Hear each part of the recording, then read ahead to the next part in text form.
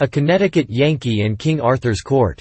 By Mark Twain. Samuel L. Clemens. Preface.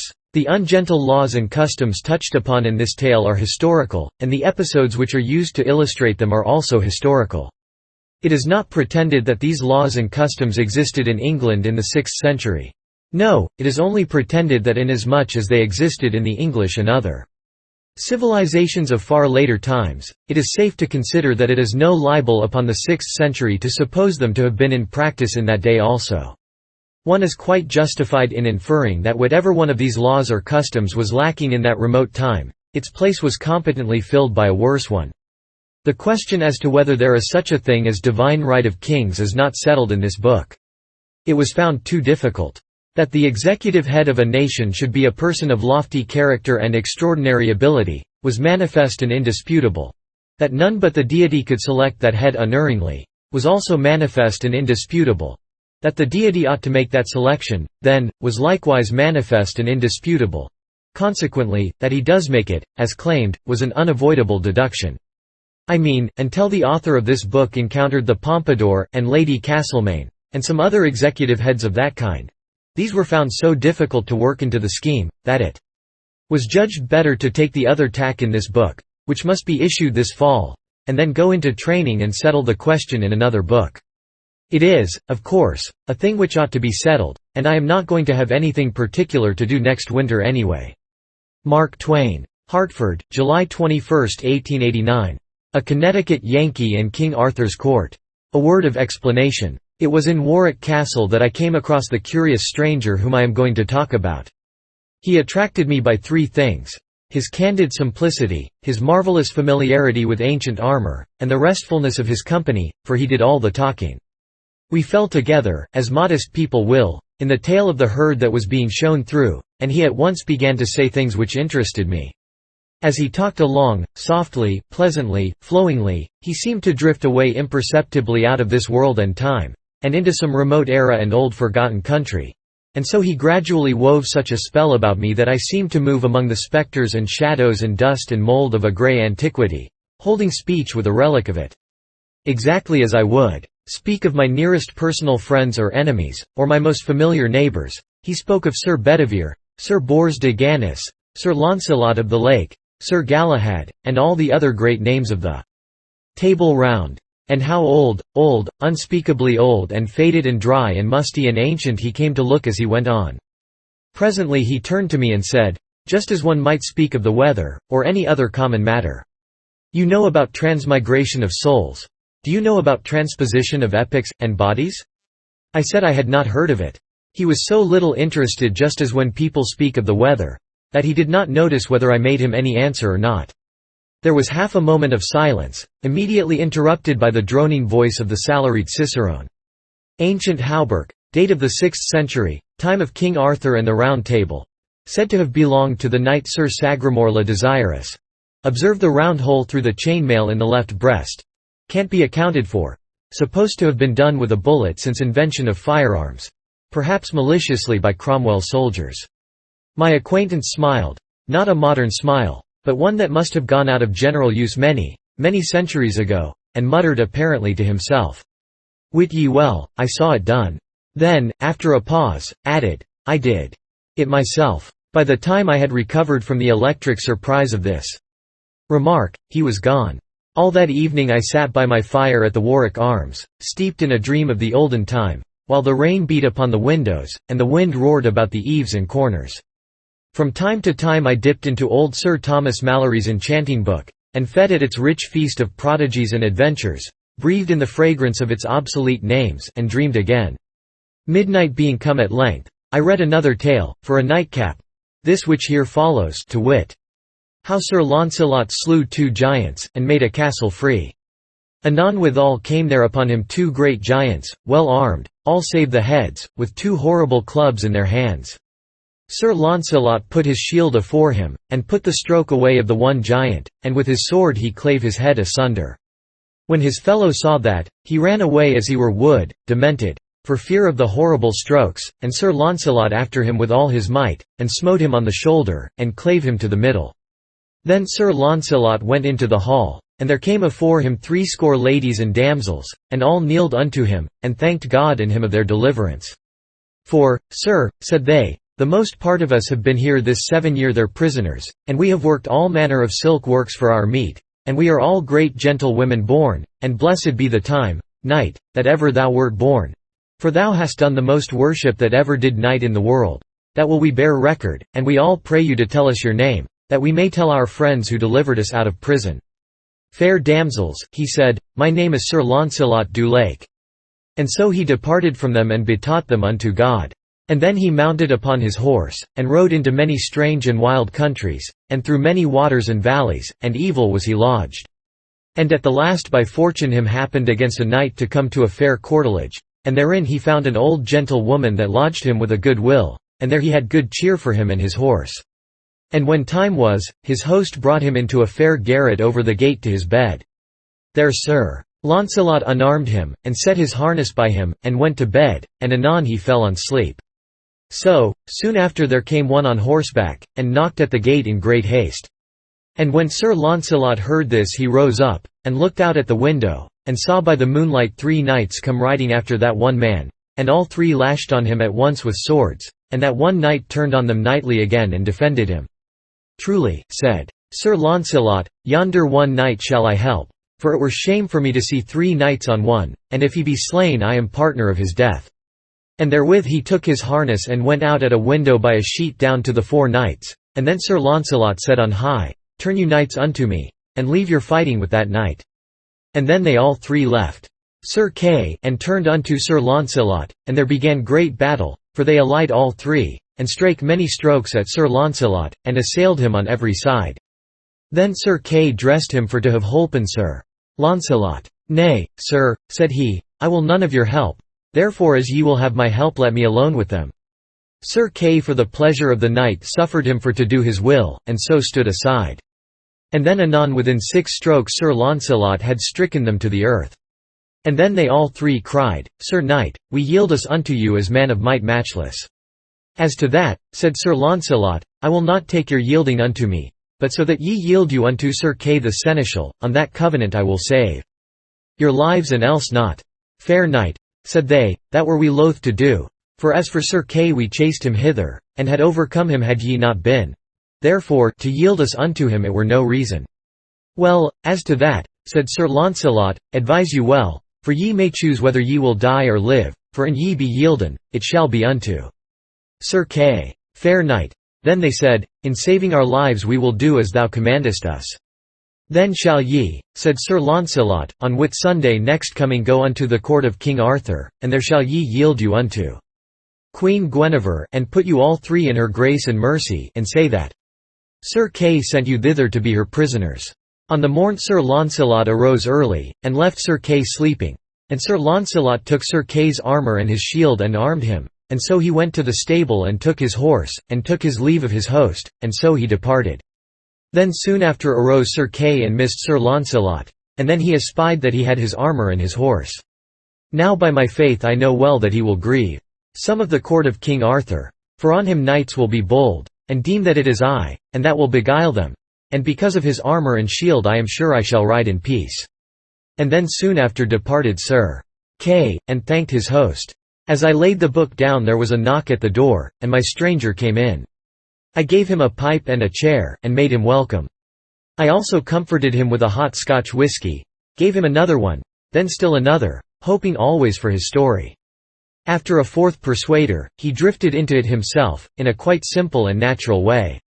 The stranger's history. I am an American. I was born and reared in Hartford, in the state of Connecticut, anyway, just over the river, in the country. So, I am a Yankee of the Yankees, and practical. Yes, and nearly barren of sentiment, I suppose, or poetry in other words. My father was a blacksmith, my uncle was a horse doctor, and I was both, along at first. Then I went over to the great arms factory and learned my real trade. Learned all there was to it. Learned to make everything. Guns, revolvers, cannon, boilers, engines, all sorts of labor-saving machinery.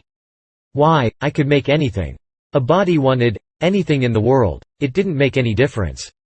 What? And if there wasn't any quick new-fangled way to make a thing, I could invent one, and do it as easy as rolling off a log.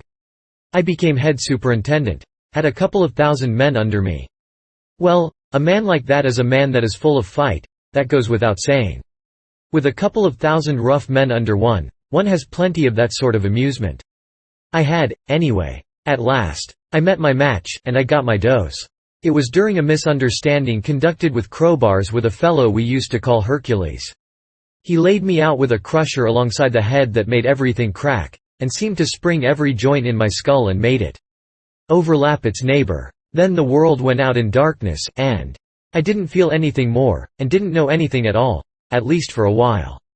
When I came to again, I was sitting under an oak tree, on the grass, with a whole beautiful and broad country landscape all to myself, nearly. Not entirely, for there was a fellow on a horse, looking down at me, a fellow fresh out of a picture book.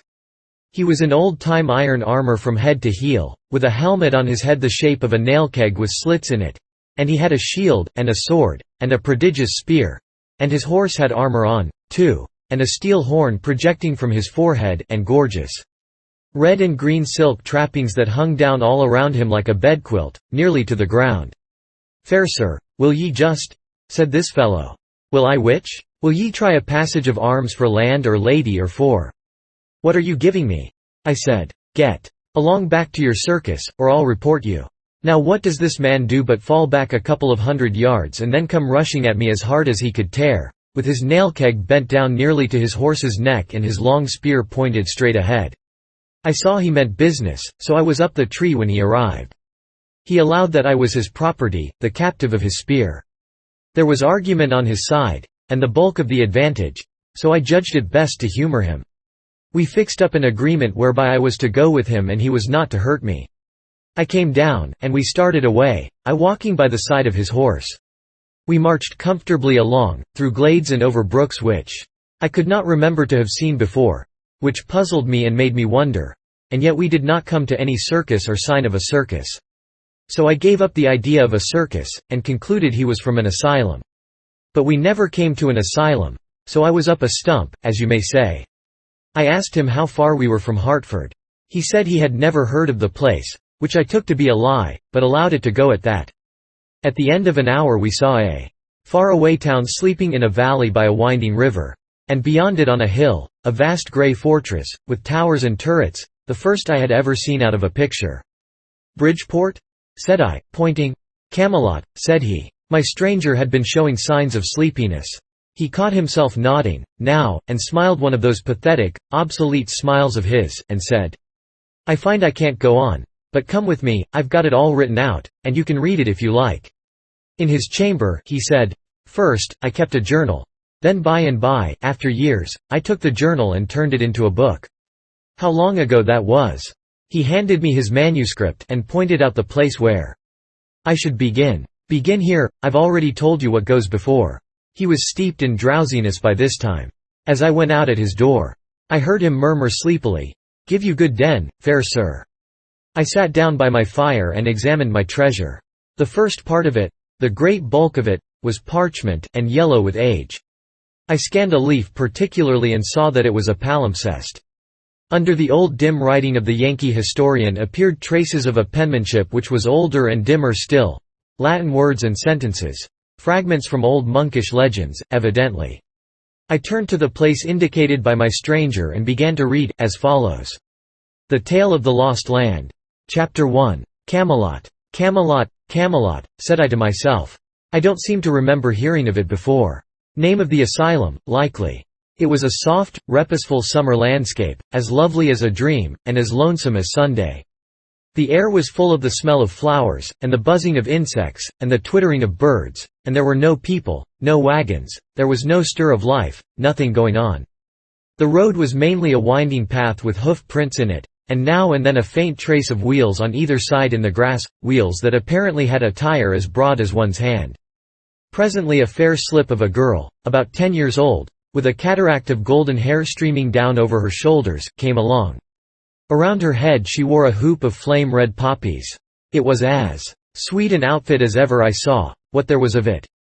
She walked indolently along, with a mind at rest, its peace reflected in her innocent face.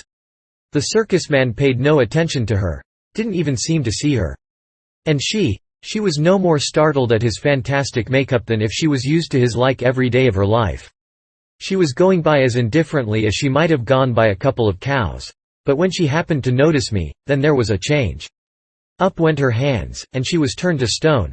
Her mouth dropped open, her eyes stared wide and timorously. She was the picture of astonished curiosity touched with fear. And there she stood gazing, in a sort of stupefied fascination, till we turned a corner of the wood and were lost to her view. That she should be startled at me instead of at the other man, was too many for me. I couldn't make head or tail of it. And that she should seem to consider me a spectacle, and totally overlook her own merits in that respect, was another puzzling thing, and a display of magnanimity, too, that was surprising in one so young. There was food for thought here. I moved along as one in a dream. As we approached the town, signs of life began to appear. At intervals we passed a wretched cabin, with a thatched roof, and about it small fields and garden patches in an indifferent state of cultivation. There were people, too. Brawny men, with long, coarse, uncombed hair that hung down over their faces and made them look like animals. They and the women, as a rule, wore a coarse tow linen robe that came well below the knee, and a rude sort of sandal, and many wore an iron collar. The small boys and girls were always naked, but nobody seemed to know it. All of these people stared at me, talked about me, ran into the huts and fetched out their families to gape at me, but nobody ever noticed that other fellow, except to make him humble salutation and get no response for their pains. In the town were some substantial windowless houses of stone scattered among a wilderness of thatched cabins. The streets were mere crooked alleys, and unpaved. Troops of dogs and nude children played in the sun and made life and noise. Hogs roamed and rooted contentedly about, and one of them lay in a reeking wallow in the middle of the main thoroughfare and suckled her family. Presently there was a distant blare of military music. It came nearer, still nearer, and soon a noble cavalcade wound into view, glorious with plumed helmets and flashing mail and flaunting banners and rich doublets and horsecloths and gilded spearheads. And through the muck and swine, and naked brats, and joyous dogs, and shabby huts, it took its gallant way, and in its wake we followed. Followed through one winding alley and then another, and climbing, always climbing, till at last we gained the breezy height where the huge castle stood. There was an exchange of bugle blasts, then a parley from the walls, where men at arms in hauberk and morion marched back and forth with halberd at shoulder under flapping banners with the rude figure of a dragon displayed upon them. And then the great gates were flung open, the drawbridge was lowered, and the head of the cavalcade swept forward under the frowning arches. And we, following, soon found ourselves in a great paved court, with towers and turrets stretching up into the blue air on all the four sides. And all about us the dismount was going on, and much greeting and ceremony, and running to and fro, and a gay display of moving and intermingling colors, and an altogether pleasant stir and noise and confusion. Chapter 2. King Arthur's Court. The moment I got a chance I slipped aside privately and touched an ancient common-looking man on the shoulder and said, in an insinuating, confidential way, "Friend, do me a kindness. Do you belong to the asylum, or are you just on a visit or something like that?" He looked me over stupidly, and said, "Marry, fair sir, me seemeth." "That will do," I said, "I reckon you are a patient." I moved away, cogitating, and at the same time keeping an eye out for any chance passenger in his right mind that might come along and give me some light. I judged I had found one, presently, so I drew him aside and said in his ear, "If I could see the headkeeper a minute, only just a minute." "Prithee do not let me." "Let you what?" "Hinder me, then, if the word please thee better." Then he went on to say he was an under-cook and could not stop to gossip, though he would like it another time, for it would comfort his very liver to know where I got my clothes. As he started away he pointed and said yonder was one who was idle enough for my purpose, and was seeking me besides, no doubt. This was an airy slim boy in shrimp-colored tights that made him look like a forked carrot. The rest of his gear was blue silk and dainty laces and ruffles, and he had long yellow curls, and wore a plumed pink satin cap tilted complacently over his ear. By his look, he was good-natured, by his gait, he was satisfied with himself. He was pretty enough to frame. He arrived, looked me over with a smiling and impudent curiosity, said he had come for me, and informed me that he was a page. "Go, long," I said, "you ain't more than a paragraph." It was pretty severe, but I was nettled. However, it never fazed him. He didn't appear to know he was hurt. He began to talk and laugh, in happy, thoughtless, boyish fashion, as we walked along, and made himself old friends with me at once.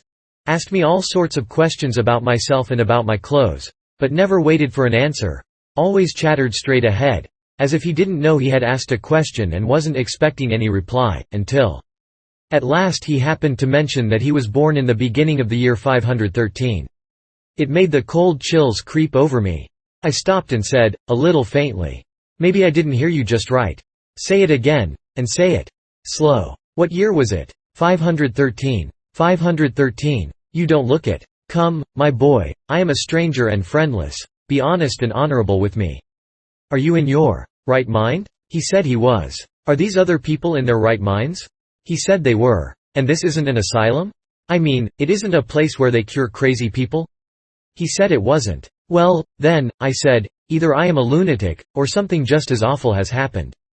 Now tell me, honest and true, where am I? In King Arthur's court. I waited a minute, to let that idea shudder its way home, and then said, and according to your notions, what year is it now? 528, 19th of June. I felt a mournful sinking at the heart, and muttered, I shall never see my friends again, never, never again. They will not be born for more than 1300 years yet. I seemed to believe the boy, I didn't know why. Something in me seemed to believe him, my consciousness, as you may say, but my reason didn't. My reason straightway began to clamor. That was natural. I didn't know how to go about satisfying it, because I knew that the testimony of men wouldn't serve, my reason would say they were lunatics, and throw out their evidence. But all of a sudden I stumbled on the very thing, just by luck. I knew that the only total eclipse of the sun in the first half of the 6th century occurred on the 21st of June, AD 528, OS, and began at 3 minutes after 12 noon. I also knew that no total eclipse of the sun was due in what to me was the present year, i.e., 1879. So, if I could keep my anxiety and curiosity from eating the heart out of me for 48 hours, I should then find out for certain whether this boy was telling me the truth or not. Wherefore, being a practical Connecticut man, I now shoved this whole problem clear out of my mind till its appointed day and hour should come, in order that I might turn all my attention to the circumstances of the present moment, and be alert and ready to make the most out of them that could be made. One thing at a time, is my motto, and just play that thing for all it is worth, even if it's only 2 pair and a jack. I made up my mind to 2 things. If it was still the 19th century and I was among lunatics and couldn't get away, I would presently boss that asylum or know the reason why. And if, on the other hand, it was really the 6th century, all right, I didn't want any softer thing. I would boss the whole country inside of 3 months. For I judged I would have the start of the best educated man in the kingdom by a matter of 1300 years and upward. I'm not a man to waste time after my mind's made up and there's work on hand, so I said to the page, now, Clarence, my boy, if that might happen to be your name, I'll get you to post me up a little if you don't mind. What is the name of that apparition that brought me here? My master and thine? That is the good knight and great lord, Sir Kay the seneschal, foster brother to our liege the king. Very good. Go on, tell me everything. He made a long story of it, but the part that had immediate interest for me was this. He said I was Sir Kay's prisoner, and that in the due course of custom I would be flung into a dungeon and left there on scant commons until my friends ransomed me, unless I chanced to rot, first. I saw that the last chance had the best show, but I didn't waste any bother about that. Time was too precious. The page said, further, that dinner was about ended in the great hall by this time, and that as soon as the sociability and the heavy drinking should begin, Sir Kay would have me in and exhibit me before King Arthur and his illustrious knights seated at the table round, and would brag about his exploit in capturing me, and would probably exaggerate the facts a little, but it wouldn't be good form for me to correct him, and not over safe, either. And when I was done being exhibited, then ho for the dungeon. But he, Clarence, would find a way to come and see me every now and then, and cheer me up, and help me get word to my friends. Get word to my friends. I thanked him. I couldn't do less, and about this time a lackey came to say I was wanted. So Clarence led me in and took me off to one side and sat down by me. Well, it was a curious kind of spectacle, and interesting. It was an immense place, and rather naked, yes, and full of loud contrasts. It was very, very lofty. So lofty that the banners depending from the arched beams and girders away up there floated in a sort of twilight. There was a stone-railed gallery at each end, high up, with musicians in the one, and women, clothed in stunning colors, in the other. The floor was of big stone flags laid in black and white squares, rather battered by age and use, and needing repair. As to ornament, there wasn't any, strictly speaking, though on the walls hung some huge tapestries which were probably taxed as works of art. Battle pieces, they were, with horses shaped like those which children cut out of paper or create in gingerbread, with men on them in scale armor whose scales are represented by round holes, so that the man's coat looks as if it had been done with a biscuit punch. There was a fireplace big enough to camp in, and its projecting sides and hood, of carved and pillared stonework, had the look of a cathedral door. Along the walls stood men-at-arms, in breastplate and morion, with halberds for their only weapon, rigid as statues, and that is what they looked like. In the middle of this groined and vaulted public square was an oaken table which they called the Table Round. It was as large as a circus ring, and around it sat a great company of men dressed in such various and splendid colors that it hurt one's eyes to look at them. They wore their plumed hats, right along, except that whenever one addressed himself directly to the king, he lifted his hat a trifle just as he was beginning his remark. Mainly they were drinking, from entire ox horns, but a few were still munching bread or gnawing beef bones. There was about an average of 2 dogs to 1 man, and these sat in expectant attitudes till a spent bone was flung to them, and then they went for it by brigades and divisions, with a rush, and there ensued a fight which filled the prospect with a tumultuous chaos of plunging heads and bodies and flashing tails, and the storm of howlings and barkings deafened all speech for the time. But that was no matter, for the dogfight was always a bigger interest anyway. The men rose, sometimes, to observe it the better and bet on it, and the ladies and the musicians stretched themselves out over their balusters with the same object, and all broke into delighted ejaculations from time to time. In the end, the winning dog stretched himself out comfortably with his bone between his paws, and proceeded to growl over it, and gnaw it, and grease the floor with it, just as 50 others were already doing, and the rest of the court resumed their previous industries and entertainments. As a rule, the speech and behavior of these people were gracious and courtly, and I noticed that they were good and serious listeners when anybody was telling anything, I mean in a dogfightless interval. And plainly, too, they were a childlike and innocent lot, telling lies of the stateliest pattern with a most gentle and winning naivety, and ready and willing to listen to anybody else's lie, and believe it, too. It was hard to associate them with anything cruel or dreadful, and yet they dealt in tales of blood and suffering with a guileless relish that made me almost forget to shudder. I was not the only prisoner present. There were 20 or more. Poor devils, many of them were maimed, hacked, carved, in a frightful way, and their hair, their faces, their clothing, were caked with black and stiffened drenchings of blood. They were suffering sharp physical pain, of course, and weariness and hunger and thirst, no doubt, and at least none had given them the comfort of a wash, or even the poor charity of a lotion for their wounds. Yet you never heard them utter a moan or a groan, or saw them show any sign of restlessness, or any disposition to complain. The thought was forced upon me, the rascals, they have served other people so in their day. It being their own turn, now, they were not expecting any better treatment than this. So their philosophical bearing is not an outcome of mental training, intellectual fortitude, reasoning. It is mere animal training. They are white Indians. Chapter 3. Knights of the Table Round. Mainly the Round Table talk was monologues, narrative accounts of the adventures in which these prisoners were captured and their friends and backers killed and stripped of their steeds and armor. As a general thing, as far as I could make out, these murderous adventures were not forays undertaken to avenge injuries, nor to settle old disputes or sudden fallings out. No, as a rule they were simply duels between strangers, duels between people who had never even been introduced to each other, and between whom existed no cause of offense whatever. Many a time I had seen a couple of boys, strangers, meet by chance, and say simultaneously, "I can lick you," and go at it on the spot. But I had always imagined until now that that sort of thing belonged to children only, and was a sign and mark of childhood. But here were these big boobies sticking to it and taking pride in it clear up into full age and beyond. Yet there was something very engaging about these great simple-hearted creatures, something attractive and lovable. There did not seem to be brains enough in the entire nursery, so to speak, to bait a fishhook with. But you didn't seem to mind that, after a little, because you soon saw that brains were not needed in a society like that, and indeed would have marred it, hindered it, spoiled its symmetry, perhaps rendered its existence impossible. There was a fine manliness observable in almost every face, and in some a certain loftiness and sweetness that rebuked your belittling criticisms and stilled them. A most noble benignity and purity reposed in the countenance of him they called Sir Galahad, and likewise in the king's also, and there was majesty and greatness in the giant frame and high bearing of Sir Launcelot of the Lake. There was presently an incident which centred the general interest upon this Sir Launcelot.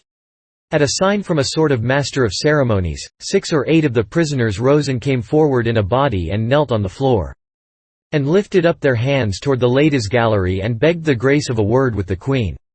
The most conspicuously situated lady in that massed flower-bed of feminine show and finery inclined her head by way of assent, and then the spokesman of the prisoners delivered himself and his fellows into her hands for free pardon, ransom, captivity, or death, as she in her good pleasure might elect.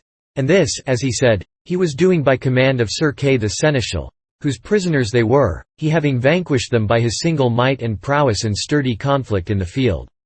Surprise and astonishment flashed from face to face all over the house. The Queen's gratified smile faded out at the name of Sir Kay, and she looked disappointed, and the page whispered in my ear with an accent and manner expressive of extravagant derision, "Sir Kay, forsooth! Oh, call me pet names, dearest, call me a marine. In twice 1,000 years shall the unholy invention of man labour at odds to beget the fellow to this majestic lie." Every eye was fastened with severe inquiry upon Sir Kay. But he was equal to the occasion. He got up and played his hand like a major, and took every trick. He said he would state the case exactly according to the facts. He would tell the simple straightforward tale, without comment of his own. And then, said he, "If ye find glory and honour due, ye will give it unto him who is the mightiest man of his hands that ever bare shield or strake with sword in the ranks of Christian battle. Even him that sitteth there," and he pointed to Sir Launcelot. Ah, he fetched them. It was a rattling good stroke. Then he went on and told how Sir Launcelot, seeking adventures, some brief time gone by, killed 7 giants at one sweep of his sword, and set 142 captive maidens free. And then went further, still seeking adventures, and found him, Sir Kay, fighting a desperate fight against 9 foreign knights, and straightway took the battle solely into his own hands, and conquered the 9. And that night Sir Launcelot rose quietly, and dressed him in Sir Kay's armour and took Sir Kay's horse and gat him away into distant lands, and vanquished 16 knights in one pitched battle and 34 in another. And all these and the former 9 he made to swear that about Whitsuntide they would ride to Arthur's court and yield them to Queen Guinevere's hands as captives of Sir Kay the Seneschal, spoil of his knightly prowess. And now here were these half-dozen, and the rest would be along as soon as they might be healed of their desperate wounds. Well, it was touching to see the Queen blush and smile, and look embarrassed and happy, and fling furtive glances at Sir Launcelot that would have got him shot in Arkansas, to a dead certainty. Everybody praised the valour and magnanimity of Sir Launcelot. And as for me, I was perfectly amazed, that one man, all by himself, should have been able to beat down and capture such battalions of practised fighters. I said as much to Clarence, but this mocking featherhead only said, "And Sir Kay had had time to get another skin of sour wine into him, ye had seen the accompt doubled." I looked at the boy in sorrow, and as I looked I saw the cloud of a deep despondency settle upon his countenance. I followed the direction of his eye, and saw that a very old and white-bearded man, clothed in a flowing black gown, had risen and was standing at the table upon unsteady legs, and feebly swaying his ancient head and surveying the company with his watery and wandering eye. The same suffering look that was in the page's face was observable in all the faces around. The look of dumb creatures who know that they must endure and make no moan. "Marry, we shall have it again," sighed the boy.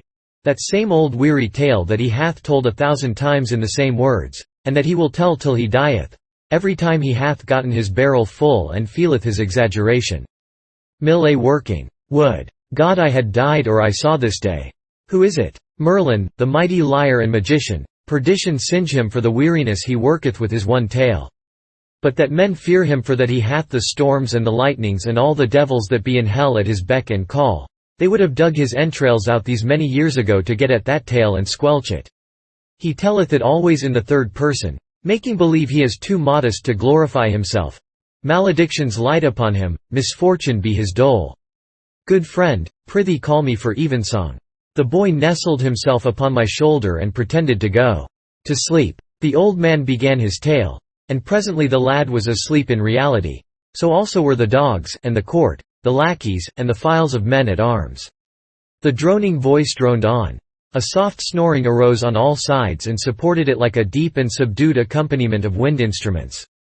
Some heads were bowed upon folded arms. Some lay back with open mouths that issued unconscious music. The flies buzzed and bit, unmolested. The rats swarmed softly out from 100 holes, and pattered about, and made themselves at home everywhere. And one of them sat up like a squirrel on the king's head and held a bit of cheese in its hands and nibbled it, and dribbled the crumbs in the king's face with naive and impudent irreverence. It was a tranquil scene, and restful to the weary eye and the jaded spirit. This was the old man's tale. He said, "Right so the king and Merlin departed, and went until an hermit that was a good man and a great leech. So the hermit searched all his wounds and gave him good salves. So the king was there 3 days, and then were his wounds well amended that he might ride and go, and so departed. And as they rode, Arthur said, I have no sword. No force, footnote from Mt, no matter. Said Merlin, hereby is a sword that shall be yours and I may. So they rode till they came to a lake, the which was a fair water and broad, and in the midst of the lake Arthur was ware of an arm clothed in white samite, that held a fair sword in that hand. Lo, said Merlin, yonder is that sword that I spake of. With that they saw a damsel going upon the lake. What damsel is that? Said Arthur. That is the lady of the lake, said Merlin, and within that lake is a rock, and therein is as fair a place as any on earth, and richly beseen, and this damsel will come to you anon, and then speak ye fair to her that she will give you that sword. Anon withal came the damsel unto Arthur and saluted him, and he her again. Damsel, said Arthur, what sword is that yonder the arm holdeth above the water? I would it were mine, for I have no sword.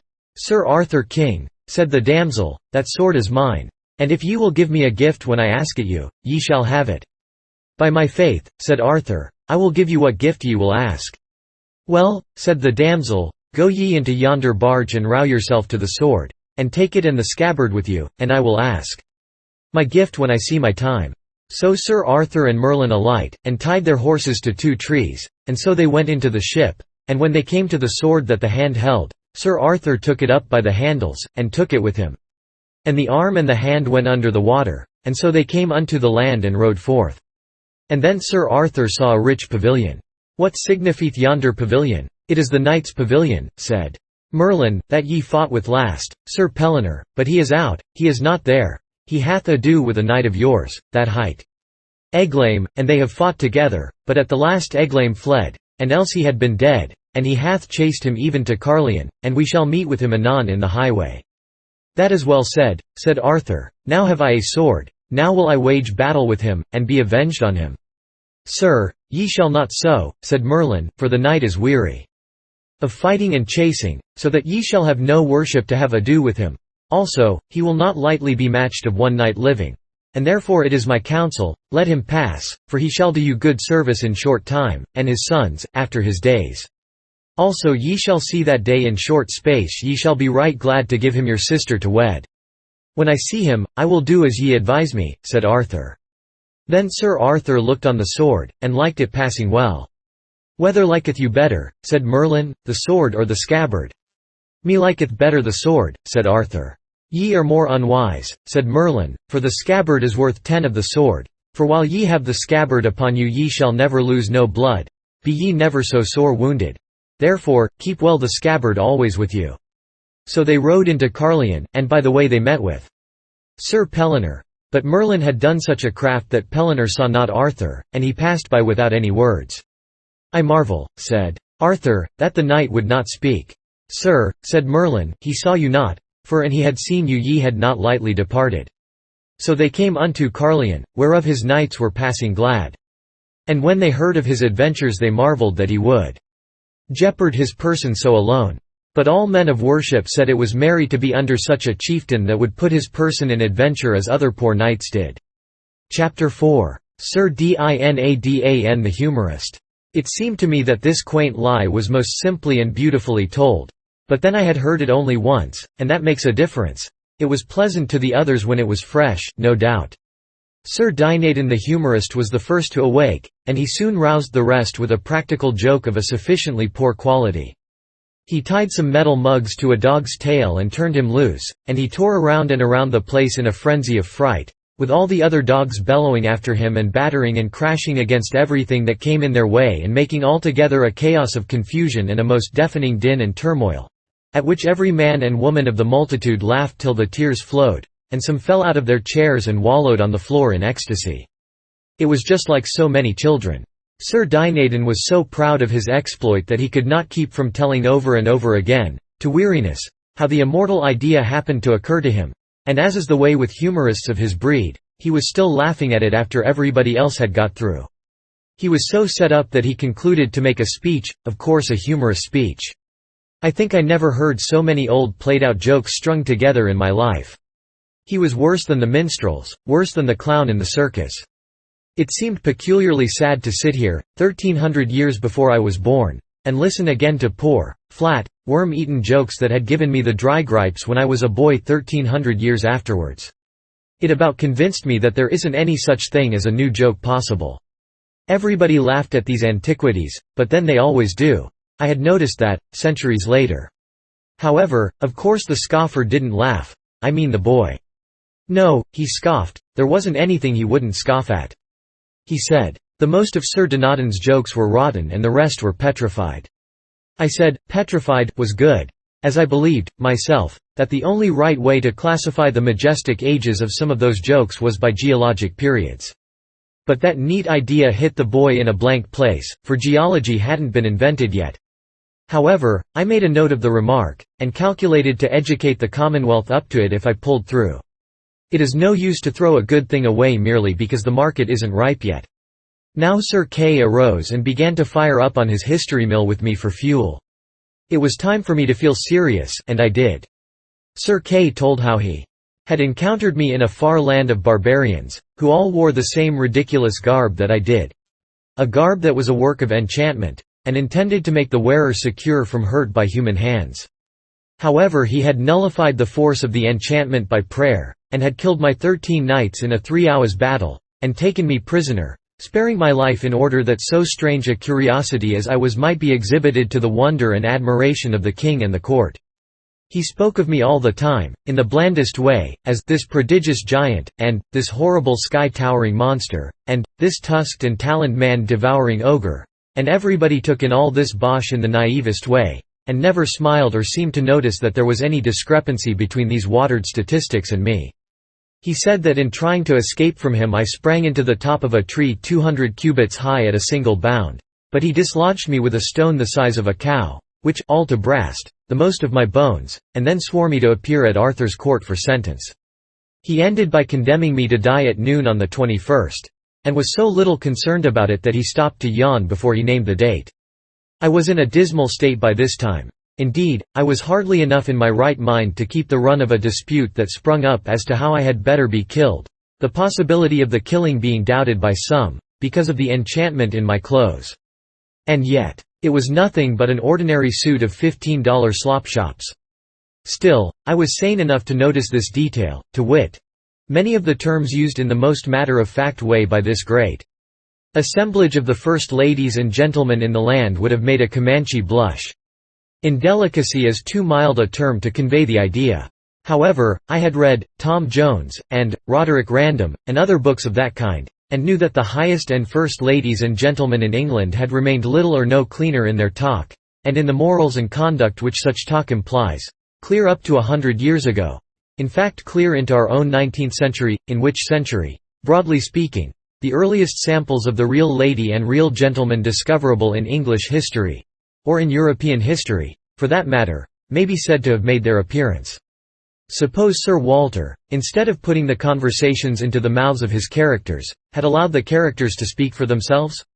We should have had talk from Rebecca and Ivanhoe and the soft lady Rowena which would embarrass a tramp in our day.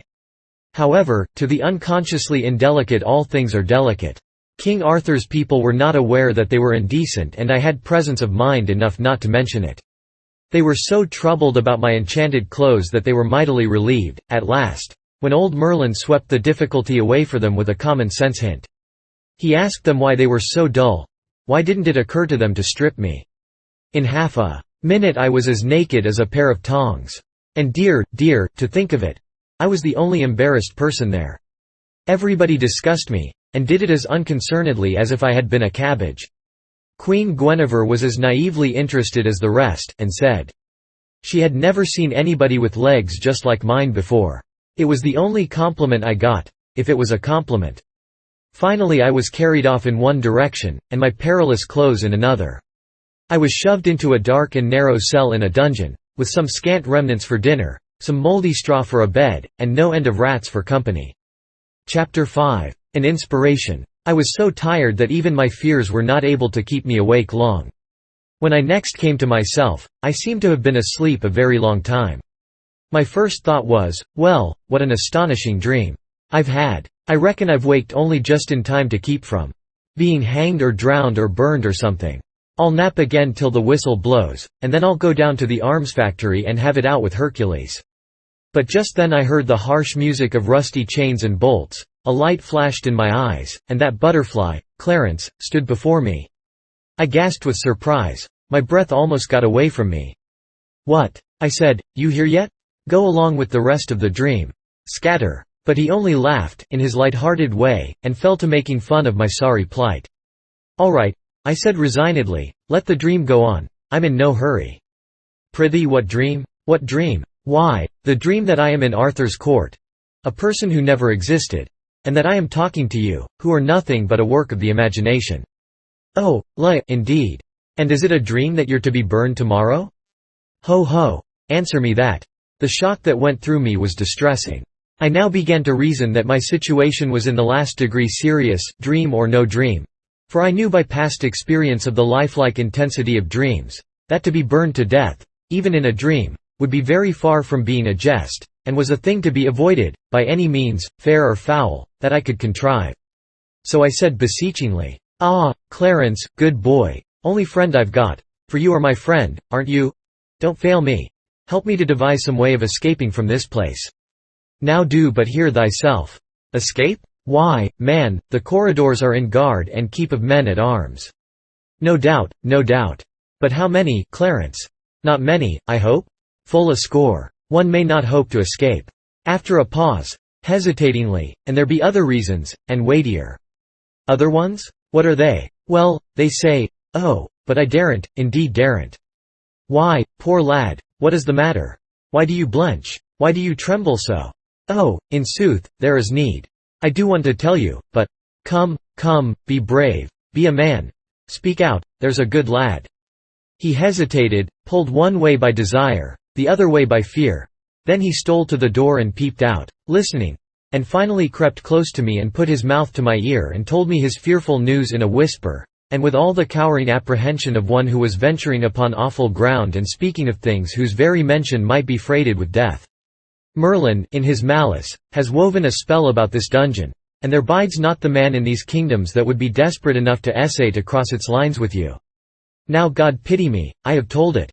Ah, be kind to me, be merciful to a poor boy who means thee well, for an thou betray me I am lost." I laughed the only really refreshing laugh I had had for some time, and shouted, "Merlin has wrought a spell. Merlin, forsooth, that cheap old humbug, that maundering old ass? Bosh, pure bosh, the silliest bosh in the world. Why, it does seem to me that of all the childish, idiotic, chuckle-headed, chicken-livered superstitions that oh, damn Merlin." But Clarence had slumped to his knees before I had half finished, and he was like to go out of his mind with fright. "Oh, beware. These are awful words. Any moment these walls may crumble upon us if you say such things. Oh, call them back before it is too late." Now this strange exhibition gave me a good idea and set me to thinking. If everybody about here was so honestly and sincerely afraid of Merlin's pretended magic as Clarence was, certainly a superior man like me ought to be shrewd enough to contrive some way to take advantage of such a state of things. I went on thinking, and worked out a plan. Then I said, "Get up, pull yourself together, look me in the eye. Do you know why I laughed? No, but for our blessed Lady's sake, do it no more." "Well, I'll tell you why I laughed. Because I'm a magician myself." "Thou." The boy recoiled a step, and caught his breath, for the thing hit him rather sudden, but the aspect which he took on was very, very respectful. I took quick note of that. It indicated that a humbug didn't need to have a reputation in this asylum. People stood ready to take him at his word, without that.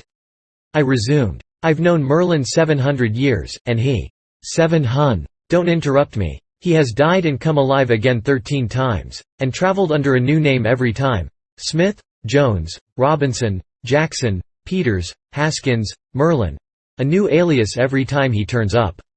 I knew him in Egypt 300 years ago. I knew him in India 500 years ago.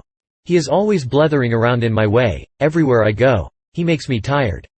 He don't amount to shucks, as a magician. Knows some of the old common tricks, but has never got beyond the rudiments, and never will. He is well enough for the provinces, one-night stands and that sort of thing, you know. But dear me, he oughtn't to set up for an expert. Anyway, not where there's a real artist. Now look here, Clarence, I am going to stand your friend, right along, and in return you must be mine. I want you to do me a favor. I want you to get word to the king that I am a magician myself, and the Supreme Grand High Muck and head of the tribe, at that. And I want him to be made to understand that I am just quietly arranging a little calamity here that will make the fur fly in these realms if Sir Kay's project is carried out and any harm comes to me. Will you get that to the king for me? The poor boy was in such a state that he could hardly answer me. It was pitiful to see a creature so terrified, so unnerved, so demoralized. But he promised everything, and on my side he made me promise over and over again that I would remain his friend, and never turn against him or cast any enchantments upon him. Then he worked his way out, staying himself with his hand along the wall, like a sick person. Presently this thought occurred to me: how heedless I have been. When the boy gets calm, he will wonder why a great magician like me should have begged a boy like him to help me get out of this place. He will put this and that together, and will see that I am a humbug. I worried over that heedless blunder for an hour, and called myself a great many hard names, meantime. But finally it occurred to me all of a sudden that these animals didn't reason, that they never put this and that together, that all their talk showed that they didn't know a discrepancy when they saw it. I was at rest, then. But as soon as one is at rest, in this world, off he goes on something else to worry about. It occurred to me that I had made another blunder. I had sent the boy off to alarm his betters with a threat. I intending to invent a calamity at my leisure. Now the people who are the readiest and eagerest and willingest to swallow miracles are the very ones who are hungriest to see you perform them. Suppose I should be called on for a sample? Suppose I should be asked to name my calamity? Yes, I had made a blunder. I ought to have invented my calamity first. What shall I do? What can I say, to gain a little time? I was in trouble again, in the deepest kind of trouble. There's a footstep. They're coming. If I had only just a moment to think. Good, I've got it. I'm all right. You see, it was the eclipse. It came into my mind in the nick of time, how Columbus, or Cortez, or one of those people, played an eclipse as a saving trump once, on some savages, and I saw my chance. I could play it myself, now, and it wouldn't be any plagiarism, either, because I should get it in nearly 1,000 years ahead of those parties. Clarence came in, subdued, distressed, and said, I hasted the message to our liege the king, and straightway he had me to his presence. He was frighted even to the marrow, and was minded to give order for your instant enlargement, and that you be clothed in fine raiment and lodged as befitted one so great. But then came Merlin and spoiled all. For he persuaded the king that you are mad, and know not whereof you speak, and said your threat is but foolishness and idle vapouring. They disputed long, but in the end, Merlin, scoffing, said, Wherefore hath he not named his brave calamity? Verily it is because he cannot. This thrust did in a most sudden sort close the king's mouth, and he could offer not to turn the argument. And so, reluctant, and full loath to do you the discourtesy, he yet prayeth you to consider his perplexed case, as noting how the matter stands, and name the calamity, if so be you have determined the nature of it and the time of its coming. Oh, prithee delay not, to delay at such a time were to double and treble the perils that already compass thee about. Oh, be thou wise, name the calamity. I allowed silence to accumulate while I got my impressiveness together, and then said, How long have I been shut up in this hole? Ye were shut up when yesterday was well spent. It is 9 of the morning now. No. Then I have slept well, sure enough. 9 in the morning now. And yet it is the very complexion of midnight, to a shade.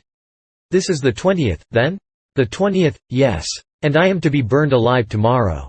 The boy shuddered. "At what hour?" "At high noon." "Now then, I will tell you what to say." I paused, and stood over that cowering lad a whole minute in awful silence.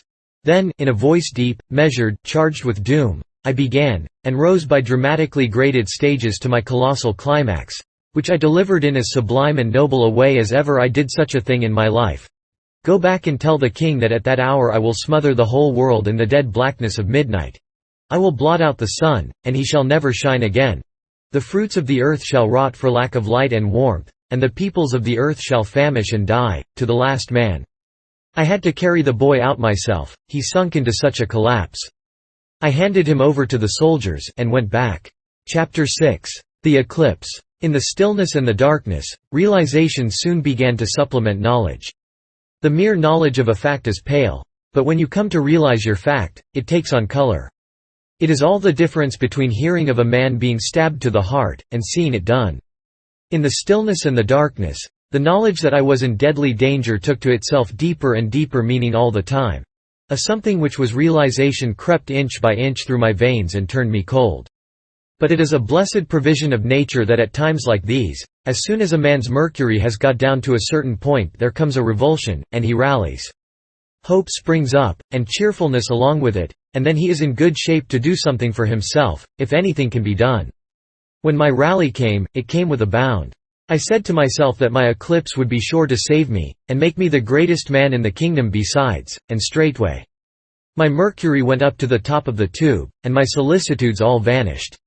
I was as happy a man as there was in the world. I was even impatient for tomorrow to come, I so wanted to gather in that great triumph and be the center of all the nation's wonder and reverence. Besides, in a business way it would be the making of me, I knew that.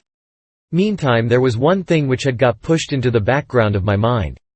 That was the half-conviction that when the nature of my proposed calamity should be reported to those superstitious people, it would have such an effect that they would want to compromise.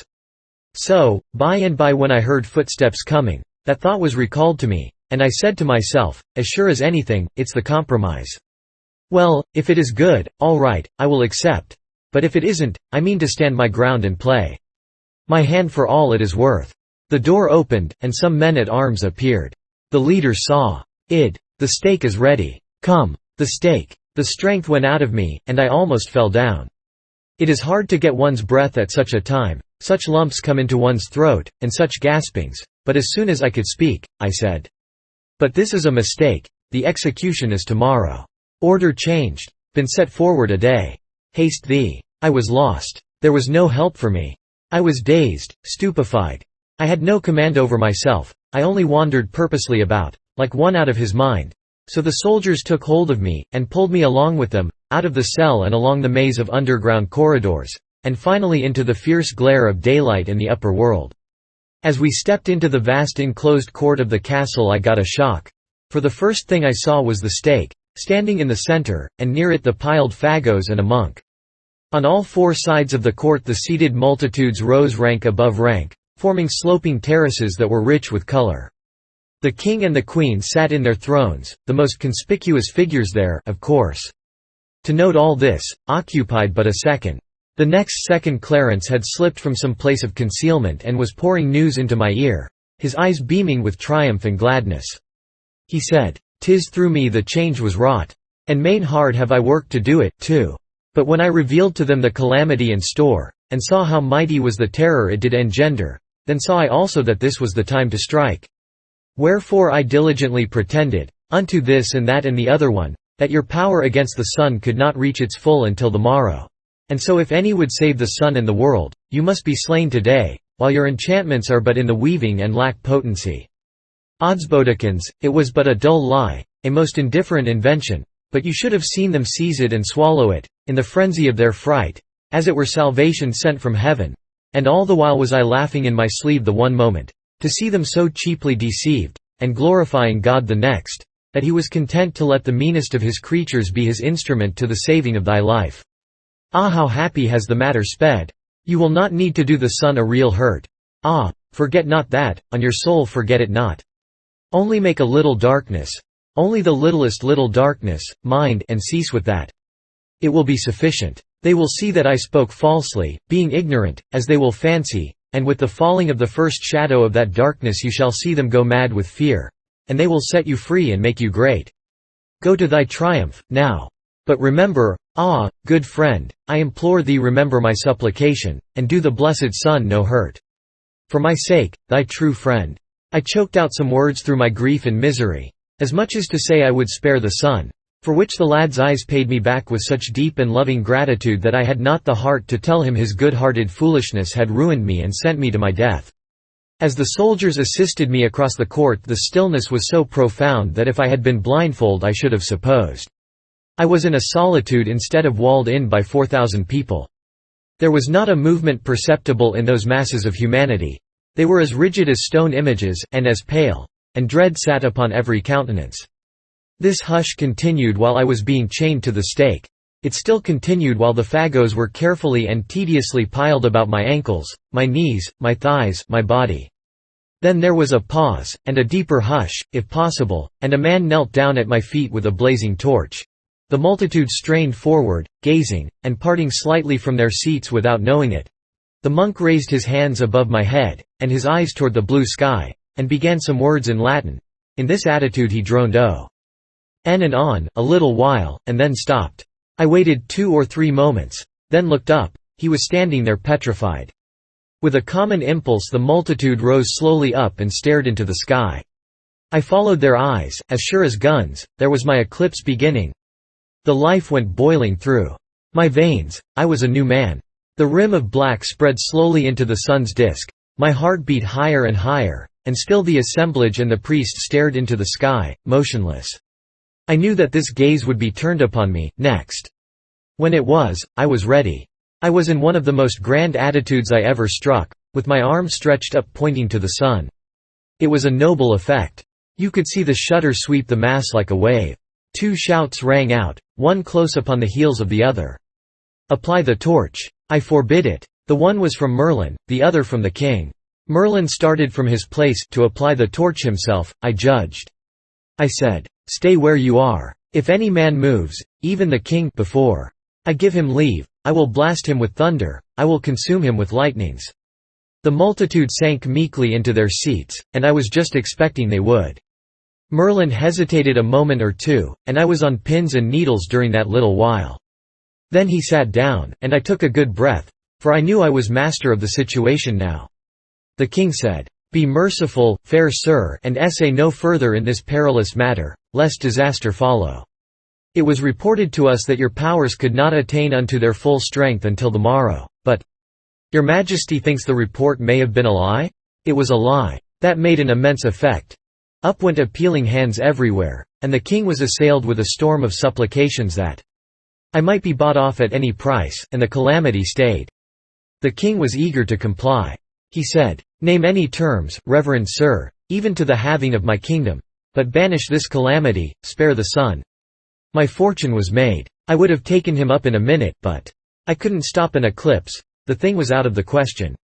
So I asked time to consider. The king said, "How long, how long, good sir?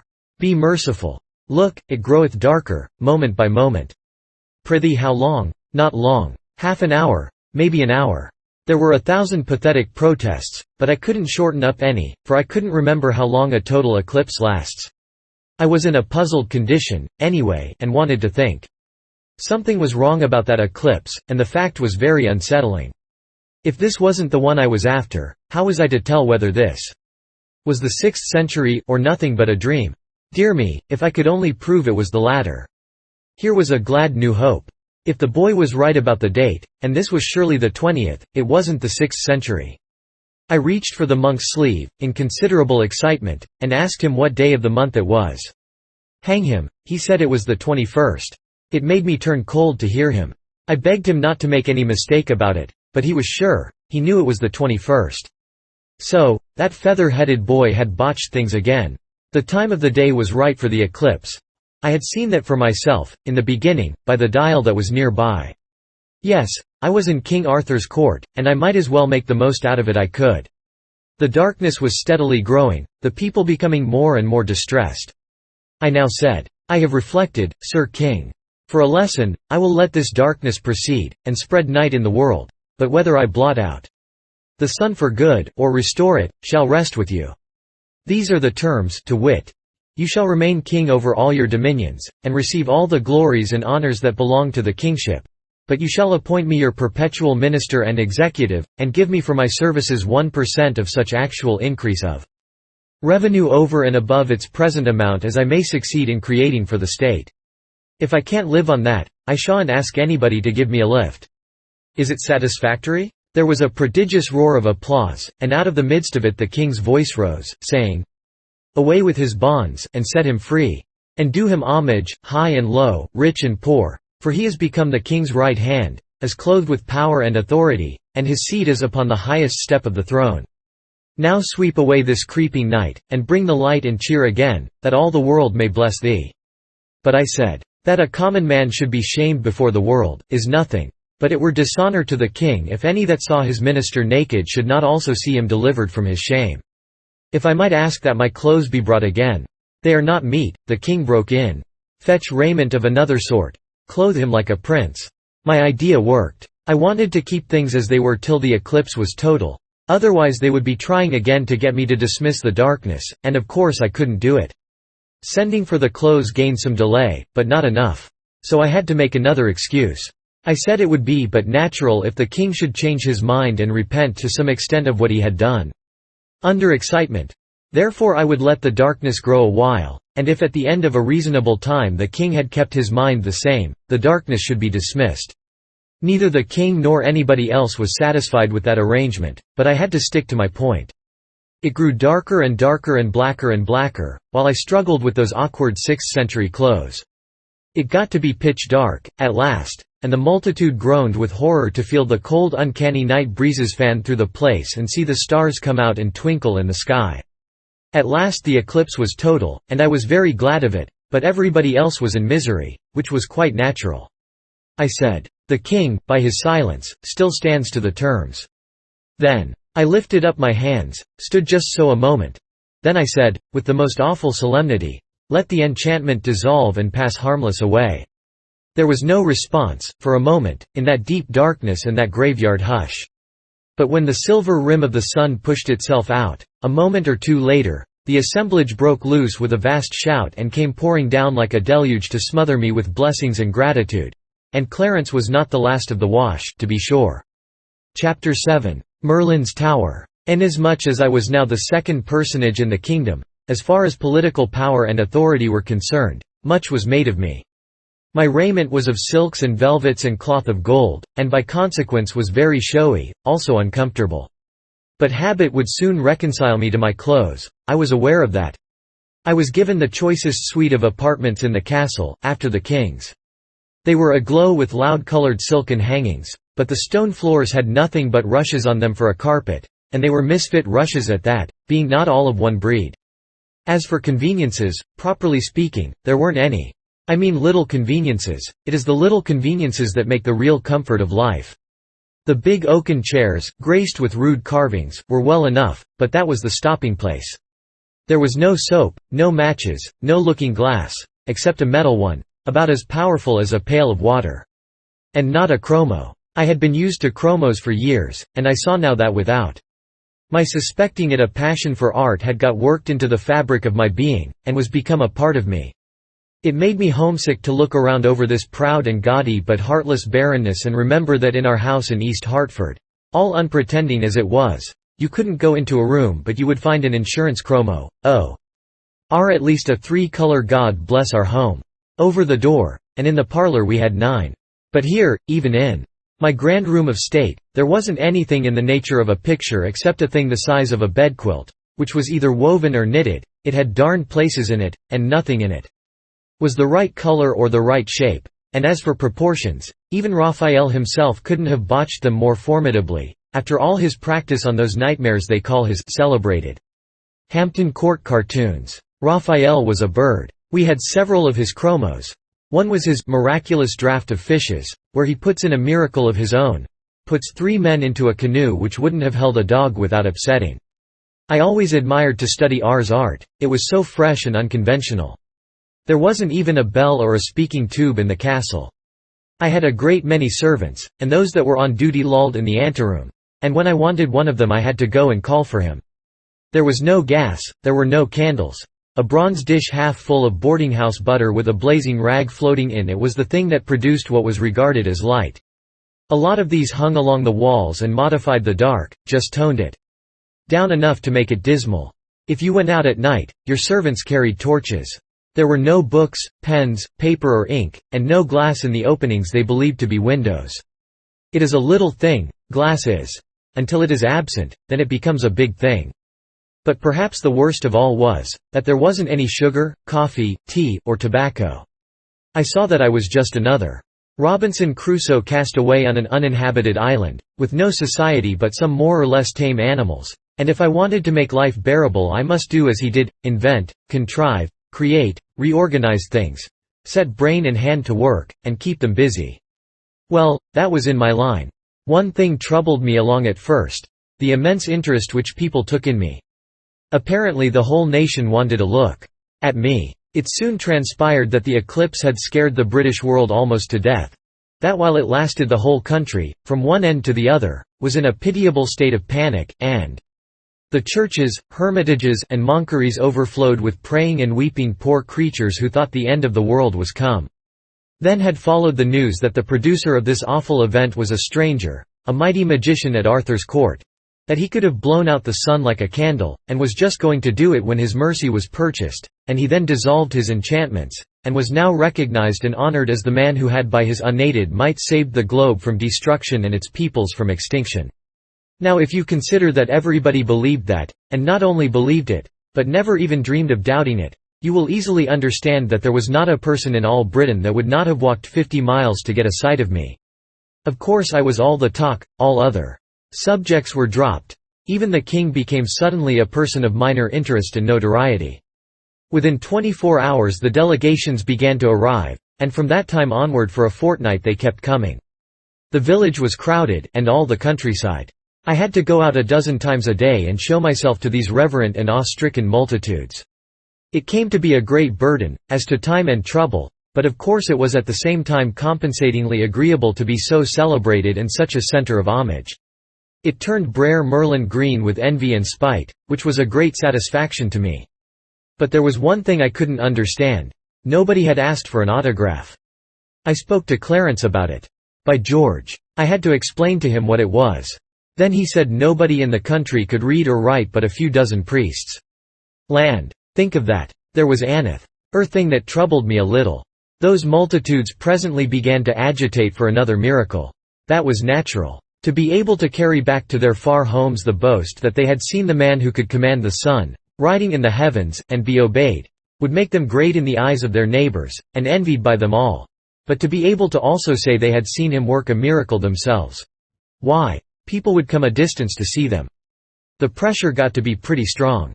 There was going to be an eclipse of the moon, and I knew the date and hour, but it was too far away. 2 years. I would have given a good deal for license to hurry it up and use it now when there was a big market for it. It seemed a great pity to have it wasted so, and come lagging along at a time when a body wouldn't have any use for it, as like as not. If it had been booked for only a month away, I could have sold it short. But, as matters stood, I couldn't seem to cipher out any way to make it do me any good, so I gave up trying. Next, Clarence found that old Merlin was making himself busy on the sly among those people. He was spreading a report that I was a humbug, and that the reason I didn't accommodate the people with a miracle was because I couldn't. I saw that I must do something. I presently thought out a plan. By my authority as executive I threw Merlin into prison, the same cell I had occupied myself. Then I gave public notice by herald and trumpet that I should be busy with affairs of state for a fortnight, but about the end of that time I would take a moment's leisure and blow up Merlin's stone tower by fires from heaven. In the meantime, whoso listened to evil reports about me, let him beware. Furthermore, I would perform but this one miracle at this time, and no more. If it failed to satisfy and any murmured, I would turn the murmurers into horses, and make them useful. Quiet ensued. I took Clarence into my confidence, to a certain degree, and we went to work privately. I told him that this was a sort of miracle that required a trifle of preparation, and that it would be sudden death to ever talk about these preparations to anybody. That made his mouth safe enough. Clandestinely we made a few bushels of first-rate blasting powder, and I superintended my armorers while they constructed a lightning rod and some wires. This old stone tower was very massive, and rather ruinous too, for it was Roman and 400 years old. Yes, and handsome, after a rude fashion, and clothed with ivy from base to summit, as with a shirt of scale mail. It stood on a lonely eminence, in good view from the castle, and about half a mile away. Working by night, we stowed the powder in the tower, dug stones out, on the inside, and buried the powder in the walls themselves, which were 15 feet thick at the base. We put in a peck at a time, in a dozen places. We could have blown up the Tower of London with these charges. When the 13th night was come, we put up our lightning rod, bedded it in one of the batches of powder, and ran wires from it to the other batches. Everybody had shunned that locality from the day of my proclamation, but on the morning of the 14th I thought best to warn the people, through the heralds, to keep clear away, a quarter of a mile away. Then added, by command, that at some time during the 24 hours I would consummate the miracle, but would first give a brief notice, by flags on the castle towers if in the daytime, by torch baskets in the same places if at night. Thunder showers had been tolerably frequent of late, and I was not much afraid of a failure. Still, I shouldn't have cared for a delay of a day or two. I should have explained that I was busy with affairs of state yet, and the people must wait. Of course, we had a blazing sunny day. Almost the first one without a cloud for 3 weeks. Things always happen so. I kept secluded, and watched the weather. Claren. CE dropped in from time to time and said the public excitement was growing and growing all the time, and the whole country filling up with human masses as far as one could see from the battlements. At last the wind sprang up and a cloud appeared, in the right quarter, too, and just at nightfall. For a little while I watched that distant cloud spread and blacken, then I judged it was time for me to appear. I ordered the torch baskets to be lit, and Merlin liberated and sent to me. A quarter of an hour later I ascended the parapet and there found the king and the court assembled and gazing off in the darkness toward Merlin's tower. Already the darkness was so heavy that one could not see far. These people and the old turrets, being partly in deep shadow and partly in the red glow from the great torch baskets overhead, made a good deal of a picture. Merlin arrived in a gloomy mood. I said, "You wanted to burn me alive when I had not done you any harm, and latterly you have been trying to injure my professional reputation. Therefore I am going to call down fire and blow up your tower, but it is only fair to give you a chance. Now if you think you can break my enchantments and ward off the fires, step to the bat, it's your innings." "I can, fair sir, and I will. Doubt it not." He drew an imaginary circle on the stones of the roof, and burnt a pinch of powder in it, which sent up a small cloud of aromatic smoke, whereat everybody fell back and began to cross themselves and get uncomfortable.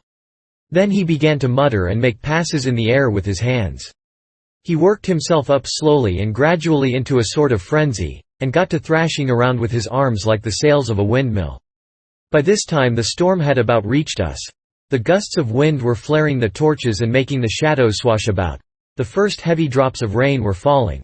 The world abroad was black as pitch. The lightning began to wink fitfully. Of course, my rod would be loading itself now. In fact, things were imminent. So I said, "You have had time enough. I have given you every advantage, and not interfered. It is plain your magic is weak. It is only fair that I begin now."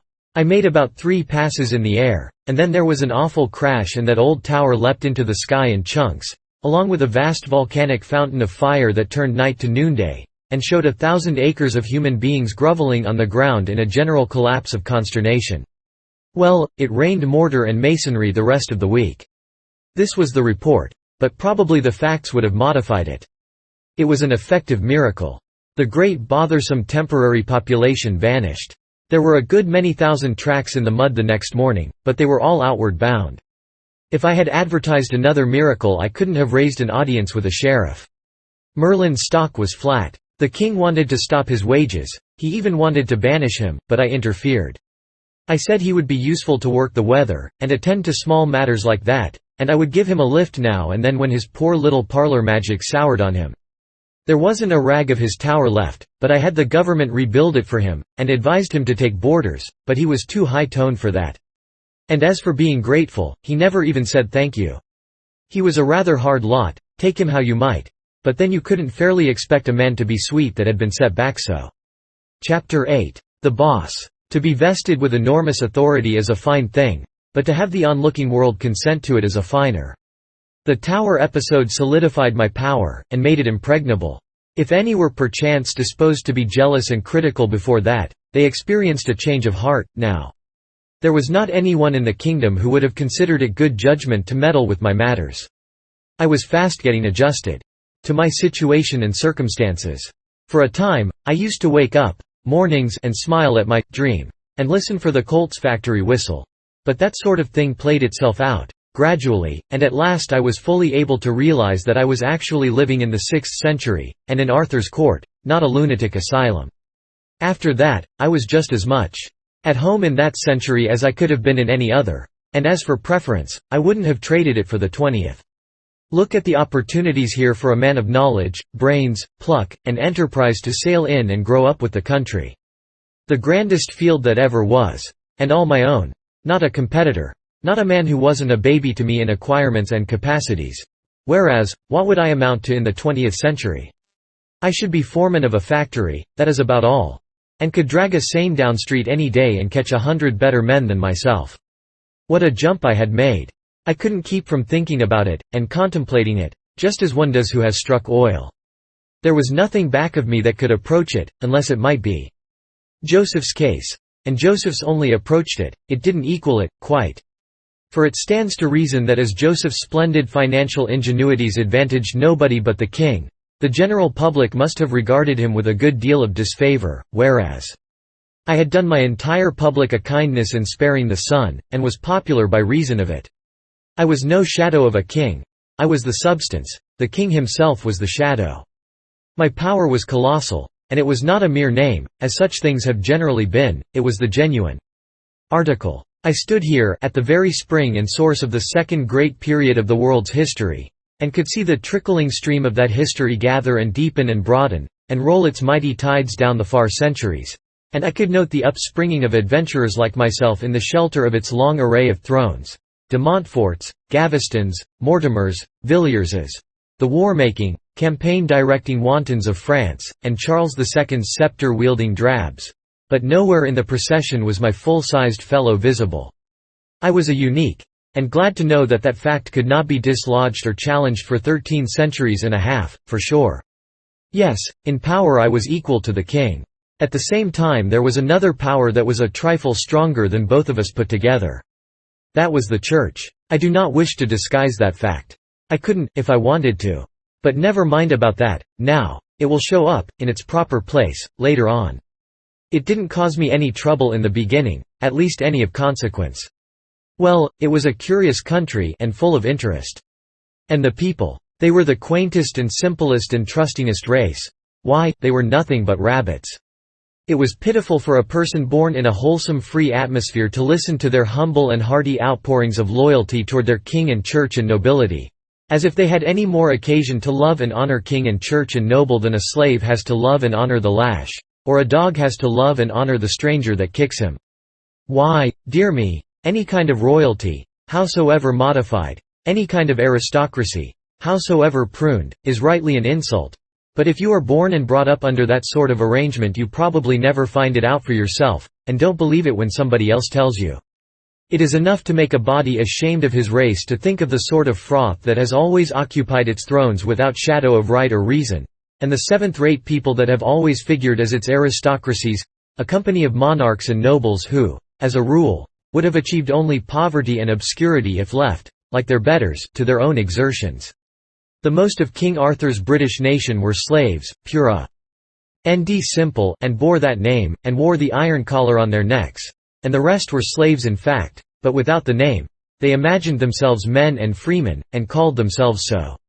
The truth was, the nation as a body was in the world for one object, and one only: to grovel before king and church and noble, to slave for them, sweat blood for them, starve that they might be fed, work that they might play, drink misery to the dregs that they might be happy, go naked that they might wear silks and jewels, pay taxes that they might be spared from paying them, be familiar all their lives with the degrading language and postures of adulation that they might walk in pride and think themselves the gods of this world.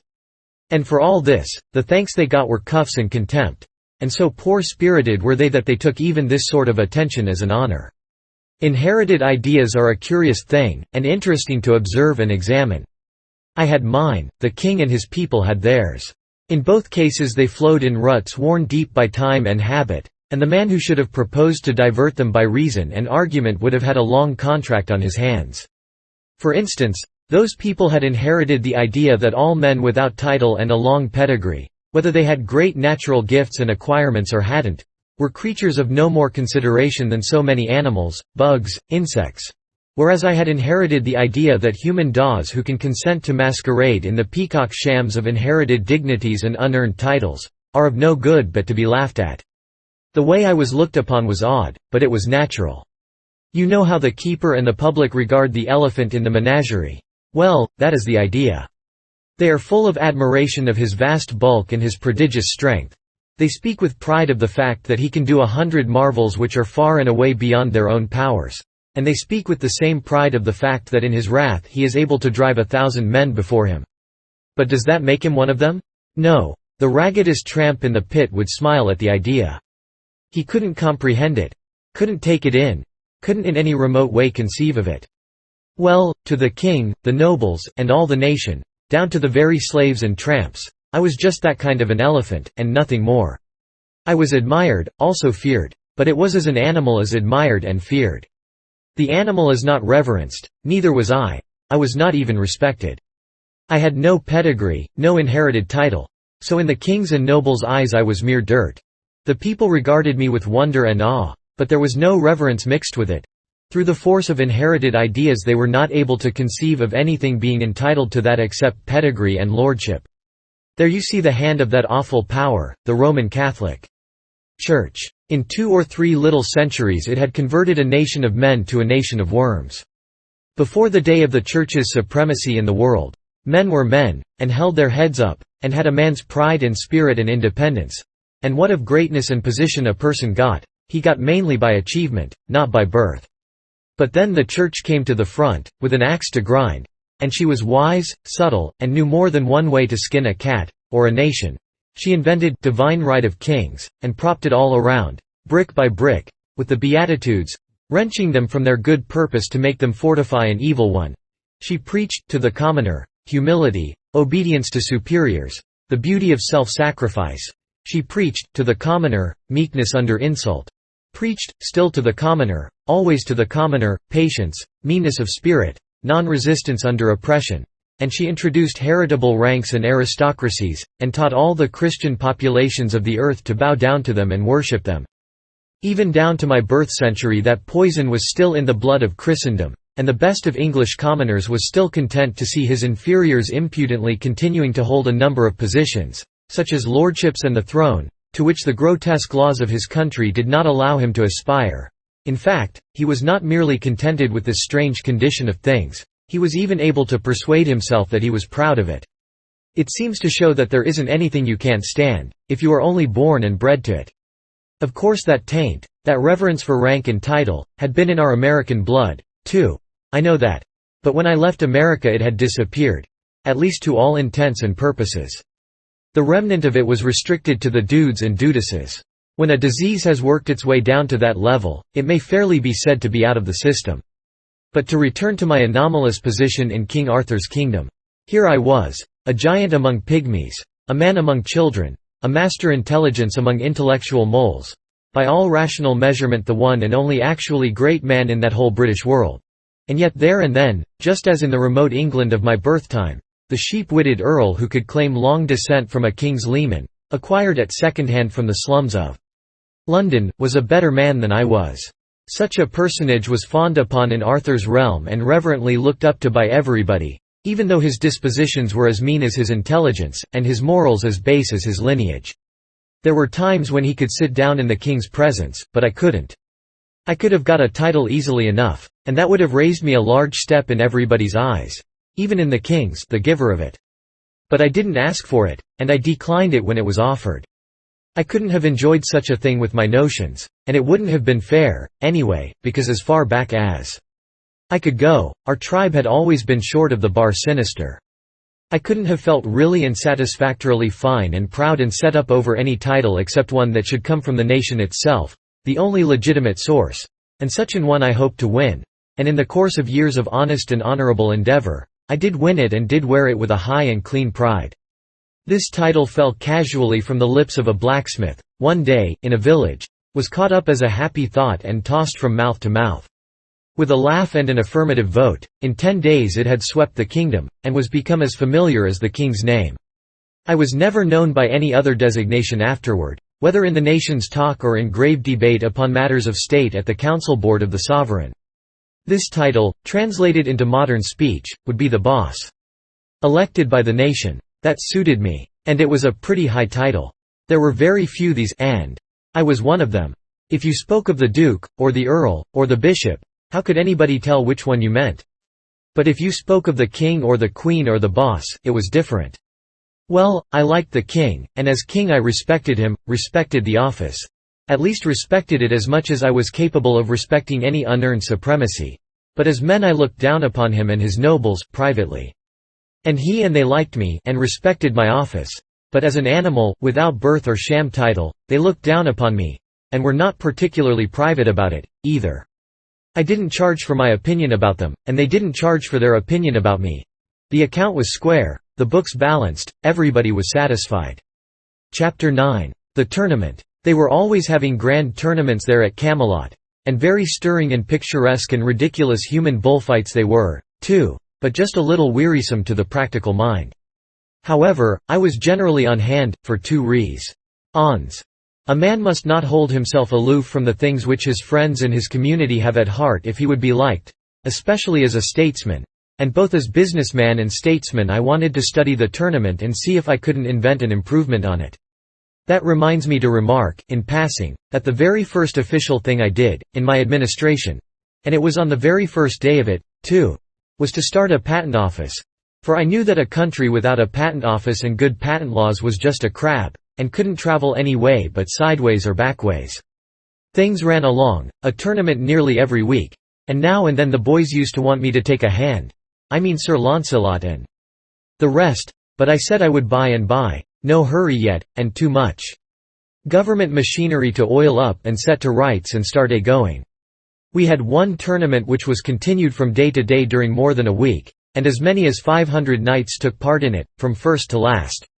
They were weeks gathering. They came on horseback from everywhere, from the very ends of the country, and even from beyond the sea, and many brought ladies, and all brought squires and troops of servants. It was a most gaudy and gorgeous crowd, as to costumery, and very characteristic of the country and the time, in the way of high animal spirits, innocent indecencies of language, and happy-hearted indifference to morals. It was fight or look on, all day and every day, and sing, gamble, dance, carouse half the night every night. They had a most noble good time. You never saw such people. Those banks of beautiful ladies, shining in their barbaric splendors, would see a knight sprawl from his horse in the lists with a lance shaft the thickness of your ankle clean through him and the blood spouting, and instead of fainting they would clap their hands and crowd each other for a better view.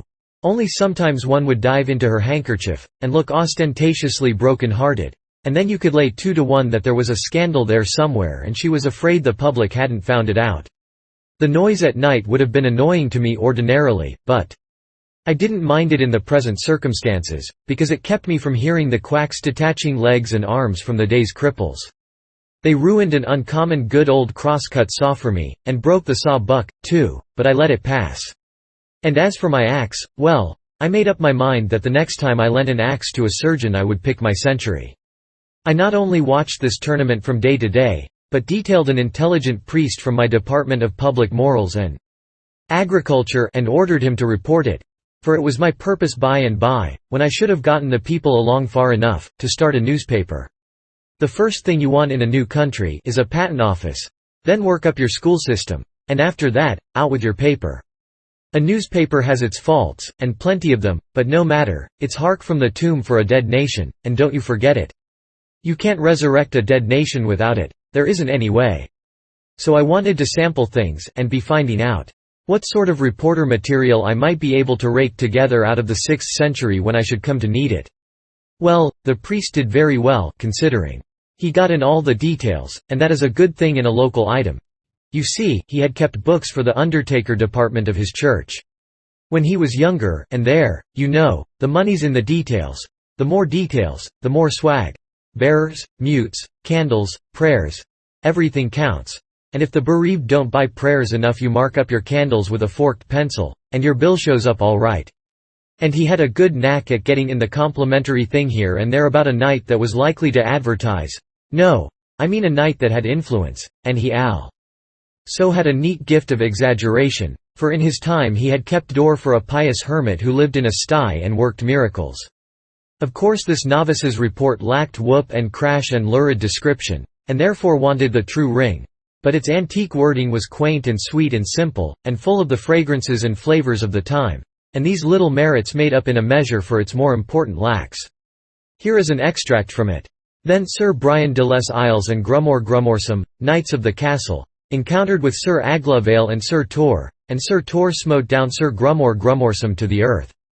Then came Sir Carados of the Dolorous Tower, and Sir Turquine, knights of the castle, and there encountered with them Sir Perceval de Gallis and Sir Lamoric de Gallis, that were two brethren, and there encountered Sir Perceval with Sir Carados, and either brake their spears unto their hands, and then Sir Turquine with Sir Lamoric, and either of them smote down other, horse and all, to the earth, and either parties rescued other and horsed them again. And Sir Arnold, and Sir Gouter, knights of the castle, encountered with Sir Brandiles and Sir Kay, and these four knights encountered mightily, and brake their spears to their hands. Then came Sir Pertolope from the castle, and there encountered with him Sir Lionel, and there Sir Pertolope the Green Knight smote down Sir Lionel, brother to Sir Launcelot. All this was marked by noble heralds, who bear him best, and their names. Then Sir Bleobaris brake his spear upon Sir Gareth, but of that stroke Sir Bleobaris fell to the earth. When Sir Galihodin saw that, he bade Sir Gareth keep him, and Sir Gareth smote him to the earth. Then Sir Galahad gat a spear to avenge his brother, and in the same wise Sir Gareth served him, and Sir Dinadan and his brother La Cote Male Tail, and Sir Sagramore La Desirous and Sir Dodinas La Savage, all these he bare down with one spear. When King Oswysance of Ireland saw Sir Gareth fair, so he marvelled what he might be, that one time seemed green, and another time, at his again coming, he seemed blue. And thus at every course that he rode to and fro he changed his colour, so that there might neither king nor knight have ready cognizance of him. Then Sir Agwisance the King of Ireland encountered with Sir Gareth, and there Sir Gareth smote him from his horse, saddle and all.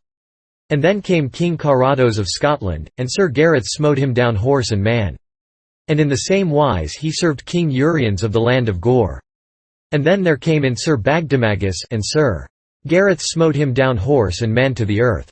And Bagdemagus's son Meliganus brake a spear upon Sir Gareth mightily and knightly. And then Sir Galahalt the noble prince cried on high, Knight with the many colours, well hast thou justed.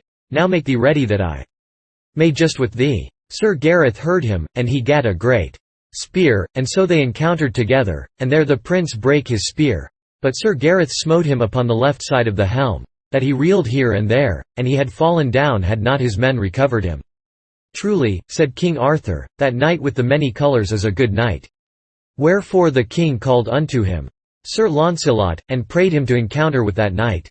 Sir, said Launcelot, I may as well find in my heart for to forbear him at this time, for he hath had travail enough this day, and when a good knight doth so well upon some day, it is no good knight's part to let him of his worship, and, namely, when he seeth a knight hath done so great labour. For peradventure, said Sir Launcelot, his quarrel is here this day, and peradventure he is best beloved with this lady of all that be here, for I see well he paineth himself and enforceth him to do great deeds, and therefore, said Sir Launcelot, as for me, this day he shall have the honour, though it lay in my power to put him from it, I would not. There was an unpleasant little episode that day, which for reasons of state I struck out of my priest's report. You will have noticed that Gary was doing some great fighting in the engagement. When I say Gary I mean Sir Gareth. Gary was my private pet name for him. It suggests that I had a deep affection for him, and that was the case. But it was a private pet name only, and never spoken aloud to anyone, much less to him. Being a noble, he would not have endured a familiarity like that from me. Well, to proceed. I sat in the private box set apart for me as the king's minister.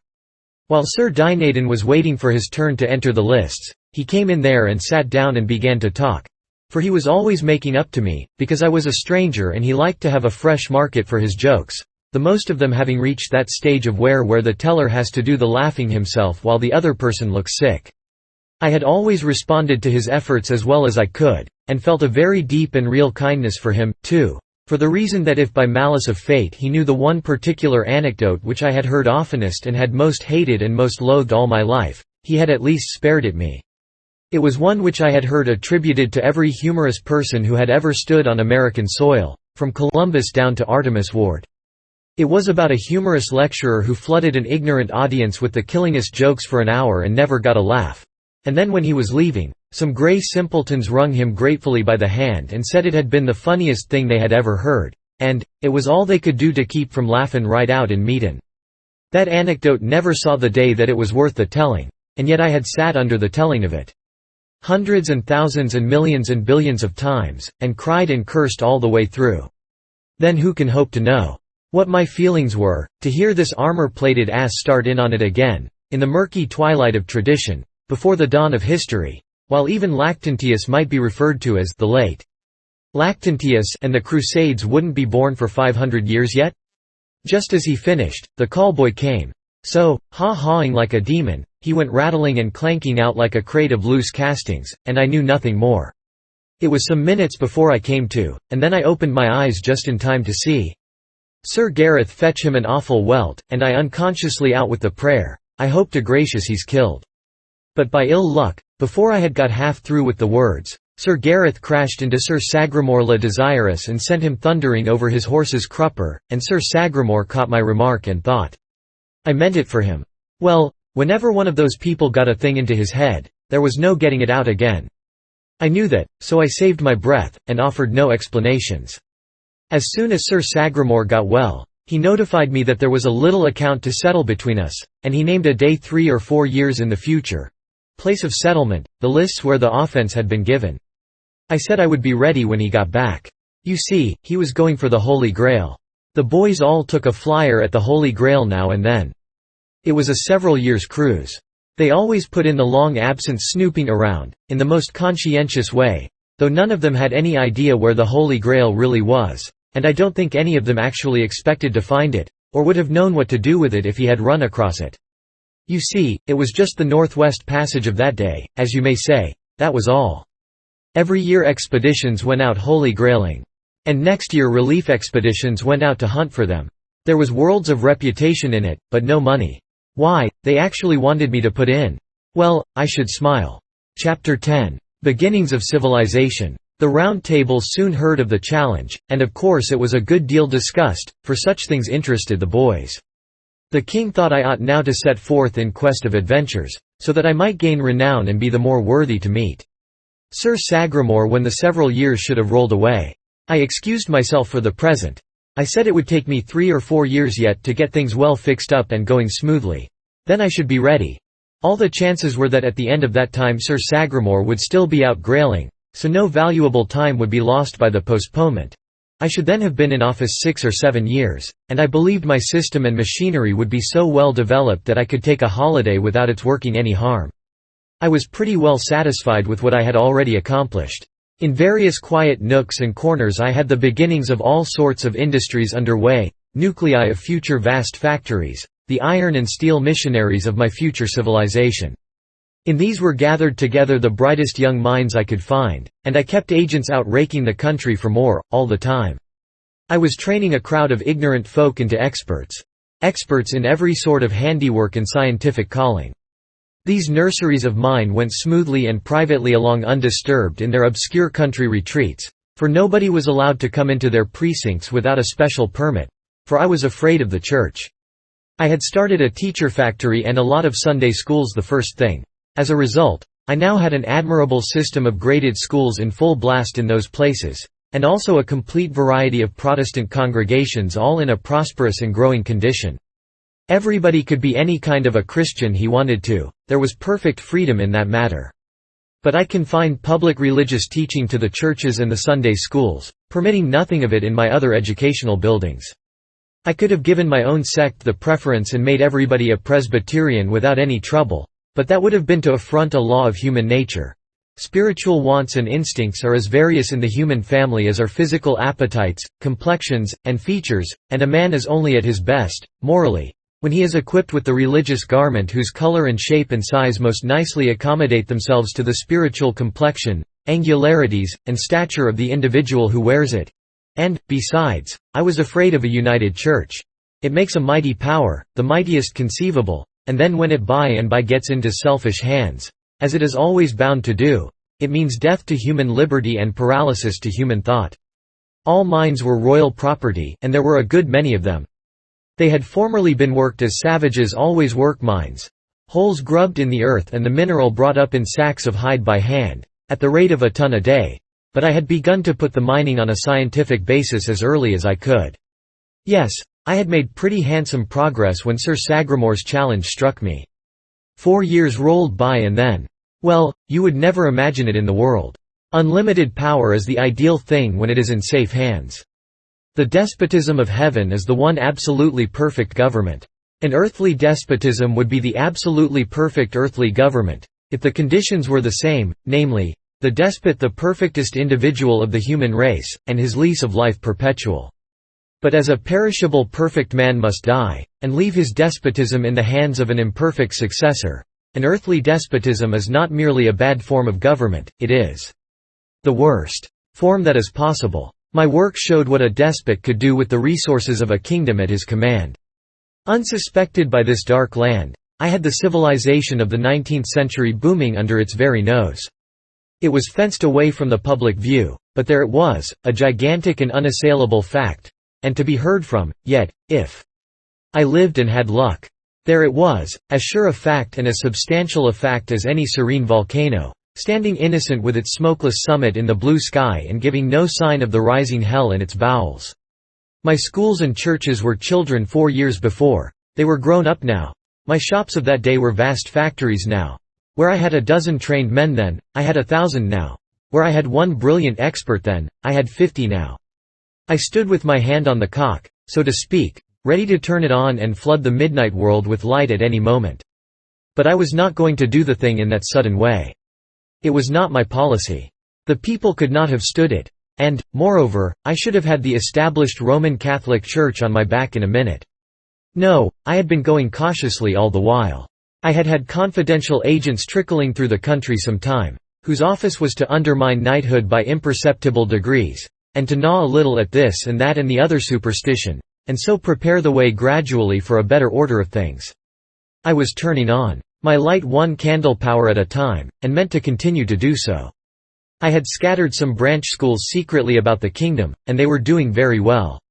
I meant to work this racket more and more, as time wore on, if nothing occurred to frighten me. One of my deepest secrets was my West Point, my military academy. I kept that most jealously out of sight, and I did the same with my naval academy which I had established at a remote seaport. Both were prospering to my satisfaction. Clarence was 22 now, and was my head executive, my right hand. He was a darling, he was equal to anything, there wasn't anything he couldn't turn his hand to. Of late I had been training him for journalism, for the time seemed about right for a start in the newspaper line. Nothing big, but just a small weekly for experimental circulation in my civilization nurseries. He took to it like a duck. There was an editor concealed in him, sure. Already he had doubled himself in one way. He talked 6th century and wrote 19th. His journalistic style was climbing, steadily. It was already up to the back settlement Alabama mark, and couldn't be told from the editorial output of that region either by matter or flavor. We had another large departure on hand, too. This was a telegraph and a telephone, our first venture in this line. These wires were for private service only, as yet, and must be kept private until a riper day should come. We had a gang of men on the road, working mainly by night. They were stringing ground wires. We were afraid to put up poles, for they would attract too much inquiry. Ground wires were good enough, in both instances, for my wires were protected by an insulation of my own invention which was perfect. My men had orders to strike across country, avoiding roads, and establishing connection with any considerable towns whose lights betrayed their presence, and leaving experts in charge. Nobody could tell you how to find any place in the kingdom, for nobody ever went intentionally to any place, but only struck it by accident in his wanderings, and then generally left it without thinking to inquire what its name was. At one time and another we had sent out topographical expeditions to survey and map the kingdom, but the priests had always interfered and raised trouble. So we had given the thing up. For the present, it would be poor wisdom to antagonize the church. As for the general condition of the country, it was as it had been when I arrived in it, to all intents and purposes. I had made changes, but they were necessarily slight, and they were not noticeable. Thus far, I had not even meddled with taxation, outside of the taxes which provided the royal revenues. I had systematized those, and put the service on an effective and righteous basis. As a result, these revenues were already quadrupled, and yet the burden was so much more equably distributed than before, that all the kingdom felt a sense of relief, and the praises of my administration were hearty and general. Personally, I struck an interruption, now, but I did not mind it. It could not have happened at a better time. Earlier it could have annoyed me, but now everything was in good hands and swimming right along. The king had reminded me several times, of late, that the postponement I had asked for, 4 years before, had about run out now. It was a hint that I ought to be starting out to seek adventures and get up a reputation of a size to make me worthy of the honour of breaking a lance with Sir Sagramore, who was still out grailing, but was being hunted for by various relief expeditions, and might be found any year, now. So you see I was expecting this interruption. It did not take me by surprise. Chapter 11. The Yankee in Search of Adventures. There never was such a country for wandering liars, and they were of both sexes. Hardly a month went by without one of these tramps arriving, and generally loaded with a tale about some princess or other wanting help to get her out of some far-away castle where she was held in captivity by a lawless scoundrel, usually a giant. Now you would think that the first thing the king would do after listening to such a novelette from an entire stranger, would be to ask for credentials, yes, and a pointer or two as to locality of castle, best route to it, and so on. But nobody ever thought of so simple and common sense a thing at that. No, everybody swallowed these people's lies whole, and never asked a question of any sort or about anything. Well, one day when I was not around, one of these people came along. It was a she one, this time, and told a tale of the usual pattern. Her mistress was a captive in a vast and gloomy castle, along with 44 other young and beautiful girls, pretty much all of them princesses. They had been languishing in that cruel captivity for 26 years. The masters of the castle were 3 stupendous brothers, each with 4 arms and 1 eye. The eye in the center of the forehead, and as big as a fruit. Sort of fruit not mentioned, their usual slovenliness in statistics. Would you believe it? The king and the whole round table were in raptures over this preposterous opportunity for adventure. Every knight of the table jumped for the chance, and begged for it, but to their vexation and chagrin the king conferred it upon me, who had not asked for it at all. By an effort, I contained my joy when Clarence brought me the news. But he could not contain his mouth gushed delight and gratitude in a steady discharge. Delight in my good fortune. Gratitude to the king for this splendid mark of his favor for me. He could keep neither his legs nor his body still, but pirouetted about the place in an airy ecstasy of happiness. On my side, I could have cursed the kindness that conferred upon me this benefaction, but I kept my vexation under the surface for policy's sake, and did what I could to let on to be glad. Indeed, I said I was glad. And in a way it was true. I was as glad as a person is when he is scalped. Well, one must make the best of things, and not waste time with useless fretting, but get down to business and see what can be done. In all lies there is wheat among the chaff. I must get at the wheat in this case. So I sent for the girl and she came.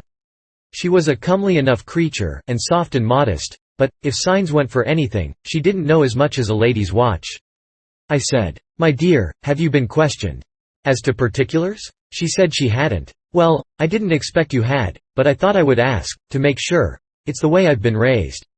Now you mustn't take it unkindly if I remind you that as we don't know you, we must go a little slow. You may be all right, of course, and we'll hope that you are, but to take it for granted isn't business. You understand that. I'm obliged to ask you a few questions. Just answer up fair and square, and don't be afraid. Where do you live, when you are at home?" "In the land of Moder, fair sir." "Land of Moder. I don't remember hearing of it before. Parents living? As to that, I know not if they be yet on live, sith it is many years that I have lain shut up in the castle." "Your name, please?" I hight the demoiselle Alissandre la Cartellois, and it please you. Do you know anybody here who can identify you? That were not likely, fair lord, I being come hither now for the first time. Have you brought any letters, any documents, any proofs that you are trustworthy and truthful? Of a surety, no, and wherefore should I? Have I not a tongue, and cannot I say all that myself? But you're saying it, you know, and somebody else is saying it, is different. Different? How might that be? I fear me I do not understand. Don't understand? Land of… Why? You see. Why, great Scott, can't you understand a little thing like that? Can't you understand the difference between your… Why do you look so innocent and idiotic? I? In truth I know not, but an it were the will of God. Yes, I reckon that's about the size of it. Don't mind my seeming excited, I'm not. Let us change the subject. Now as to this castle, with 45 princesses in it, and 3 ogres. At the head of it, tell me, where is this harem?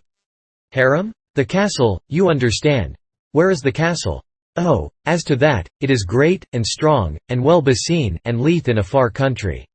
Yes, it is many leagues.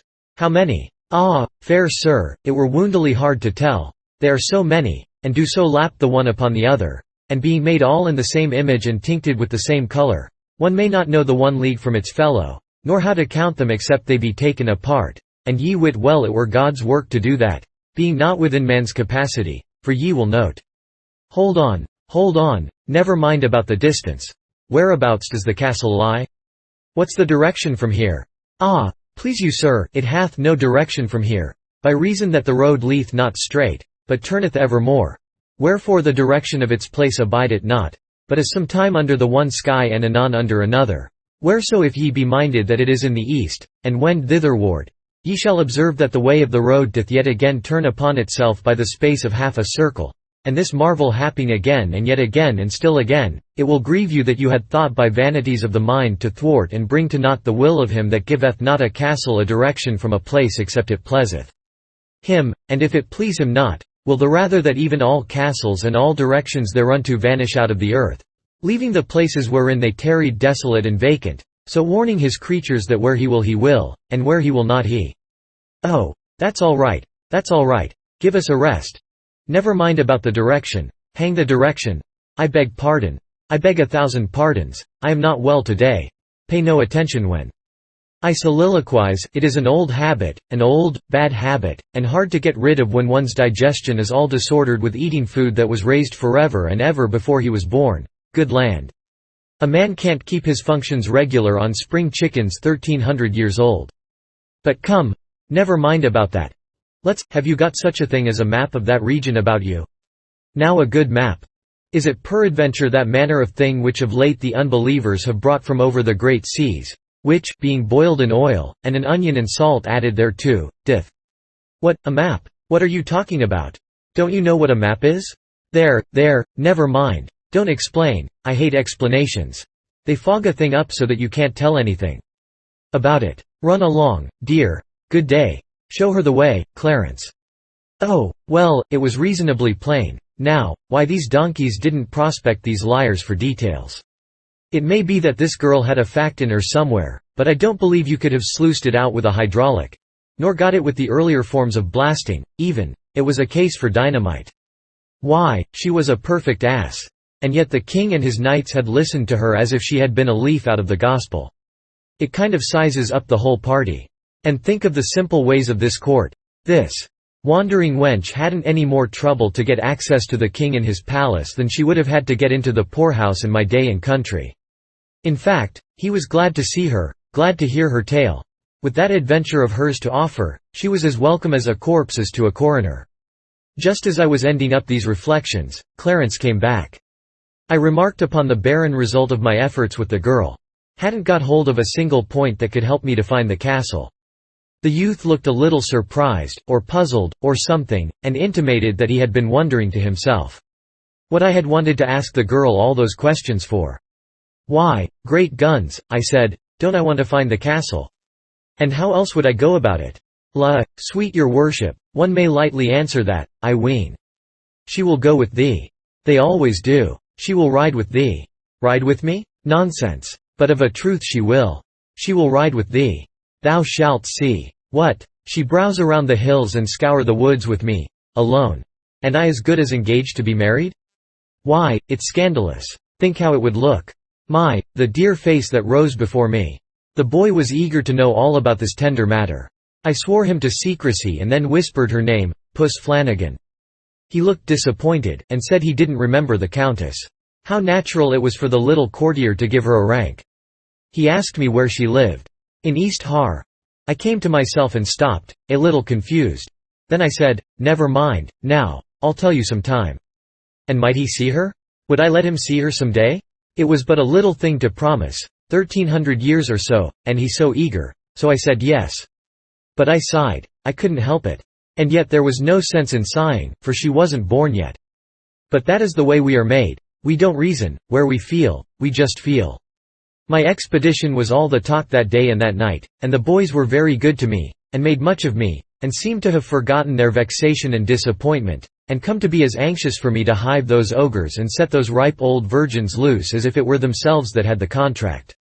Well, they were good children, but just children, that is all. And they gave me no end of points about how to scout for giants, and how to scoop them in, and they told me all sorts of charms against enchantments, and gave me salves and other rubbish to put on my wounds. But it never occurred to one of them to reflect that if I was such a wonderful necromancer as I was pretending to be, I ought not to need salves or instructions, or charms against enchantments, and, least of all, arms and armor, on a foray of any kind, even against fire-spouting dragons, and devils hot from perdition, let alone such poor adversaries as these I was after, these commonplace ogres of the back settlements. I was to have an early breakfast, and start at dawn, for that was the usual way. But I had the demon's own time with my armor, and this delayed me a little. It is troublesome to get into, and there is so much detail.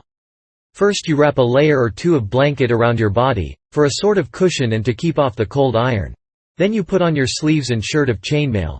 These are made of small steel links woven together, and they form a fabric so flexible that if you toss your shirt onto the floor, it slumps into a pile like a peck of wet fishnet. It is very heavy and is nearly the uncomfortablest material in the world for a night shirt. Yet plenty used it for that, tax collectors, and reformers, and one-horse kings with a defective title, and those sorts of people. Then you put on your shoes, flat boats roofed over with interleaving bands of steel, and screw your clumsy spurs into the heels. Next you buckle your greaves on your legs, and your cuisses on your thighs. Then come your backplate and your breastplate, and you begin to feel crowded. Then you hitch onto the breastplate the half petticoat of broad overlapping bands of steel which hangs down in front but is scalloped out behind so you can sit down, and isn't any real improvement on an inverted coal scuttle. Either for looks or for wear, or to wipe your hands on. Next you belt on your sword. Then you put your stovepipe joints onto your arms, your iron gauntlets onto your hands, your iron rat trap onto your head, with a rag of steel web hitched onto it to hang over the back of your neck. And there you are, snug as a candle in a candle mold. This is no time to dance. Well, a man that is packed away like that is a nut that isn't worth the cracking. There is so little of the meat, when you get down to it, by comparison with the shell. The boys helped me, or I never could have got in. Just as we finished, Sir Bedivere happened in, and I saw that as like as not. I hadn't chosen the most convenient outfit for a long trip. How stately he looked, and tall and broad and grand. He had on his head a conical steel casque that only came down to his ears, and for visor had only a narrow steel bar that extended down to his upper lip and protected his nose. And all the rest of him, from neck to heel, was flexible chainmail, trousers and all. But pretty much all of him was hidden under his outside garment, which of course was of chainmail, as I said, and hung straight from his shoulders to his ankles. And from his middle to the bottom, both before and behind, was divided, so that he could ride and let the skirts hang down on each side. He was going grailing, and it was just the outfit for it, too. I would have given a good deal for that ulster, but it was too late now to be fooling around. The sun was just up, the king and the court were all on hand to see me off and wish me luck, so it wouldn't be etiquette for me to tarry. You don't get on your horse yourself. No, if you tried it you would get disappointed. They carry you out, just as they carry a sunstruck man to the drugstore, and put you on, and help get you to rights, and fix your feet in the stirrups. And all the while you do feel so strange and stuffy and like somebody else. Like somebody that has been married on a sudden, or struck by lightning, or something like that, and hasn't quite fetched around yet, and is sort of numb, and can't just get his bearings. Then they stood up the mast they called a spear, in its socket by my left foot, and I gripped it with my hand. Lastly they hung my shield around my neck, and I was all complete and ready to up anchor and get to sea. Everybody was as good to me as they could be, and a maid of honor gave me the stirrup cup her own self. There was nothing more to do now, but for that damsel to get up behind me on a pillion, which she did, and put an arm or so around me to hold on. And so we started, and everybody gave us a good-bye and waved their handkerchiefs or helmets. And everybody we met, going down the hill and through the village, was respectful to us, except some shabby little boys on the outskirts. They said, "Oh, what a guy!" and hove clods at us. In my experience boys are the same in all ages. They don't respect anything, they don't care for anything or anybody. They say, "Go up, bald head," to the prophet going his unoffending way in the grey of antiquity. They sass me in the holy gloom of the Middle Ages. And I had seen them act the same way in Buchanan's administration. I remember, because I was there and helped. The prophet had his bears and settled with his boys. And I wanted to get down and settle with mine, but it wouldn't answer, because I couldn't have got up again. I hate a country without a derrick. Chapter 12. Slow torture. Straight off, we were in the country. It was most lovely and pleasant in those sylvan solitudes in the early cool morning in the first freshness of autumn. From hilltops we saw fair green valleys lying spread out below, with streams winding through them, and island groves of trees here and there, and huge lonely oaks scattered about and casting black blots of shade. And beyond the valleys we saw the ranges of hills, blue with haze, stretching away in billowy perspective to the horizon, with at wide intervals a dim fleck of white or grey on a wave summit, which we knew was a castle. We crossed broad natural lawns sparkling with dew, and we moved like spirits, the cushioned turf giving out no sound of footfall. We dreamed along through glades in a mist of green light that got its tint from the sun-drenched roof of leaves overhead, and by our feet the clearest and coldest of runlets went frisking and gossiping over its reefs and making a sort of whispering music, comfortable to hear. And at times we left the world behind and entered into the solemn great deeps and rich gloom of the forest, where furtive wild things whisked and scurried by and were gone before you could even get your eye on the place where the noise was, and where only the earliest birds were turning out and getting to business with a song here and a quarrel yonder and a mysterious far-off hammering and drumming for worms on a tree trunk away somewhere in the impenetrable remotenesses of the woods. And by out we would swing again into the glare. About the third or fourth or fifth time that we swung out into the glare, it was along there somewhere, a couple of hours or so after sun-up. It wasn't as pleasant as it had been. It was beginning to get hot. This was quite noticeable. We had a very long pull, after that, without any shade. Now it is curious how progressively little frets grow and multiply after they once get a start. Things which I didn't mind at all, at first, I began to mind now, and more, too, all the time. The first 10 or 15 times I wanted my handkerchief I didn't seem to care. I got along, and said never mind, it isn't any matter, and dropped it out of my mind. But now it was different. I wanted it all the time. It was nag, right along, and no rest. I couldn't get it out of my mind, and so at last I lost my temper and said, "Hang a man that would make a suit of armor without any pockets in it." You see, I had my handkerchief in my helmet, and some other things. But it was that kind of a helmet that you can't take off by yourself. That hadn't occurred to me when I put it there, and in fact I didn't know it. I supposed it would be particularly convenient there. And so now, the thought of its being there, so handy and close by, and yet not get at able, made it all the worse and the harder to bear. Yes, the thing that you can't get is the thing that you want, mainly. Everyone has noticed that. Well, it took my mind off from everything else.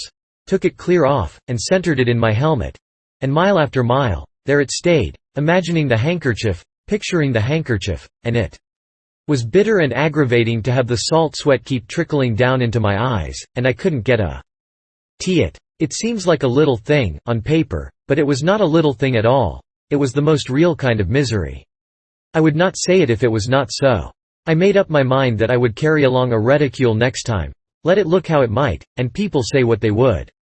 Of course these iron dudes of the Round Table would think it was scandalous, and maybe raise shoal about it, but as for me, give me comfort first, and style afterwards. So we jogged along, and now and then we struck a stretch of dust, and it would tumble up in clouds and get into my nose and make me sneeze and cry, and of course I said things I oughtn't to have said. I don't deny that. I am not better than others. We couldn't seem to meet anybody in this lonesome Britain, not even an ogre. And, in the mood I was in then, it was well for the ogre. That is, an ogre with a handkerchief. Most knights would have thought of nothing but getting his armor. But so I got his bandana, he could keep his hardware, for all of me. Meantime, it was getting hotter and hotter in there. You see, the sun was beating down and warming up the iron more and more all the time. Well, when you are hot, that way, every little thing irritates you. When I trotted, I rattled like a crate of dishes, and that annoyed me. And moreover I couldn't seem to stand that shield slatting and banging, now about my breast, now around my back. And if I dropped into a walk my joints creaked and screeched in that wearisome way that a wheelbarrow does, and as we didn't create any breeze at that gate, I was like to get fried in that stove. And besides, the quieter you went the heavier the iron settled down on you and the more and more tons you seemed to weigh. Every minute. And you had to be always changing hands, and passing your spear over to the other foot. It got so irksome for one hand to hold it long at a time. Well, you know, when you perspire that way in rivers, there comes a time when you itch. You are inside, your hands are outside, so there you are, nothing but iron between. It is not a light thing, let it sound as it may. First it is one place, then another, then some more, and it goes on spreading and spreading, and at last the territory is all occupied, and nobody can imagine what you feel like, nor how unpleasant it is. And when it had got to the worst, and it seemed to me that I could not stand anything more, a fly got in through the bars and settled on my nose, and the bars were stuck and wouldn't work, and I couldn't get the visor up, and I could only shake my head, which was baking hot by this time, and the fly, well, you know how a fly acts when he has got a certainty. He only minded the shaking enough to change from nose to lip, and lip to ear, and buzz all around in there, and keep on lighting and biting, in a way that a person, already so distressed as I was, simply could not stand. So I gave in, and got Alisande to unship the helmet and relieve me of it. Then she emptied the conveniences out of it and fetched it full of water, and I drank and then stood up, and she poured the rest down inside the armor. One cannot think how refreshing it was. She continued to fetch and pour until I was well soaked and thoroughly comfortable. It was good to have a rest, and peace. But nothing is quite perfect in this life, at any time. I had made a pipe a while back, and also some pretty fair tobacco. Not the real thing, but what some of the Indians use, the inside bark of the willow, dried. These comforts had been in the helmet, and now I had them again, but no matches. Gradually, as the time wore along, one annoying fact was borne in upon my understanding, that we were weatherbound. An armed novice cannot mount his horse without help and plenty of it. Sandy was not enough for me, anyway. We had to wait until somebody should come along. Waiting, in silence, would have been agreeable enough, for I was full of matter foe. Our reflection, and wanted to give it a chance to work. I wanted to try and think out how it was that rational or even half-rational men could ever have learned to wear armor, considering its inconveniences, and how they had managed to keep up such a fashion for generations when it was plain that what I had suffered today they had had to suffer all the days of their lives. I wanted to think that out. And moreover I wanted to think out some way to reform this evil and persuade the people to let the foolish fashion die out. But thinking was out of the question in the circumstances. You couldn't think, where Sandy was. She was a quite biddable creature and good-hearted, but she had a flow of talk that was as steady as a mill, and made your head sore like the drays and wagons in a city. If she had had a cork she would have been a comfort. But you can't cork that kind, they would die. Her clack was going all day, and you would think something would surely happen to her works, by and by. But no, they never got out of order, and she never had to slack up for words. She could grind, and pump, and churn, and buzz by the week, and never stop to oil up or blow out. And yet the result was just nothing but wind. She never had any ideas, any more than a fog has. She was a perfect blatherskite. I mean for jaw, jaw, jaw, talk, talk, talk, jabber, jabber, jabber. But just as good as she could be. I hadn't minded her mill that morning, on account of having that hornet's nest of other troubles. But more than once in the afternoon I had to say, "Take a rest, child. The way you are using up all the domestic air, the kingdom will have to go to importing it by tomorrow, and it's a low enough treasury without that." Chapter 13. Freeman. Yes, it is strange how little a while at a time a person can be contented. Only a little while back, when I was riding and suffering, what a heaven this peace, this rest, This sweet serenity in this secluded shady nook by this purling stream would have seemed, where I could keep perfectly comfortable all the time by pouring a dipper of water into my armor now and then, yet already I was getting dissatisfied, partly because I could not light my pipe, for, although I had long ago started a match factory, I had forgotten to bring matches with me, and partly because we had nothing to eat. Here was another illustration of the childlike improvidence of this age and people. A man in armor always trusted to chance for his food on a journey, and would have been scandalized at the idea of hanging a basket of sandwiches on his spear. There was probably not a knight of all the Round Table combination who would not rather have died than been caught carrying such a thing as that on his flagstaff. And yet there could not be anything more sensible. It had been my intention to smuggle a couple of sandwiches into my helmet, but I was interrupted in the act, and had to make an excuse and lay them aside, and a dog got them. Night approached, and with it a storm.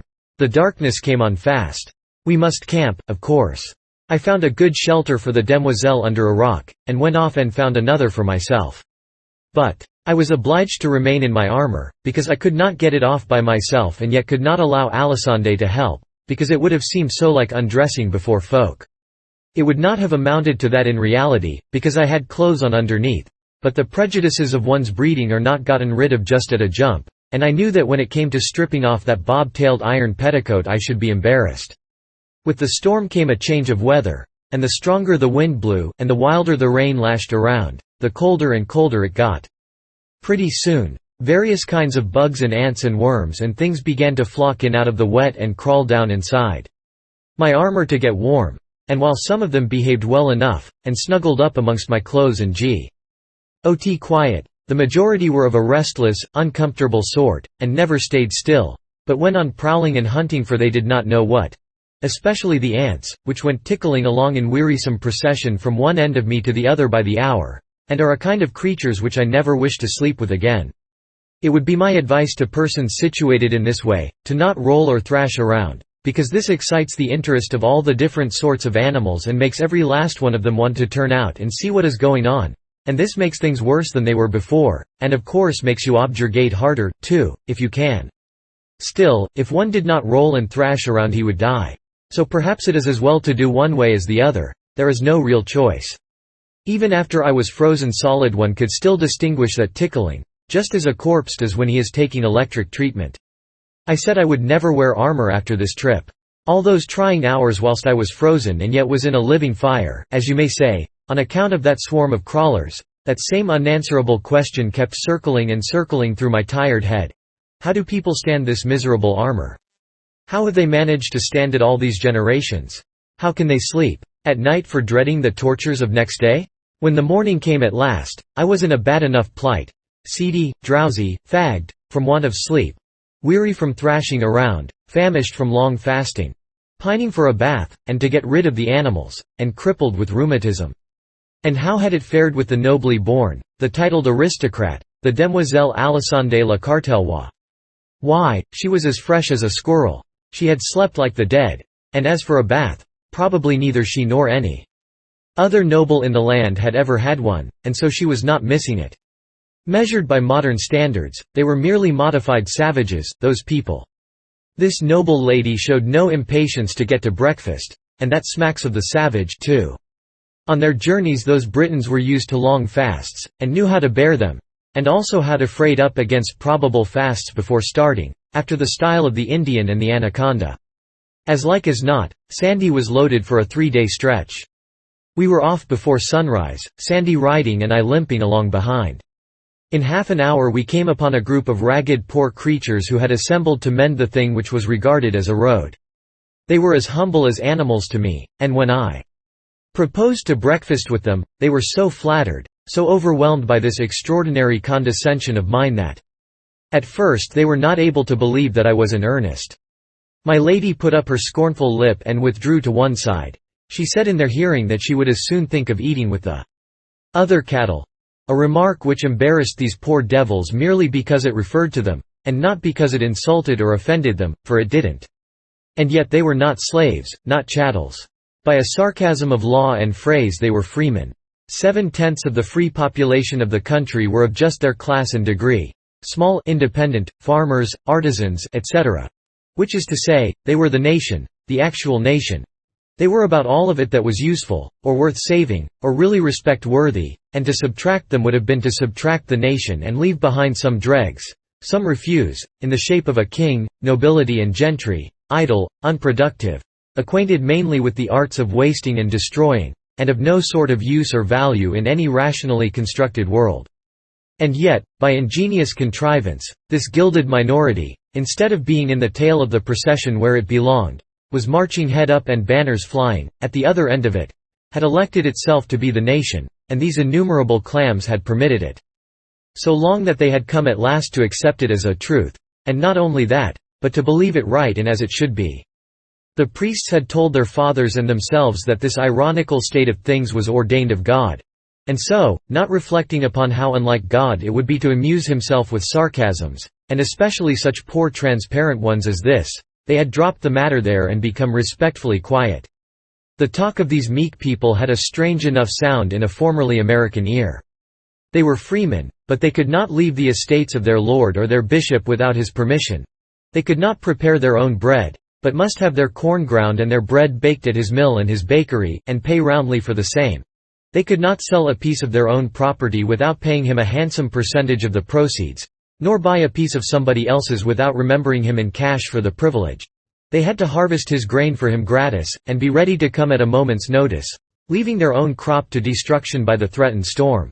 They had to let him plant fruit trees in their fields, and then keep their indignation to themselves when his heedless fruit gatherers trampled the grain around the trees. They had to smother their anger when his hunting parties galloped through their fields laying waste the result of their patient toil. They were not allowed to keep doves themselves, and when the swarms from my lord's dovecote settled on their crops they must not lose their temper and kill a bird, for awful would the penalty be. When the harvest was at last gathered, then came the procession of robbers to levy their blackmail upon it. First the church carted off its fat tenth, then the king's commissioner took his 20th, then my lord's people made a mighty inroad upon the remainder. After which, the skinned freeman had liberty to bestow the remnant in his barn, in case it was worth the trouble. There were taxes, and taxes, and taxes, and more taxes, and taxes again, and yet other taxes, upon this free and independent pauper, but none upon his lord the baron or the bishop, none upon the wasteful nobility or the all-devouring church. If the baron would sleep unvexed, the freeman must sit up all night after his day's work and whip the ponds to keep the frogs quiet. If the freeman's daughter, but no, that last infamy of monarchical government is unprintable. And finally, if the freeman, grown desperate with his tortures, found his life unendurable under such conditions, and sacrificed it and fled to death for mercy and refuge, the gentle church condemned him to eternal fire, the gentle law buried him at midnight at the cross-roads with a stake through his back, and his master the baron or the bishop confiscated all his property and turned his widow and his orphans out of doors.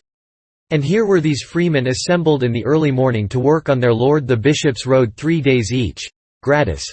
Every head of a family and every son of a family, 3 days each, gratis, and a day or so added for their servants.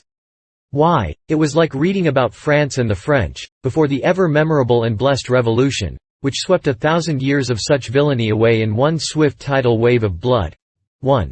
A settlement of that hoary debt in the proportion of half a drop of blood for each hogshead of it that had been pressed by slow tortures out of that people in the weary stretch of 10 centuries of wrong and shame and misery, the like of which was not to be mated but in hell.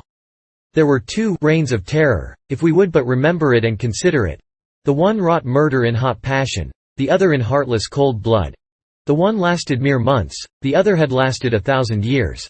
The one inflicted death upon 10,000 persons, the other upon 100 millions. But our shudders are all for the horrors of the minor terror, the momenter.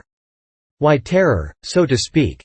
Whereas, what is the horror of swift death by the axe, compared with lifelong death from hunger, cold, insult, cruelty, and heartbreak? What is swift death by lightning compared with death by slow fire at the stake? A city cemetery could contain the coffins filled by that brief terror which we have all been so diligently taught to shiver at and mourn over. But all France could hardly contain the coffins filled by that older and real terror. That unspeakably bitter and awful terror which none of us has been taught to see in its vastness or pity as it deserves. These poor ostensible freemen who were sharing their breakfast and their talk with me, were as full of humble reverence for their king and church and nobility as their worst enemy could desire. There was something pitifully ludicrous about it. I asked them if they supposed a nation of people ever existed, who, with a free vote in every man's hand, would elect that a single family and its descendants should reign over it forever, whether gifted or boobies, to the exclusion of all other families, including the voters, and would also elect that a certain 100 families should be raised to dizzy summits of rank, and clothed on with offensive transmissible glories and privileges to the exclusion of the rest of the nation's families, including his own. They all looked unhit, and said they didn't know, that they had never thought about it before, and it hadn't ever occurred to them that a nation could be so situated that every man could have a say in the government. I said I had seen one, and that it would last until it had an established church. Again they were all unhit, at first. But presently one man looked up and asked me to state that proposition again, and state it slowly, so it could soak into his understanding. I did it. And after a little he had the idea, and he brought his fist down and said he didn't believe a nation where every man had a vote would voluntarily get down in the mud and dirt in any such way, and that to steal from a nation its will and preference must be a crime and the first of all crimes. I said to myself, this one's a man. If I were backed by enough of his sort, I would make a strike for the welfare of this country, and try to prove myself its loyalist citizen by making a wholesome change in its system of government. You see, my kind of loyalty was loyalty to one's country, not to its institutions or its office holders. The country is the real thing, the substantial thing, the eternal thing. It is the thing to watch over and care for, and be loyal to. Institutions are extraneous, they are its mere clothing, and clothing can wear out, become ragged, cease to be comfortable, cease to protect the body from winter, disease, and death. To be loyal to rags, to shout for rags, to worship rags, to die for rags, that is a loyalty of unreason, it is pure animal. It belongs to monarchy, was invented by monarchy. Let monarchy keep it. I was from Connecticut, whose Constitution declares that all political power is inherent in the people, and all free governments are founded on their authority and instituted for their benefit, and that they have at all times an undeniable and indefeasible right to alter their form of government in such a manner as they may think expedient. Under that gospel, the citizen who thinks he sees that the Commonwealth's political clothes are worn out, and yet holds his peace and does not agitate for a new suit, is disloyal, he is a traitor. That he may be the only one who thinks he sees this decay, does not excuse him. It is his duty to agitate anyway, and it is the duty of the others to vote him down if they do not see the matter as he does. And now here I was, in a country where a right to say how the country should be governed was restricted to 6 persons in each 1,000 of its population. For the 994 to express dissatisfaction with the regnant system and Pr. opposed to change it, would have made the whole 6 shudder as one man. It would have been so disloyal, so dishonorable, such putrid black treason. So to speak, I was become a stockholder in a corporation where 994 of the members furnished all the money and did all the work, and the other 6 elected themselves a permanent board of direction and took all the dividends. It seemed to me that what the 994 dupes needed was a new deal. The thing that would have best suited the circus side of my nature would have been to resign the bossship and get up an insurrection and turn it into a revolution, but I knew that the Jack Cade or the Wat Tyler who tries such a thing without first educating his materials up to revolution grade is almost absolutely certain to get left. I had never been accustomed to getting left, even if I do say it myself. Wherefore, the deal, which had been for some time working into shape in my mind, was of a quite different pattern from the Cade-Tyler sort. So I did not talk blood and insurrection to that man there who sat munching black bread with that abused and mistaught herd of human sheep, but took him aside and talked matter of another sort to him. After I had finished, I got him to lend me a little ink from his veins, and with this and a sliver I wrote on a piece of bark, "Put him in the manufactory," and gave it to him, and said, "Take it to the palace at Camelot and give it into the hands of Amias le Poulet, whom I call Clarence, and he will understand." "He is a priest, then," said the man, and some of the enthusiasm went out of his face. "How, a priest? Didn't I tell you that no chattel of the church, no bond slave of pope or bishop can enter my manufactory? Didn't I tell you that you couldn't enter unless your religion, whatever it might be, was your own free property? Marry, it is so, and for that I was glad. Wherefore it liked me not, and bred in me a cold doubt, to hear of this priest being there. But he isn't a priest, I tell you." The man looked far from satisfied. He said, He is not a priest, and yet can read? He is not a priest and yet can read. Yes, and write, too, for that matter. I taught him myself. The man's face cleared. And it is the first thing that you yourself will be taught in that factory. I would give blood out of my heart to know that art. Why, I will be your slave, No, you won't be anybody's slave. Take your family and go along. Your lord the bishop will confiscate your small property, but no matter. Clarence will fix you all right. Chapter 14. Defend thee, Lord. I paid 3 pennies for my breakfast, and a most extravagant price it was, too, seeing that one could have breakfasted a dozen persons for that money. But I was feeling good by this time, and I had always been a kind of spendthrift anyway. And then these people had wanted to give me the food for nothing, scant as their provision was, and so it was a grateful pleasure to emphasize my appreciation and sincere thankfulness with a good big financial lift where the money would do so much more good than it would in my helmet, where, these pennies being made of iron and not stinted in weight, my $50 worth was a good deal of a burden to me. I spent money rather too freely in those days, it is true, but one reason for it was that I hadn't got the proportions of things entirely adjusted, even yet, after so long a sojourn in Britain. Hadn't got along to where I was able to absolutely realize that a penny in Arthur's Land and a couple of dollars in Connecticut were about one and the same thing. Just twins, as you may say, in purchasing power. If my start from Camelot could have been delayed a very few days, I could have paid these people in beautiful new coins from our own mint, and that would have pleased me, and them, too, not less. I had adopted the American values exclusively. In a week or two now, cents, nickels, dimes, quarters, and $half, and also a trifle of gold, would be trickling in thin but steady streams all through the commercial veins of the kingdom, and I looked to see this new blood freshen up its life. The farmers were bound to throw in something, to sort of offset my liberality, whether I would or no, so I let them give me a flint and steel, and as soon as they had comfortably bestowed Sandy and me on our horse, I lit my pipe. When the first blast of smoke shot out through the bars of my helmet, all those people broke for the woods, and Sandy went over backwards and struck the ground with a dull thud. They thought I was one of those fire-belching dragons they had heard so much about from knights and other professional liars. I had infinite trouble to persuade those people to venture back within explaining distance. Then I told them that this was only a bit of enchantment which would work harm to none but my enemies. And I promised, with my hand on my heart, that if all who felt no enmity toward me would come forward and pass before me, they should see that only those who remained behind would be struck dead. The procession moved with a good deal of promptness. There were no casualties to report, for nobody had curiosity enough to remain behind to see what would happen. I lost some time, now, for these big children, their fears gone, became so ravished with wonder over my awe-compelling fireworks that I had to stay there and smoke a couple of pipes out before they would let me go. Still, the delay was not wholly unproductive, for it took all that time to get Sandy thoroughly wanted to the new thing, she being so close to it, you know. It plugged up her conversation mill, too, for a considerable while, and that was a gain. But above all other benefits accruing, I had learned something. I was ready for any giant or any ogre that might come along, now. We tarried with a holy hermit, that night, and my opportunity came about the middle of the next afternoon. We were crossing a vast meadow by way of short cut, and I was musing absently, hearing nothing, seeing nothing, when Sandy suddenly interrupted a remark which she had begun that morning, with the cry, "Defend thee, Lord, peril of life is toward." And she slipped down from the horse and ran a little way and stood. I looked up and saw, far off in the shade of a tree, half a dozen armed knights and their squires, and straightway there was bustle among them and tightening of saddle girths for the mount.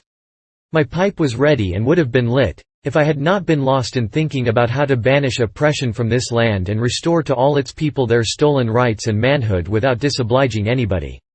I lit up at once, and by the time I had got a good head of reserved steam on, here they came. All together, too. None of those chivalrous magnanimities which one reads so much about. One courtly rascal at a time, and the rest standing by to see fair play. No, they came in a body, they came with a whir and a rush, they came like a volley from a battery, came with heads low down, plumes streaming out behind, lances advanced at a level. It was a handsome sight, a beautiful sight, for a man up a tree. I laid my lance in rest and waited, with my heart beating, till the iron wave was just ready to break over me, then spouted a column of white smoke through the bars of my helmet. You should have seen the wave go to pieces and scatter. This was a finer sight than the other one. But these people stopped, 200 or 300 yards away, and this troubled me. My satisfaction collapsed, and fear came. I judged I was a lost man. But Sandy was radiant, and was going to be eloquent, but I stopped her, and told her my magic had miscarried, somehow or other, and she must mount, with all dispatch, and we must ride for life.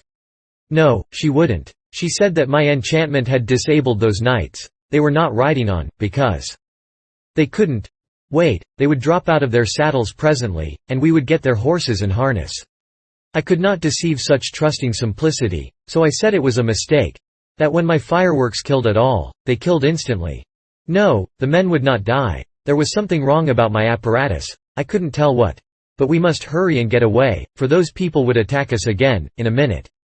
Sandy laughed, and said, "Lack a day, sir, they be not of that breed. Sir Launcelot will give battle to dragons, and will abide by them, and will assail them again, and yet again, and still again, until he do conquer and destroy them. And so likewise will Sir Pellinore and Sir Aglovale and Sir Carados, and mayhap others, but there be none else that will venture it, let the idle say what the idle will. And, Leia, as to yonder base rufflers, think ye they have not their fill, but yet desire more? Well, then, what are they waiting for? Why don't they leave? Nobody's hindering. Good land, I'm willing to let bygones be bygones, I'm sure. Leave, is it? Oh, give thyself easement as to that. They dream not of it, no, not they. They wait to yield them. Come, really, is that, sooth, as you people say? If they want to, why don't they? It would like them much, but an ye wot how dragons are esteemed, ye would not hold them blamable. They fear to come. Well, then, suppose I go to them instead, and ah, wit ye well they would not abide your coming. I will go. And she did. She was a handy person to have along on a raid. I would have considered this a doubtful errand, myself. I presently saw the knights riding away, and Sandy coming back. That was a relief. I judged she had somehow failed to get the first innings. I mean in the conversation. Otherwise the interview wouldn't have been so short. But it turned out that she had managed the business well, in fact, admirably. She said that when she told those people, I was the boss, it hit them where they lived, smote them sore with fear and dread, was her word, and then they were ready to put up with anything she might require. So she swore them to appear at Arthur's court within 2 days and yield them, with horse and harness, and be my knights henceforth, and subject to my command. How much better she managed that thing than I should have done it myself. She was a daisy. Chapter 15. Sandy's Tale. And so I'm proprietor of some knights, said I, as we rode off. Who would ever have supposed that I should live to list up assets of that sort? I shan't know what to do with them, unless I raffle them off. How many of them are there, Sandy? 7, please you, sir, and their squires. It is a good haul. Who are they? Where do they hang out? Where do they hang out? Yes, where do they live? Ah, I understood thee not. That will I tell eft soons. Then she said musingly and softly, turning the words daintily over her tongue, hang they out. Hang they out. Where hang? Where do they hang out? Right so. Where do they hang out? Of a truth the phrase hath a fair and winsome grace, and is prettily worded withal. I will repeat it anon and anon in mine idles, whereby I may peradventure learn it. Where do they hang out? Even so. Already it falleth trippingly from my tongue, and forasmuch as don't forget the cowboys, Sandy. Cowboys? Yes, the knights, you know. You were going to tell me about them. A while back, you remember. Figuratively speaking, games called. Game. Yes, yes, yes. Go to the bat. I mean, get to work on your statistics, and don't burn so much kindling getting your fire started. Tell me about the knights. I will well, and lightly will begin. So they two departed and rode into a great forest. And, great Scott! You see, I recognized my mistake at once. I had set her works a-going. It was my own fault. She would be 30 days getting down to those facts. And she generally began without a preface and finished without a result. If you interrupted her she would either go right along without noticing, or answer with a couple of words, and go back and say the sentence over again. So, interruptions only did harm. And yet I had to interrupt, and interrupt pretty frequently, too, in order to save my life. A person would die if he let her monotony drip on him right along all day. Great Scott! I said in my distress. She went right back and began over again. So they two departed and rode into a great forest. And which two? Sir Gawain and Sir Uwaine. And so they came to an abbey of monks, and there were well lodged. So on the morn they heard their masses in the abbey, and so they rode forth till they came to a great forest. Then was Sir Gawain ware in a valley by a turret, of 12 fair damsels, and 2 knights armed on great horses, and the damsels went to and fro by a tree. And then was Sir Gawain ware how there hung a white shield on that tree, and ever as the damsels came by it they spit upon it, and some threw mire upon the shield.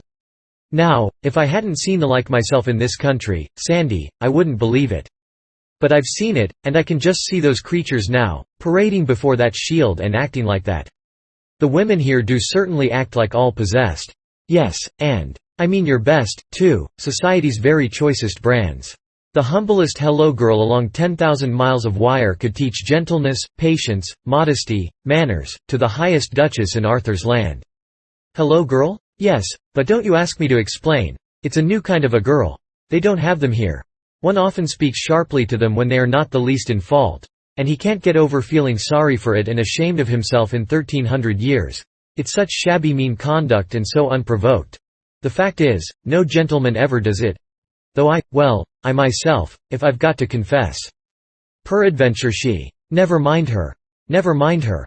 I tell you I couldn't ever explain her so you would understand. Even so be it, sith ye are so minded. Then Sir Gawain and Sir Uwaine went and saluted them, and asked them why they did that despite to the shield. Sirs, said the damsels, we shall tell you. There is a knight in this country that owneth this white shield, and he is a passing good man of his hands, but he hateth all ladies and gentlewomen, and therefore we do all this despite to the shield. I will say you, said Sir Gawain, it beseemeth evil a good knight to despise all ladies and gentlewomen, and peradventure though he hate you he hath some cause, and peradventure he loveth in some other places ladies and gentlewomen, and to be loved again, and he such a man of prowess as ye speak of. Man of prowess, yes, that is the man to please them, Sandy. Man of brains, that is a thing they never think of. Tom Sayers. John Heenan, John L. Sullivan. Pity but you could be here. You would have your legs under the round table and a "Sir" in front of your names within the 24 hours. And you could bring about a new distribution of the married princesses and duchesses of the court in another 24. The fact is, it is just a sort of polished-up court of Comanches, and there isn't a squaw in it who doesn't stand ready at the dropping of a hat to desert to the buck with the biggest string of scalps at his belt. And he be such a man of prowess as ye speak of, said Sir Gawain. Now, what is his name? Sir, said they, his name is Marhaus the King's son of Ireland. Son of the King of Ireland, you mean. The other form doesn't mean anything. And look out and hold on tight, now, we must jump this gully. There, we are all right now. This horse belongs in the circus, he is born before his time. I know him well, said Sir Uwaine, he is a passing good knight as any is on live. On live. If you've got a fault in the world, Sandy, it is that you are a shade too archaic. But it isn't any matter. For I saw him once proved at a just where many knights were gathered, and that time there might no man withstand him. Ah, said Sir Gawain, damsels, methinketh ye are to blame, for it is to suppose he that hung that shield there will not be long therefrom, and then may those knights match him on horseback, and that is more your worship than thus, for I will abide no longer to see a knight's shield dishonoured. And therewith Sir Uwaine and Sir Gawain departed a little from them, and then were they where Sir Marhaus came riding on a great horse straight toward them. And when the 12 damsels saw Sir Marhaus they fled into the turret as they were wild, so that some of them fell by the way. Then the one of the knights of the tower dressed his shield, and said on high, Sir Marhaus defend thee. And so they ran together that the knight brake his spear on Marhaus, and Sir Marhaus smote him so hard that he brake his neck and the horse's back. Well, that is just the trouble about this state of things, it ruins so many horses. That saw the other knight of the turret, and dressed him toward Marhaus, and they went so eagerly together, that the knight of the turret was soon smitten down, horse and man, stark dead. Another horse gone. I tell you it is a custom that ought to be broken up. I don't see how people with any feeling can applaud and support it. So these 2 knights came together with great random. I saw that I had been asleep and missed a chapter, but I didn't say anything. I judged that the Irish knight was in trouble with the visitors by this time, and this turned out to be the case. That Sir Uwaine smote Sir Marhaus that his spear brast in pieces on the shield, and Sir Marhaus smote him so sore that horse and man he bare to the earth, and hurt Sir Uwaine on the left side. The truth is, Alisande, these archaics are a little too simple. The vocabulary is too limited, and so, by consequence, descriptions suffer in the matter of variety. They run too much to level Saharas of fact, and not enough to picturesque detail. This throws about them a certain air of the monotonous. In fact, the fights are all alike. A couple of people come together with great random. Random is a good word, and so is exegesis, for that matter, and so is holocaust, and defalcation, and usufruct and 100 others, but land. A body ought to discriminate.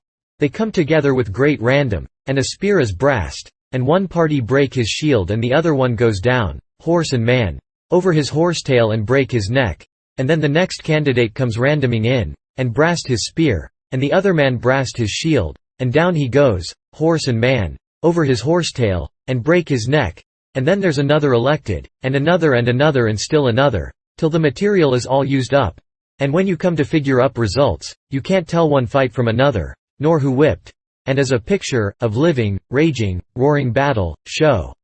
Why, it's pale and noiseless, just ghosts scuffling in a fog.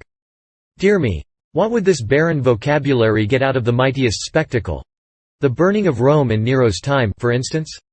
Why, it would merely say, town burned down, no insurance, boy brast a window, fireman break his neck. Why, that ain't a picture. It was a good deal of a lecture, I thought, but it didn't disturb. Sandy didn't turn a feather. Her steam soared steadily up again, the minute I took off the lid. Then Sir Marhaus turned his horse and rode toward Gawain with his spear. And when Sir Gawain saw that, he dressed his shield, and they avaunt read their spears, and they came together with all the might of their horses, that either knight smote other so hard in the midst of their shields, but Sir Gawain's spear brake. I knew it would. But Sir Marhaus's spear held, and therewith Sir Gawain and his horse rushed down to the earth, just so, and brake his back. And lightly Sir Gawain rose upon his feet and pulled out his sword, and dressed him toward Sir Marhaus on foot, and therewith either came unto other eagerly, and smote together with their swords, that their shields flew in cantels, and they bruised their helms and their hauberks, and wounded either other. But Sir Gawain, fro it past 9 of the clock, waxed by the space of 3 hours ever stronger and thrice his might was increased. All this espied Sir Marhaus, and had great wonder how his might increased, and so they wounded other passing sore, and then when it was come noon, the pelting sing-song of it carried me forward to scenes and sounds of my boyhood days. Neeu haven. 10 minutes for refreshments, conductor'll strike the gong bell 2 minutes before train leaves. Passengers for the shoreline please take seats in the rear kiar. This kiar don't go no further. APLS. ARNJZ. Bananas. SAN de chiz. Piop corn. And waxed past noon and drew toward evensong. Sir Gawain's strength feebled and waxed passing faint, that on these he might door any longer, and Sir Marhaus was then bigger and bigger. Which strained his armour, of course, and yet little would one of these people mind a small thing like that.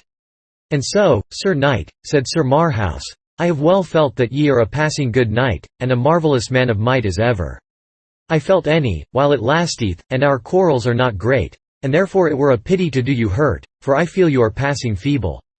Ah, said Sir Gawain, gentle knight, ye say the word that I should say.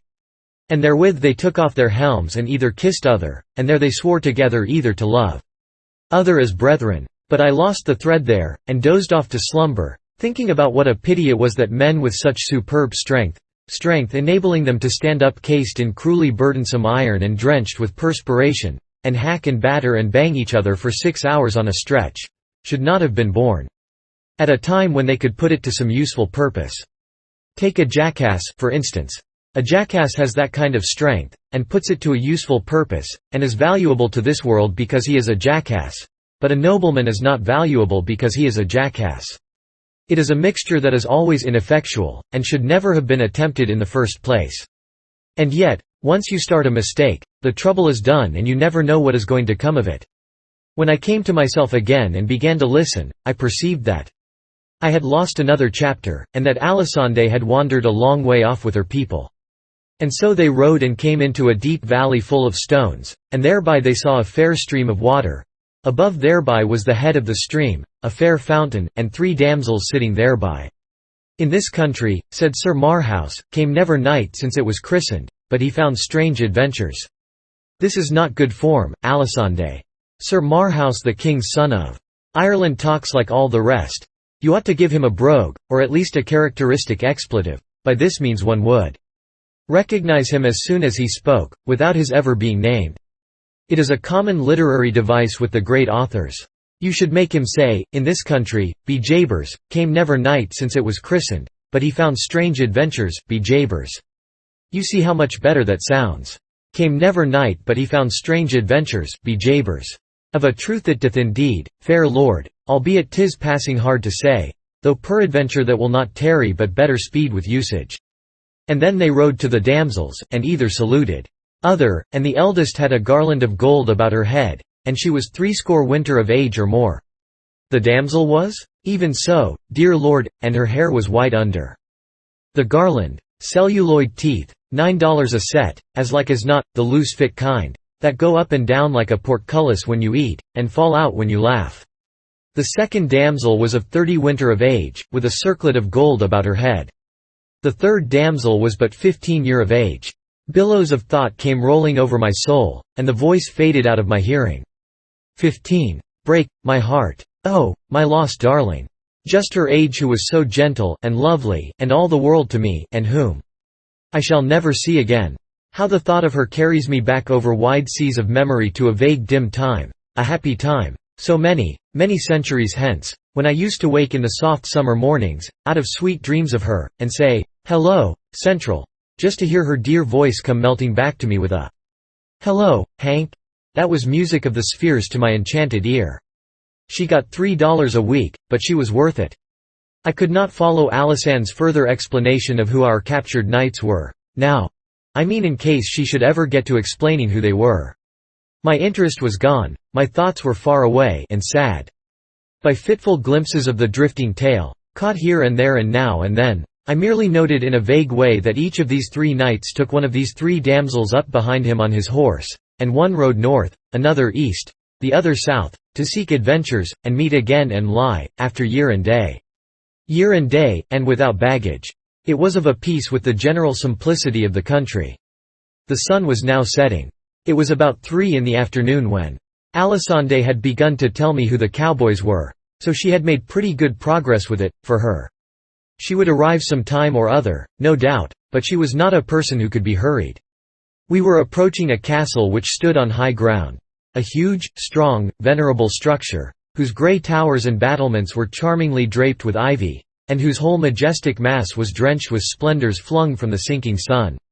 It was the largest castle we had seen, and so I thought it might be the one we were after, but Sandy said no. She did not know who owned it. She said she had passed it without calling, when she went down to Camelot. Chapter 16. Morgan Le Fay. If knights-errant were to be believed, not all castles were desirable places to seek hospitality in. As a matter of fact, knights-errant were not persons to be believed. That is, measured by modern standards of veracity. Yet, measured by the standards of their own time, and scaled accordingly, you got the truth. It was very simple. You discounted a statement 97%, the rest was fact. Now after making this allowance, the truth remained that if I could find out something about a castle before ringing the doorbell—I mean hailing the warders—it was the sensible thing to do. So I was pleased when I saw in the distance a horseman making the bottom turn of the road that wound down from this castle. As we approached each other, I saw that he wore a plumed helmet, and seemed to be otherwise clothed in steel, but bore a curious addition also, a stiff square garment like a herald's tabard. However, I had to smile at my own forgetfulness when I got nearer and read the sign on his tabard. Persimmon soap, all the prime donna use it. That was a little idea of my own, and had several wholesome purposes in view toward the civilizing and uplifting of this nation. In the first place, it was a furtive, underhand blow at this nonsense of knight-errantry, though nobody suspected that but me. I had started a number of these people out. The bravest knights I could get, each sandwiched between bulletin boards bearing one device or another, and I judged that by and by when they got to be numerous enough they would begin to look ridiculous. And then, even the steel-clad ass that hadn't any board would himself begin to look ridiculous because he was out of the fashion.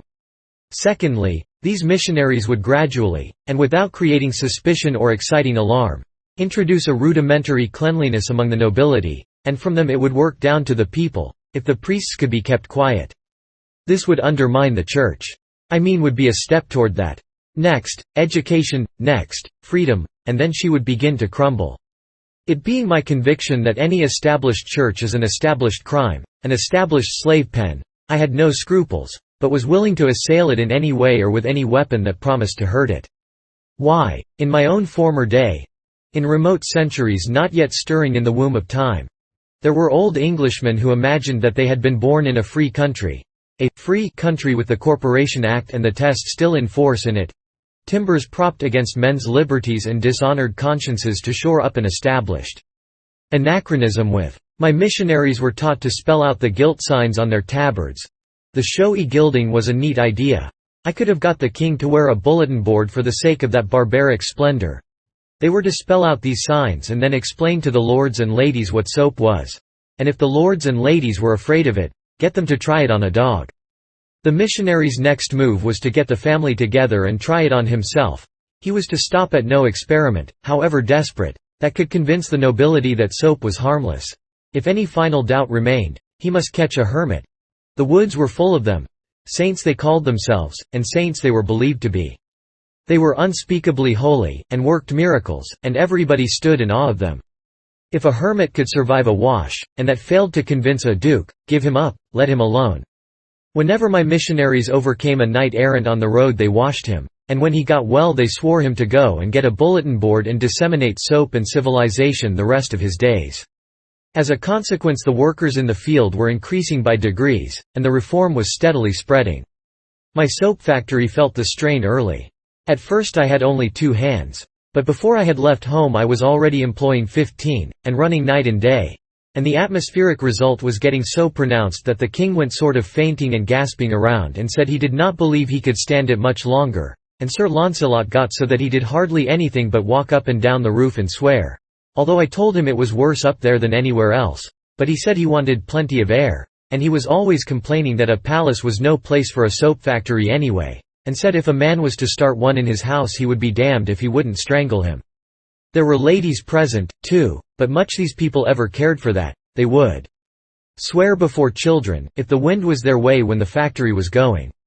This missionary knight's name was La Cote Male Tail, and he said that this castle was the abode of Morgan le Fay, sister of King Arthur and wife of King Uriens, monarch of a realm about as big as the District of Columbia. You could stand in the middle of it and throw bricks into the next kingdom. Kings, and kingdoms, were as thick in Britain as they had been in Little Palestine in Joshua's time, when people had to sleep with their knees pulled up because they couldn't stretch out without a passport. La Cote was much depressed, for he had scored here the worst failure of his campaign. He had not worked off a cake, yet he had tried all the tricks of the trade, even to the washing of a hermit, but the hermit died. This was, indeed, a bad failure, for this animal would now be dubbed a martyr, and would take his place among the saints of the Roman calendar. Thus made he his moan, this poor Sir La Cote Male Tail, and sorrowed passing sore. And so my heart bled for him, and I was moved to comfort and stay him. Wherefore I said, forbear to grieve, fair knight, for this is not a defeat. We have brains, you and I. And for such as have brains there are no defeats, but only victories. Observe how we will turn this seeming disaster into an advertisement. An advertisement for our soap. And the biggest one, to draw, that was ever thought of. An advertisement that will transform that Mount Washington defeat into a Matterhorn victory. We will put on your bulletin board, patronized by the elect. How does that strike you? Verily, it is wonderly bethought. Well, a body is bound to admit that for just a modest little one-line ad, it's a corker. So the poor colporteur's griefs vanished away. He was a brave fellow, and had done mighty feats of arms in his time. His chief celebrity rested upon the events of an excursion like this one of mine, which he had once made with a damsel named Maledicent, who was as handy with her tongue as was Sandy, though in a different way, for her tongue churned forth only railings and insult, whereas Sandy's music was of a kindlier sort. I knew his story well, and so I knew how to interpret the compassion that was in his face when he bade me farewell. He supposed I was having a bitter hard time of it. Sandy and I discussed his story, as we rode along, and she said that La Cote's bad luck had begun with the very beginning of that trip. For the king's fool had overthrown him on the first day, and in such cases it was customary for the girl to desert to the conqueror. But Maledicent didn't do it, and also persisted afterward in sticking to him, after all his defeats. "But," said I, "suppose the victor should decline to accept his spoil?" She said that wouldn't answer, he couldn't decline, it wouldn't be regular. I made a note of that. If Sandy's music got to be too burdensome, sometime, I would let a knight defeat me, on the chance that she would desert to him.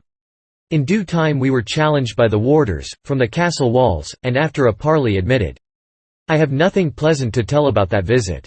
But it was not a disappointment, for I knew Mrs. Le Fay by reputation, and was not expecting anything pleasant. She was held in awe by the whole realm, for she had made everybody believe she was a great sorceress. All her ways were wicked, all her instincts devilish. She was loaded to the eyelids with cold malice. All her history was black with crime, and among her crimes murder was common. I was most curious to see her, as curious as I could have been to see Satan. To my surprise she was beautiful. Black thoughts had failed to make her expression repulsive. Age had failed to wrinkle her satin skin or mar its bloomy freshness. She could have passed for old Urian's granddaughter, she could have been mistaken for sister to her own son. As soon as we were fairly within the castle gates we were ordered into her presence. King Urians was there, a kind-faced old man with a subdued look. And also the son, Sir Twain le Blanchemains, in whom I was, of course, interested on account of the tradition that he had once done battle with 30 knights, and also on account of his trip with Sir Gawain and Sir Marhaus, which Sandy had been aging me with. But Morgan was the main attraction, the conspicuous personality here.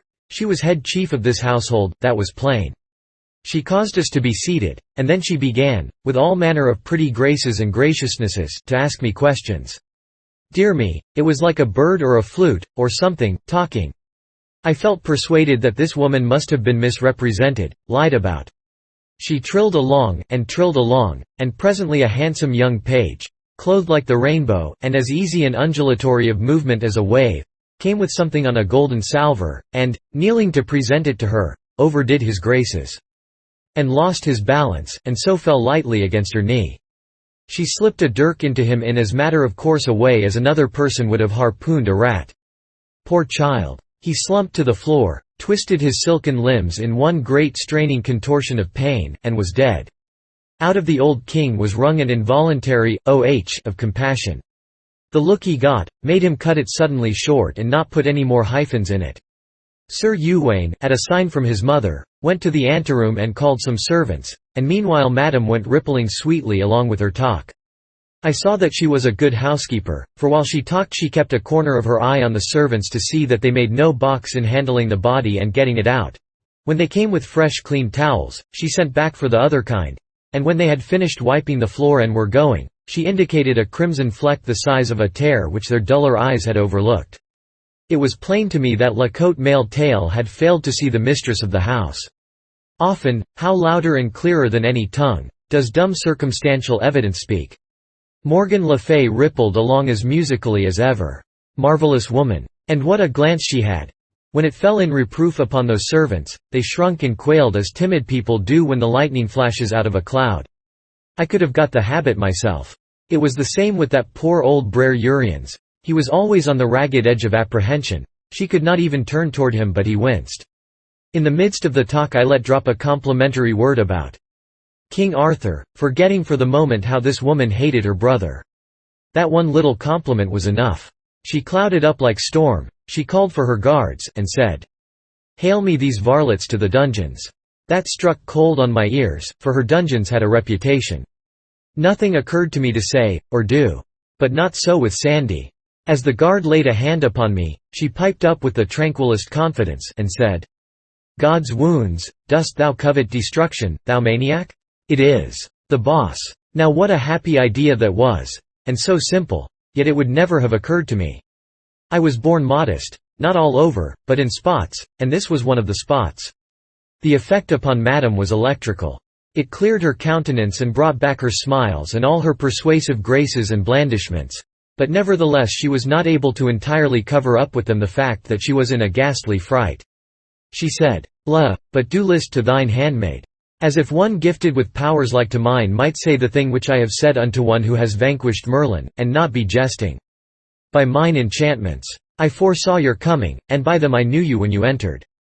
Here, I did but play this little jest with hope to surprise you into some display of your art, as not doubting you would blast the guards with occult fires, consuming them to ashes on the spot, a marvel much beyond mine own ability, yet one which I have long been childishly curious to see. The guards were less curious, and got out as soon as they got permission.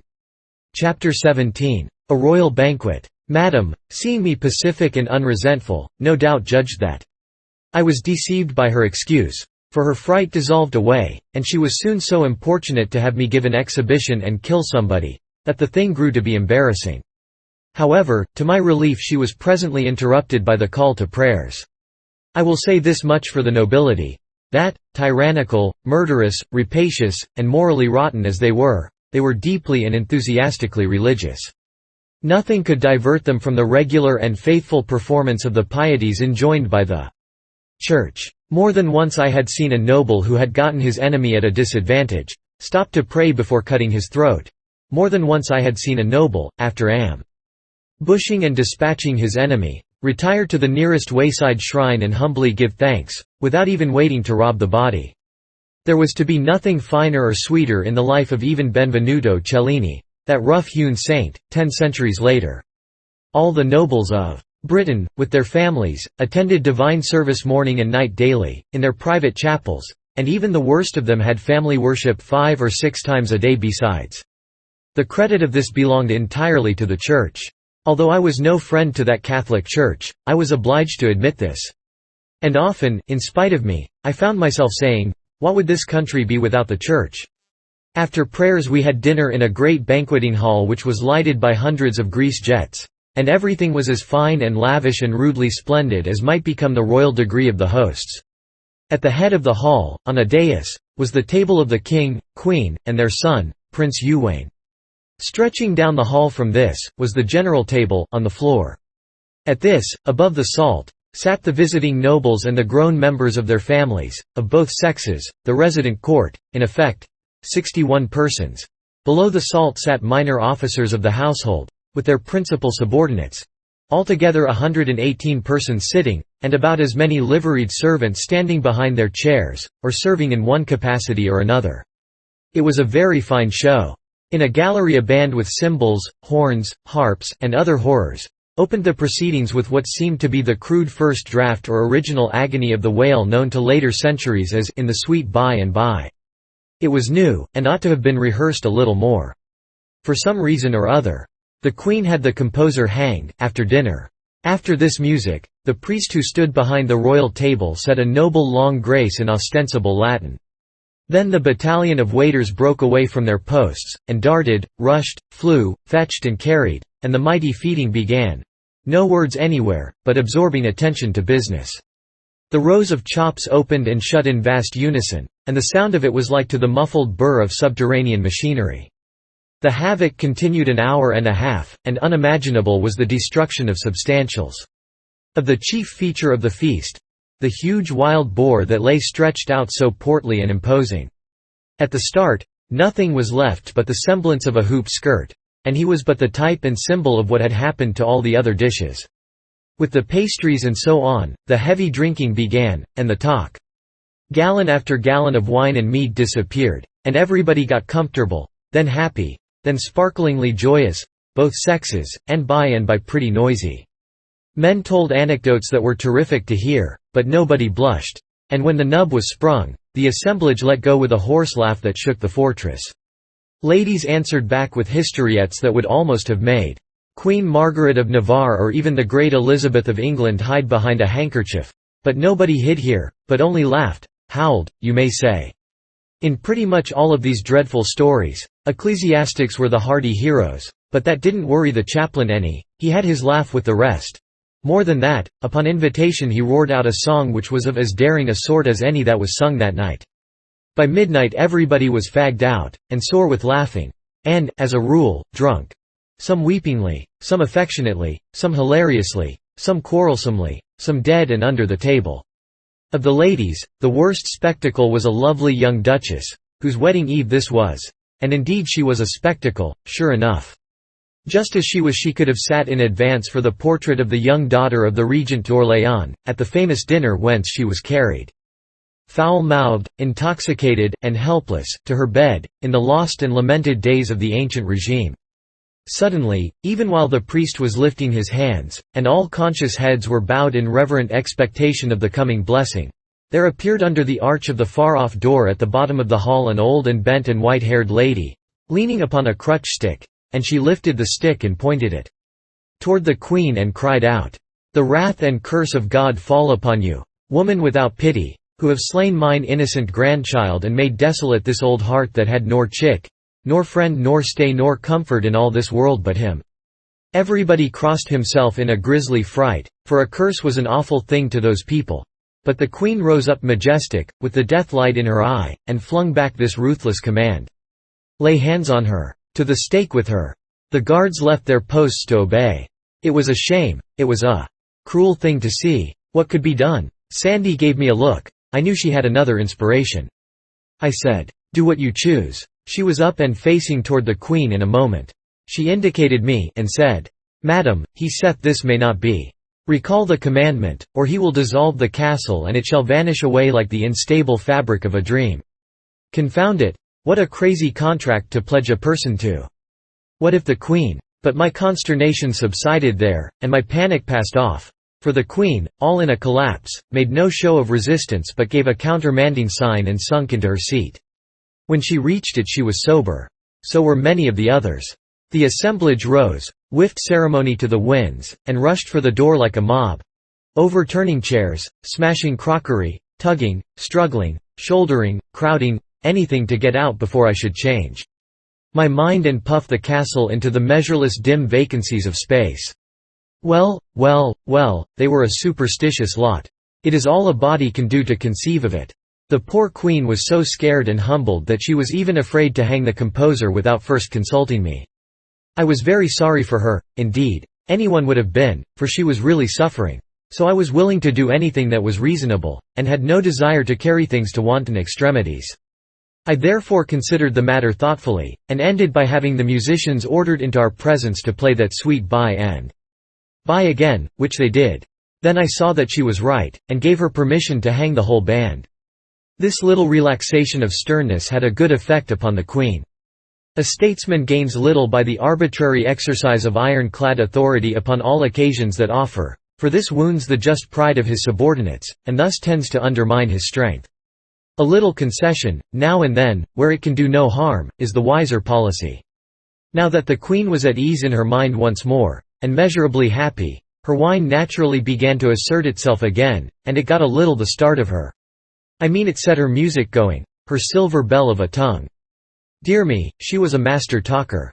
It would not become me to suggest that it was pretty late and that I was a tired man and very sleepy. I wished I had gone off to bed when I had the chance. Now I must stick it out, there was no other way.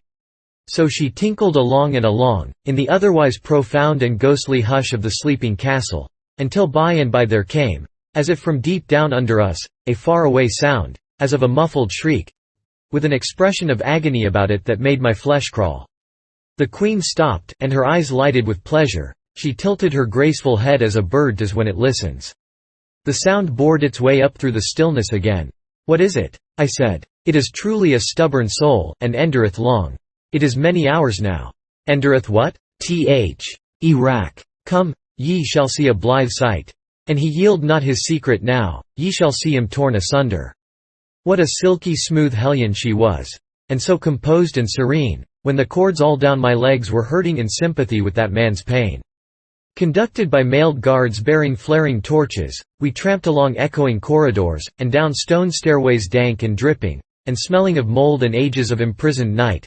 A chill, uncanny journey and a long one, and not made the shorter or the cheerier by the sorceress's talk, which was about this sufferer and his crime. He had been accused by an anonymous informer, of having killed a stag in the royal preserves. I said, "Anonymous testimony isn't just the right thing, Your Highness. It were fairer to confront the accused with the accuser." I had not thought of that, it being but of small consequence. But an I could not, for that the accuser came masked by night, and told the forester, and straightway got him hence again, and so the forester knoweth him not. Then is this unknown the only person who saw the stag killed? Mary, no man saw the killing, but this unknown saw this hardy wretch near to the spot where the stag lay, and came with right loyal zeal and betrayed him to the forester. So the unknown was near the dead stag, too? Isn't it just possible that he did the killing himself? His loyal zeal, in a mask, looks just a shade suspicious. But what is your Highness's idea for racking the prisoner? Where is the prophet? He will not confess, else, and then were his soul lost. For his crime his life is forfeited by the law, and of a surety will I see that he payeth it. But it were peril to my own soul to let him die unconfessed and unabsolved. Nay, I were a fool to fling me into hell for his accommodation. But, your Highness, suppose he has nothing to confess? As to that, we shall see, anon. And I rack him to death and he confess not, it will peradventure show that he had indeed naught to confess. Ye will grant that that is sooth? Then shall I not be damned for an unconfessed man that had naught to confess. Wherefore, I shall be safe. It was the stubborn unreasoning of the time. It was useless to argue with her. Arguments have no chance against petrified training. They wear it as little as the waves wear a cliff. And her training was everybody's. The brightest intellect in the land would not have been able to see that her position was defective. As we entered the rack cell I caught a picture that will not go from me. I wish it would. A native young giant of 30 or thereabouts lay stretched upon the frame on his back, with his wrists and ankles tied to ropes which led over windlasses at either end. There was no color in him. His features were contorted and set, and sweat drops stood upon his forehead. A priest bent over him on each side. The executioner stood by. Guards were on duty. Smoking torches stood in sockets along the walls. In a corner crouched a poor young creature, her face drawn with anguish, a half-wild and hunted look in her eyes, and in her lap lay a little child asleep. Just as we stepped across the threshold the executioner gave his machine a slight turn, which wrung a cry from both the prisoner and the woman. But I shouted, and the executioner released the strain without waiting to see who spoke. I could not let this horror go on. It would have killed me to see it. I asked the Queen to let me clear the place and speak to the prisoner privately. And when she was going to object I spoke in a low voice and said I did not want to make a scene before her servants, but I must have my way, for I was King Arthur's representative, and was speaking in his name. She saw she had to yield. I asked her to endorse me to these people, and then leave me. It was not pleasant for her, but she took the pill, and even went further than I was meaning to require. I only wanted the backing of her own authority. But she said, "Ye will do in all things as this lord shall command. It is the boss." It was certainly a good word to conjure with. You could see it by the squirming of these rats. The Queen's guards fell into line, and she and they marched away, with their torchbearers, and woke the echoes of the cavernous tunnels with the measured beat of their retreating footfalls. I had the prisoner taken from the rack and placed upon his bed, and medicaments applied to his hurts, and wine given him to drink. The woman crept near and looked on, eagerly, lovingly, but timorously, like one who fears a repulse. Indeed, she tried furtively to touch the man's forehead, and jumped back, the picture of fright, when I turned unconsciously toward her. It was pitiful to see. "Lord," I said, "stroke him, lass, if you want to. Do anything. You're a mind to. Don't mind me." Why, her eyes were as grateful as an animal's, when you do it. A kindness that it understands. The baby was out of her way and she had her cheek against the man's in a minute and her hands fondling his hair, and her happy tears running down. The man revived and caressed his wife with his eyes, which was all he could do. I judged I might clear the den, now, and I did, cleared it of all but the family and myself. Then I said, "Now, my friend, tell me your side of this matter. I know the other side." The man moved his head in sign of refusal. But the woman looked pleased, as it seemed to me, pleased with my suggestion. I went on, "You know of me?" "Yes. All do, in Arthur's realms. If my reputation has come to you right and straight, you should not be afraid to speak." The woman broke in, eagerly. "Ah, fair my lord, do thou persuade him. Thou canst and thou wilt. Ah, he suffereth so, and it is for me, for me. And how can I bear it? I would I might see him die. A sweet, swift death. Oh, my Hugo, I cannot bear this one." And she fell to sobbing and grovelling about my feet, and still imploring. Imploring what? The man's death? I could not quite get the bearings of the thing. But Hugo interrupted her and said, "Peace. Ye wit not what ye ask. Shall I starve whom I love, to win a gentle death? I wend thou knewest me better. "Well," I said, "I can't quite make this out. It is a puzzle. Now, ah, dear my lord, and ye will but persuade him.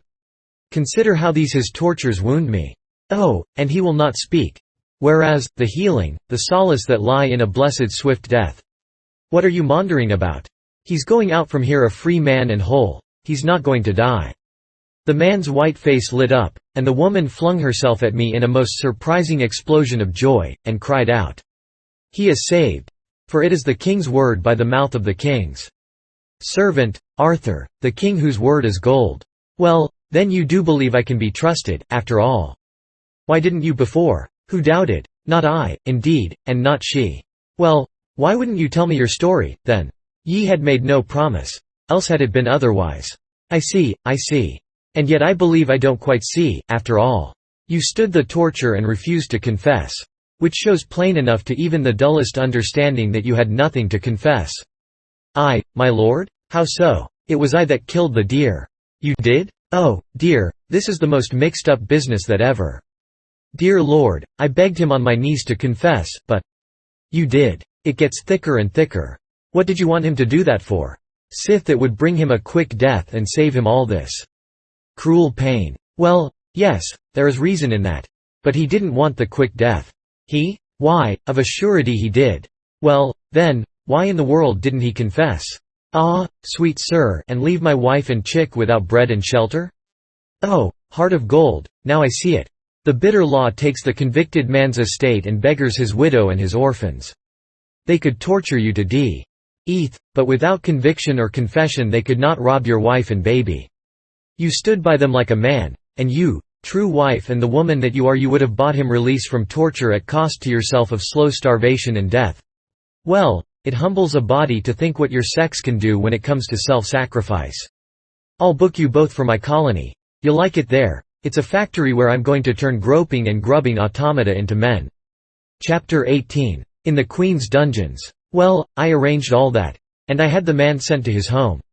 I had a great desire to rack the executioner. Not because he was a good, painstaking and pain-giving official, for surely it was not to his discredit that he performed his functions well, but to pay him back for wantonly cuffing and otherwise distressing that young woman. The priests told me about this, and were generously hot to have him punished. Something of this disagreeable sort was turning up every now and then. I mean, episodes that showed that not all priests were frauds and self-seekers, but that many, even the great majority, of these that were down on the ground among the common people, were sincere and right-hearted, and devoted to the alleviation of human troubles and sufferings. Well, it was a thing which could not be helped, so I seldom fretted about it, and never many minutes at a time. It has never been my way to bother much about things which you can't cure. But I did not like it, for it was just the sort of thing to keep people reconciled to an established church. We must have a religion. It goes without saying. But my idea is, to have it cut up into 40 free sects, so that they will police each other, as had been the case in the United States in my time. Concentration of power in a political machine is bad. And an established church is only a political machine. It was invented for that. It is nursed, cradled, preserved for that. It is an enemy to human liberty, and does no good which it could not better do in a split-up and scattered condition. That wasn't law. It wasn't gospel. It was only an opinion, my opinion, and I was only a man, one man. So it wasn't worth any more than the Pope's, or any less, for that matter. Well, I couldn't rack the executioner. Neither would I overlook the just complaint of the priests. The man must be punished somehow or other, so I degraded him from his office and made him leader of the band, the new one that was to be started. He begged hard, and said he couldn't play, a plausible excuse, but too thin. There wasn't a musician in the country that could. The Queen was a good deal outraged, next morning when she found she was going to have neither Hugo's life nor his property. But I told her she must bear this cross. That while by law and custom she certainly was entitled to both the man's life and his property, there were extenuating circumstances, and so in Arthur the king's name I had pardoned him.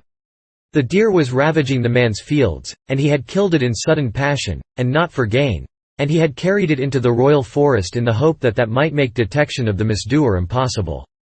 Confound her! I couldn't make her see that sudden passion is an extenuating circumstance in the killing of venison, or of a person. So I gave it up and let her sulk it out. I did think I was going to make her see it by remarking that her own sudden passion in the case of the page modified that crime. "Crime," she exclaimed. "How thou talkest! Crime, forsooth! Man, I am going to pay for him." Oh, it was no use to waste sense on her. Training is everything. Training is all there is to a person. We speak of nature, it is folly. There is no such thing as nature. What we call by that misleading name is merely heredity and training. We have no thoughts of our own, no opinions of our own. They are transmitted to us, trained into us. All that is original in us, and therefore fairly creditable or discreditable to us, can be covered up and hidden by the point of a cambric needle, all the rest being atoms contributed by, and inherited from, a procession of ancestors that stretches back 1 billion years to the atom clam or grasshopper or monkey from whom our race has been so tediously and ostentatiously and unprofitably developed. And as for me, all that I think about in this plodding sad pilgrimage, this pathetic drift between the eternities, is to look out and humbly live a pure and high and blameless life, and save that one microscopic atom in me that is truly me. The rest may land in Sheol and welcome for all I care. No, confound her, her intellect was good, she had brains enough, but her training made her an ass, that is, from a many centuries later point of view. To kill the page was no crime. It was her right. And upon her right she stood, serenely and unconscious of offense. She was a result of generations of training in the unexamined and unassailed belief that the law which permitted her to kill a subject when she chose was a perfectly right and righteous one. Well, we must give even Satan his due. She deserved a compliment for one thing, and I tried to pay it, but the words stuck in my throat. She had a right to kill the boy, but she was in no wise obliged to pay for him. That was law for some other people, but not for her. She knew quite well that she was doing a large and generous thing to pay for that lad, and that I ought in common fairness to come out with something handsome about it, but I couldn't, my mouth refused. I couldn't help seeing, in my fancy, that poor old grandma with the broken heart, and that fair young creature lying butchered, his little silken pomps and vanities laced with his golden blood. How could she pay for him? Whom could she pay? And so, well knowing that this woman, trained as she had been, deserved praise, even adulation, I was yet not able to utter it, trained as I had been. The best I could do was to fish up a compliment from outside, so to speak, and the pity of it was, that it was true. "Madam, your people will adore you for this." Quite true, but I meant to hang her for it some day if I lived. Some of those laws were too bad, altogether too bad. A master might kill his slave for nothing, for mere spite, malice, or to pass the time, just as we have seen that the crowned head could do it with his slave, that is to say, anybody. A gentleman could kill a free commoner and pay for him, cash or garden truck. A noble could kill a noble without expense, as far as the law was concerned, but reprisals in kind were to be expected. Anybody could kill somebody, except the commoner and the slave. These had no privileges. If they killed, it was murder, and the law wouldn't stand murder.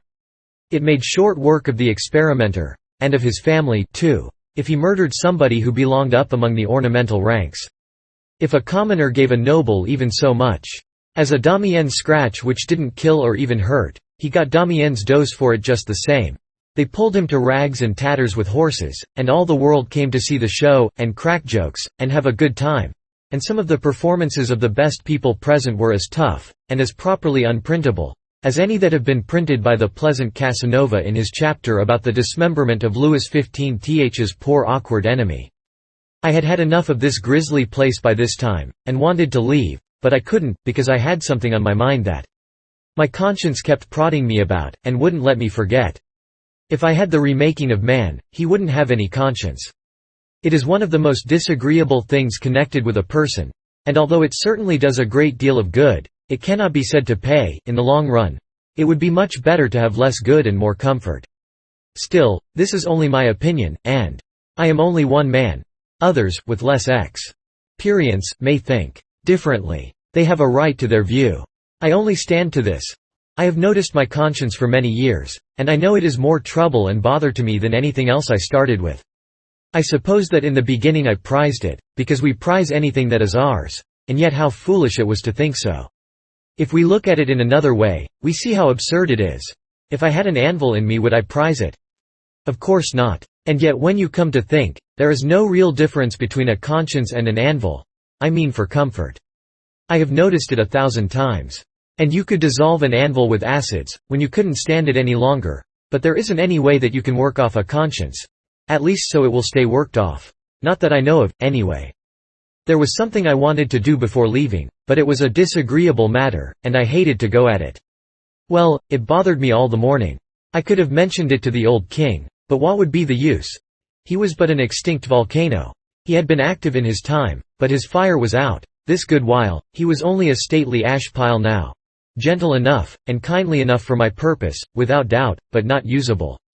He was nothing, this so-called king. The queen was the only power there. And she was a Vesuvius.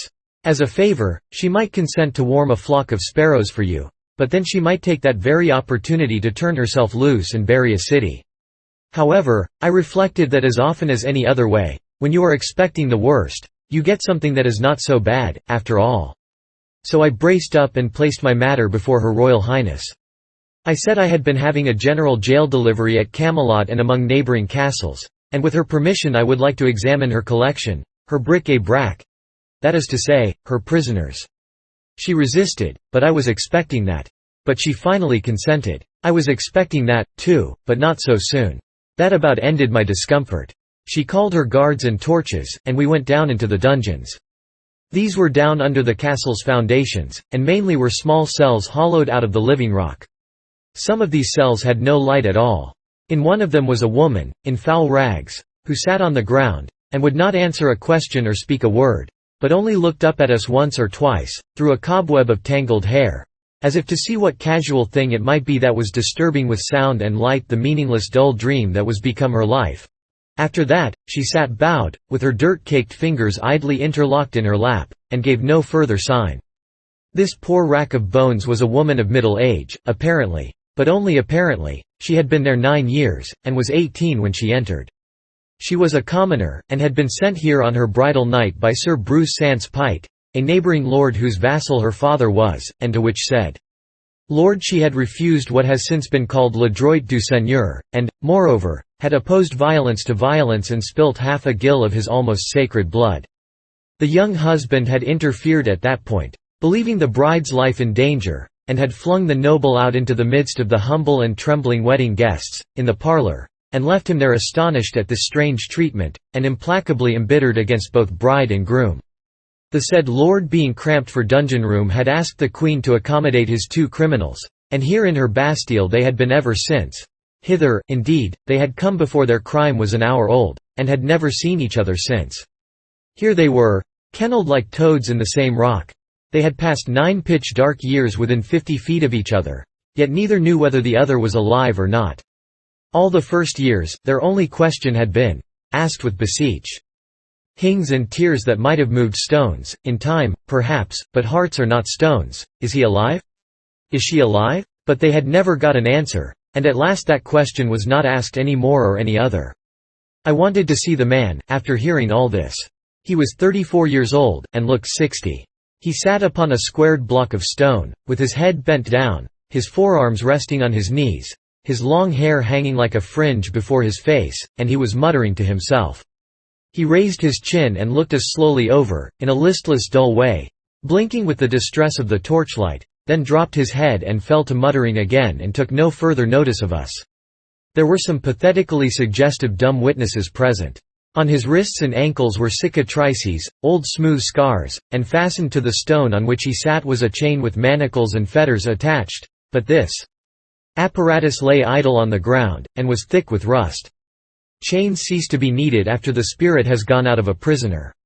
I could not rouse the man, so I said we would take him to her, and see, to the bride who was the fairest thing in the earth to him, once, roses, pearls, and dew made flesh, for him, a wonder work, the master work of nature, with eyes like no other eyes, and voice like no other voice, and a freshness, and lithe young grace, and beauty, that belonged properly to the creatures of dreams, as he thought, and to no other. The sight of her would set his stagnant blood leaping, the sight of her. But it was a disappointment. They sat together on the ground and looked dimly wondering into each other's faces a while, with a sort of weak animal curiosity, then forgot each other's presence, and dropped their eyes, and you saw that they were away again and wandering in some far land of dreams and shadows that we know nothing about. I had them taken out and sent to their friends. The Queen did not like it much. Not that she felt any personal interest in the matter, but she thought it disrespectful to Sir Bruce sans Pite. However, I assured her that if he found he couldn't stand it I would fix him so that he could. I set 47 prisoners loose out of those awful rat-holes, and left only one in captivity. He was a lord, and had killed another lord, a sort of kinsman of the Queen. That other lord had ambushed him to assassinate him, but this fellow had got the best of him and cut his throat. However, it was not for that I left him jailed, but for maliciously destroying the only public well in one of his wretched villages. The Queen was bound to hang him for killing her kinsman, but I would not allow it. It was no crime to kill an assassin. But I said I was willing to let her hang him for destroying the well, so she concluded to put up with that, as it was better than nothing. Dear me, for what trifling offences the most of those 47 men and women were shut up there. Indeed, some were there for no distinct offence at all, but only to gratify somebody's spite, and not always the Queen's by any means, but a friend's. The newest prisoner's crime was a mere remark which he had made. He said he believed that men were about all alike, and one man as good as another, barring clothes. He said he believed that if you were to strip the nation naked and send a stranger through the crowd, he couldn't tell the king from a quack doctor, nor a duke from a hotel clerk. Apparently here was a man whose brains had not been reduced to an ineffectual mush by idiotic training. I set him loose and sent him to the factory.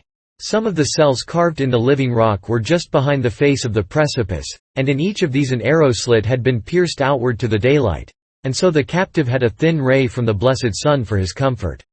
The case of one of these poor fellows was particularly hard. From his dusky swallow's hole high up in that vast wall of native ROCK he could peer out through the arrow slit and see his own home off yonder in the valley, and for 22 years he had watched it, with heartache and longing, through that crack. He could see the lights shine there at night, and in the daytime he could see figures go in and come out. His wife and children, some of them, no doubt, though he could not make out at that distance. In the course of years he noted festivities there, and tried to rejoice, and wondered if they were weddings or what they might be. And he noted funerals, and they wrung his heart. He could make out the coffin, but he could not determine its size, and so could not tell whether it was wife or child. He could see the procession form, with priests and mourners, and move solemnly away, bearing the secret with them. He had left behind him 5 children and a wife, and in 19 years he had seen 5 funerals issue, and none of them humble enough in pomp to denote a servant. So he had lost 5 of his treasures. There must still be one remaining, one now infinitely, unspeakably precious, but which one? Wife, or child? That was the question that tortured him, by night and by day, asleep and awake. Well, to have an interest, of some sort, and half a ray of light, when you are in a dungeon, is a great support to the body and preserver of the intellect. This man was in pretty good condition yet. By the time he had finished telling me his distressful tale, I was in the same state of mind that you would have been in yourself, if you have got average human curiosity. That is to say, I was as burning up as he was to find out which member of the family it was that was left. So I took him over home myself. And an amazing kind of a surprise party it was, too. Typhoons and cyclones of frantic joy, and whole Niagaras of happy tears, and by George! We found the aforetime young matron graying toward the imminent verge of her half-century, and the babies all men and women, and some of them married and experimenting family-wise themselves, for not a soul of the tribe was dead. Conceive of the ingenious devilishness of that queen. She had a special hatred for this prisoner, and she had invented all those funerals herself, to scorch his heart with, and the sublimest stroke of genius of the whole thing was leaving the family invoice a funeral short, so as to let him wear his poor old soul out guessing. But for me, he never would have got out. Morgan Le Fay hated him with her whole heart, and she never would have softened toward him. And yet his crime was committed more in thoughtlessness than deliberate depravity. He had said she had red hair. Well, she had. But that was no way to speak of it. When red-headed people are above a certain social grade their hair is auburn. Consider it. Among these 47 captives there were 5 whose names, offences, and dates of incarceration were no longer known. 1 woman and 4 men, all bent, and wrinkled, and mind-extinguished patriarchs. They themselves had long ago forgotten these details. At any rate they had mere vague theories about them, nothing definite and nothing that they repeated twice in the same way. The succession of priests whose office it had been to pray daily with the captives and remind them that God had put them there, for some wise purpose or other, and teach them that patience, humbleness, and submission to oppression was what he loved to see in parties of a subordinate rank, had traditions about these poor old human ruins, but nothing more. These traditions went but little way, for they concerned the length of the incarceration only, and not the names of the offences. And even by the help of tradition the only thing that could be proven was that none of the 5 had seen daylight for 35 years. How much longer this privation has lasted was not guessable. The king and the queen knew nothing about these poor creatures, except that they were heirlooms, assets inherited, along with the throne, from the former firm. Nothing of their history had been transmitted with their persons, and so the inheriting owners had considered them of no value, and had felt no interest in them. I said to the queen, "Then why in the world didn't you set them free?" The question was a puzzler. She didn't know why she hadn't, the thing had never come up in her mind. So here she was, forecasting the veritable history of future prisoners of the Castle d'If, without knowing it. It seemed plain to me now, that with her training, those inherited prisoners were merely property, nothing more, nothing less. Well, when we inherit property, it does not occur to us to throw it away, even when we do not value it. When I brought my procession of human bats up into the open world and the glare of the afternoon sun, previously blindfolding them, in charity for eyes so long untortured by light, they were a spectacle to look at. Skeletons, scarecrows, goblins, pathetic frights, every one. Legitimatest possible children of monarchy by the grace of God and the established church. I muttered absently, "I wish I could photograph them." You have seen that kind of people who will never let on that they don't know the meaning of a new big word. The more ignorant they are, the more pitifully certain they are to pretend you haven't shot over their heads. The queen was just one of that sort, and was always making the stupidest blunders by reason of it. She hesitated a moment. Then her face brightened up with sudden comprehension, and she said she would do it for me. I thought to myself, she? Why, what can she know about photography? But it was a poor time to be thinking. When I looked around, she was moving on the procession with an axe. Well, she certainly was a curious one, was Morgan Le Fay. I have seen a good many kinds of women in my time, but she laid over them all for variety. And how sharply characteristic of her this episode was. She had no more idea than a horse of how to photograph a procession. But being in doubt, it was just like her to try to do it with an axe. Chapter 19. Knight Errantry as a Trade. Sandy and I were on the road again, next morning, bright and early. It was so good to open up one's lungs and take in whole luscious barrels full of the blessed God's untainted, dew-fashioned, woodland-scented air once more, after suffocating body and mind for 2 days and nights in the moral and physical stenches of that intolerable old buzzard roost. I mean, for me. Of course the place was all right and agreeable enough for Sandy, for she had been used to high life all her days. Poor girl, her jaws had had a wearisome rest now for a while, and I was expecting to get the consequences. I was right. But she had stood by me most helpfully in the castle, and had mightily supported and reinforced me with gigantic foolishnesses which were worth more for the occasion than wisdoms double their size, so I thought she had earned a right to work her mill for a while, if she wanted to, and I felt not a pang when she started it up. Now turn we unto Sir Marhaus that rode with the damsel of 30 winter of age southward. Are you going to see if you can work up another half-stretch on the trail of the cowboys, Sandy? Even so, fair my lord. Go ahead, then. I won't interrupt this time, if I can help it. Begin over again. Start fair, and shake out all your reefs, and I will load my pipe and give good attention. Now turn we unto Sir Marhaus that rode with the damsel of 30 winter of age southward. And so they came into a deep forest, and by fortune they were knighted, and rode along in a deep way, and at the last they came into a courtelage where abode the Duke of South Marches, and there they asked harbour. And on the morn the Duke sent unto Sir Marhaus, and bade him make him ready. And so Sir Marhaus arose and armed him, and there was a mass sung afore him, and he brake his fast, and so mounted on horseback in the court of the castle, there they should do the battle. So there was the Duke already on horseback, clean armed, and his 6 sons by him, and every each had a spear in his hand, and so they encountered, whereas the Duke and his 2 sons brake their spears upon him. But Sir Marhaus held up his spear and touched none of them. Then came the 4 sons by couples, and 2 of them brake their spears, and so did the other 2. And all this while, Sir Marhaus touched them not. Then Sir Marhaus ran to the Duke, and smote him with his spear that horse and man fell to the earth. And so he served his sons. And then Sir Marhaus alight down, and bade the Duke yield him or else he would slay him. And then some of his sons recovered, and would have set upon Sir Marhaus. Then Sir Marhaus said to the Duke, Cease thy sons, or else I will do the uttermost to you all. When the Duke saw he might not escape the death, he cried to his sons, and charged them to yield them to Sir Marhaus.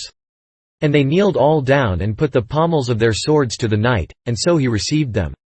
And then they holp up their father, and so by their common assent promised unto Sir Marhaus never to be foes unto King Arthur, and thereupon, at Whitsuntide after, to come he and his sons, and put them in the king's grace. Footnote. The story is borrowed, language and all, from the Morte d'Arthur, Mt. Even so standeth the history, fair Sir Boss. Now ye shall wit that that very Duke and his 6 sons are they whom but few days past you also did overcome and send to Arthur's court. Why, Sandy, you can't mean it. And I speak not sooth, let it be the worse for me. Well, well, well, now who would ever have thought it?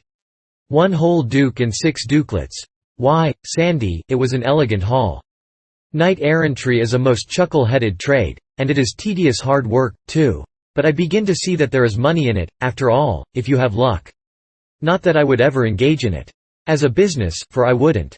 No sound and legitimate business can be established on a basis of speculation. A successful whirl in the knight-errantry line. Now what is it when you blow away the nonsense and come down to the cold facts? It's just a corner in pork, that's all, and you can't make anything else out of it. You're rich. Yes, suddenly rich. For about a day, maybe a week. Then somebody corners the market on you, and down goes your bucket shop. Ain't that so, Sandy? Whethersoever it be that my mind miscarrieth, bewraying simple language in such sort that the words do seem to come endalone and overthwart. There's no use in beating about the bush and trying to get around it that way, Sandy, it's so, just as I say. I know it's so. And, moreover, when you come right down to the bedrock, knight-errantry is worse than pork. For whatever happens, the pork's left, and so somebody's benefited anyway. But when the market breaks in a knight-errantry whirl, and every knight in the pool passes in his checks, what have you got for assets? Just a rubbish pile of battered corpses and a barrel or 2 of busted hardware. Can you call those assets? Give me pork, every time. Am I right? Ah! Peradventure my head being distraught by the manifold matters whereunto the confusions of these but late adventured haps and fortunings whereby not I alone nor you alone, but every each of us, meseemeth. No, it's not your head, Sandy. Your head's all right, as far as it goes, but you don't know business, that's where the trouble is.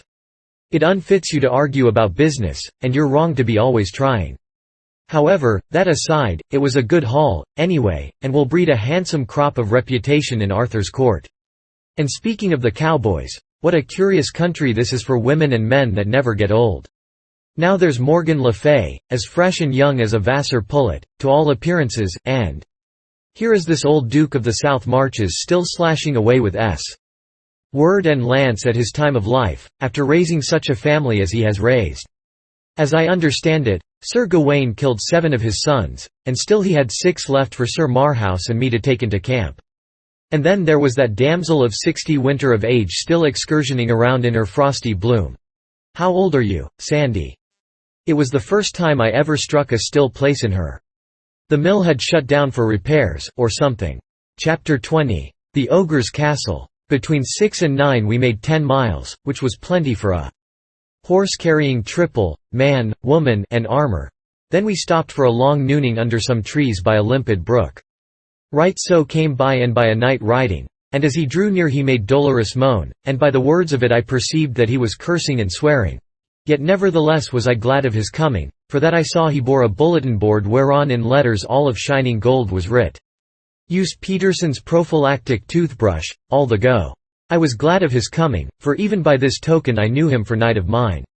It was Sir Maddock de la Montaigne, a burly great fellow whose chief distinction was that he had come within an ace of sending Sir Launcelot down over his horsetail once. He was never long in a stranger's presence without finding some pretext or other to let out that great fact. But there was another fact of nearly the same size, which he never pushed upon anybody unasked, and yet never withheld when asked. That was, that the reason he didn't quite succeed was, that he was interrupted and sent down over horsetail himself. This innocent vast lubber did not see any particular difference between the two facts. I liked him, for he was earnest in his work, and very valuable. And he was so fine to look at, with his broad mailed shoulders, and the grand leonine set of his plumed head, and his big shield with its quaint device of a gauntleted hand clutching a prophylactic toothbrush, with motto, "Try Noyodont." This was a toothwash that I was introducing. He was a weary, he said, and indeed he looked it, but he would not alight. He said he was after the stove Polishman, and with this he broke out cursing and swearing anew. The bulletin boarder referred to was Sir Aussayes of Surluse, a brave knight, and of considerable celebrity on account of his having tried conclusions in a tournament once, with no less a mogul than Sir Gaheris himself, although not successfully. He was of a light and laughing disposition, and to him nothing in this world was serious. It was for this reason that I had chosen him to work up a stove polish sentiment. There were no stoves yet, and so there could be nothing serious about stove polish.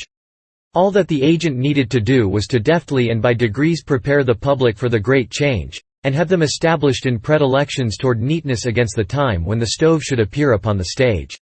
Sir Maddock was very bitter, and brake out anew with cursings. He said he had cursed his soul to rags, and yet he would not get down from his horse, neither would he take any rest, or listen to any comfort, until he should have found Sir Aussayes and settled this account. It appeared, by what I could piece together of the unprofane fragments of his statement, that he had chanced upon Sir Aussayes at dawn of the morning, and been told that if he would make a short cut across the fields and swamps and broken hills and glades, he could head off a company of travellers who would be rare customers for prophylactics and toothwash. With characteristic zeal Sir Maddock had plunged away at once upon this quest, and after 3 hours of awful crosslot riding had overhauled his game. And behold, it was the 5 patriarchs that had been released from the dungeons the evening before. Poor old creatures, it was all of 20 years since any one of them had known what it was to be equipped with any remaining snag or remnant of a tooth. "Blank blank blank him," said Sir Maddock, "and I do not stove polish him, and I may find him, leave it to me. For never no knight that hight Aussayes or aught else may do me this disservice and bide on live, and I may find him, the which I have thereunto sworn a great oath this day." And with these words and others, he lightly took his spear and gat him thence. In the middle of the afternoon we came upon one of those very patriarchs ourselves, in the edge of a poor village. He was basking in the love of relatives and friends whom he had not seen for 50 years, and about him and caressing him were also descendants of his own body whom he had never seen at all till now. But to him these were all strangers, his memory was gone, his mind was stagnant. It seemed incredible that a man could outlast half a century shut up in a dark hole like a rat, but here were his old wife and some old comrades to testify to it. They could remember him as he was in the freshness and strength of his young manhood, when he kissed his child and delivered it to its mother's hands and went away into that long oblivion. The people at the castle could not tell within half a generation the length of time the man had been shut up there for his unrecorded and forgotten offense. But this old wife knew. And so did her old child, who stood there among her married sons and daughters trying to realize a father who had been to her a name, a thought, a formless image, a tradition, all her life, and now was suddenly concreted into actual flesh and blood and set before her face. It was a curious situation, yet it is not on that account that I have made room for it here, but on account of a thing which seemed to me still more curious. To wit, that this dreadful matter brought from these downtrodden people no outburst of rage against these oppressors. They had been heritors and subjects of cruelty and outrage so long that nothing could have startled them but a kindness. Yes, here was a curious revelation, indeed, of the depth to which this people had been sunk in slavery. Their entire being was reduced to a monotonous dead level of patience, resignation, dumb uncomplaining acceptance of whatever might befall them in this life. Their very imagination was dead. When you can say that of a man, he has struck bottom, I reckon, there is no lower deep for him. I rather wished I had gone some other road. This was not the sort of experience for a statesman to encounter who was planning out a peaceful revolution in his mind. For it could not help bringing up the unget-aroundable fact that, all gentle cant and philosophizing to the contrary notwithstanding, no people in the world ever did achieve their freedom by goody-goody talk and moral suasion. It being immutable law that all revolutions that will succeed must begin in blood, whatever may answer afterward. If history teaches anything, it teaches that what this folk needed, then, was a reign of terror and a guillotine, and I was the wrong man for them. 2 days later, toward noon, Sandy began to show signs of excitement and feverish expectancy. She said we were approaching the ogre's castle. I was surprised into an uncomfortable shock. The object of our quest had gradually dropped out of my mind. This sudden resurrection of it made it seem quite a real and startling thing for a moment, and roused up in me a smart interest. Sandy's excitement increased every moment, and so did mine, for that sort of thing is catching. My heart got to thumping. You can't reason with your heart. It has its own laws, and thumps about things which the intellect scorns. Presently, when Sandy slid from the horse, motioned me to stop, and went creeping stealthily, with her head bent nearly to her knees, toward a row of bushes that bordered a declivity, the thumpings grew stronger and quicker. And they kept it up while she was gaining her ambush and getting her glimpse over the declivity, and also while I was creeping to her side. On my knees. Her eyes were burning now, as she pointed with her finger, and said in a panting whisper, "The castle! The castle! Lo, where it looms!" What a welcome disappointment I experienced. I said, "Castle? It is nothing but a pigsty with a wattled fence around it." She looked surprised and distressed. The animation faded out of her face, and during many moments she was lost in thought and silent. Then, "It was not enchanted aforetime," she said in a musing fashion, as if to herself. "And how strange is this marvel, and how awful, that to the one perception it is enchanted and dight in a base and shameful aspect. Yet to the perception of the other it is not enchanted, hath suffered no change, but stands firm and stately still, girt with its moat and waving its banners in the blue air from its towers. And God shield us, how it pricks the heart to see again these gracious captives, and the sorrow deepened in their sweet faces. We have tarried along, and are to blame. I saw my cue. The castle was enchanted to me, not to her. It would be wasted time to try to argue her out of her delusion, it couldn't be done, I must just humor it. So I said, "This is a common case, the enchanting of a thing to one eye and leaving it in its proper form to another. You have heard of it before, Sandy, though you haven't happened to experience it. But no harm is done. In fact, it is lucky the way it is.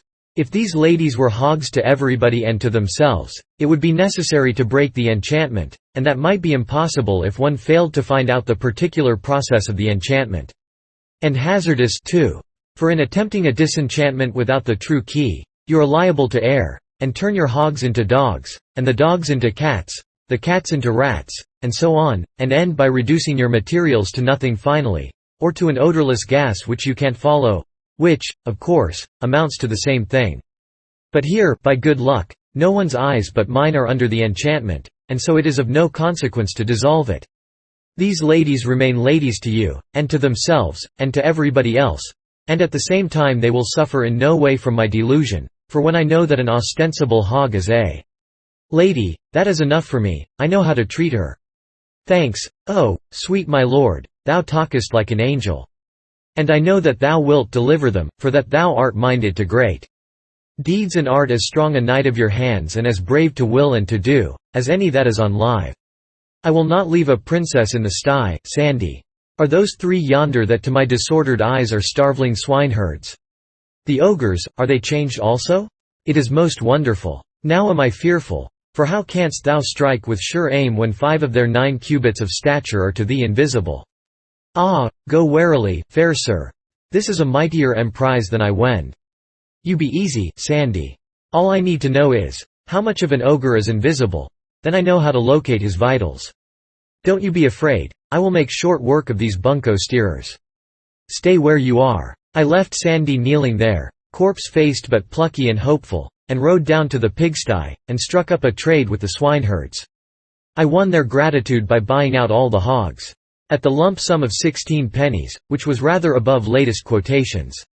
I was just in time, for the church, the lord of the manor, and the rest of the tax-gatherers would have been along next day and swept off pretty much all the stock, leaving the swineherds very short of hogs and Sandy out of princesses. But now the tax people could be paid in cash, and there would be a stake left besides. One of the men had 10 children, and he said that last year when a priest came and of his 10 pigs took the fattest one for tithes, the wife burst out upon him, and offered him a child and said, "Thou beast without bowels of mercy, why la avenue me my child, yet rob me of the wherewithal to feed it? How curious! The same thing had happened in the Wales of my day, under this same old established church, which was supposed by many to have changed its nature when it changed its disguise. I sent the 3 men away, and then opened the sty gate and beckoned Sandy to come, which she did, and not leisurely, but with the rush of a prairie fire. And when I saw her fling herself upon those hogs, with tears of joy running down her cheeks, and strain them to her heart, and kiss them, and caress them, and call them reverently by grand princely names, I was ashamed of her, ashamed of the human race. We had to drive those hogs home, 10 miles, and no ladies were ever more fickle-minded or contrary. They would stay in no road, no path. They broke out through the brush on all sides, and flowed away in all directions, over rocks, and hills, and the roughest places they could find. And they must not be struck, or roughly accosted. Sandy could not bear to see them treated in ways unbecoming their rank. The troublesomest old sow of the lot had to be called, "My lady" and "Your Highness," like the rest. It is annoying and difficult to scour around after hogs in armor. There was one small countess, with an iron ring in her snout and hardly any hair on her back. That was the devil for perversity. She gave me a race of an hour, over all sorts of country, and then we were right where we had started from, having made not a rod of real progress. I seized her at last by the tail, and brought her along squealing. When I overtook Sandy she was horrified, and said it was in the last degree indelicate to drag a countess by her train. We got the hogs home just at dark, most of them. The Princess Nerovens de Morganore was missing, and 2 of her ladies-in-waiting, namely, Miss Angela Bowen, and the demoiselle Elaine Courtemains, the former of these 2 being a young black sow with a white star in her forehead, and the latter a brown one with thin legs and a slight limp in the forward shank on the starboard side. A couple of the tryingest blisters to drive that I ever saw. Also among the missing were several mere baronesses, and I wanted them to stay missing. But no, all that sausage meat had to be found, so servants were sent out with torches to scour the woods and hills to that end. Of course, the whole drove was housed in the house, and, great guns! Well, I never saw anything like it. Nor ever heard anything like it. And never smelt anything like it. It was like an insurrection in a gasometer. Chapter 21. The Pilgrims. When I did get to bed at last I was unspeakably tired. The stretching out, and the relaxing of the long tense muscles, how luxurious, how delicious. But that was as far as I could get. Sleep was out of the question for the present. The ripping and tearing and squealing of the nobility up and down the halls and corridors was pandemonium come again, and kept me broad awake. Being awake, my thoughts were busy, of course, and mainly they busied themselves with Sandy's curious delusion. Here she was, as sane a person as the kingdom could produce, and yet, from my point of view she was acting like a crazy woman. My land, the power of training, of influence, of education. It can bring a body up to believe anything. I had to put myself in Sandy's place to realize that she was not a lunatic. Yes, and put her in mine, to demonstrate how easy it is to seem a lunatic to a person who has not been taught as you have been taught. If I had told Sandy I had seen a wagon, uninfluenced by enchantment, spin along 50 miles an hour, had seen a man, unequipped with magic powers, get into a basket and soar out of sight among the clouds, and had listened, without any necromancer's help, to the conversation of a person who was several hundred miles away, Sandy would not merely have supposed me to be crazy, she would have thought she knew it. Everybody around her believed in enchantments. Nobody had any doubts. To doubt that a castle could be turned into a sty, and its occupants into hogs, would have been the same as my doubting among Connecticut people the actuality of the telephone and its wonders, and in both cases would be absolute proof of a diseased mind, an unsettled reason. Yes, Sandy was sane, that must be admitted. If I also would be sane, to Sandy, I must keep my superstitions about unenchanted and unmiraculous locomotives, balloons, and telephones to myself. Also, I believed that the world was not flat, and hadn't pillars under it to support it, nor a canopy over it to turn off a universe of water that occupied all space above. But as I was the only person in the kingdom afflicted with such impious and criminal opinions, I recognized that it would be good wisdom to keep quiet about this matter, too, if I did not wish to be suddenly shunned and forsaken by everybody as a madman. The next morning Sandy assembled the swine in the dining room and gave them their breakfast, waiting upon them personally and manifesting in every way the deep reverence which the natives of her island, ancient and modern, have always felt for rank, let its outward casket and the mental and moral contents be what they may. I could have eaten with the hogs if I had had birth approaching my lofty official rank, but I hadn't, and so accepted the unavoidable slight and made no complaint. Sandy and I had our breakfast at the second table. The family were not at home. I said, "How many are in the family, Sandy, and where do they keep themselves?" "Family? Yes. Which family, good my lord?"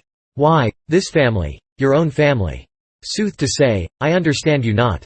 I have no family." "No family? Why, Sandy, isn't this your home? Now how indeed might that be?" "I have no home." "Well, then, whose house is this?" "Ah, wit you well I would tell you an I knew myself." "Come, you don't even know these people? Then who invited us here?" "None invited us. We but came, that is all."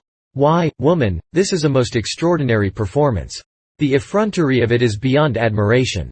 We blandly march into a man's house, and cram it full of the only really valuable nobility the sun has yet discovered in the earth, and then it turns out that we don't even know the man's name.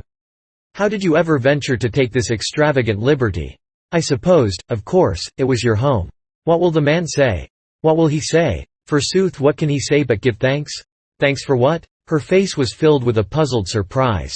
"Verily, thou troublest mine understanding with strange words. Do ye dream that one of his estate is like to have the honour twice in his life to entertain company such as we have brought to grace his house withal? Well, no, when you come to that. No, it's an even bet that this is the first time he has had a treat like this. Then let him be thankful, and manifest the same by grateful speech and due humility. He were a dog, else, and the heir and ancestor of dogs." To my mind, the situation was uncomfortable. It might become more so. It might be a good idea to muster the hogs and move on. So I said, "The day is wasting, Sandy. It is time to get the nobility together and be moving." "Wherefore, fair sir and boss? We want to take them to their home, don't we? But list to him. They be of all the regions of the earth. Each must hie to her own home. When we might do all these journeys in one so brief life as he hath appointed that created life, and thereto death likewise with help of Adam, who by sin done through persuasion of his helpmeet, she being wrought upon and bewrayed by the beguilements of the great enemy of man, that serpent hight Satan, aforetime consecrated and set apart unto that evil work by overmastering spite and envy begotten in his heart through fell ambitions that did blight and mildew a nature erst so white and pure when so it hove with the shining multitudes its brethren born in glade and shade of that fair heaven wherein all such as native be to that rich estate and—" "Great Scott, my lord? Well, you know we haven't got time for this sort of thing.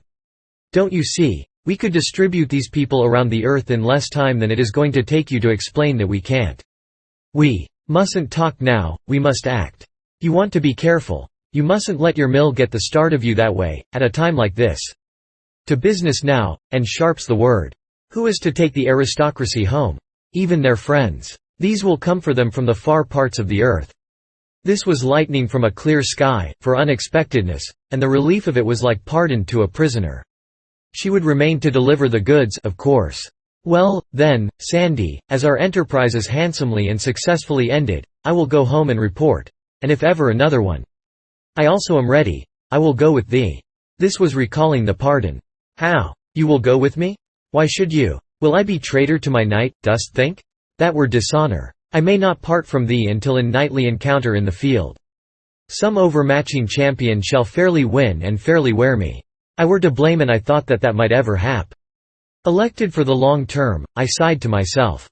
I may as well make the best of it. So then I spoke up and said, all right, let us make a start. While she was gone to cry her farewells over the pork, I gave that whole peerage away to the servants. And I asked them to take a duster and dust around a little where the nobilities had mainly lodged and promenaded. But they considered that would be hardly worthwhile, and would moreover be a rather grave departure from custom, and therefore likely to make talk. A departure from custom, that settled it. It was a nation capable of committing any crime but that. The servants said they would follow the fashion, a fashion grown sacred through immemorial observance. They would scatter fresh rushes in all the rooms and halls, and then the evidence of the aristocratic visitation would be no longer visible. It was a kind of satire on nature. It was the scientific method, the geologic method.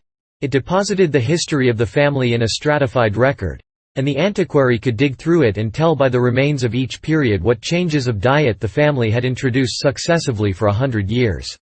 The first thing we struck that day was a procession of pilgrims. It was not going our way, but we joined it, nevertheless, for it was hourly being borne in upon me now, that if I would govern this country wisely, I must be posted in the details of its life, and not at second hand, but by personal observation and scrutiny. This company of pilgrims resembled Chaucer's in this, that it had in it a sample of about all the upper occupations and professions the country could show, and a corresponding variety of costume. There were young men and old men, young women and old women, lively folk and grave folk. They rode upon mules and horses, and there was not a side saddle in the party, for this specialty was to remain unknown in England for 900 years yet. It was a pleasant, friendly, sociable herd, pious, happy, merry and full of unconscious coarsenesses and innocent indecencies. What they regarded as the merry tale went the continual round and caused no more embarrassment than it would have caused in the best English society 12 centuries later. Practical jokes worthy of the English wits of the first quarter of the far-off 19th century were sprung here and there and yonder along the line, and compelled the delightedest applause. And sometimes when a bright remark was made at one end of the procession and started on its travels toward the other, you could note its progress all the way by the sparkling spray of laughter it threw off from its bows as it ploughed along, and also by the blushes of the mules in its wake. Sandy knew the goal and purpose of this pilgrimage, and she posted me. She said, "They journey to the Valley of Holiness, for to be blessed of the godly hermits and drink of the miraculous waters and be cleansed from sin. Where is this watering place? It lieth a 2-day journey hence, by the borders of the land that hight the Cuckoo Kingdom. Tell me about it. Is it a celebrated place? Oh, of a truth, yes. There be none more so. Of old time there lived there an abbot and his monks. Belike were none in the world more holy than these. For they gave themselves to study of pious books, and spoke not the one to the other, or indeed to any, and ate decayed herbs and not thereto, and slept hard, and prayed much, and washed never. Also they wore the same garment until it fell from their bodies through age and decay. Right so came they to be known of all the world by reason of these holy austerities, and visited by rich and poor, and reverenced. Proceed. But always there was lack of water there. Whereas, upon a time, the holy abbot prayed, and for answer a great stream of clear water burst forth by miracle in a desert place. Now were the fickle monks tempted of the fiend, and they wrought with their abbot unceasingly by beggings and beseechings that he would construct a bath. And when he was become weary and might not resist more, he said, Have ye your will, then, and granted that they asked. Now mark thou what 'tis to forsake the ways of purity the which he loveth, and wanton with such as be worldly and an offence. These monks did enter into the bath and come thence washed as white as snow. And lo, in that moment his sign appeared, in miraculous rebuke. For his insulted waters ceased to flow, and utterly vanished away. They fared mildly, Sandy, considering how that kind of crime is regarded in this country. Belike. But it was their first sin, and they had been of perfect life for long, and differing in naught from the angels. Prayers, tears, torturings of the flesh, all was vain to beguile that water to flow again. Even processions, even burnt offerings, even votive candles to the Virgin, did fail every each of them, and all in the land did marvel. How odd to find that even this industry has its financial panics, and at times sees its assignats and greenbacks languish to zero, and everything come to a standstill. Go on, Sandy. And so upon a time, after year and day, the good abbot made humble surrender and destroyed the bath. And behold, his anger was in that moment appeased, and the waters gushed richly forth again, and even unto this day they have not ceased to flow in that generous measure. Then I take it nobody has washed since. He that would essay it could have his halter free. Yes, and swiftly would he need it, too. The community has prospered since? Even from that very day. The fame of the miracle went abroad into all lands. From every land came monks to join. They came even as the fishes come, in shoals. And the monastery added building to building, and yet others to these, and so spread wide its arms and took them in. And nuns came, also. And more again, and yet more. And built over against the monastery on the yon side of the vale, and added building to building, until mighty was that nunnery. And these were friendly unto those, and they joined their loving labours together, and together they built a fair great foundling asylum midway of the valley between. You spoke of some hermits, Sandy. These have gathered there from the ends of the earth. A hermit thriveth best where there be multitudes of pilgrims. Ye shall not find no hermit of no sort wanting.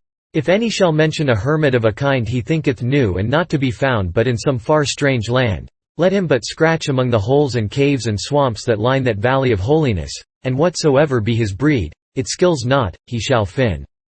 A sample of it there. I closed up alongside of a burly fellow with a fat good-humoured face, purposing to make myself agreeable and pick up some further crumbs of fact. But I had hardly more than scraped acquaintance with him when he began eagerly and awkwardly to lead up, in the immemorial way, to that same old anecdote, the one Sir Dinadan told me, what time I got into trouble with Sir Sagramore and was challenged of him on account of it. I excused myself and dropped to the rear of the procession, sad at heart, willing to go hence from this troubled life, this vale of tears, this brief day of broken rest, of cloud and storm, of weary struggle and monotonous defeat, and yet shrinking from the change, as remembering how long eternity is, and how many have wended thither who know that anecdote. Early in the afternoon we overtook another procession of pilgrims, but in this one was no merriment, no jokes, no laughter, no playful ways, nor any happy giddiness, whether of youth or age. Yet both were here, both age and youth, grey old men and women, strong men and women of middle age, young husbands, young wives, little boys and girls, and 3 babies at the breast. Even the children were smileless. There was not a face among all these 100 people but was cast down, and bore that set expression of hopelessness which is bred of long and hard trials and old acquaintance with despair. They were slaves. Chains led from their fettered feet and their manacled hands to a sole leather belt about their waists, and all except the children were also linked together in a file 6 feet apart, by a single chain which led from collar to collar all down the line. They were on foot, and had tramped 300 miles in 18 days, upon the cheapest odds and ends of food, and stingy rations of that. They had slept in these chains every night, bundled together like swine. They had upon their bodies some poor rags, but they could not be said to be clothed. Their irons had chafed the skin from their ankles and made sores which were ulcerated and wormy. Their naked feet were torn, and none walked without a limp. Originally there had been 100 of these unfortunates, but about half had been sold on the trip. The trader in charge of them rode a horse and carried a whip with a short handle and a long heavy lash divided into several knotted tails at the end. With this whip he cut the shoulders of any that tottered from weariness and pain, and straightened them up. He did not speak. The whip conveyed his desire without that. None of these poor creatures looked up as we rode along by, they showed no consciousness of our presence. And they made no sound but one. That was the dull and awful clank of their chains from end to end of the long file, as 43 burdened feet rose and fell in unison. The file moved in a cloud of its own making. All these faces were grey with a coating of dust. One has seen the like of this coating upon furniture in unoccupied houses, and has written his idle thought in it with his finger. I was reminded of this when I noticed the faces of some of those women, young mothers carrying babes that were near to death and freedom, how something in their hearts was written in the dust upon their faces, plain to see, and Lord, how plain to read. For it was the track of tears. One of these young mothers was but a girl, and it hurt me to the heart to read that writing, and reflect that it was come up out of the breast of such a child, a breast that ought not to know trouble yet, but only the gladness of the morning of life, and no doubt.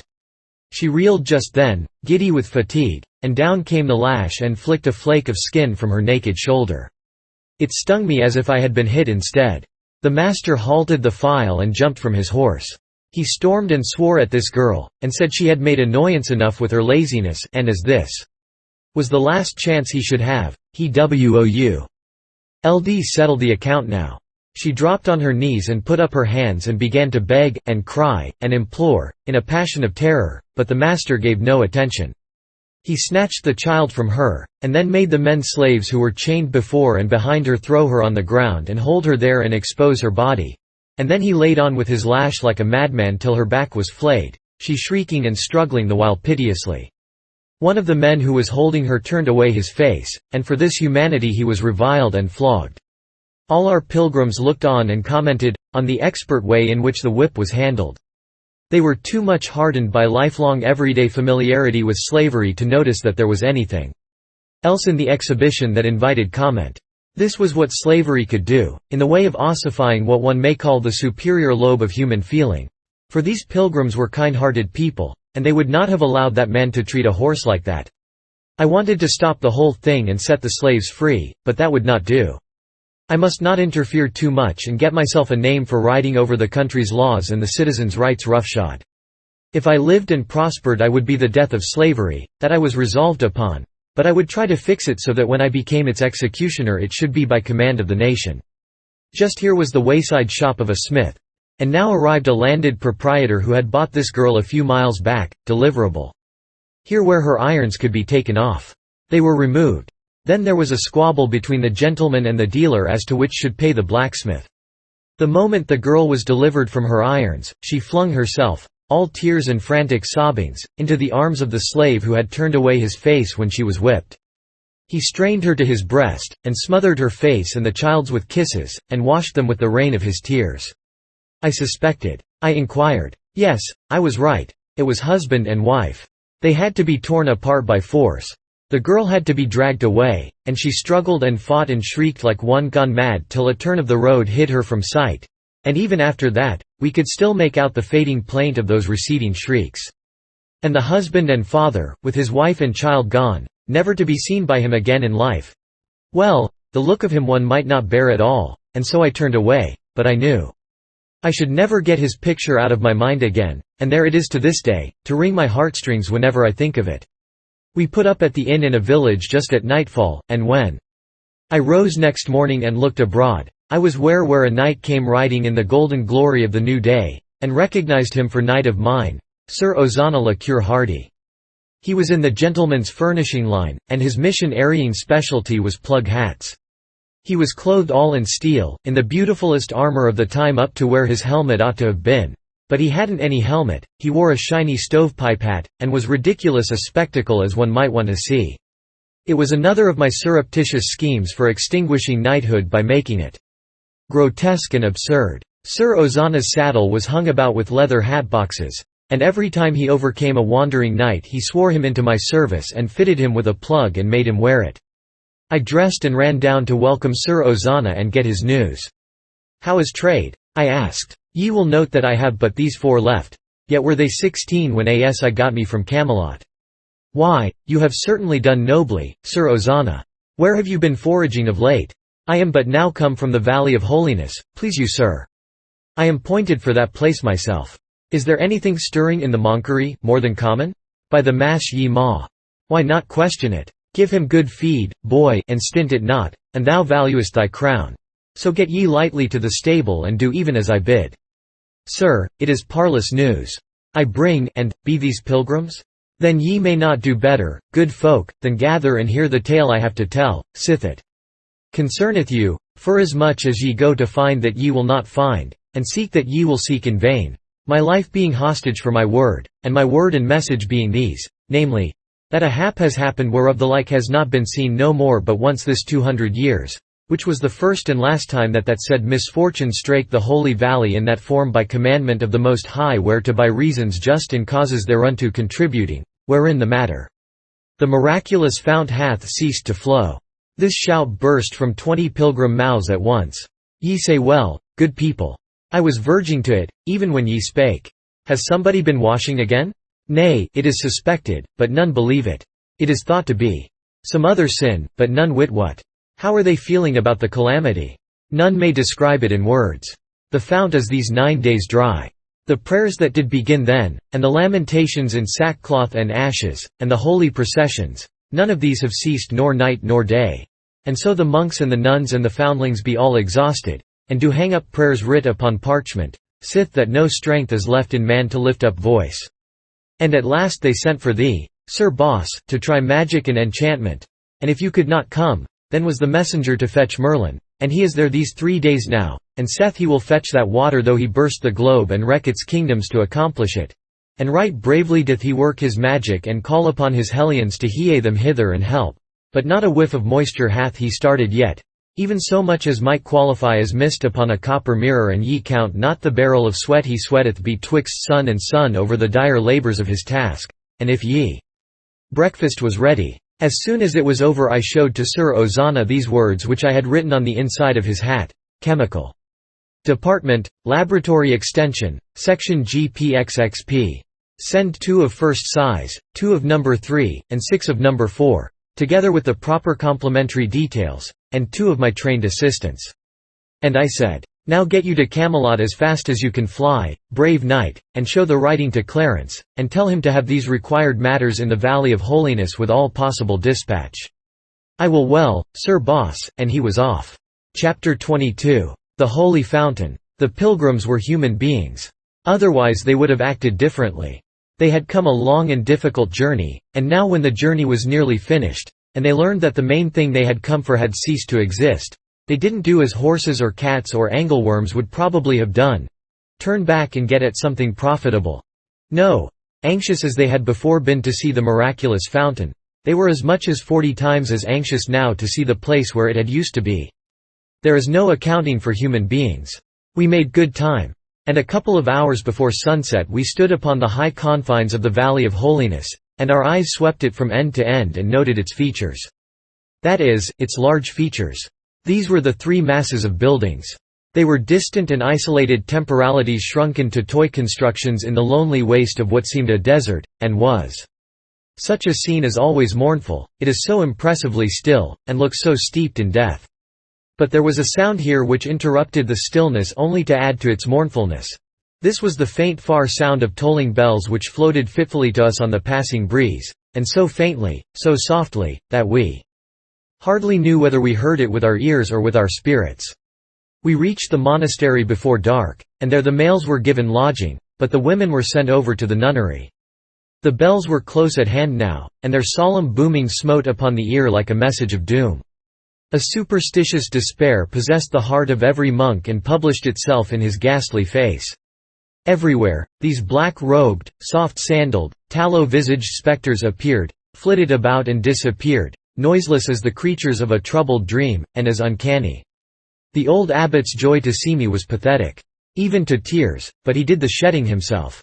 He said, "Delay not, son, but get to thy saving work. And we bring not the water back again, and soon, we are ruined, and the good work of 200 years must end. And see thou do it with enchantments that be holy, for the Church will not endure that work in her cause be done by devil's magic. When I work, Father, be sure there will be no devil's work connected with it. I shall use no arts that come of the devil, and no elements not created by the hand of God." But is Merlin working strictly on pious lines? Ah, he said he would, my son, he said he would, and took oath to make his promise good. Well, in that case, let him proceed. But surely you will not sit idle by, but help? It will not answer to mix methods, Father. Neither would it be professional courtesy. 2 of a trade must not underbid each other. We might as well cut rates and be done with it, it would arrive at that in the end. Merlin has the contract, no other magician can touch it till he throws it up. But I will take it from him, it is a terrible emergency and the act is thereby justified. And if it were not so, who will give law to the Church? The Church giveth law to all. And what she wills to do, that she may do, hurt whom it may. I will take it from him. You shall begin upon the moment. It may not be, Father. No doubt, as you say, where power is supreme, one can do as one likes and suffer no injury. But we poor magicians are not so situated. Merlin is a very good magician in a small way, and has quite a neat provincial reputation. He is struggling along, doing the best he can, and it would not be etiquette for me to take his job until he himself abandons it. The abbot's face lighted. Ah, that is simple. There are ways to persuade him to abandon it. No, no, Father, it skills not, as these people say. If he were persuaded against his will, he would load that well with a malicious enchantment which would balk me until I found out its secret. It might take a month. I could set up a little enchantment of mine which I call the telephone, and he could not find out its secret in 100 years. Yes, you perceive, he might block me for a month. Would you like to risk a month in a dry time like this? A month. The mere thought of it maketh me to shudder. Have it thy way, my son. But my heart is heavy with this disappointment. Leave me, and let me wear my spirit with weariness and waiting, even as I have done these 10 long days, counterfeiting thus the thing that is called rest, the prone body making outward sign of repose where inwardly is none. Of course, it would have been best, all round, for Merlin to waive etiquette and quit and call it half a day, since he would never be able to start that water, for he was a true magician of the time. Which is to say, the big miracles, the ones that gave him his reputation, always had the luck to be performed when nobody but Merlin was present. He couldn't start this well with all this crowd around to see. A crowd was as bad for a magician's miracle in that day as it was for a spiritualist's miracle in mine. There was sure to be some skeptic on hand to turn up the gas at the crucial moment and spoil everything. But I did not want Merlin to retire from the job until I was ready to take hold of it effectively myself, and I could not do that until I got my things from Camelot, and that would take 2 or 3 days. My presence gave the monks hope, and cheered them up a good deal, insomuch that they ate a square meal that night for the first time in 10 days. As soon as their stomachs had been properly reinforced with food, their spirits began to rise fast. When the mead began to go round they rose faster. By the time everybody was half seas over, the holy community was in good shape to make a night of it, so we stayed by the board and put it through on that line. Matters got to be very jolly. Good old questionable stories were told that made the tears run down and cavernous mouths stand wide and the round bellies shake with laughter, and questionable songs were bellowed out in a mighty chorus that drowned the boom of the tolling bells. At last I ventured a story myself, and vast was the success of it. Not right off, of course, for the native of those islands does not, as a rule, dissolve upon the early applications of a humorous thing. But the 5th time I told it, they began to crack in places. The 8th time I told it, they began to crumble. At the 12th repetition they fell apart in chunks. And at the 15th they disintegrated, and I got a broom and swept them up. This language is figurative. Those islanders, well, they are slow pay at first, in the matter of return for your investment of effort, but in the end they make the pay of all other nations poor and small by contrast. I was at the well next day betimes. Merlin was there, enchanting away like a beaver, but not raising the moisture. He was not in a pleasant humor, and every time I hinted that perhaps this contract was a shade too hefty for a novice he unlimbered his tongue and cursed like a bishop, French bishop of the Regency days, I mean. Matters were about as I expected to find them. The fountain was an ordinary well, it had been dug in the ordinary way, and stoned up in the ordinary way. There was no miracle about it. Even the lie that had created its reputation was not miraculous. I could have told it myself, with one hand tied behind me. The well was in a dark chamber which stood in the center of a cut stone chapel, whose walls were hung with pious pictures of a workmanship that would have made a chromo feel good. Pictures historically commemorative of curative miracles which had been achieved by the waters when nobody was looking. That is, nobody but angels. They are always on deck when there is a miracle to the fore, so as to get put in the picture, perhaps. Angels are as fond of that as a fire company. Look at the old masters. The well chamber was dimly lighted by lamps. The water was drawn with a windlass and chain by monks, and poured into troughs which delivered it into stone reservoirs outside in the chapel. When there was water to draw, I mean, and none but monks could enter the well chamber. I entered it, for I had temporary authority to do so, by courtesy of my professional brother and subordinate. But he hadn't entered it himself. He did everything by incantations, he never worked his intellect. If he had stepped in there and used his eyes, instead of his disordered mind, he could have cured the well by natural means, and then turned it into a miracle in the customary way. But no, he was an old numbskull, a magician who believed in his own magic. And no magician can thrive who is handicapped with a superstition like that. I had an idea that the well had sprung a leak. That some of the wallstones near the bottom had fallen and exposed fissures that allowed the water to escape. I measured the chain -98 feet. Then, I called in a couple of monks, locked the door, took a candle, and made them lower me in the bucket. When the chain was all paid out, the candle confirmed my suspicion. A considerable section of the wall was gone, exposing a good big fissure. I almost regretted that my theory about the well's trouble was correct, because I had another one that had a showy point or two about it for a miracle. I remembered that in America, many centuries later, when an oil well ceased to flow, they used to blast it out with a dynamite torpedo. If I should find this well dry and no explanation of it, I could astonish these people most nobly by having a person of no especial value drop a dynamite bomb into it. It was my idea to appoint Merlin. However, it was plain that there was no occasion for the bomb. One cannot have everything the way he would like it. A man has no business to be depressed by a disappointment, anyway. He ought to make up his mind to get even. That is what I did. I said to myself, I am in no hurry, I can wait. That bomb will come good yet. And it did, too. When I was above ground again, I turned out the monks, and let down a fish line. The well was 150 feet deep, and there was 41 feet of water in it. I called in a monk and asked, "How deep is the well?" "That, sir, I wit not, having never been told." "How does the water usually stand in it?" "Near to the top, these 2 centuries, as the testimony goeth, brought down to us through our predecessors." It was true, as to recent times at least, for there was witness to it, and better witness than a monk.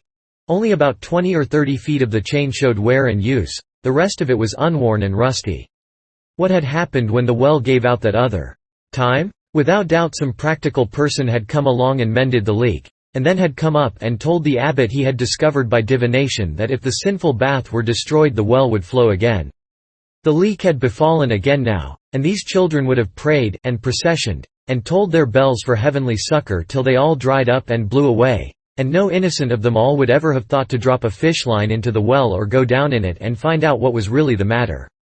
Old habit of mind is one of the toughest things to get away from in the world.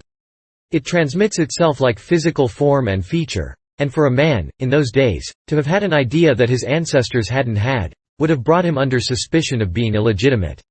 I said to the monk, "It is a difficult miracle to restore water in a dry well, but we will try, if my brother Merlin fails." Brother Merlin is a very passable artist, but only in the parlour magic line, and he may not succeed, in fact, is not likely to succeed.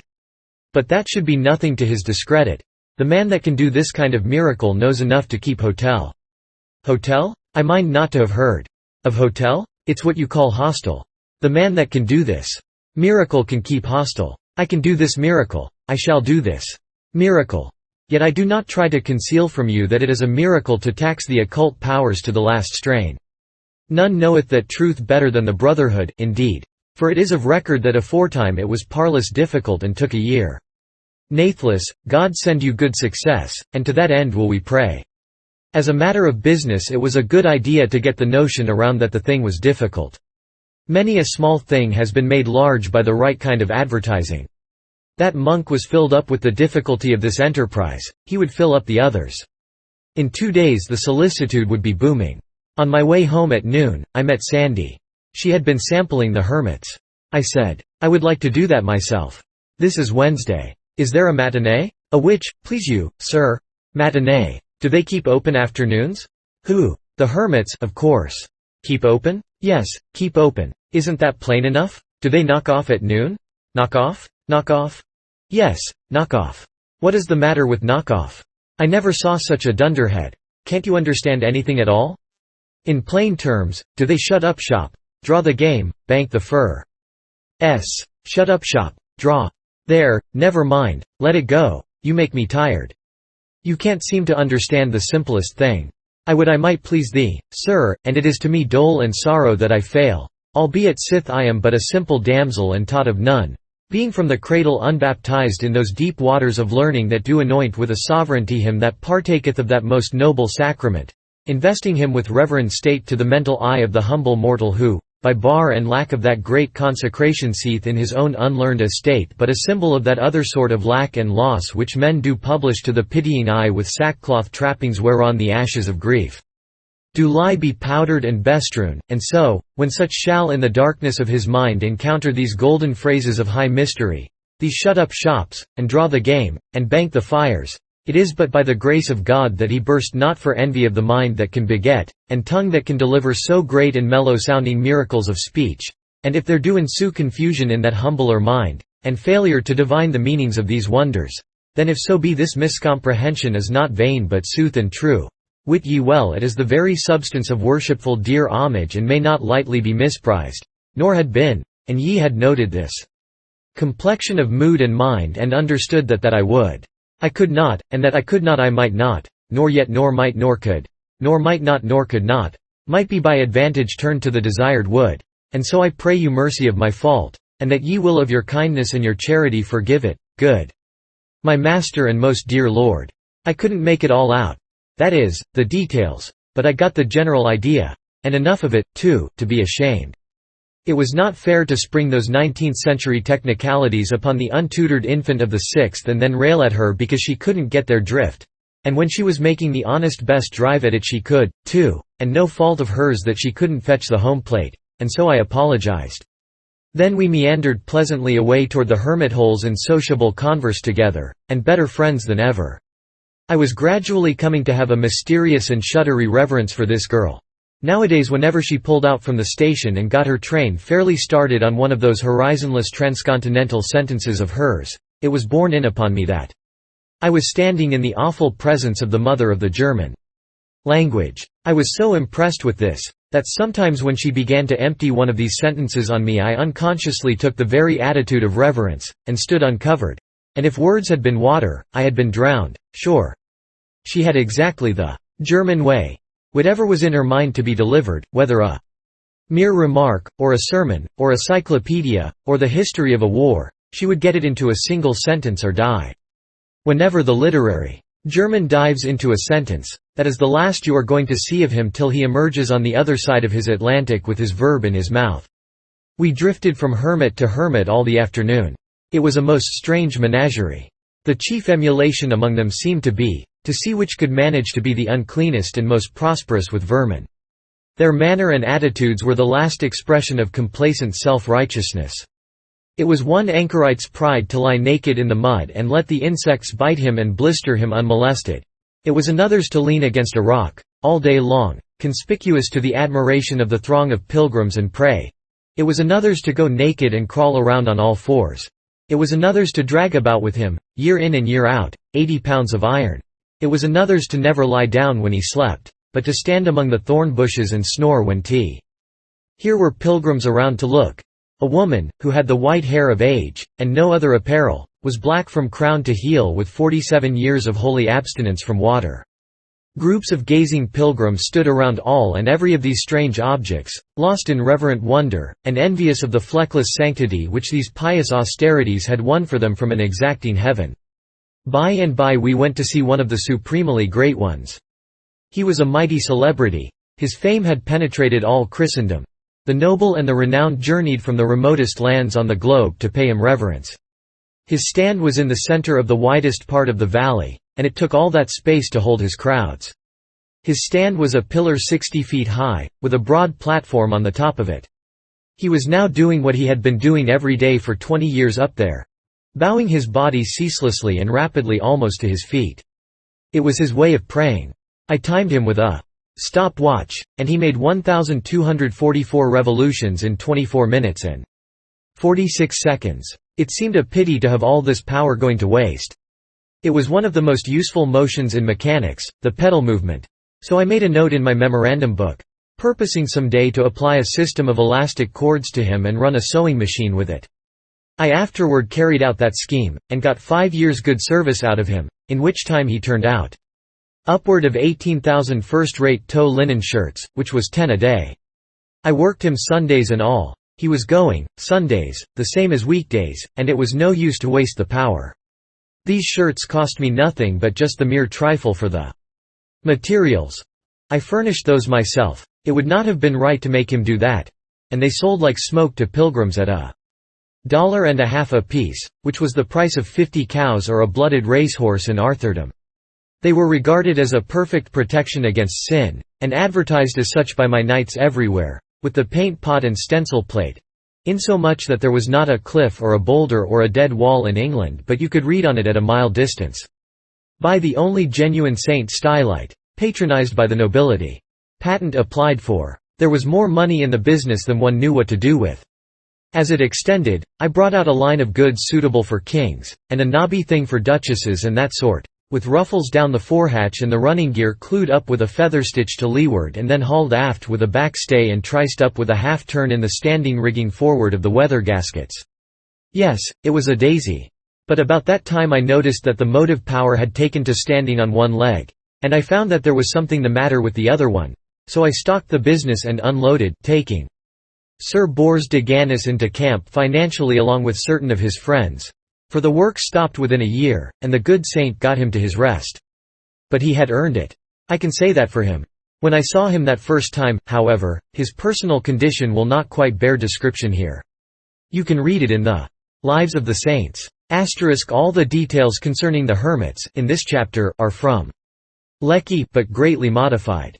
This book not being a history but only a tale, the majority of the historian's frank details were too strong for reproduction in it. Editor. Chapter 23. Restoration of the fountain. Saturday noon I went to the well and looked on a while. Merlin was still burning smoke powders, and pawing the air, and muttering gibberish as hard as ever, but looking pretty downhearted, for of course he had not started even a perspiration in that well yet. Finally I said, "How does the thing promise by this time, partner? Behold, I am even now busied with trial of the powerfulest enchantment known to the princes of the occult arts in the lands of the East. And it fail me, naught can avail. Peace, until I finish." He raised a smoke this time that darkened all the region, and must have made matters uncomfortable for the hermits, for the wind was their way, and it rolled down over their dens in a dense and billowy fog. He poured out volumes of speech to match, and contorted his body and sawed the air with his hands in a most extraordinary way. At the end of 20 minutes he dropped down panting, and about exhausted. Now arrived the abbot and several hundred monks and nuns, and behind them a multitude of pilgrims and a couple of acres of foundlings, all drawn by the prodigious smoke, and all in a grand state of excitement. The abbot inquired anxiously for results. Merlin said, "If any labor of mortal might break the spell that binds these waters, this which I have but just essayed had done it. It has failed, whereby I do now know that which I had feared as a truth established. The sign of this failure is, that the most potent spirit known to the magicians of the East, and whose name none may utter and live, has laid his spell upon this well.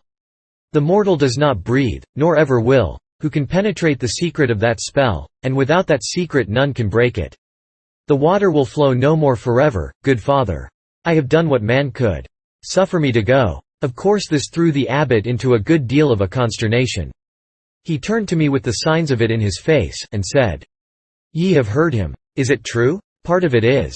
Not all, then, not all." "What part is true?" That spirit with the Russian name has put his spell upon the well." "God's wounds, then are we ruined?" "Possibly. But not certainly?" "Ye mean, not certainly?" "That is it. Wherefore, ye also mean that when he saith none can break the spell." "Yes, when he says that, he says what isn't necessarily true. There are conditions under which an effort to break it may have some chance, that is, some small, some trifling chance, of success." "The conditions? Oh, they are nothing difficult. Only these. I want the well and the surroundings for the space of half a mile, entirely to myself from sunset to day until I remove the ban, and nobody allowed to cross the ground but by my authority." "Are these all?" "Yes. And you have no fear to try?" "Oh, none. One may fail, of course, and one may also succeed. One can try, and I am ready to chance it. I have my conditions? These and all others ye may name. I will issue commandment to that effect." "Wait," said Merlin, with an evil smile. "Ye wit that he that would break this spell must know that spirit's name?" "Yes, I know his name. And wit you also that to know it skills not of itself, but ye must likewise pronounce it." "Ha ha! Knew ye that?" "Yes, I knew that, too." "You had that knowledge. Art a fool? Are ye minded to utter that name and die?" "Utter it? Why certainly. I would utter it if it was Welsh. Ye are even a dead man, then, and I go to tell Arthur." "That's all right. Take your gripsack and get along. The thing for you to do is to go home and work the weather." John W. Merlin. It was a home shot, and it made him wince, for he was the worst weather failure in the kingdom. Whenever he ordered up the danger signals along the coast there was a week's dead calm, sure, and every time he prophesied fair weather it rained brickbats. But I kept him in the Weather Bureau right along, to undermine his reputation. However, that shot raised his bile, and instead of starting home to report my death, he said he would remain and enjoy it. My two experts arrived in the evening, and pretty well fagged, for they had traveled double tides. They had pack mules along, and had brought everything I needed: tools, pump, lead pipe, Greek fire, sheaves of big rockets, Roman candles, colored firesprays, electric apparatus, and a lot of sundries—everything necessary for the stateliest kind of a miracle. They got their supper and a nap, and about midnight we sallied out through a solitude so wholly vacant and complete that it quite overpassed the required conditions.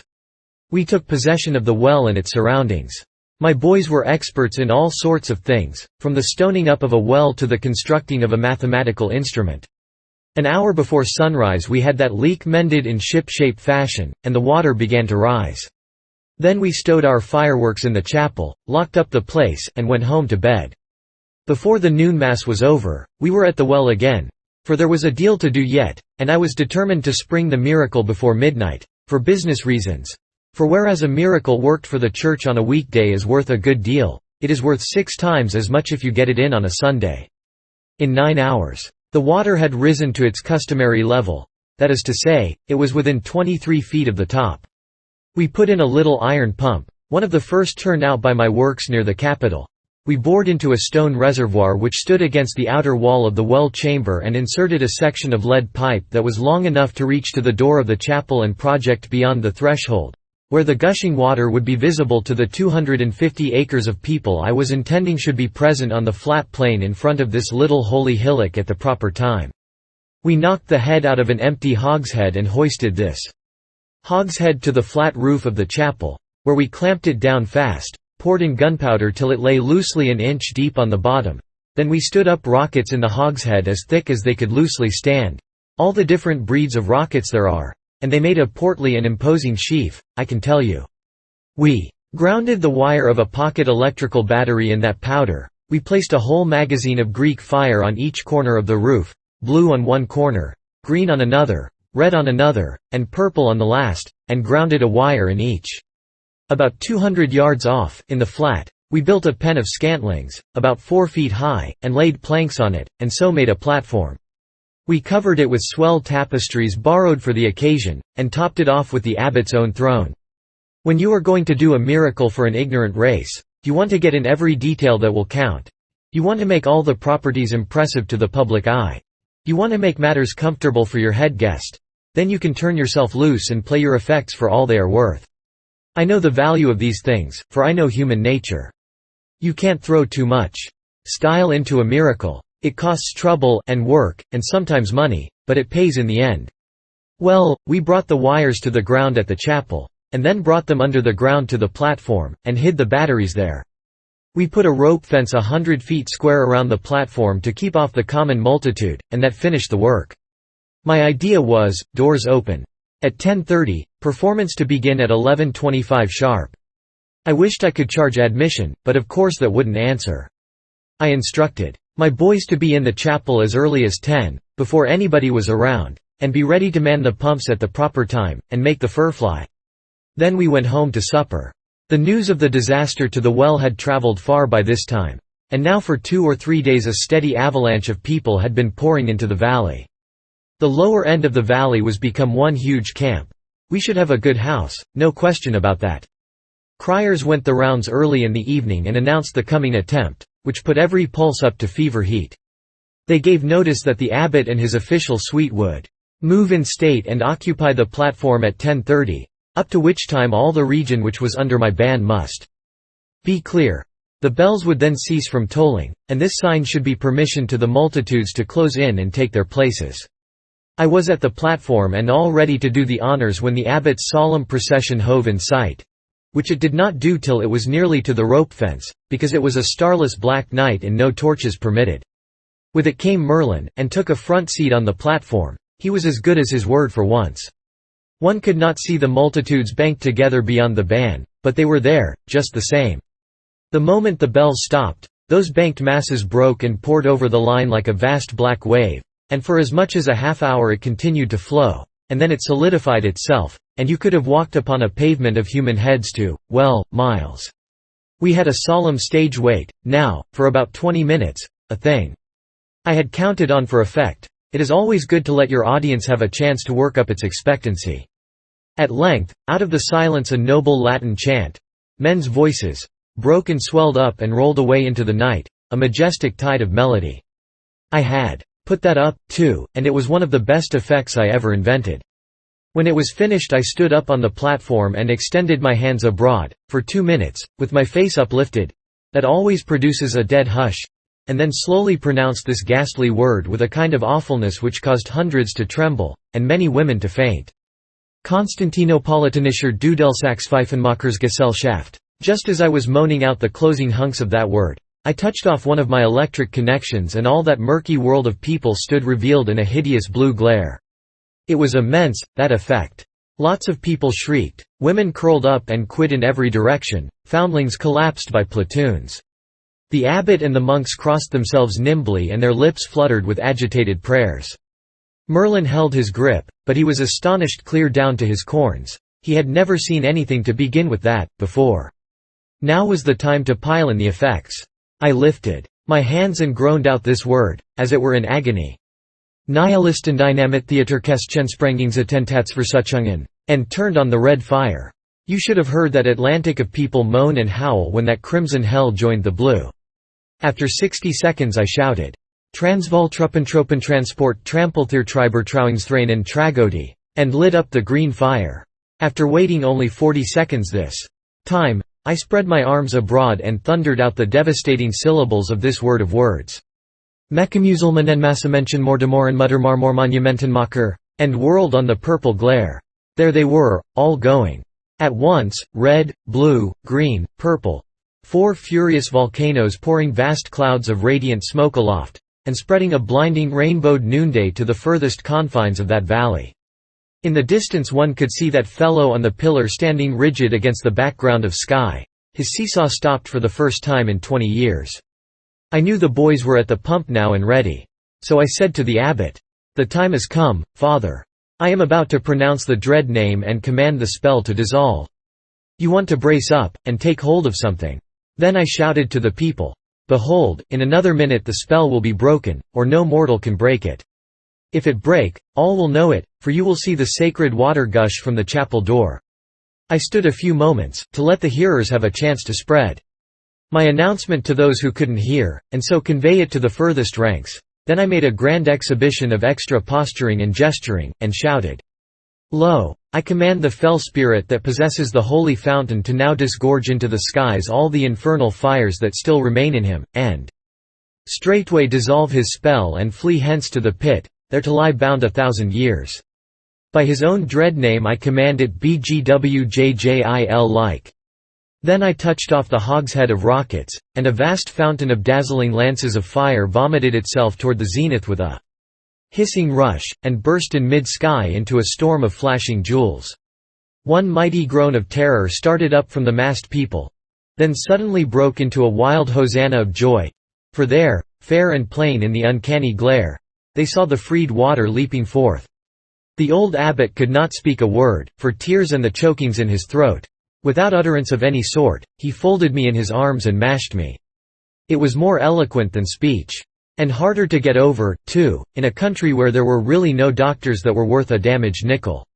You should have seen those acres of people throw themselves down in that water and kiss it, and pet it, and fondle it, and talk to it as if it were alive, and welcome it back with the dear names they gave their darlings, just as if it had been a friend who was long gone away and lost, and was come home again. Yes, it was pretty to see, and made me think more of them than I had done before. I sent Merlin home on a shudder. He had caved in and gone down like a landslide when I pronounced that fearful name, and had never come to since. He never had heard that name before, neither had I, but to him it was the right one. Any jumble would have been the right one. He admitted, afterward, that that spirit's own mother could not have pronounced that name better than I did. He never could understand how I survived it, and I didn't tell him. It is only young magicians that give away a secret like that. Merlin spent 3 months working enchantments to try to find out the deep trick of how to pronounce that name and outlive it. But he didn't arrive. When I started to the chapel, the populace uncovered and fell back reverently to make a wide way for me, as if I had been some kind of a superior being, and I was. I was aware of that. I took along a night shift of monks, and taught them the mystery of the pump, and set them to work, for it was plain that a good part of the people out there were going to sit up with the water all night. Consequently it was but right that they should have all they wanted of it. To those monks that pump was a good deal of a miracle itself, and they were full of wonder over it, and of admiration, too, of the exceeding effectiveness of its performance. It was a great night, an immense night. There was reputation in it. I could hardly get to sleep for glorying over it. Chapter 24. A Rival Magician. My influence in the Valley of Holiness was something prodigious now. It seemed worthwhile to try to turn it to some valuable account. The thought came to me the next morning, and was suggested by my seeing one of my knights who was in the soap line come riding in. According to history, the monks of this place 2 centuries before had been worldly minded enough to want a wash. It might be that there was a leaven of this unrighteousness still remaining. So I sounded a brother. "Wouldn't you like a bath?" He shuddered at the thought of the peril of it to the well, but he said with feeling, One needs not to ask that of a poor body who has not known that blessed refreshment sith that he was a boy. Would God I might wash me! But it may not be, fair sir, tempt me not, it is forbidden. And then he sighed in such a sorrowful way that I was resolved he should have at least one layer of his real estate removed, if it sized up my whole influence and bankrupted the pile. So I went to the abbot and asked for a permit for this brother. He blenched at the idea. I don't mean that you could see him blench, for of course you couldn't see it without you scraped him, and I didn't care enough about it to scrape him, but I knew the blench was there, just the aim, and within a book cover's thickness of the surface, too, blenched, and trembled. He said, "Ah, son, ask aught else thou wilt, and it is thine, and freely granted out of a grateful heart. But this, oh, this. Would you drive away the blessed water again?" "No, father, I will not drive it away. I have mysterious knowledge which teaches me that there was an error that other time when it was thought the institution of the bath banished the fountain." A large interest began to show up in the old man's face. "My knowledge informs me that the bath was innocent of that misfortune, which was caused by quite another sort of sin. These are brave words, but right welcome, if they be true. They are true, indeed. Let me build the bath again, father. Let me build it again, and the fountain shall flow forever. You promise this? You promise it? Say the word. Say you promise it." "I do promise it." "Then will I have the first bath myself. Go, get ye to your work. Tarry not, but go." I and my boys were at work, straight off. The ruins of the old bath were there yet in the basement of the monastery, not a stone missing. They had been left just so, all these lifetimes, and avoided with a pious fear, as things accursed. In 2 days we had it all done, and the water in a spacious pool of clear pure water that a body could swim in.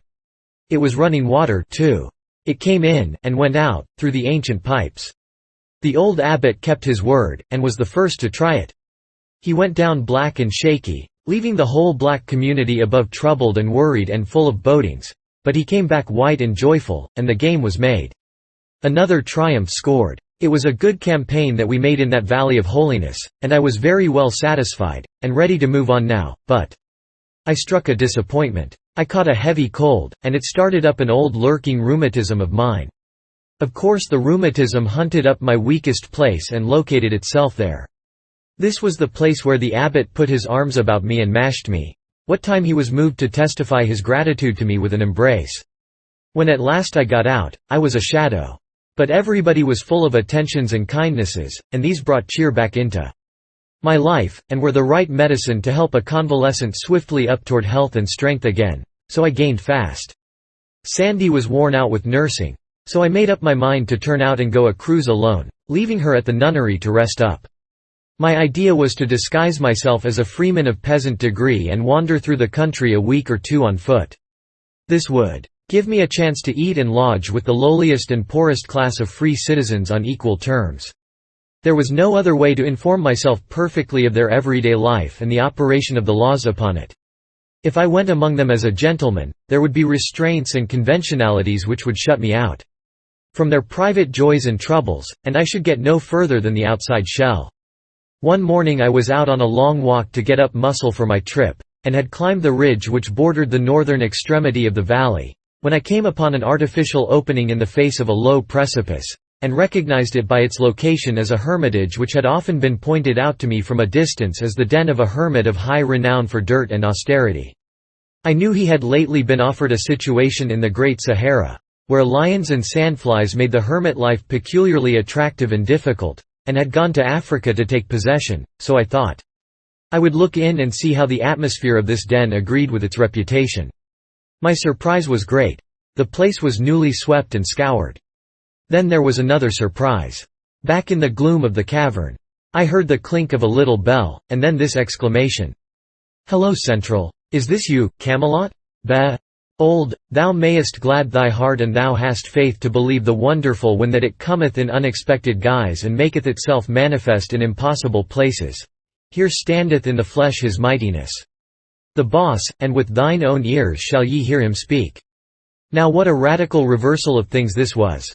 What a jumbling together of extravagant incongruities! What a fantastic conjunction of opposites and irreconcilables! The home of the bogus miracle become the home of a real one. The den of a mediaeval hermit turned into a telephone office. The telephone clerk stepped into the light, and I recognized one of my young fellows. I said, "How long has this office been established here, Ulfius?" "But since midnight, fair Sir Boss, and it please you. We saw many lights in the valley, and so judged it well to make a station, for that where so many lights be needs must they indicate a town of goodly size." "Quite right. It isn't a town in the customary sense, but it's a good stand, anyway. Do you know where you are?"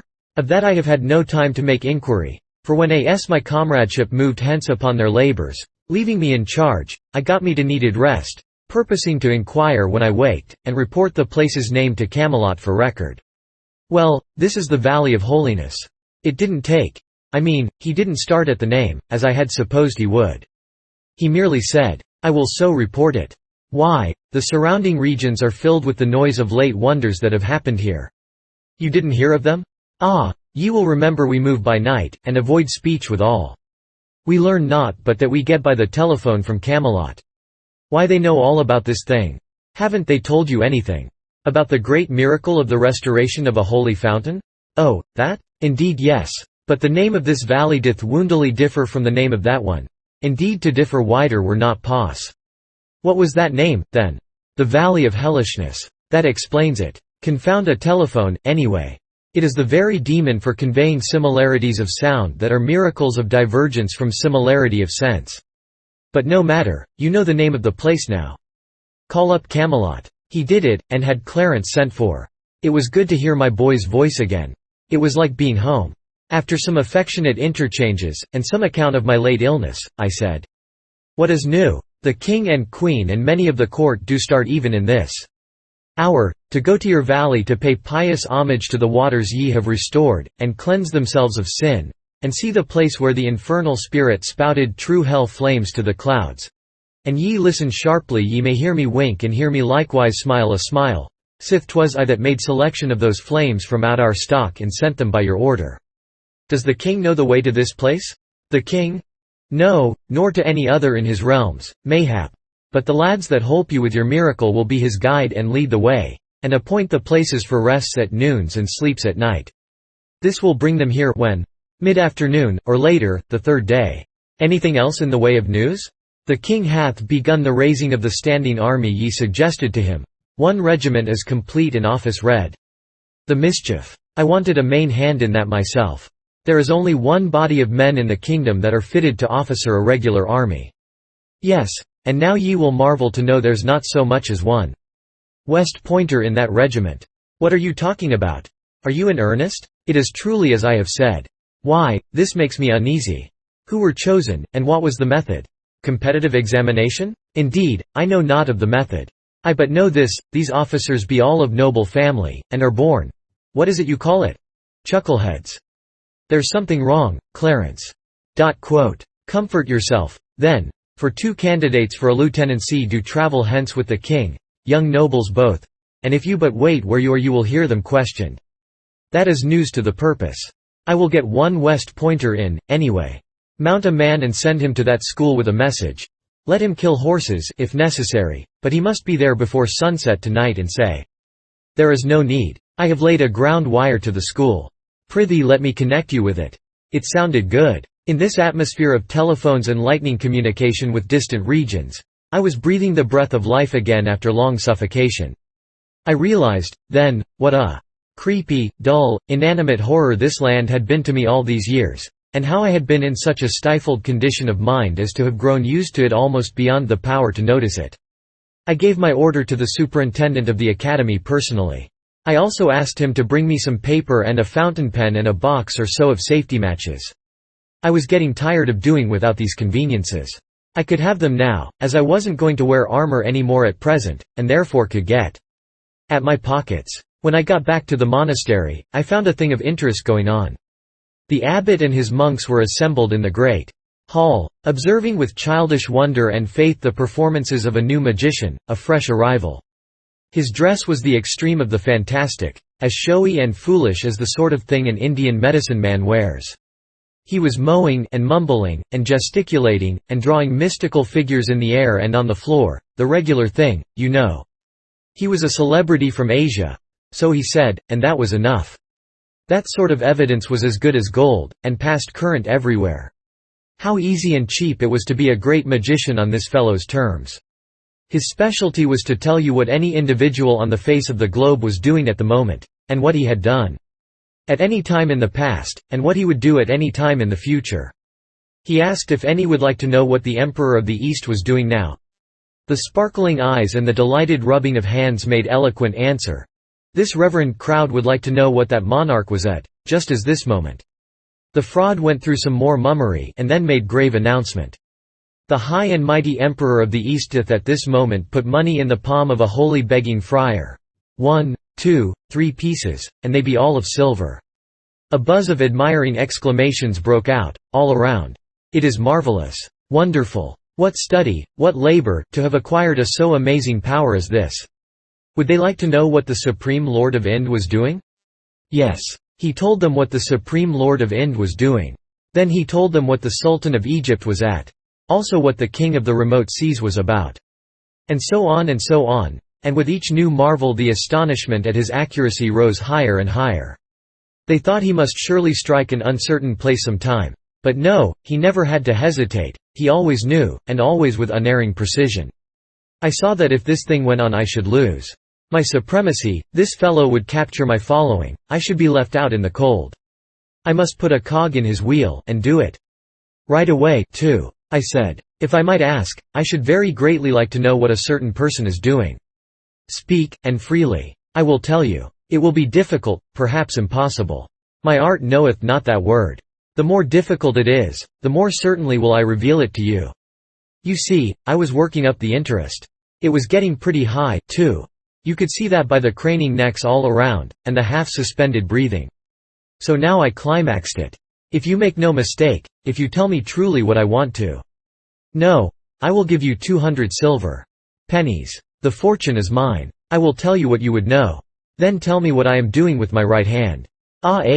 There was a general gasp of surprise. It had not occurred to anybody in the crowd. That simple trick of inquiring about somebody who wasn't 10,000 miles away. The magician was hit hard. It was an emergency that had never happened in his experience before, and it corked him. He didn't know how to meet it. He looked stunned, confused. He couldn't say a word. Come, I said, what are you waiting for? Is it possible you can answer up, right off, and tell what anybody on the other side of the earth is doing, and yet can't tell what a person is doing who isn't 3 yards from you? Persons behind me know what I am doing with my right hand. They will endorse you if you tell correctly. He was still dumb. Very well, I'll tell you why you don't speak up and tell. It is because you don't know. You a magician. Good friends, this tramp is a mere fraud and liar. This distressed the monks and terrified them. They were not used to hearing these awful beings called names, and they did not know what might be the consequence. There was a dead silence now. Superstitious bodings were in every mind. The magician began to pull his wits together, and when he presently smiled an easy, nonchalant smile, it spread a mighty relief around, for it indicated that his mood was not destructive. He said, "It hath struck me speechless, the frivolity of this person's speech. Let all know, if perchance there be any who know it not, that enchanters of my degree deign not to concern themselves with the doings of any but kings, princes, emperors, them that be born in the purple and them only. Had ye asked me what Arthur the Great King is doing, it were another matter, and I had told ye, but the doings of a subject interest me not. Oh, I misunderstood you. I thought you said, anybody, and so I supposed, anybody included, well, anybody, that is, everybody. It doth anybody that is of lofty birth, and the better if he be royal. That, it meseemeth, might well be, said the abbot, who saw his opportunity to smooth things and avert disaster, for it were not likely that so wonderful a gift as this would be conferred for the revelation of the concerns of lesser beings than such as be born near to the summits of greatness. Our Arthur the King, would you know of him? Broke in the enchanter. Most gladly, yea, and gratefully. Everybody was full of awe and interest again right away, the incorrigible idiots. They watched the incantations absorbingly, and looked at me with a, "There, now, what can you say to that?" air, when the announcement came. The king is weary with the chase, and leath in his palace these 2 hours sleeping a dreamless sleep. God's benison upon him, said the abbot, and crossed himself. May that sleep be to the refreshment of his body and his soul. And so it might be, if he were sleeping, I said, But the king is not sleeping, the king rides. Here was trouble again, a conflict of authority. Nobody knew which of us to believe. I still had some reputation left. The magician's scorn was stirred, and he said, "Lo, I have seen many wonderful soothsayers and prophets and magicians in my life days, but none before that could sit idle and see to the heart of things with never an incantation to help. You have lived in the woods, and lost much by it. I use incantations myself, as this good brotherhood are aware, but only on occasions of moment. When it comes to sarcasming, I reckon I know how to keep my end up." That jab made this fellow squirm. The abbot inquired after the queen and the court, and got this information. They be all on sleep, being overcome by fatigue, like as to the king. I said, "That is merely another lie. Half of them are about their amusements, the queen and the other half are not sleeping, they ride. Now perhaps you can spread yourself a little, and tell us where the king and queen and all that are this moment riding with them are going." "They sleep now, as I said, but on the morrow they will ride, for they go a journey toward the sea." "And where will they be the day after tomorrow at vespers?" "Far to the north of Camelot, and half their journey will be done." "That is another lie, by the space of 150 miles. Their journey will not be merely half done, it will be all done, and they will be here, in this valley." That was a noble shot. It set the abbot and the monks in a whirl of excitement, and it rocked the enchanter to his base. I followed the thing right up. "If the king does not arrive, I will have myself ridden on a rail. If he does, I will ride you on a rail instead." Next day I went up to the telephone office and found that the king had passed through 2 towns that were on the line. I spotted his progress on the succeeding day in the same way.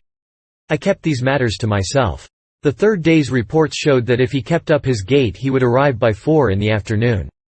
There was still no sign anywhere of interest in his coming. There seemed to be no preparations making to receive him in state. A strange thing, truly. Only one thing could explain this. That other magician had been cutting under me, sure.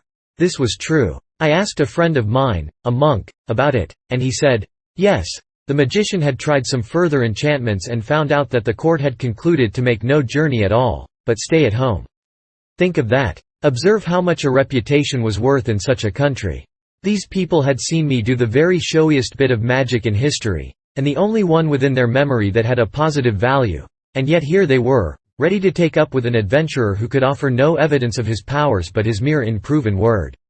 However, it was not good politics to let the king come without any fuss and feathers at all, so I went down and drummed up a procession of pilgrims and smoked out a batch of hermits and started them out at 2 o'clock to meet him. And that was the sort of state he arrived in. The abbot was helpless with rage and humiliation when I brought him out on a balcony and showed him the head of the state marching in and never a monk on hand to offer him welcome, and no stir of life or clang of joy bell to glad his spirit. He took one look and then flew to rouse out his forces. The next minute the bells were dinning furiously, and the various buildings were vomiting monks and nuns, who went swarming in a rush toward the coming procession, and with them went that magician, and he was on a rail, too, by the abbot's order.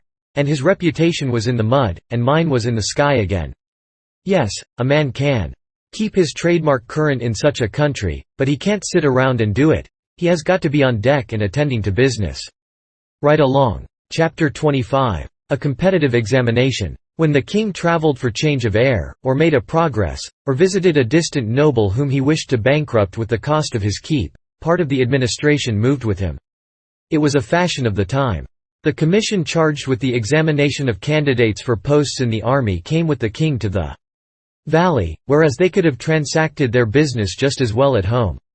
And although this expedition was strictly a holiday excursion for the king, he kept some of his business functions going just the same.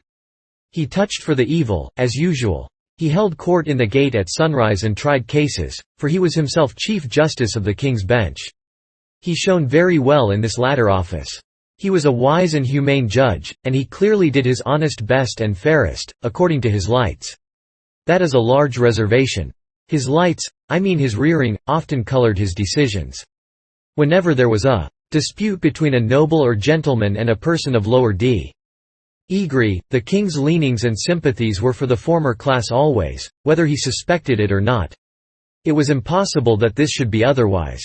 The blunting effects of slavery upon the slaveholder's moral perceptions are known and conceded, the world over, and a Privileged class, and aristocracy, is but a band of slaveholders under another name. This has a harsh sound, and yet should not be offensive to any, even to the noble himself, unless the fact itself be an offense, for the statement simply formulates a fact. The repulsive feature of slavery is the thing, not its name. One needs but to hear an aristocrat speak of the classes that are below him to recognize, and in but indifferently modified measure, the very air and tone of the actual slaveholder. And behind these are the slaveholder's spirit, the slaveholder's blunted feeling. They are the result of the same cause in both cases, the possessor's old and inbred custom of regarding himself as a superior being. The king's judgments wrought frequent injustices, but it was merely the fault of his training, his natural and unalterable sympathies. He was as unfitted for a judgeship as would be the average mother for the position of milk distributor to starving children in famine time. Her own children would fare a shade better than the rest. One very curious case came before the king. A young girl, an orphan, who had a considerable estate, married a fine young fellow who had nothing. The girl's property was within a seigniory held by the church. The bishop of the diocese, an arrogant scion of the great nobility, claimed the girl's estate on the ground that she had married privately, and thus had cheated the church out of one of its rights as lord of the seigniory, the one heretofore referred to as le droit du seigneur. The penalty of refusal or avoidance was confiscation. The girl's defense was, that the lordship of the seigniory was vested in the bishop, and the particular right here involved was not transferable, but must be exercised by the lord himself or stand vacated, and that an older law, of the church itself, strictly barred the bishop from exercising it. It was a very odd case, indeed. It reminded me of something I had read in my youth about the ingenious way in which the aldermen of London raised the money that built the Mansion House.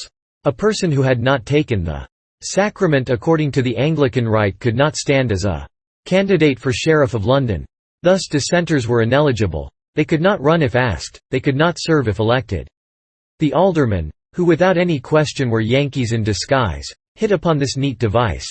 They passed a by-law imposing a fine of L400 upon anyone who should refuse to be a candidate for sheriff, and a fine of L600 upon any person who, after being elected sheriff, refused to serve. Then they went to work and elected a lot of dissenters, one after another, and kept it up until they had collected L15,000 in fines. And there stands the stately Mansion House to this day, to keep the blushing citizen in mind of a long past and lamented day when a band of Yankees slipped into London and played games of the sort that has given their race a unique and shady reputation among all truly good and holy peoples that be in the earth. The girl's case seemed strong to me, the bishop's case was just as strong.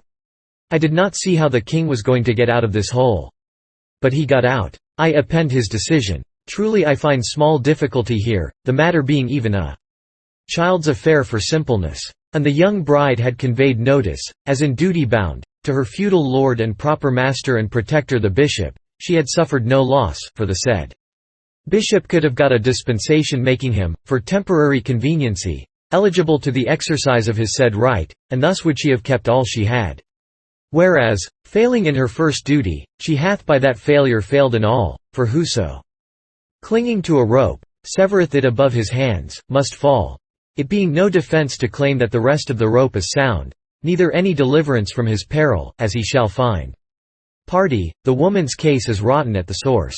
It is the decree of the court that she forfeit to the said Lord Bishop all her goods, even to the last farthing that she doth possess, and be thereto mulcted in the costs. Next, here was a tragic end to a beautiful honeymoon not yet 3 months old. Poor young creatures! They had lived these 3 months, lapped to the lips in worldly comforts. These clothes and trinkets they were wearing were as fine and dainty as the shrewdest stretch of the sumptuary laws allowed to people of their degree, and in these pretty clothes, she crying on his shoulder, and he trying to comfort her with hopeful words set to the music of despair, they went from the judgment seat out into the world homeless, bedless, breadless. Why, the very beggars by the roadsides were not so poor as they.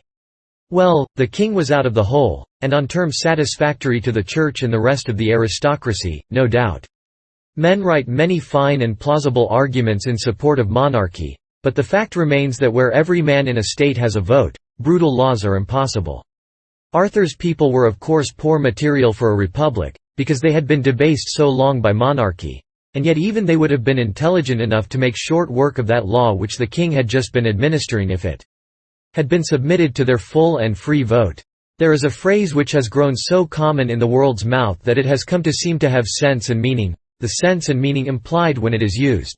That is the phrase which refers to this or that or the other nation as possibly being capable of self-government, and the implied sense of it is that there has been a nation somewhere, sometime or other which wasn't capable of it, wasn't as able to govern itself as some self-appointed specialists were or would be to govern it.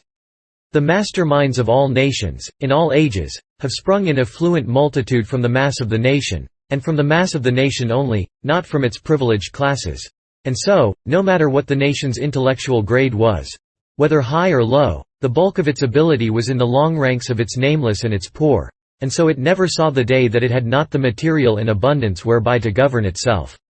Which is to assert an always self-proven fact, that even the best governed and most free and most enlightened monarchy is still behind the best condition attainable by its people, and that the same is true of kindred governments of lower grades, all the way down to the lowest. King Arthur had hurried up the army business altogether beyond my calculations. I had not supposed he would move in the matter while I was away, and so I had not mapped out a scheme for determining the merits of officers. I had only remarked that it would be wise to submit every candidate to a sharp and searching examination. And privately I meant to put together a list of military qualifications that nobody could answer to but my West Pointers. That ought to have been attended to before I left, for the king was so taken with the idea of a standing army that he couldn't wait but must get about it at once, and get up as good a scheme of examination as he could invent out of his own head. I was impatient to see what this was, and to show, too, how much more admirable was the one which I should display to the examining board. I intimated this, gently, to the king, and it fired his curiosity. When the board was assembled, I followed him in, and behind us came the candidates. One of these candidates was a bright young West Pointer of mine, and with him were a couple of my West Point professors. When I saw the board, I did not know whether to cry or to laugh. The head of I.T. was the officer known to later centuries as Norroy, King at Arms. The two other members were chiefs of bureaus in his department, and all three were priests, of course. All officials who had to know how to read and write were priests. My candidate was called first, out of courtesy to me, and the head of the board opened on him with official solemnity. Name? Mal-Ease. Son of? Webster. Webster, Webster. H.M. I. My memory faileth to recall the name. Condition? Weaver. Weaver. God keep us. The king was staggered, from his summit to his foundations. One clerk fainted, and the others came near it. The chairman pulled himself together, and said indignantly, "It is sufficient. Get you hence." But I appealed to the king. I begged that my candidate might be examined. The king was willing, but the board, who were all well-born folk, implored the king to spare them the indignity of examining the weaver's son. I knew they didn't know enough to examine him anyway, so I joined my prayers to theirs and the king turned the duty over to my professors. I had had a blackboard prepared, and it was put up now, and the circus began. It was beautiful to hear the lad lay out the science of war, and wallow in details of battle and siege, of supply, transportation, mining and countermining, grand tactics, big strategy and little strategy, signal service, infantry, cavalry, artillery, and all about siege guns, field guns, Gatling guns, rifled guns, smoothbores, musket practice, revolver practice, and not a solitary word of it all could these catfish make head or tail of. You understand, and it was handsome to see him chalk off mathematical nightmares on the blackboard that would stump the angels themselves, and do it like nothing, too, all about eclipses, and comets, and solstices, and constellations, and mean time, and sidereal time, and dinner time, and bedtime, and every other imaginable thing above the clouds or under them that you could harry or bullyrag an enemy with and make him wish he hadn't come. And when the boy made his military salute and stood aside at last, I was proud enough to hug him, and all those other people were so dazed they looked partly petrified, partly drunk, and wholly caught out and snowed under. I judged that the cake was ours, and by a large majority. Education is a great thing. This was the same youth who had come to West Point so ignorant that when I asked him, if a general officer should have a horse shot under him on the field of battle, what ought he to do, answered up naively and said, "Get up and brush himself." One of the young nobles was called up now. I thought I would question him a little myself. I said, "Can your lordship read?" His face flushed indignantly, and he fired this at me. "Talkest me for a clerk? I trow I am not of a blood that answer the question." He crowded his wrath down and made out to answer, "No. Can you write?" He wanted to resent this, too, but I said, "You will confine yourself to the questions, and make no comments. You are not here to air your blood or your graces, and nothing of the sort will be permitted. Can you write?" "No." "Do you know the multiplication table?" "I wit not what ye refer to." "How much is 9 times 6?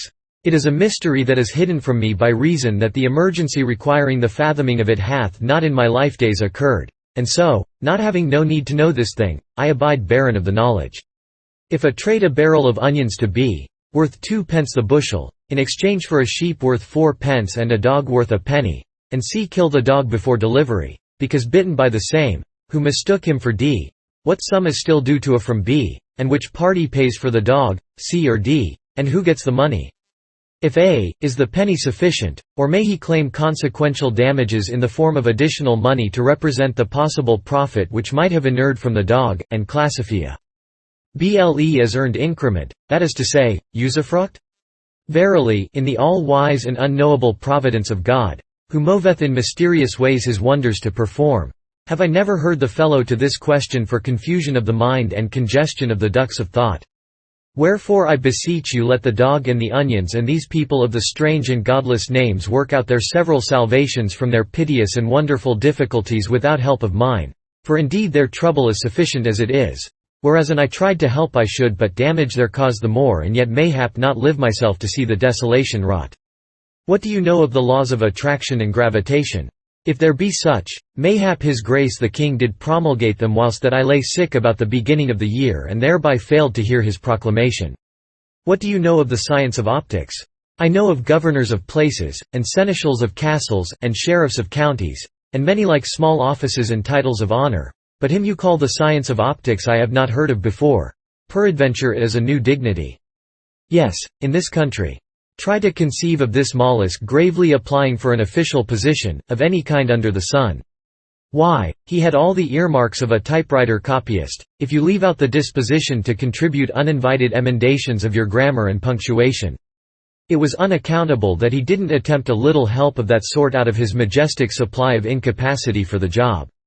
But that didn't prove that he hadn't material in him for the disposition, it only proved that he wasn't a typewriter copyist yet. After nagging him a little more, I let the professors loose on him and they turned him inside out, on the line of scientific war, and found him empty, of course. He knew somewhat about the warfare of the time, bushwhacking around for ogres, and bullfights in the tournament ring, and such things, but otherwise he was empty and useless.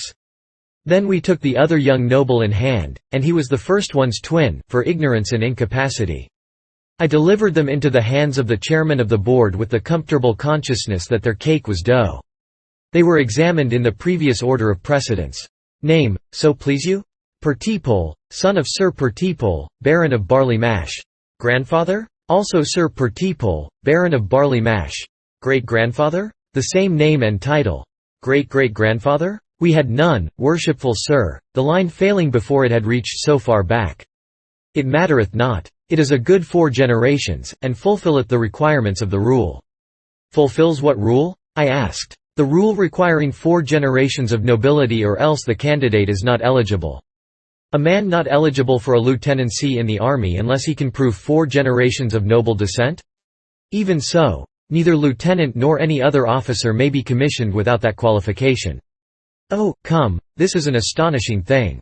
What good is such a qualification as that? What good? It is a hardy question, fair sir and boss, since it doth go far to impugn the wisdom of even our Holy Mother Church herself. As how? For that she hath established the self-same rule regarding saints. By her law none may be canonized until he hath lain dead 4 generations. I see, it is the same thing. It is wonderful. In the one case a man lies dead alive 4 generations, mummified in ignorance and sloth, and that qualifies him to command live people, and take their weal and woe into his impotent hands. And in the other case, a man lies bedded with death and worms 4 generations, and that qualifies him for office in the celestial camp. Does the king's grace approve of this strange law? The king said, Why, truly I see naught about it that is strange. All places of honor and of professor It do belong, by natural right, to them that be of noble blood, and so these dignities in the army are their property and would be so without this or any rule. The rule is but to mark a limit. Its purpose is to keep out too recent blood, which would bring into contempt these offices, and men of lofty lineage would turn their backs and scorn to take them. I were to blame and I permitted this calamity. You can permit it and you are minded so to do, for you have the delegated authority, but that the king should do it were a most strange madness and not comprehensible to any. I yield. Proceed, Sir Chief of the Heralds' College. The chairman resumed as follows. By what illustrious achievement for the honor of the throne and state did the founder of your great line lift himself to the sacred dignity of the British nobility? He built a brewery. Sire, the board finds this candidate perfect in all the requirements and qualifications for military command, and doth hold his case open for decision after due examination of his competitor. The competitor came forward and proved exactly 4 generations of nobility himself. So there was a tie in military qualifications that far. He stood aside a moment, and Sir Pertipole was questioned further. Of what condition was the wife of the founder of your line? She came of the highest landed gentry, yet she was not noble. She was gracious and pure and charitable, of a blameless life and character, insomuch that in these regards was she peer of the best lady in the land. That will do. Stand down. He called up the competing lordling again, and asked, what was the rank and condition of the great-grandmother who conferred British nobility upon your great house? She was a king's leman and did climb to that splendid eminence by her own unholpen merit from the sewer where she was born. Ah, this, indeed, is true nobility, this is the right and perfect intermixture. The lieutenancy is yours, fair lord. Hold it not in contempt. It is the humble step which will lead to grandeurs more worthy of the splendor of an origin like to thine. I was down in the bottomless pit of humiliation. I had promised myself an easy and zenith-scouring triumph, and this was the outcome.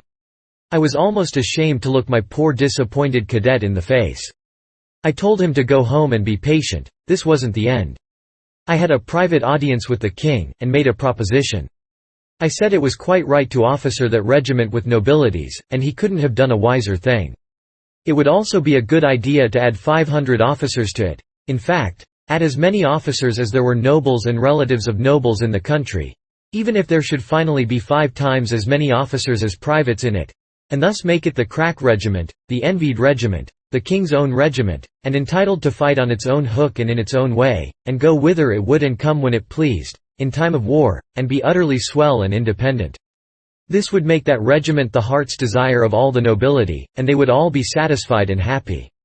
Then we would make up the rest of the standing army out of commonplace materials, and officer it with nobodies, as was proper, nobodies selected on a basis of mere efficiency, and we would make this regiment toe the line, allow it no aristocratic freedom from restraint, and force it to do all the work and persistent hammering, to the end that whenever the king's own was tired and wanted to go off for a change and rummage around amongst ogres and have a good time, it could go without uneasiness, knowing that matters were in safe hands behind it, and business going to be continued at the old stand, same as usual. The king was charmed with the idea. When I noticed that, it gave me a valuable notion. I thought, I saw my way out of an old and stubborn difficulty at last. You see, the royalties of the Pendragon stock were a long-lived race and very fruitful. Whenever a child was born to any of these, and it was pretty often, there was wild joy in the nation's mouth, and piteous sorrow in the nation's heart. The joy was questionable, but the grief was honest.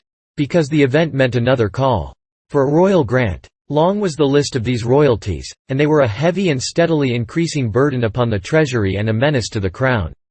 Yet Arthur could not believe this latter fact, and he would not listen to any of my various projects for substituting something in the place of the royal grants.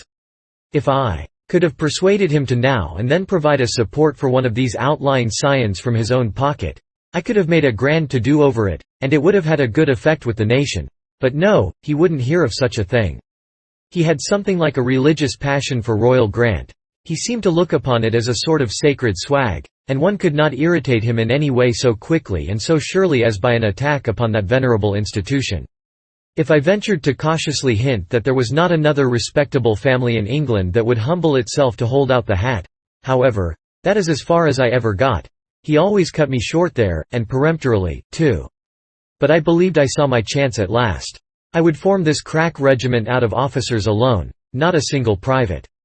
Half of it should consist of nobles, who should fill all the places up to Major General, and serve gratis and pay their own expenses. And they would be glad to do this when they should learn that the rest of the regiment would consist exclusively of princes of the blood. These princes of the blood should range in rank from lieutenant general up to field marshal, and be gorgeously salaried and equipped and fed by the state. Moreover, and this was the master stroke, it should be decreed that these princely grandees should be always addressed by a stunningly gaudy and awe-compelling title, which I would presently invent, and they only in all England should be so addressed. Finally, all princes of the blood should have free choice. Join that regiment, get that great title, and renounce the royal grant, or stay out and receive a grant. Neatest touch of all. Unborn but imminent princes of the blood could be born into the regiment, and start fair, with good wages and a permanent situation, upon due notice from the parents. All the boys would join, I was sure of that. So, all existing grants would be relinquished. That the newly born would always join was equally certain. Within 60 days that quaint and bizarre anomaly, the royal grant, would cease to be a living fact, and take its place among the curiosities of the past. Chapter 26. The first newspaper. When I told the king I was going out disguised as a petty freeman to scour the country and familiarize myself with the humbler life of the people, he was all afire with the novelty of the thing in a minute, and was bound to take a chance in the adventure himself. Nothing should stop him. He would drop everything and go along. It was the prettiest idea he had run across for many a day. He wanted to glide out the back way and start at once, but I showed him that wouldn't answer. You see, he was billed for the king's evil, to touch for it, I mean, and it wouldn't be right to disappoint the house, and it wouldn't make a delay worth considering. Anyway, it was only a one-night stand. And I thought he ought to tell the Queen he was going away. He clouded up at that and looked sad. I was sorry I had spoken, especially when he said mournfully, "Thou forgettest that Launcelot is here. And where Launcelot is, she noteth not the going forth of the king, nor what day he returneth." Of course, I changed the subject. Yes, Guinevere was beautiful, it is true, but take her all around she was pretty slack. I never meddled in these matters, they weren't my affair, but I did hate to see the way things were going on, and I don't mind saying that much. Many's the time she had asked me, "Sir Boss, hast seen Sir Launcelot about?" But if ever she went fretting around for the king, I didn't happen to be around at the time. There was a very good layout for the king's evil business, very tidy and creditable. The king sat under a canopy of state. About him were clustered a large body of the clergy in full canonicals. Conspicuous, both for location and personal outfit, stood Marinell, a hermit of the quack doctor species, to introduce the sick. All abroad over the spacious floor, and clear down to the doors, in a thick jumble, lay or sat the scrofulous, under a strong light. It was as good as a tableau. In fact, it had all the look of being gotten up for that, though it wasn't. There were 800 sick people present. The work was slow. It lacked the interest of novelty for me, because I had seen the ceremonies before. The thing soon became tedious, but the proprieties required me to stick it out. The doctor was there for the reason that in all such crowds there were many people who only imagined something was the matter with them, and many who were consciously sound but wanted the immortal honor of fleshly contact with a king, and yet others who pretended to illness in order to get the piece of coin that went with the touch. Up to this time this coin had been a wee little gold piece worth about a third of a dollar. When you consider how much that amount of money would buy, in that age and country, and how usual it was to be scrofulous, when not dead, you would understand that the annual king's evil appropriation was just the river and harbour bill of that government for the grip it took on the treasury and the chance it afforded for skinning the surplus. So I had privately concluded to touch the treasury itself for the king's evil. I covered 6/7 of the appropriation into the treasury a week before starting from Camelot on my adventures, and ordered that the other 7th be inflated into 5-cent nickels and delivered into the hands of the head clerk of the king's evil department. A nickel to take the place of each gold coin, you see, and do its work for it. It might strain the nickel some, but I judged it could stand it. As a rule, I do not approve of watering stock, but I considered it square enough in this case, for it was just a gift, anyway. Of course, you can water a gift as much as you want to, and I generally do. The old gold and silver coins of the country were of ancient and unknown origin, as a rule, but some of them were Roman. They were ill-shapen, and seldom rounder than a moon that is a week past the full. They were hammered, not minted, and they were so worn with use that the devices upon them were as illegible as blisters, and looked like them. I judged that a sharp, bright new nickel, with a first-rate likeness of the king on one side of it and Guinevere on the other, and a blooming pious motto, would take the tuck out of scrofula as handy as a nobler coin and please the scrofula's fancy more, and I was right. This batch was the first it was tried on, and it worked to a charm. The saving in expense was a notable economy. You will see that by these figures. We touched a trifle over 700 of the 800 patients. At former rates, this would have cost the government about $240. At the new rate we pulled through for about $35, thus saving upward of $200 at one swoop. To appreciate the full magnitude of this stroke, consider these other figures. The annual expenses of a national government amount to the equivalent of a contribution of 3 days' average wages of every individual of the population, counting every individual as if he were a man. If you take a nation of 60 million, where average wages are $2 per day, 3 days' wages taken from each individual will provide $360 million and pay the government's expenses. In my day, in my own country, this money was collected from imposts, and the citizen imagined that the foreign importer paid it, and it made him comfortable to think so. Whereas, in fact, it was paid by the American people, and was so equally and exactly distributed among them that the annual cost to the 100 millionaire and the annual cost to the sucking child of the day laborer was precisely the same, each paid $6. Nothing could be equaler than that, I reckon. Well, Scotland and Ireland were tributary to Arthur, and the united populations of the British Islands amounted to something less than 1 million. A mechanic's average wage was 3 cents a day, when he paid his own keep.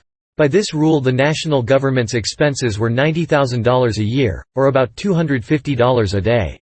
Thus, by the substitution of nickels for gold on a king's evil day, I not only injured no one, dissatisfied no one, but pleased all concerned and saved 4/5 of that day's national expense into the bargain. A saving which would have been the equivalent of $800,000 in my day in America. In making this substitution, I had drawn upon the wisdom of a very remote source. The wisdom of my boyhood, for the true statesman does not despise any wisdom, howsoever lowly may be its origin. In my boyhood I had always saved my pennies and contributed buttons to the foreign missionary cause. The buttons would answer the ignorant savage as well as the coin would answer me better than the buttons. All hands were happy and nobody hurt. Marinell took the patients as they came. He examined the candidate. If he couldn't qualify he was warned off. If he could he was passed along to the king. A priest pronounced the words, "They shall lay their hands on the sick, and they shall recover." Then the king stroked the ulcers, while the reading continued. Finally, the patient graduated and got his nickel, the king hanging it around his neck himself, and was dismissed. Would you think that that would cure? It certainly did. Any mummery will cure if the patient's faith is strong in it. Up by Astolat there was a chapel where the Virgin had once appeared to a girl who used to herd geese around there. The girl said so herself. And they built the chapel upon that spot and hung a picture in it representing the occurrence. A picture which you would think it dangerous for a sick person to approach. Whereas, on the contrary, thousands of the lame and the sick came and prayed before it every year and went away whole and sound. And even the well could look upon it and live. Of course, when I was told these things I did not believe them. But when I went there and saw them I had to succumb. I saw the cures effected myself, and they were real cures and not questionable. I saw cripples whom I had seen around Camelot for years on crutches, arrive and pray before that picture, and put down their crutches and walk off without a limp. There were piles of crutches there which had been left by such people as a testimony. In other places people operated on a patient's mind, without saying a word to him, and cured him. In others, experts assembled patients in a room and prayed over them, and appealed to their faith, and those patients went away cured. Wherever you find a king who can't cure the king's evil you can be sure that the most valuable superstition that supports his throne—the subject's belief in the divine appointment of his sovereign—has passed away. In my youth the monarchs of England had ceased to touch for the evil, but there was no occasion for this diffidence. They could have cured it 49 times in 50. Well, when the priest had been droning for 3 hours, and the good king polishing the evidences, and the sick were still pressing forward as plenty as ever, I got to feeling intolerably bored. I was sitting by an open window not far from the canopy of state. For the 500th time a patient stood forward to have his repulsivenesses stroked. Again those words were being droned out. They shall lay their hands on the sick, when outside there rang clear as a clarion a note that enchanted my soul and tumbled 13 worthless centuries about my ears. Camelot Weekly. Hosanna and Literary Volcano. Latest eruption, only 2 cents. All about the big miracle in the Valley of Holiness. One greater than kings had arrived, the newsboy. But I was the only person in all that throng who knew the meaning of this mighty birth, and what this imperial magician was come into the world to do. I dropped a nickel out of the window and got my paper. The Adam newsboy of the world went around the corner to get my change. Is around the corner yet. It was delicious to see a newspaper again, yet I was conscious of a secret shock when my eye fell upon the first batch of display headlines. I had lived in a clammy atmosphere of reverence, respect, deference, so long that they sent a quivery little cold wave through me. High times in the Valley of Holiness. The water works corked. Brer Merlin works his arts, but gets left. But the boss scores on his first innings. The miraculous well uncorked amid awful outbursts of infernal fire and smoke. At Hunder. The buzzard roost astonished. Unparalleled rejoibings. And so on, and so on. Yes, it was too loud. Once I could have enjoyed it and seen nothing out of the way about it, but now its note was discordant. It was good Arkansas journalism, but this was not Arkansas. Moreover, the next to the last line was calculated to give offense to the hermits, and perhaps lose us their advertising. Indeed, there was too lightsome a tone of flippancy all through the paper. It was plain I had undergone a considerable change without noticing it. I found myself unpleasantly affected by pert little irreverencies which would have seemed but proper and airy graces of speech at an earlier period of my life. There was an abundance of the following breed of items, and they discomforted me. Local smoke and cinders. Sir Launcelot met up with Old King. Aggravants of Ireland unexpectedly last week over on the moor south of Sir Balmoral le Merveilleus's Hog d'Astor. The widow has been notified. Expedition No. 3 will start out the 1st of next month on a search F8R Sir Sagramore le Desirous. It is in calm and of the renowned Knight of the Red Lawns, assisted by Sir Person of Ind, who is compete 9t. Intelligent, court ooze, and in every way a brick, and fur. They're assisted by Sir Palomides the Saracen, who is no Huckleberry himself. This is no picnic, these boys mean Bousine and S. The readers of the Hosanna will regret to learn that the Hadnd some and popular Sir Charolais of Gaul, who during his 4 weeks stay at the Bull and Halibut, this city, has won every heart by his polished manners and elegant CPN versation, will pull out today for home. Give us another call, Charlie. The BD end of the funeral of the late Sir Dalliance the Duke's son of Cornwall, killed in an encounter with the giant of the knotted bludgeon last Tuesday on the borders of the plain of Enchantment was in the hands of the ever affable and efficient Mumble, Prince of Takers, than whom there exists none by whom it were a more satisfying pleasure to have the last sad offices performed. Give him a trial. The cordial thanks of the Hosanna office are due, from editor down to devil, to the ever-courteous and thoughtful Lord High Stew of the Palaces. 3rd Assistant VT for several CETs of ice cream, a quality calculated to make EEY of the recipients who mid with GRT Uday, and it done it.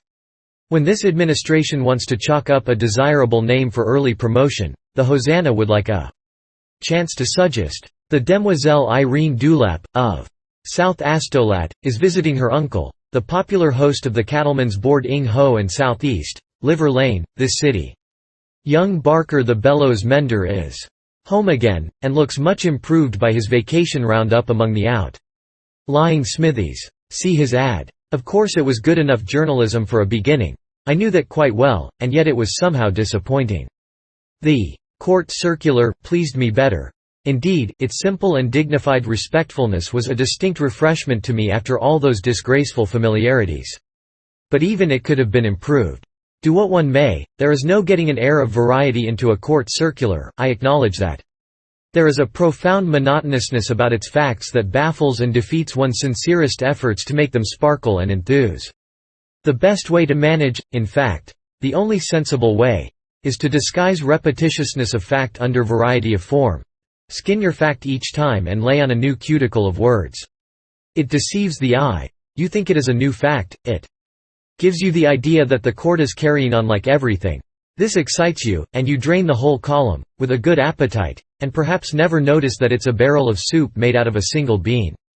Clarence's way was good, it was simple, it was dignified, it was direct and businesslike. All I say is, it was not the best way. Court Circular. On Monday, the king rode in the park. Tuesday, Wednesday, Thursday, Friday, Saturday, Sunday. However, take the paper by and large, I was vastly pleased with it. Little crudities of a mechanical sort were observable here and there, but there were not enough of them to amount to anything, and it was good enough Arkansas proofreading, anyhow, and better than was needed in Arthur's day and realm. As a rule, the grammar was leaky and the construction more or less lame, but I did not much mind these things. They are common defects of my own, and one mustn't criticize other people on grounds where he can't stand perpendicular himself. I was hungry enough for literature to want to take down the whole paper at this one meal, but I got only a few bites, and then had to postpone, because the monks around me besieged me so with eager questions. What is this curious thing? What is it for? Is it a handkerchief? Saddle blanket? Part of a shirt? What is it made of? How thin it is, and how dainty and frail, and how it rattles. Will it wear, do you think, and won't the rain injure it? Is it writing that appears on it, or is it only ornamentation? They suspected it was writing, because those among them who knew how to read Latin and had a smattering of Greek, recognized some of the letters, but they could make nothing out of the result as a whole. I put my information in the simplest form I could. It is a public journal. I will explain what that is, another time. It is not cloth, it is made of paper. Sometime I will explain what paper is. The lines on it are reading matter, and not written by hand, but printed. By and by I will explain what printing is. 1,000 of these sheets have been made, all exactly like this, in every minute detail. They can't be told apart. Then they all broke out with exclamations of surprise and admiration. 1,000. Verily a mighty work, a year's work for many men.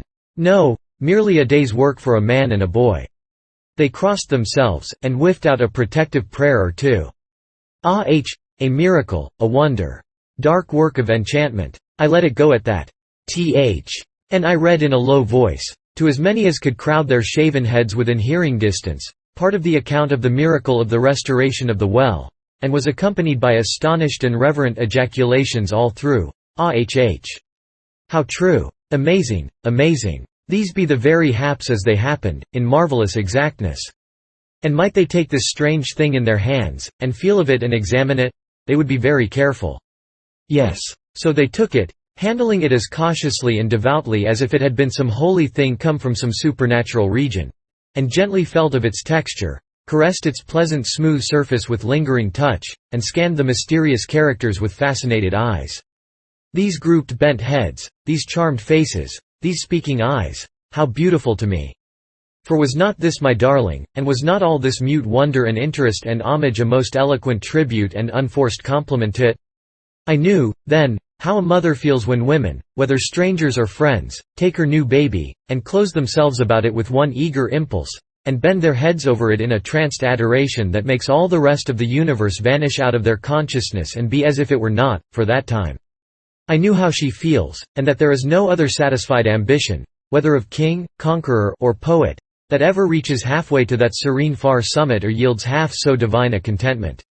During all the rest of the séance my paper travelled from group to group all up and down and about that huge hall, and my happy eye was upon it always, and I sat motionless, steeped in satisfaction, drunk with enjoyment. Yes, this was heaven. I was tasting it once, if I might never taste it more. Chapter 27. The Yankee and the King travel incognito. About bedtime I took the king to my private quarters to cut his hair and help him get the hang of the lowly raiment he was to wear. The high classes wore their hair banged across the forehead but hanging to the shoulders the rest of the way around, whereas the lowest ranks of commoners were banged fore and aft both. The slaves were bangless, and allowed their hair free growth. So I inverted a bowl over his head and cut away all the locks that hung below it. I also trimmed his whiskers and mustache until they were only about a half-inch long, and tried to do it in artistically and succeeded. It was a villainous disfigurement. When he got his lubberly sandals on, and his long robe of coarse brown linen cloth, which hung straight from his neck to his ankle bones, he was no longer the comeliest man in his kingdom, but one of the unhandsomest and most commonplace and unattractive. We were dressed and barbered alike, and could pass for small farmers, or farm bailiffs, or shepherds, or carters. Yes, or for village artisans, if we chose, our costume being in effect universal among the poor, because of its strength and cheapness. I don't mean that it was really cheap to a very poor person, but I do mean that it was the cheapest material there was for male attire, manufactured material, you understand. We slipped away an hour before dawn, and by broad sunup had made 8 or 10 miles, and were in the midst of a sparsely settled country. I had a pretty heavy knapsack. It was laden with provisions for the king to taper down on, till he could take to the coarse fare of the country without damage. I found a comfortable seat for the king by the roadside, and then gave him a morsel or two to stay his stomach with. Then I said I would find some water for him, and strolled away. Part of my project was to get out of sight and sit down and rest a little myself. It had always been my custom to stand when in his presence, even at the council board, except upon those rare occasions when the sitting was a very long one, extending over hours. Then I had a trifling little backless thing which was like a reverse D culvert and was as comfortable as the toothache. I didn't want to break him in suddenly, but do it by degrees. We should have to sit together now when in company, or people would notice, but it would not be good politics for me to be playing equality with him when there was no necessity for it. I found the water some 300 yards away, and had been resting about 20 minutes, when I heard voices. That is all. Right, I thought, peasants going to work. Nobody else likely to be stirring this early. But the next moment these comers jingled into sight around a turn of the road, smartly clad people of quality, with luggage mules and servants in their train. I was off like a shot, through the bushes, by the shortest cut. For a while it did seem that these people would pass the king before I could get to him. But desperation gives you wings, you know, and I canted my body forward, inflated my breast, and held my breath and flew. I arrived. And in plenty good enough time, too. Pardon, my king, but it's no time for ceremony. Jump. Jump to your feet, some quality are coming. Is that a marvel? Let them come. But my liege, you must not be seen sitting. Rise. And stand in humble posture while they pass. You are a peasant, you know. True, I had forgot it, so lost was I in planning of a huge war with Gaul. He was up by this time, but a farm could have got up quicker, if there was any kind of a boom in real estate, and right so a thought came randoming overthwart this majestic dream the which. A humbler attitude, my lord the king, and quick. Duck your head. More, still more, droop it. He did his honest best, but lord, it was no great things. He looked as humble as the Leaning Tower at Pisa. It is the most you could say of it. Indeed, it was such a thundering poor success that it raised wondering scowls all along the line, and a gorgeous flunky at the tail end of it raised his whip. But I jumped in time and was under it when it fell. And under cover of the volley of coarse laughter which followed, I spoke up sharply and warned the king to take no notice. He mastered himself for the moment, but it was a sore tax. He wanted to eat up the procession. I said, it would end our adventures at the very start, and we, being without weapons, could do nothing with that armed gang. If we are going to succeed in our emprise, we must not only look the peasant but act the peasant. It is wisdom, none can gainsay it. Let us go on, Sir Boss. I will take note and learn, and do the best I may. He kept his word. He did the best he could, but I've seen better. If you have ever seen an active, heedless, enterprising child going diligently out of one mischief and into another all day long, and an anxious mother at its heels all the while, and just saving it by a hair from drowning itself or breaking its neck with each new experiment, you've seen the king and me. If I could have foreseen what the thing was going to be like, I should have said, no, if anybody wants to make his living exhibiting a king as a peasant, let him take the layout. I can do better with a menagerie and last longer. And yet, during the first 3 days I never allowed him to enter a hut or other dwelling. If he could pass muster anywhere during his early novitiate it would be in small inns and on the road, so to these places we confined ourselves. Yes, he certainly did the best he could, but what of that? He didn't improve a bit that I could see. He was always frightening me, always breaking out with fresh astonishers in new and unexpected places. Toward evening on the second day, what does he do but blandly fetch out a dirk from inside his robe. "Great guns, my liege, where did you get that?" "From a smuggler at the inn, yester eve." "What in the world possessed you to buy it?" "We have escaped divers dangers by wit." "Thy wit? But I have bethought me that it were but prudence if I bore a weapon, too. Thine might fail thee. In some pinch. But people of our condition are not allowed to carry arms. What would a lord say? Yes, or any other person of whatever condition. If he caught an upstart peasant with a dagger on his person? It was a lucky thing for us that nobody came along just then. I persuaded him to throw the dirk away, and it was as easy as persuading a child to give up some bright fresh new way of killing itself. We walked along, silent and thinking. Finally the king said, "When ye know that I meditate a thing inconvenient, or that hath a peril in it, why do you not warn me to cease from that project?"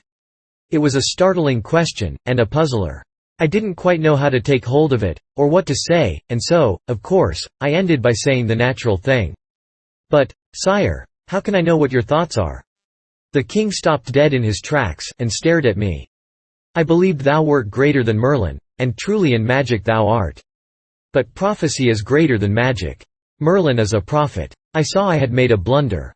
I must get back my lost ground. After a deep reflection and careful planning, I said, 'Sire, I have been misunderstood. I will explain. There are two kinds of prophecy. One is the gift to foretell things that are but a little way off. The other is the gift to foretell things that are whole ages and centuries away. Which is the mightier gift, do you think? Oh, the last, most surely.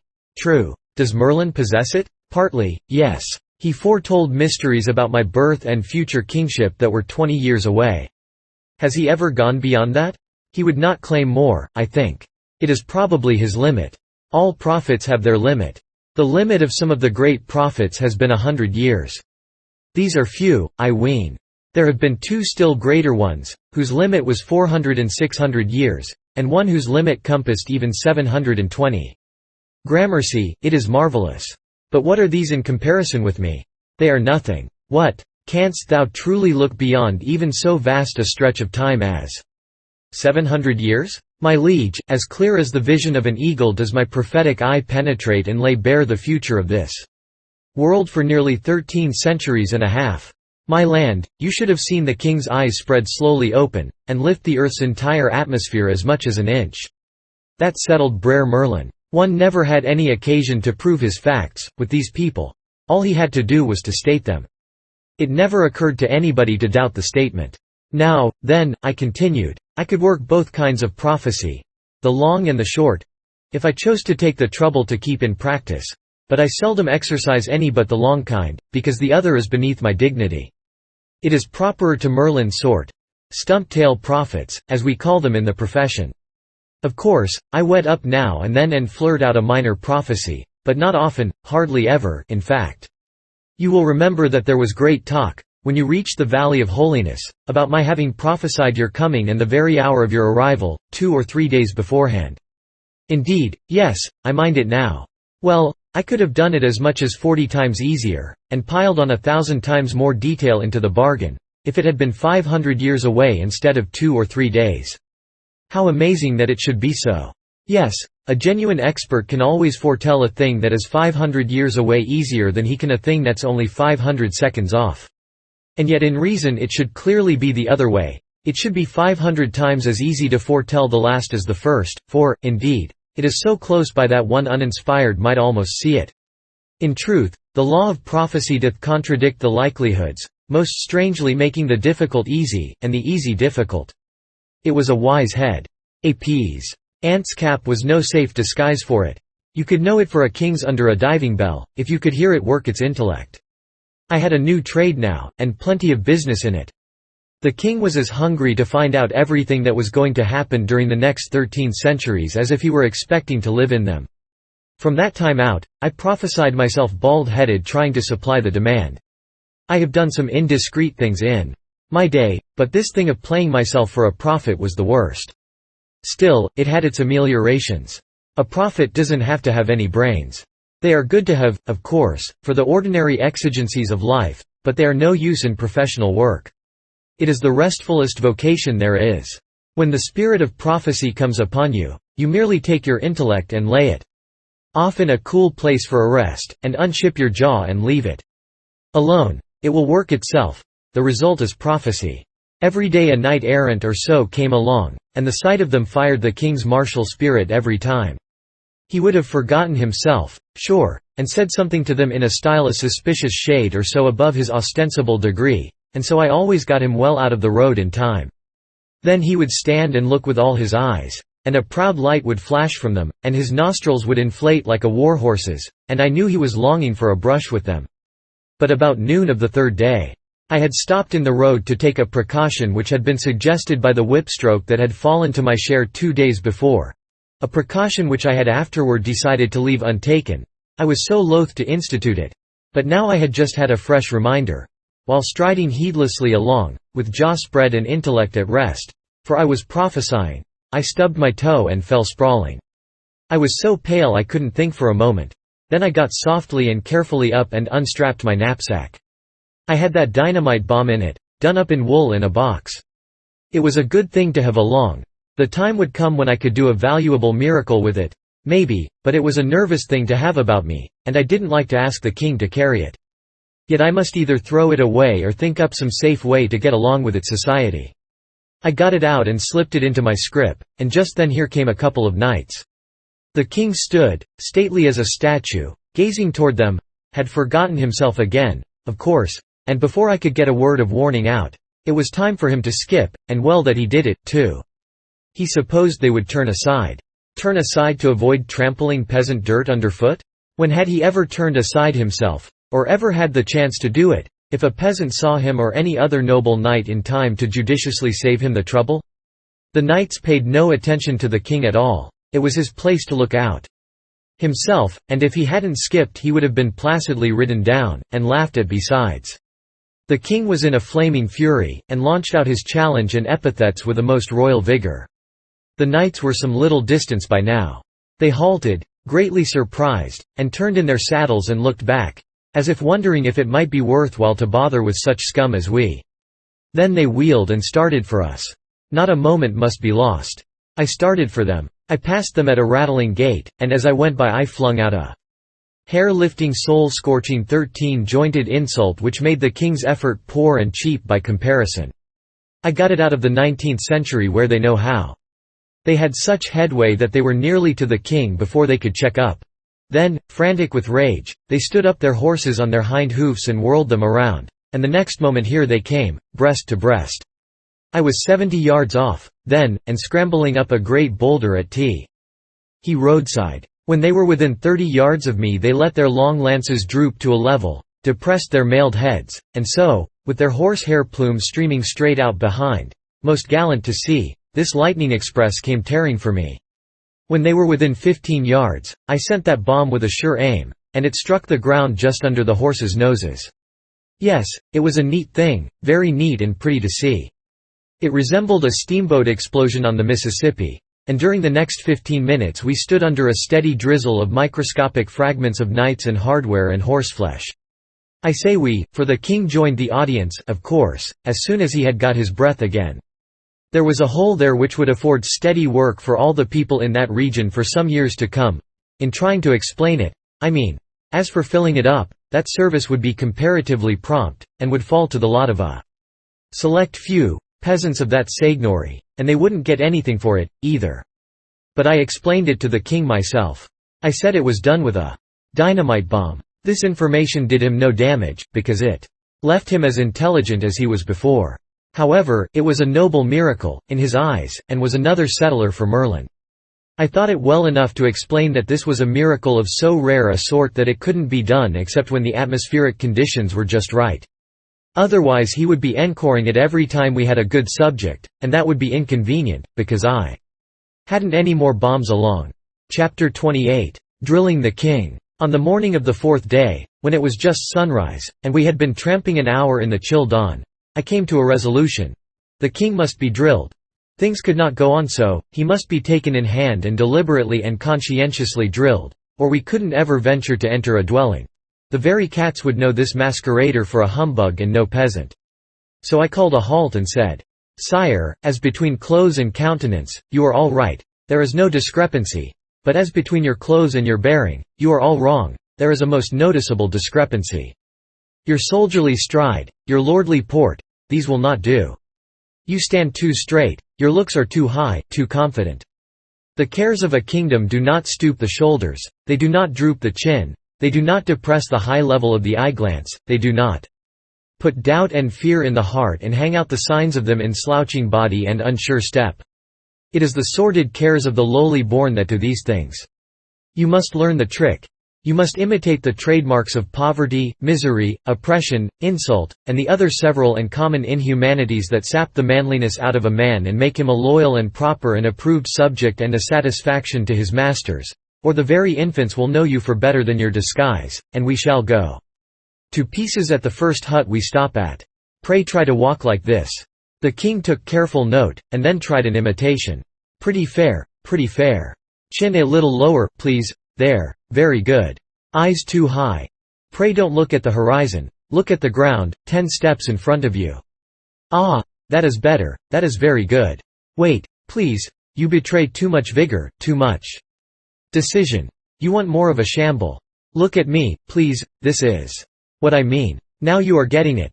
That is the idea, at least, it sort of approaches it. Yes, that is pretty fair.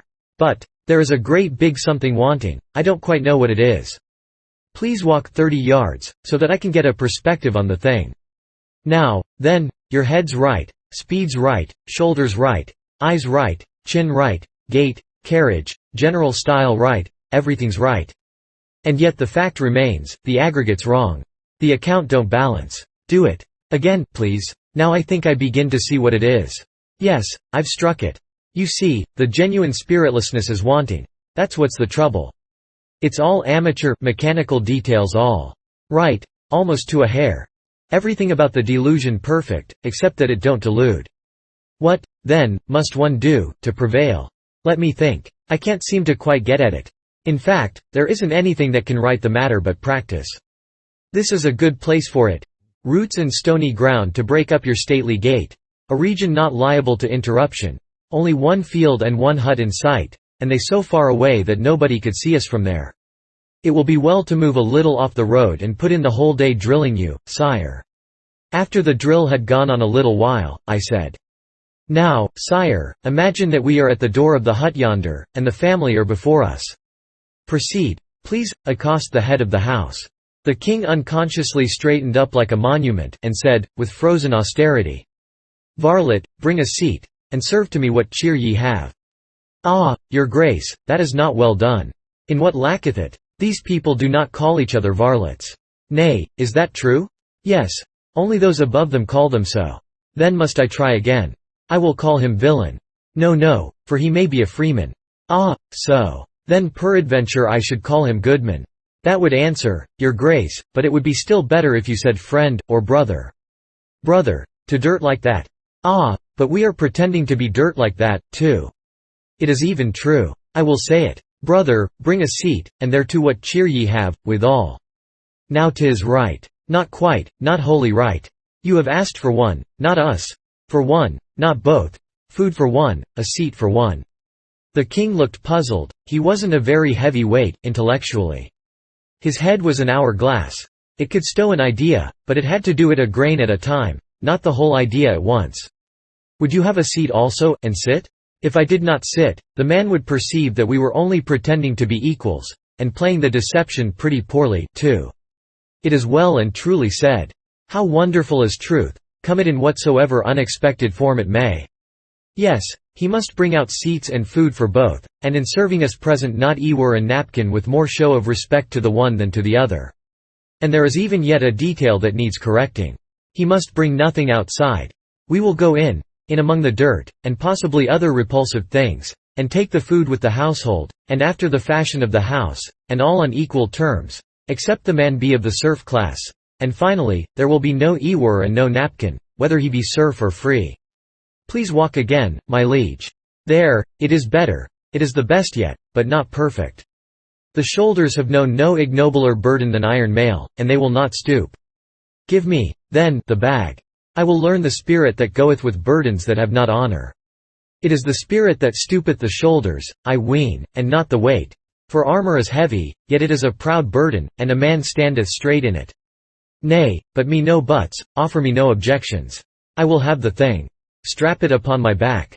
He was complete now with that knapsack on, and looked as little like a king as any man I had ever seen. But it was an obstinate pair of shoulders. They could not seem to learn the trick of stooping with any sort of deceptive naturalness. The drill went on, I prompting and correcting. "Now, make believe you are in debt, and eaten up by relentless creditors. You are out of work, which is horseshoeing, let us say, and can get none. And your wife is sick, your children are crying because they are hungry." And so on, and so on. I drilled him as representing in turn all sorts of people out of luck and suffering dire privations and misfortunes. But Lord, it was only just words, they meant nothing in the world to him. I might just as well have whistled. Words realize nothing, vivify nothing to you, unless you have suffered in your own person the thing which the words try to describe. There are wise people who talk ever so knowingly and complacently about the working classes, and satisfy themselves that a day's hard intellectual work is very much harder than a day's hard manual toil, and is righteously entitled to much bigger pay. Why, they really think that, you know, because they know all about the one, but haven't tried the other. But I know all about both, and so far as I am concerned, there isn't money enough in the universe to hire me to swing a pickaxe 30 days, but I will do the hardest kind of intellectual work for just as near nothing as you can cipher it down. And I will be satisfied, too. Intellectual work is misnamed. It is a pleasure, a dissipation, and is its own highest reward. The poorest paid architect, engineer, general, author, sculptor, painter, lecturer, advocate, legislator, actor, preacher, singer is constructively in heaven when he is at work. And as for the musician with the fiddle bow in his hand who sits in the midst of a great orchestra with the ebbing and flowing tides of divine sound washing over him—why, certainly, he is at work, if you wish to call it that, but Lord, it's a sarcasm just the same. The law of work does seem utterly unfair, but there it is, and nothing can change it. The higher the pay and enjoyment the worker gets out of it, the higher shall be his pay in cash, also. And it's also the very law of those transparent swindles, transmissible nobility and kingship. Chapter 29. The Smallpox Hut. When we arrived at that hut at mid-afternoon, we saw no signs of life about it. The field nearby had been denuded of its crop some time before, and had a skinned look, so exhaustively had it been harvested and gleaned. Fences, sheds, everything had a ruined look, and were eloquent of poverty. No animal was around anywhere, no living thing in sight. The stillness was awful, it was like the stillness of death. The cabin was a one-story one, whose thatch was black with age, and ragged from lack of repair. The door stood a trifle ajar. We approached it stealthily, on tiptoe and at half-breath, for that is the way one's feeling makes him do, at such a time.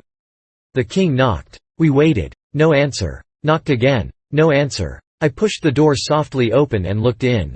I made out some dim forms, and a woman started up from the ground and stared at me, as one does who is wakened from sleep. Presently she found her voice. "Have mercy," she pleaded. "All is taken, nothing is left.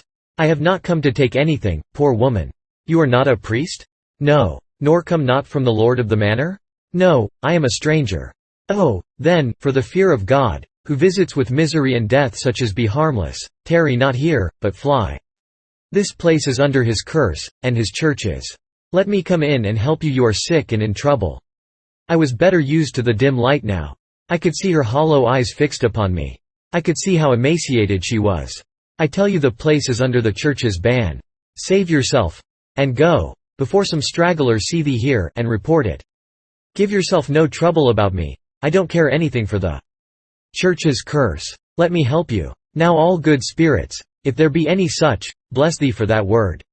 Would God I had a sup of water, but hold, forget. I said it, and fly. For there is that here that even he that feareth not the church must fear. This disease whereof we die. Leave us, thou brave, good stranger, and take with thee such whole and sincere blessing as them that be accursed can give."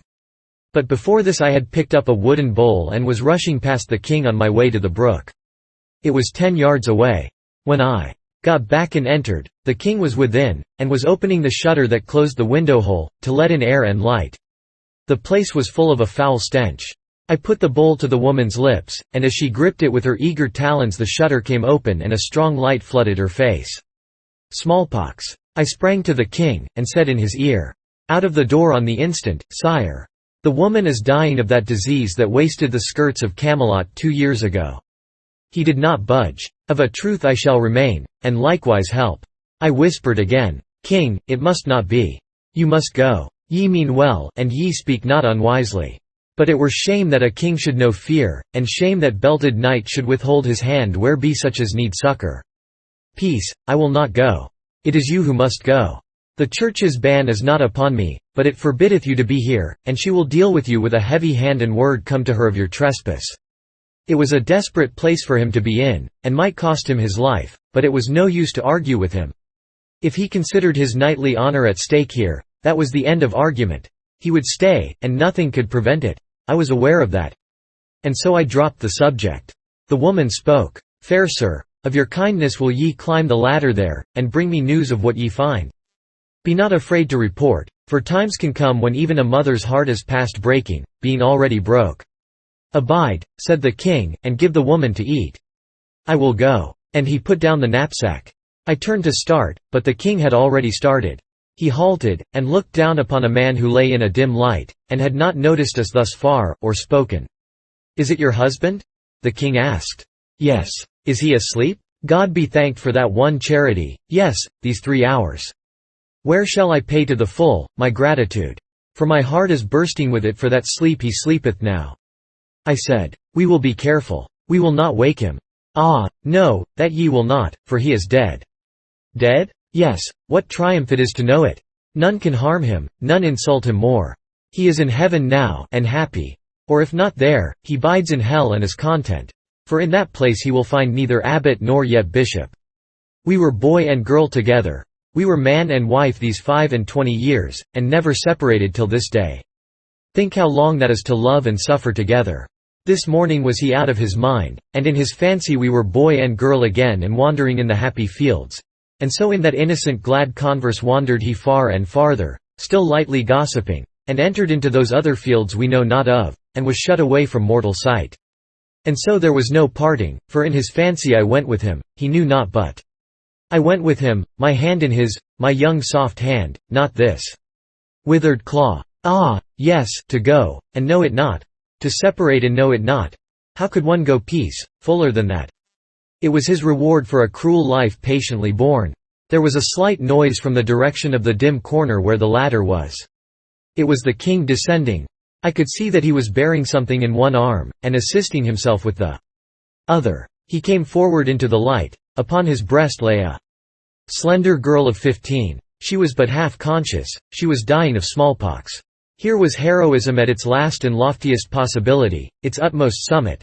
This was challenging death in the open field unarmed, with all the odds against the challenger, no reward set upon the contest, and no admiring world in silks and cloth of gold to gaze and applaud.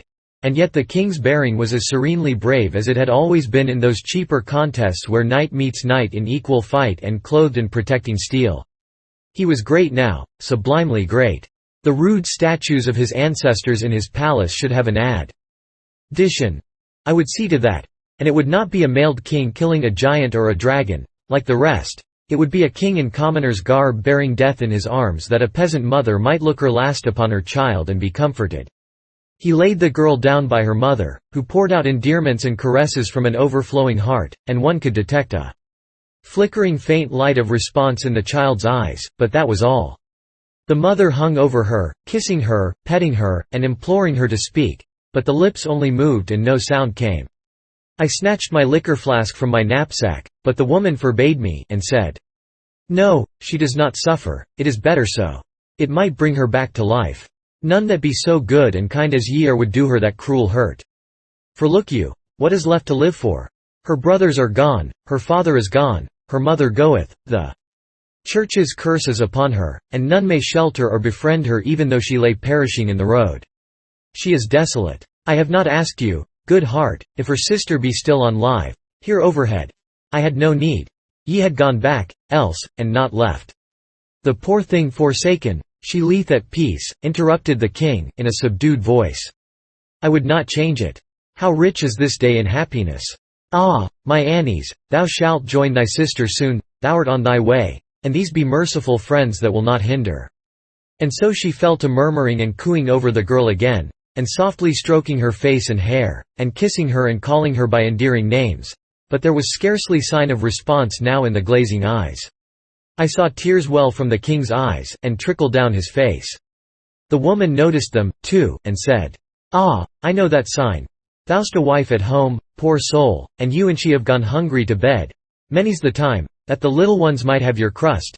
You know what poverty is, and the daily insults of your betters, and the heavy hand of the church and the king."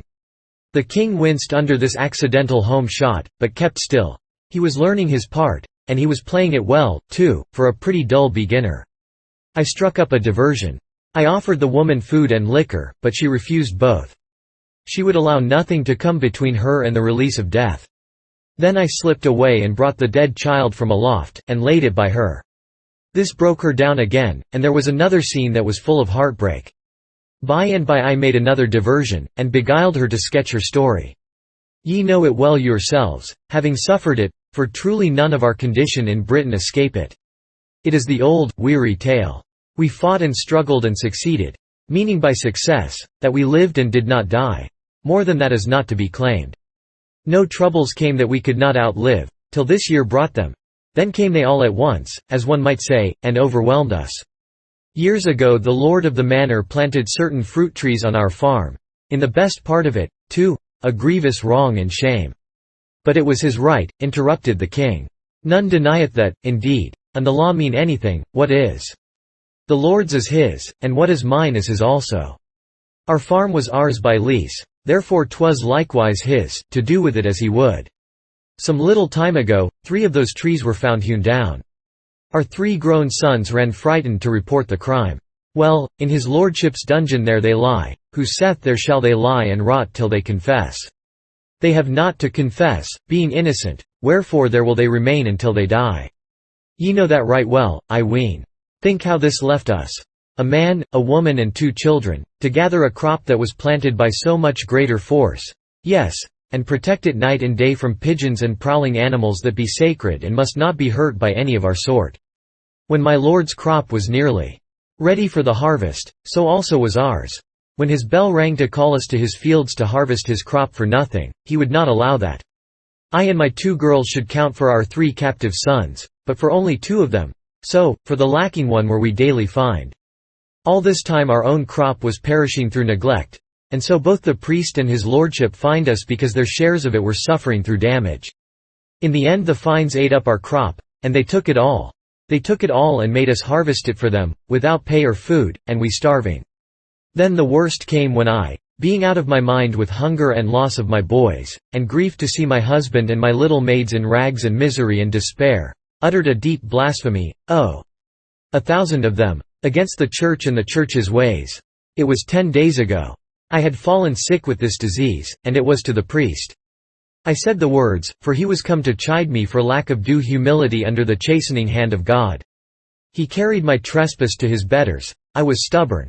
Wherefore, presently upon my head and upon all heads that were dear to me, fell the curse of Rome. Since that day we are avoided, shunned with horror. None has come near this hut to know whether we live or not. The rest of us were taken down. Then I roused me and got up, as wife and mother will. It was little they could have eaten in any case, it was less than little they had to eat. But there was water, and I gave them that. How they craved it! And how they blessed it! But the end came yesterday, my strength broke down. Yesterday was the last time I ever saw my husband and this youngest child alive. I have lain here all these hours, these ages, ye may say, listening for any sound up there that. She gave a sharp quick glance at her eldest daughter, then cried out, "Oh, my darling!" and feebly gathered the stiffening form to her sheltering arms. She had recognized the death rattle. Chapter 30. The Tragedy of the Manor House. At midnight all was over, and we sat in the presence of 4 corpses. We covered them with such rags as we could find, and started away, fastening the door behind us. Their home must be these people's grave, for they could not have Christian burial, or be admitted to consecrated ground. They were as dogs, wild beasts, lepers, and no soul that valued its hope of eternal life would throw it away by meddling in any sort with these rebuked and smitten outcasts. We had not moved 4 steps when I caught a sound as of footsteps upon gravel. My heart flew to my throat. We must not be seen coming from that house. I plucked at the king's robe and we drew back and took shelter behind the corner of the cabin. "Now we are safe," I said, but it was a close call, so to speak. If the night had been lighter he might have seen us, no doubt, he seemed to be so near. "Mayhap it is but a beast and not a man at all." "True. But man or beast, it will be wise to stay here a minute and let it get by and out of the way.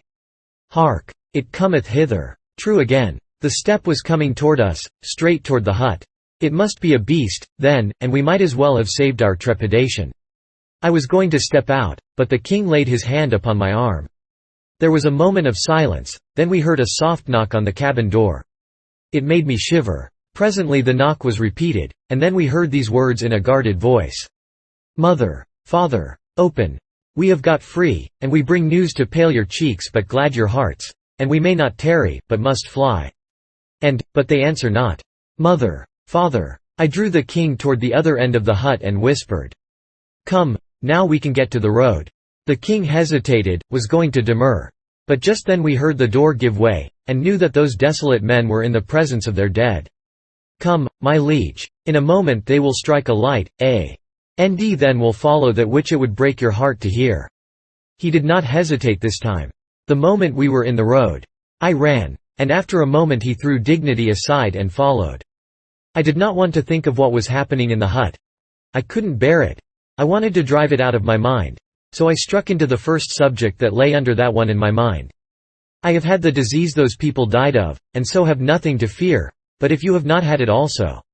He broke in upon me to say he was in trouble, and it was his conscience that was troubling him.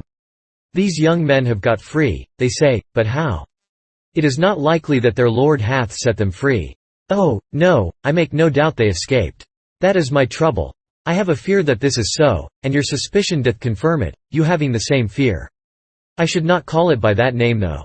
I do suspect that they escaped, but if they did, I am not sorry, certainly. I am not sorry, I think, but what is it? What is there for one to be troubled about? If they did escape, then are we bound in duty to lay hands upon them and deliver them again to their Lord. For it is not seemly that one of his quality should suffer a so insolent and high-handed outrage from persons of their base degree." There it was again. He could see only one side of it.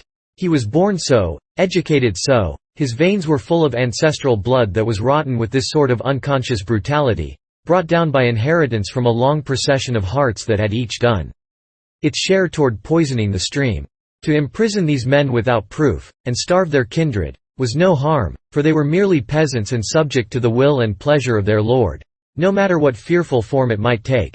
But for these men to break out of unjust captivity was insult and outrage, and a thing not to be countenanced by any conscientious person who knew his duty to his sacred caste. I worked more than half an hour before I got him to change the subject, and even then an outside matter did it for me. This was a something which caught our eyes as we struck the summit of a small hill, a red glow, a good way off. "That's a fire," said I. Fires interested me considerably, because I was getting a good deal of an insurance business started, and was also training some horses and building some steam fire engines, with an eye to a paid fire department by and by. The priests opposed both my fire and life insurance, on the ground that it was an insolent attempt to hinder the decrees of God. And if you pointed out that they did not hinder the decrees in the least, but only modified the hard consequences of them if you took out policies and had luck, they retorted that that was gambling against the decrees of God, and was just as bad. So they managed to damage those industries more or less, but I got even on my accident business. As a rule, a knight is a lummox, and sometimes even a labrick, and hence open to pretty poor arguments when they come glibly from a superstition monger, but even he could see the practical side of a thing once in a while.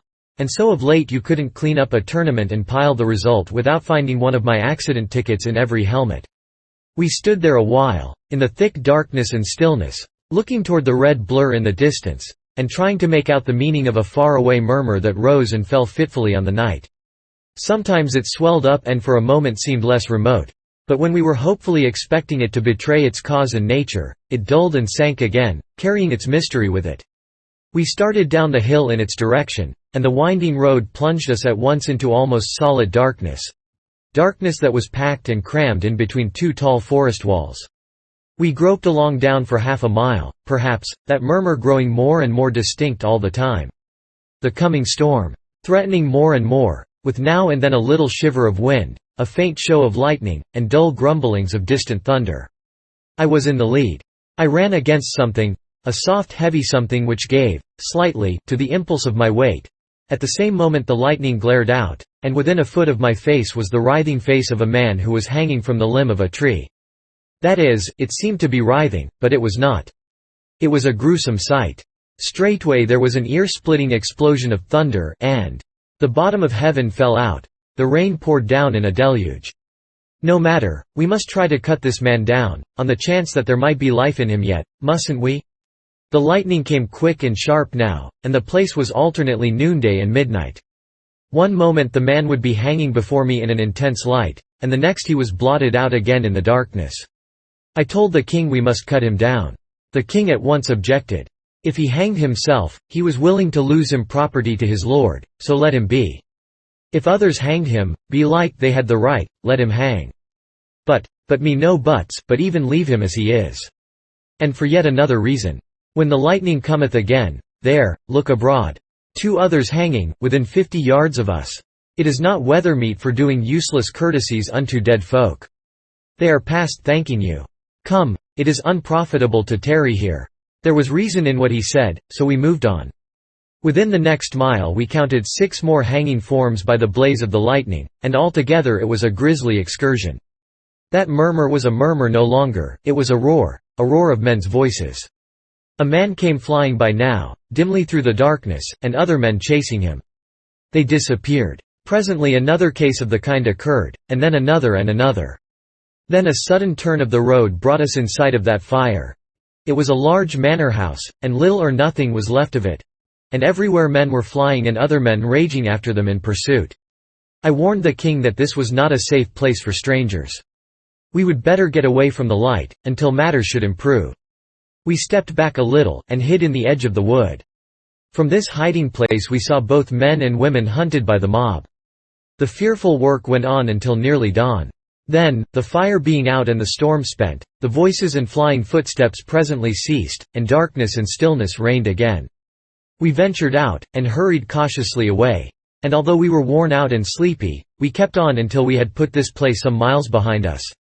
Then we asked hospitality at the hut of a charcoal burner, and got what was to be had. A woman was up and about, but the man was still asleep, on a straw shake down, on the clay floor. The woman seemed uneasy until I explained that we were travelers and had lost our way and been wandering in the woods all night. She became talkative, then, and asked if we had heard of the terrible goings-on at the manor house of Abilasor. Yes, we had heard of them, but what we wanted now was rest and sleep. The king broke in. Sell us the house and take yourselves away, for we be perilous company, being late come from people that died of the spotted death. It was good of him, but unnecessary. One of the commonest decorations of the nation was the waffle iron face. I had early noticed that the woman and her husband were both so decorated. She made us entirely welcome, and had no fears, and plainly she was immensely impressed by the king's proposition. For, of course, it was a good deal of an event in her life to run across a person of the king's humble appearance who was ready to buy a man's house for the sake of a night's lodging. It gave her a large respect for us, and she strained the lean possibilities of her hovel to the utmost to make us comfortable. We slept tea till far into the afternoon, and then got up hungry enough to make cotter fare quite palatable to the king, the more particularly as it was scant in quantity. And also in variety, it consisted solely of onions, salt, and the national black bread made out of horsefeed. The woman told us about the affair of the evening before. At 10 or 11 at night, when everybody was in bed, the manor house burst into flames. The countryside swarmed to the rescue, and the family were saved, with one exception, the master. He did not appear. Everybody was frantic over this loss, and 2 brave yeomen sacrificed their lives in ransacking the burning house seeking that valuable personage. But after a while he was found, what was left of him, which was his corpse.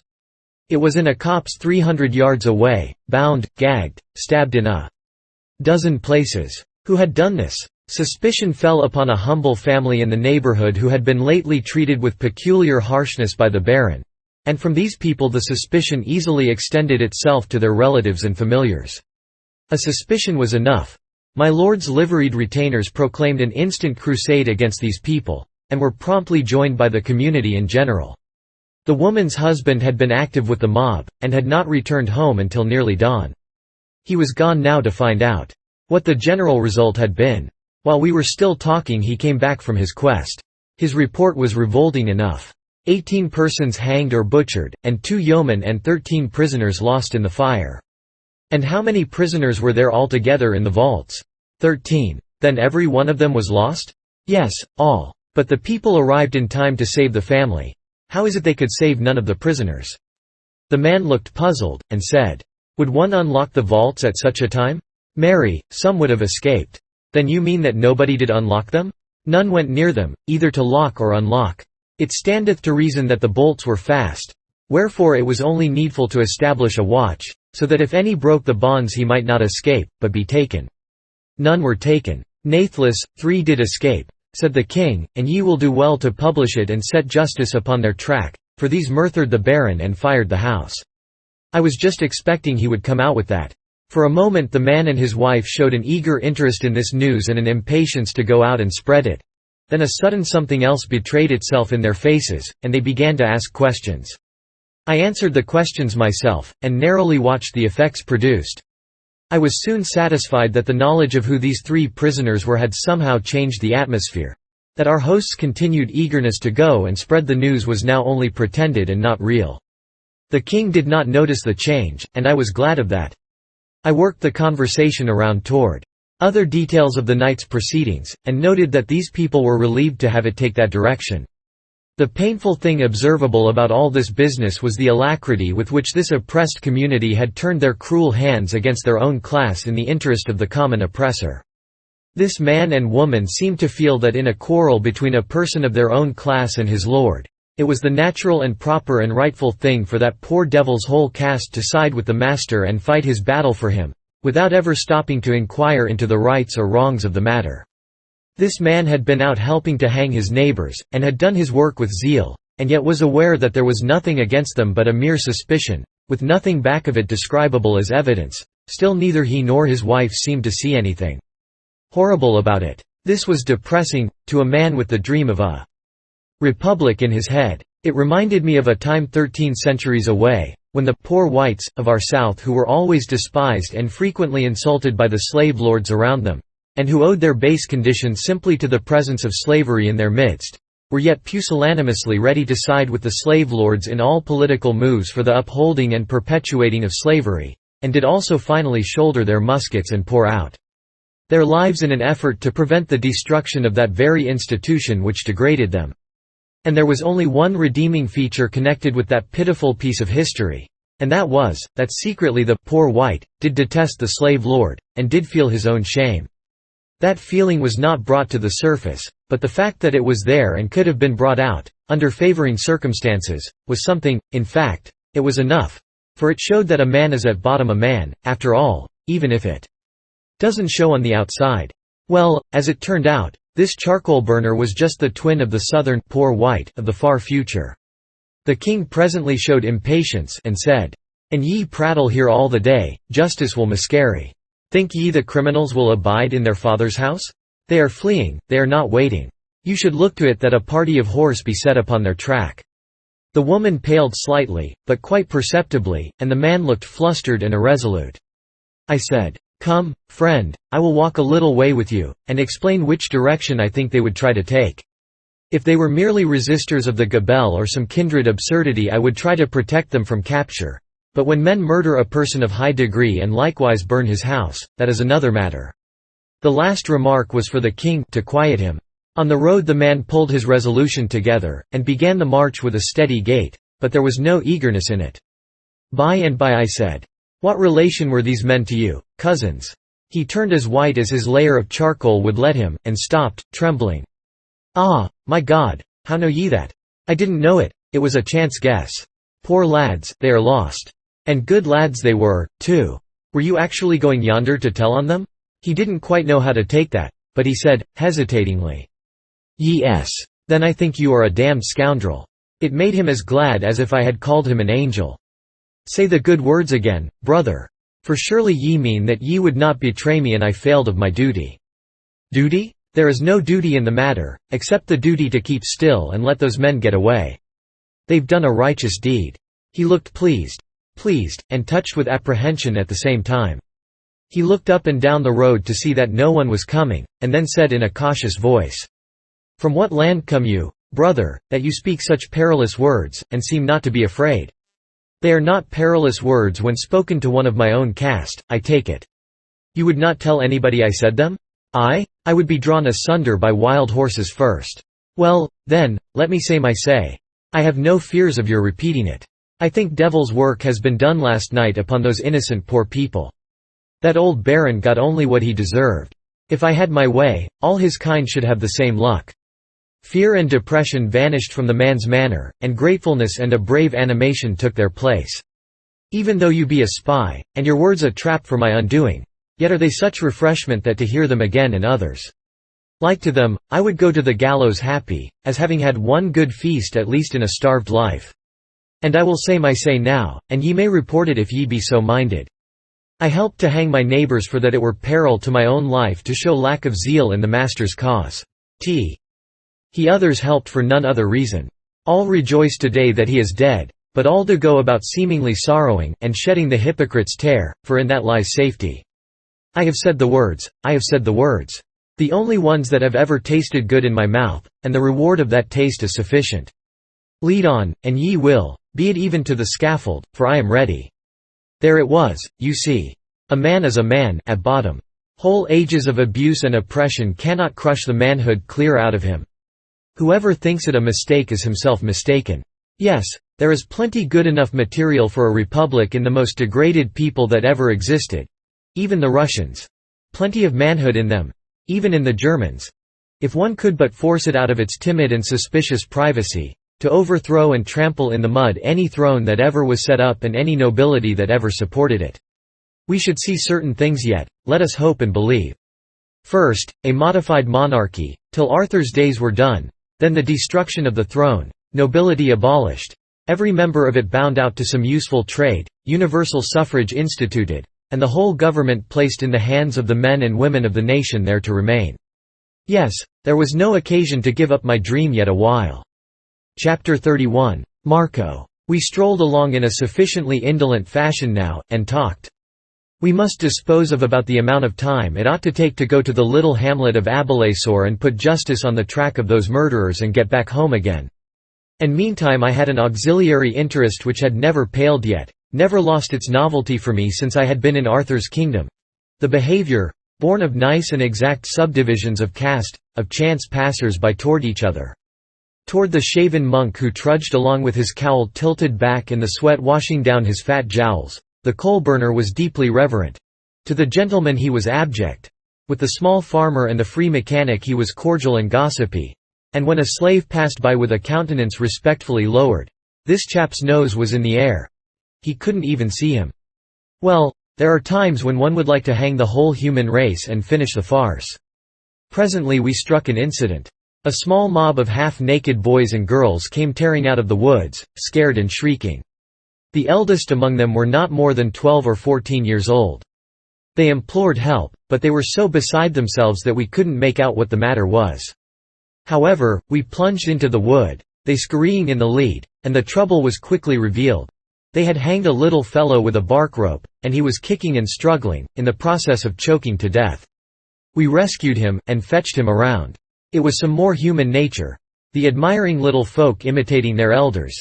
They were playing mob, and had achieved a success which promised to be a good deal more serious than they had bargained for. It was not a dull excursion for me. I managed to put in the time very well. I made various acquaintanceships, and in my quality of stranger was able to ask as many questions as I wanted to. A thing which naturally interested me, as a statesman, was the matter of wages. I picked up what I could under that head during the afternoon. A man who hasn't had much experience, and doesn't think, is apt to measure a nation's prosperity or lack of prosperity by the mere size of the prevailing wages. If the wages be high, the nation is prosperous; if low, it isn't. Which is an error. It isn't what sum you get, it's how much you can buy with it, that's the important thing, and it's that tells whether your wages are high in fact or only high in name. I could remember how it was in the time of our Great Civil War in the 19th century. In the North a carpenter got $3 a day, gold valuation, in the South he got 50, payable in Confederate shin plasters worth $1 a bushel. In the North a suit of overalls cost $3 a day's wages, in the South it cost 75, which was 2 days' wages. Other things were in proportion. Consequently, wages were twice as high in the North as they were in the South, because the one wage had that much more purchasing power than the other had. Yes, I made various acquaintances in the hamlet, and a thing that gratified me a good deal was to find our new coins in circulation. Lots of millrays, lots of mills, lots of cents, a good many nickels, and some silver. All this among the artisans and commonalty generally. Yes, and even some gold. But that was at the bank, that is to say, the goldsmiths. I dropped in there while Marco, the son of Marco, was haggling with a shopkeeper over a quarter of a pound of salt, and asked for change for a $20 gold piece. They furnished it, that is, after they had chewed the piece, and rung it on the counter, and tried acid on it, and asked me where I got it, and who I was, and where I was from, and where I was going to, and when I expected to get there, and perhaps a couple of hundred more questions. And when they got aground, I went right on and furnished them a lot of information voluntarily. Told them I owned a dog, and his name was Watch, and my first wife was a Free Will Baptist, and her grandfather was a Prohibitionist, and I used to know a man who had 2 thumbs on each hand and a wart on the inside of his upper lip, and died in the hope of a glorious resurrection, and so on, and so on, and so on, till even that hungry village questioner began to look satisfied, and also a shade put out. But he had to respect a man of my financial strength, and so he didn't give me any lip, but I noticed he took it out of his underlings, which was a perfectly natural thing to do. Yes, they changed my 20, but I judged it strained the bank a little, which was a thing to be expected, for it was the same as walking into a paltry village store in the 19th century and requiring the boss of it to change a $2,000 bill for you all of a sudden. He could do it, maybe, but at the same time he would wonder how a small farmer happened to be carrying so much money around in his pocket. Which was probably this goldsmith's thought, too. For he followed me to the door and stood there gazing after me with reverent admiration. Our new money was not only handsomely circulating, but its language was already glibly in use. That is to say, people had dropped the names of the former monies, and spoke of things as being worth so many dollars or cents or mills or millrays now. It was very gratifying. We were progressing, that was sure.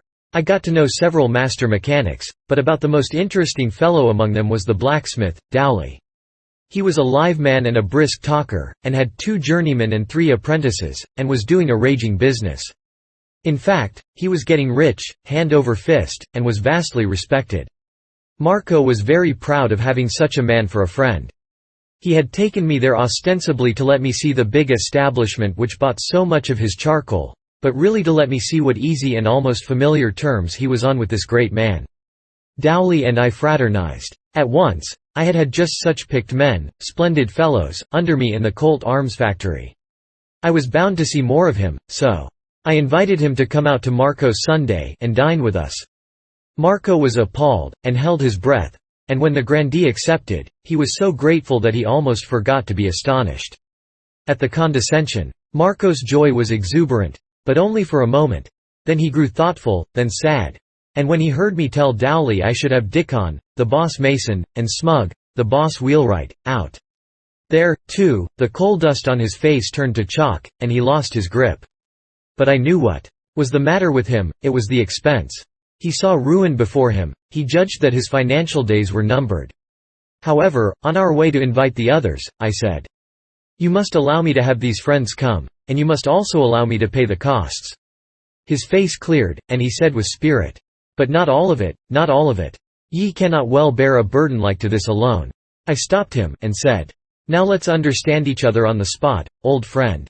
I am only a farm bailiff, it is true, but I am not poor, nevertheless. I have been very fortunate this year. You would be astonished to know how I have thriven. I tell you the honest truth when I say, I could squander away as many as a dozen feasts like this and never care that for the expense," and I snapped my fingers. I could see myself rise a foot at a time in Marco's estimation, and when I fetched out those last words. I was become a very tower for style and altitude. So you see, you must let me have my way. You can't contribute a cent to this orgy, that's settled. It's grand and good of you. No, it isn't. You've opened your house to Jones and me in the most generous way. Jones was remarking upon it today, just before you came back from the village. For although he wouldn't be likely to say such a thing to you, because Jones isn't a talker, and is diffident in society, he has a good heart and a grateful, and knows how to appreciate it when he is well treated. Yes, you and your wife have been very hospitable toward us. Ah, brother, 'tis nothing such hospitality. But it is something. The best a man has, freely given, is always something, and is as good as a prince can do, and ranks right along beside it, for even a prince can but do his best. And so we'll shop around and get up this layout now, and don't you worry about the expense. I'm one of the worst spendthrifts that ever was born. Why, do you know, sometimes in a single week I spend—but never mind about that, you'd never believe it anyway. And so we went gadding along, dropping in here and there, pricing things, and gossiping with the shopkeepers about the riot, and now and then running across pathetic reminders of it, in the persons of shunned and tearful and houseless remnants of families whose homes had been taken from them and their parents butchered or hanged. The raiment of Marco and his wife was of coarse tow linen and linsey woolsey respectively, and resembled township maps, it being made up pretty exclusively of patches which had been added, township by township, in the course of 5 or 6 years, until hardly a hand's breadth of the original garments was surviving and present. Now I wanted to fit these people out with new suits, on account of that swell company, and I didn't know just how to get at it with delicacy, until at last it struck me that as I had already been liberal in inventing wordy gratitude for the king, it would be just the thing to back it up with evidence of a substantial sort, so I said, "And Marco, there's another thing which you must permit, out of kindness for Jones. Because you wouldn't want to offend him. He was very anxious to testify his appreciation in some way, but he is so diffident he couldn't venture it himself, and so he begged me to buy some little things and give them to you and Dame Phyllis and let him pay for them without your ever knowing they came from him. You know how a delicate person feels about that sort of thing, and so I said I would, and we would keep mum. Well, his idea was, a new outfit of clothes for you both. Oh, it is wastefulness. It may not be, brother, it may not be. Consider the vastness of the sum. Hang the vastness of the sum. Try to keep quiet for a moment, and see how it would seem. A body can't get in a word edgeways, you talk so much. You ought to cure that, Marco. It isn't good form, you know, and it will grow on you if you don't check it. Yes, we'll step in here now and price this and stuff, and don't forget to remember to not let on to Jones that you know he had anything to do with it. You can't think how curiously sensitive and proud he is. He's a farmer, pretty fairly well-to-do farmer, and I'm his bailiff. But, the imagination of that man. Why, sometimes when he forgets himself and gets to blowing off, you'd think he was one of the swells of the earth, and you might listen to him 100 years and never take him for a farmer, especially if he talked agriculture. He thinks he's a shoal of a farmer, thinks he's old Grayback from way back, but between you and me privately he don't know as much about farming as he does about running a kingdom still. Whatever he talks about, you want to drop your underjaw and listen. The same as if you had never heard such incredible wisdom in all your life before, and were afraid you might die before you got enough of it. That will please Jones. It tickled Marco to the marrow to hear about such an odd character, but it also prepared him for accidents, and in my experience when you travel with a king who is letting on to be something else and can't remember it more than about half the time, you can't take too many precautions. This was the best store we had come across yet. It had everything in it, in small quantities, from anvils and dry goods all the way down to fish and pinchbeck jewelry. I concluded I would bunch my whole invoice right here, and not go pricing around any more. So I got rid of Marco, by sending him off to invite the mason and the wheelwright, which left the field free to me. For I never care to do a thing in a quiet way, it's got to be theatrical or I don't take any interest in it. I showed up money enough, in a careless way, to corral the shopkeeper's respect, and then I wrote down a list of the things I wanted, and handed it to him to see if he could read it. He could, and was proud to show that he could. He said he had been educated by a priest, and could both read and write. He ran it through, and remarked with satisfaction that it was a pretty heavy bill. Well, and so it was, for a little concern like that. I was not only providing a swell dinner, but some odds and ends of extras. I ordered that the things be carted out and delivered at the dwelling of Marco, the son of Marco, by Saturday evening, and send me the bill at dinner-time Sunday. He said I could depend upon his promptness and exactitude, it was the rule of the house. He also observed that he would throw in a couple of Miller guns for the Marcos gratis, that everybody was using them now. He had a mighty opinion of that clever device. I said, "And please fill them up to the middle mark, too, and add that to the bill." He would, with pleasure. He filled them, and I took them with me. I couldn't venture to tell him that the Miller gun was a little invention of my own, and that I had officially ordered that every shopkeeper in the kingdom keep them on hand and sell them at government price, which was the merest trifle, and the shopkeeper got that, not the government. We furnished them for nothing. The king had hardly missed us when we got back at nightfall. He had early dropped again into his dream of a grand invasion of Gaul with the whole strength of his kingdom at his back, and the afternoon had slipped away without his ever coming to himself again. Chapter 32. Dowley's humiliation. Well, when that cargo arrived toward sunset, Saturday afternoon, I had my hands full to keep the Marcos from fainting. They were sure Jones and I were ruined past help, and they blamed themselves as accessories to this bankruptcy. You see, in addition to the dinner materials, which called for a sufficiently round sum, I had bought a lot of extras for the future comfort of the family.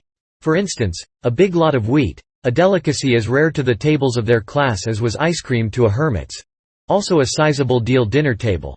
Also 2 entire pounds of salt, which was a not her piece of extravagance in those people's eyes. Also crockery, stools, the clothes, a small cask of beer, and so on. I instructed the Marcos to keep quiet about this sumptuousness, so as to give me a chance to surprise the guests and show off a little. Concerning the new clothes, the simple couple were like children. They were up and down, all night, to see if it wasn't nearly daylight, so that they could put them on, and they were into them at last as much as an hour before dawn was due. Then their pleasure, not to say delirium, was so fresh and novel and inspiring that the sight of it paid me well for the interruptions which my sleep had suffered. The king had slept just as usual, like the dead. The Marcos could not thank him for their clothes, that being forbidden, but they tried every way they could think of to make him see how grateful they were. Which all went for nothing. He didn't notice any change. It turned out to be one of those rich and rare fall days which is just a June day toned down to a degree where it is heaven to be out of doors. Toward noon the guests arrived, and we assembled under a great tree and were soon as sociable as old acquaintances. Even the king's reserve melted a little, though it was some little trouble to him to adjust himself to the name of Jones along at first. I had asked him to try to not forget that he was a farmer, but I had also considered it prudent to ask him to let the thing stand at that, and not elaborate it any. Because he was just the kind of person you could depend on to spoil a little thing like that if you didn't warn him. His tongue was so handy, and his spirit so willing, and his information so uncertain. Dowley was in fine feather, and I early got him started, and then adroitly worked him around onto his own history for a text and himself for a hero, and then it was good to sit there and hear him hum. Self-made man, you know. They know how to talk. They do deserve more credit than any other breed of men, yes, that is true. And they are among the very first to find it out, too. He told how he had begun life an orphan lad without money and without friends able to help him. How he had lived as the slaves of the meanest master lived. How his day's work was from 16 to 18 hours long and yielded him only enough black bread to keep him in a half-fed condition. How his faithful endeavors finally attracted the attention of a good blacksmith, who came near knocking him dead with kindness by suddenly offering, when he was totally unprepared, to take him as his bound apprentice for 9 years and give him board and clothes and teach him the trade, or mystery, as Dowley called it. That was his first great rise, his first gorgeous stroke of fortune, and you saw that he couldn't yet speak of it without a sort of eloquent wonder and delight that such a gilded promotion should have fallen to the lot of a common human being. He got no new clothing during his apprenticeship, but on his graduation day his master tricked him out in spang-new tow linens and made him feel unspeakably rich and fine. I remember me of that day, the wheelwright sang out, with enthusiasm. "And I likewise," cried the mason. "I would not believe they were thine own, in faith I could not." "Nor other," shouted Dowley, with sparkling eyes. "I was like to lose my character, the neighbour's wending I had mayhap been stealing. It was a great day, a great day. One forgetteth not days like that." Yes, and his master was a fine man, and prosperous, and always had a great feast of meat twice in the year, and with it white bread, true wheaten bread, in fact, lived like a lord, so to speak. And in time Dowley succeeded to the business and married the daughter. "And now consider what has come to pass," said he, impressively. "2 times in every month there is fresh meat upon my table." He made a pause here, to let that fact sink home, then added, "and 8 times salt meat." "It is even true," said the wheelwright, with bated breath. "I know it of mine own knowledge," said the mason, in the same reverent fashion. "On my table appeareth white bread every Sunday in the year," added the master smith, with solemnity. "I leave it to your own consciences, friends, if this is not also true?" "By my head, yes," cried the mason. "I can testify it, and I do," said the wheelwright. "And as to furniture, ye shall say yourselves what mine equipment is." He waved his hand in fine gesture of granting frank and unhampered freedom of speech, and added, "Speak as ye are moved. Speak as ye would speak, and I were not here. Ye have 5 stools, and of the sweetest workmanship at that, albeit your family is but 3, said the wheelwright, with deep respect.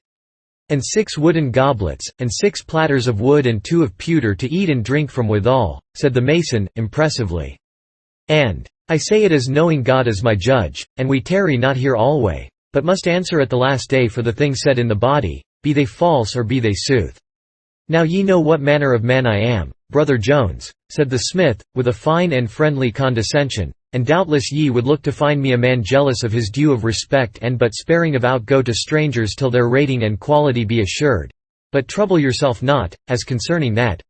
Wit ye well ye shall find me a man that regardeth not these matters but is willing to receive any he as his fellow and equal that carrieth a right heart in his body, be his worldly estate howsoever modest. And in token of it, here is my hand, and I say with my own mouth, we are equals, equals." And he smiled around on the company with the satisfaction of a god who is doing the handsome and gracious thing and is quite well aware of it. The king took the hand with a poorly disguised reluctance, and let go of it as willingly as a lady lets go of a fish. All of which had a good effect, for it was mistaken for an embarrassment natural to one who was being called upon by greatness. The dame brought out the table now, and set it under the tree. It caused a visible stir of surprise, it being brand new and a sumptuous article of deal. But the surprise rose higher still when the dame, with a body oozing easy indifference at every pore, but eyes that gave it all away by absolutely flaming with vanity, slowly unfolded an actual Simon pure tablecloth and spread it. That was a notch above even the blacksmith's domestic grandeurs, and it hit him hard, you could see it. But Marco was in paradise, you could see that, too. Then the dame brought 2 fine new stools, phew! That was a sensation, it was visible in the eyes of every guest. Then she brought 2 more as calmly as she could. Sensation again, with odd murmurs. Again she brought 2, walking on air, she was so proud. The guests were petrified, and the mason muttered, "There is that about earthly pomps which doth ever move to reverence." As the dame turned away, Marco couldn't help slapping on the climax while the thing was hot. So he said with what was meant for a languid composure but was a poor imitation of it, "These suffice. Leave the rest." So there were more yet. It was a fine effect. I couldn't have played the hand better myself. From this out, the madam piled up the surprises with a rush that fired the general astonishment up to 150 in the shade, and at the same time paralyzed expression of it down to gasped ohs, and ahs, and mute upliftings of hands and eyes. She fetched crockery, new, and plenty of it, new wooden goblets and other table furniture, and beer, fish, chicken, a goose, eggs, roast beef, roast mutton, a ham, a small roast pig, and a wealth of genuine white wheaten bread. Take it by and large, that spread laid everything far and away in the shade that ever that crowd had seen before. And while they sat there just simply stupefied with wonder and awe, I sort of waved my hand as if by accident, and the storekeeper's son emerged from space and said he had come to collect. "That's all right," I said, indifferently. "What is the amount? Give us the items." Then he read off this bill, while those 3 amazed men listened, and serene waves of satisfaction rolled over my soul and alternate waves of terror and admiration surged over Marcos.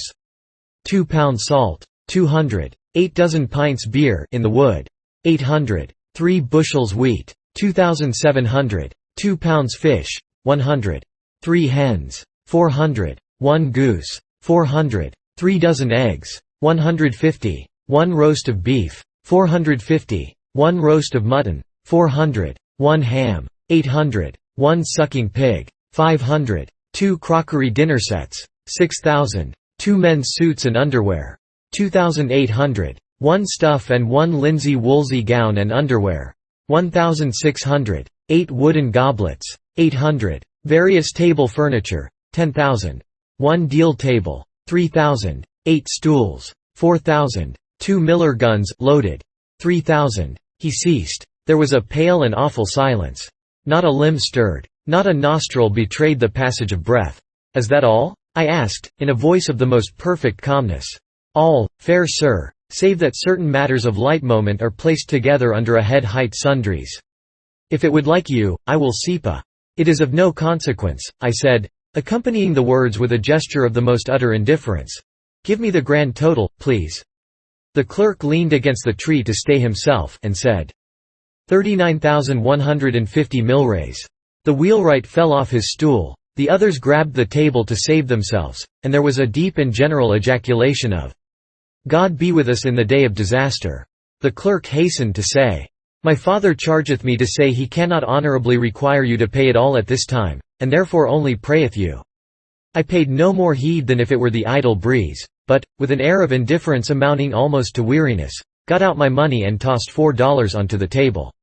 Ah, you should have seen them stare. The clerk was astonished and charmed. He asked me to retain one of the dollars as security, until he could go to town and… I interrupted. "What, and fetch back 9 cents? Nonsense. Take the whole. Keep the change." There was an amazed murmur to this effect. "Verily this bean is made of money. He throweth it away even as if it were dirt." The blacksmith was a crushed man. The clerk took his money and reeled away drunk with fortune. I said to Marco and his wife, "Good folk, here is a little trifle for you," handing the Miller guns as if it were a matter of no consequence, though each of them contained 15 cents in solid cash.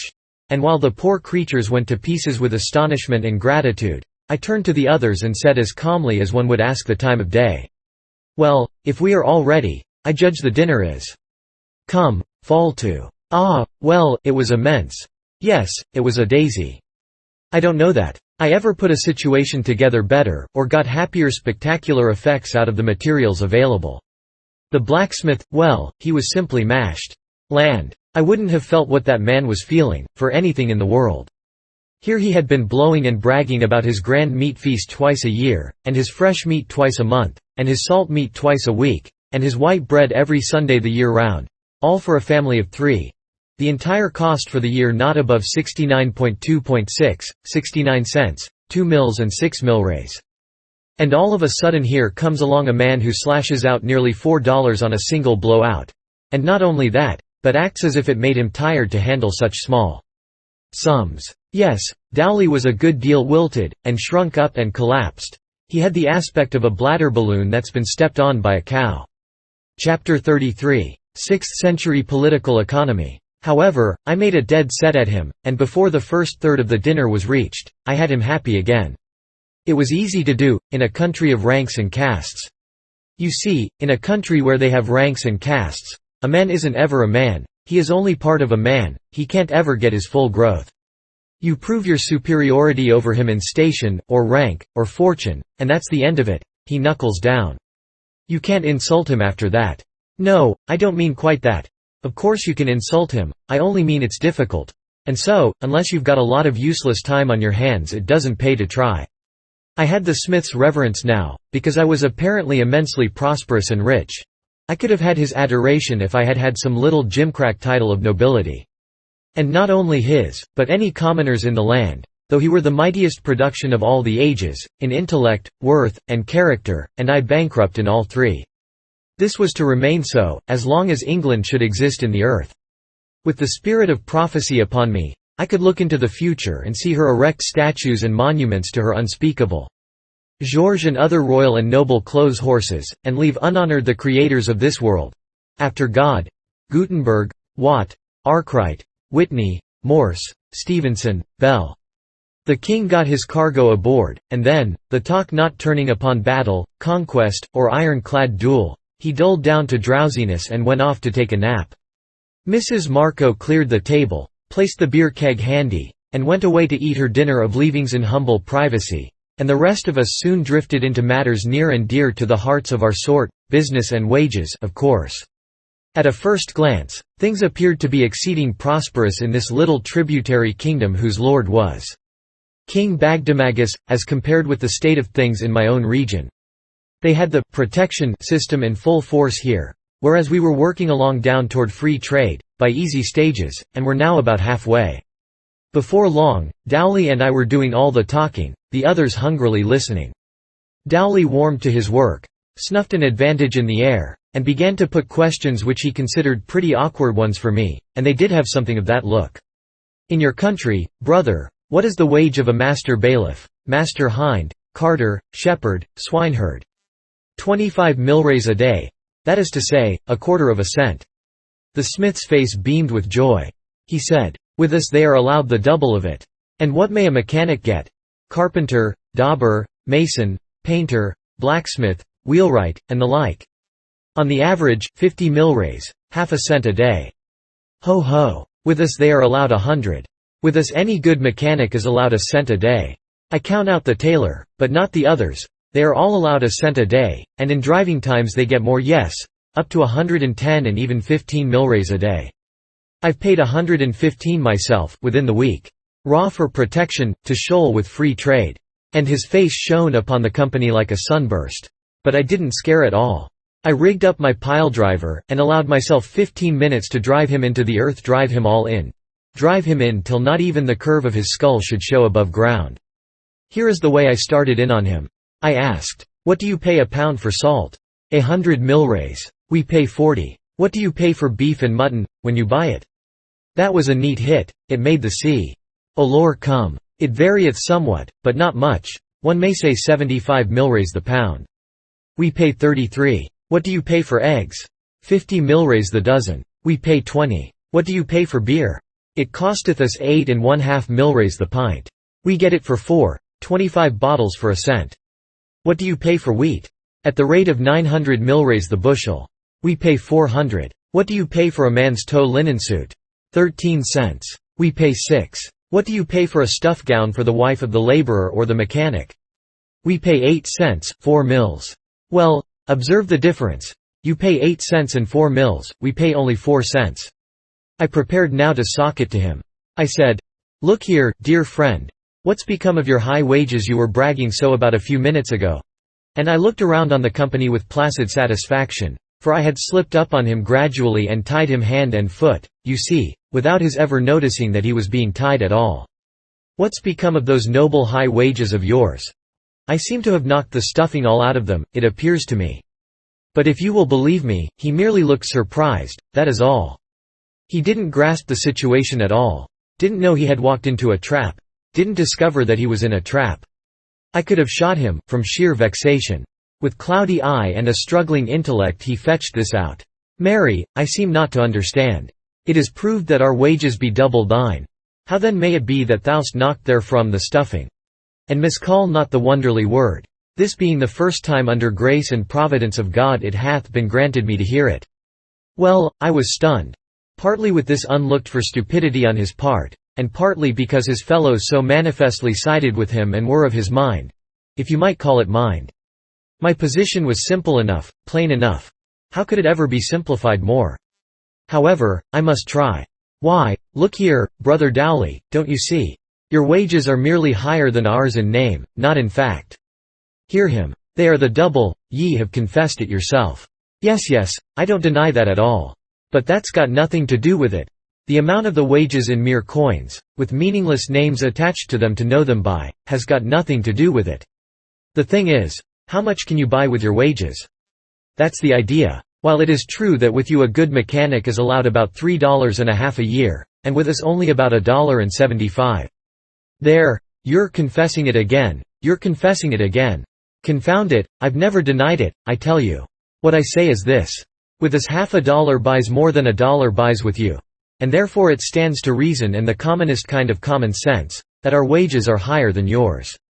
He looked dazed, and said, despairingly, "Verily, I cannot make it out. Ye've just said ours are the higher, and with the same breath ye take it back. Oh, great Scott, isn't it possible to get such a simple thing through your head? Now look here, let me illustrate. We pay 4 cents for a woman's stuff gown, you pay 8.4, which is 4 mils more than double. What do you allow a laboring woman who works on a farm? 2 mils a day. Very good.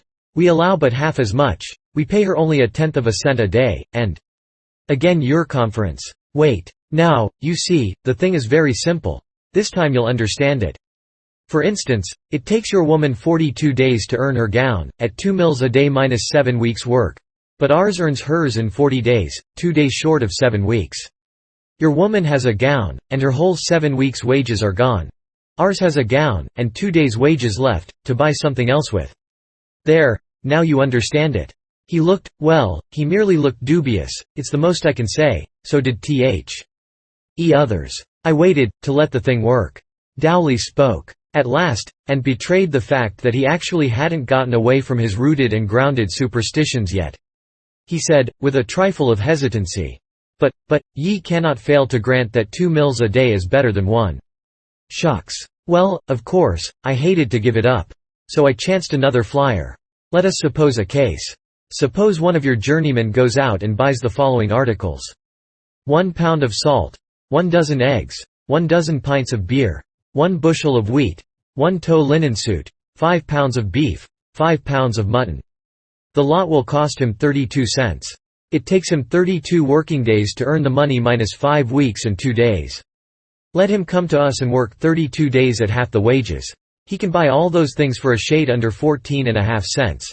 They will cost him a shade under 29 days' work, and he will have about half a week's wages over. Carry it through the year. He would save nearly a week's wages every 2 months, your man nothing. Thus saving 5 or 6 weeks' wages in a year, your man not a cent. Now I reckon you understand that, high wages and low wages, are phrases that don't mean anything in the world until you find out which of them will buy the most. It was a crusher. But, alas, it didn't crush. No, I had to give it up. What those people valued was high wages. It didn't seem to be a matter of any consequence to them whether the high wages would buy anything or not. They stood for protection, and swore by it, which was reasonable enough, because interested parties had gulled them into the notion that it was protection which had created their high wages. I proved to them that in a quarter of a century their wages had advanced but 30%, while the cost of living had gone up 100%, and that with us, in a shorter time, wages had advanced 40%, while the cost of living had gone steadily down. But it didn't do any good. Nothing could unseat their strange beliefs. Well, I was smarting under a sense of defeat. Undeserved defeat, but what of that? That didn't soften the smart any. And to think of the circumstances.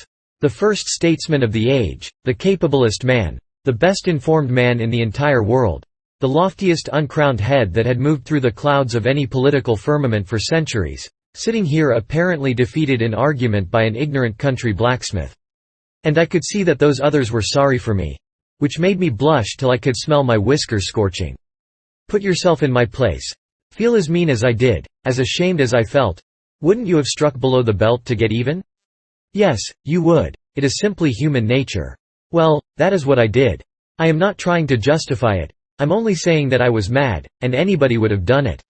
Well, when I make up my mind to hit a man, I don't plan out a love tap. No, that isn't my way, as long as I'm going to hit him at all, I'm going to hit him a lifter. And I don't jump at him all of a sudden, and risk making a blundering halfway business of it. No, I get away off yonder to one side, and work up on him gradually, so that he never suspects that I'm going to hit him at all.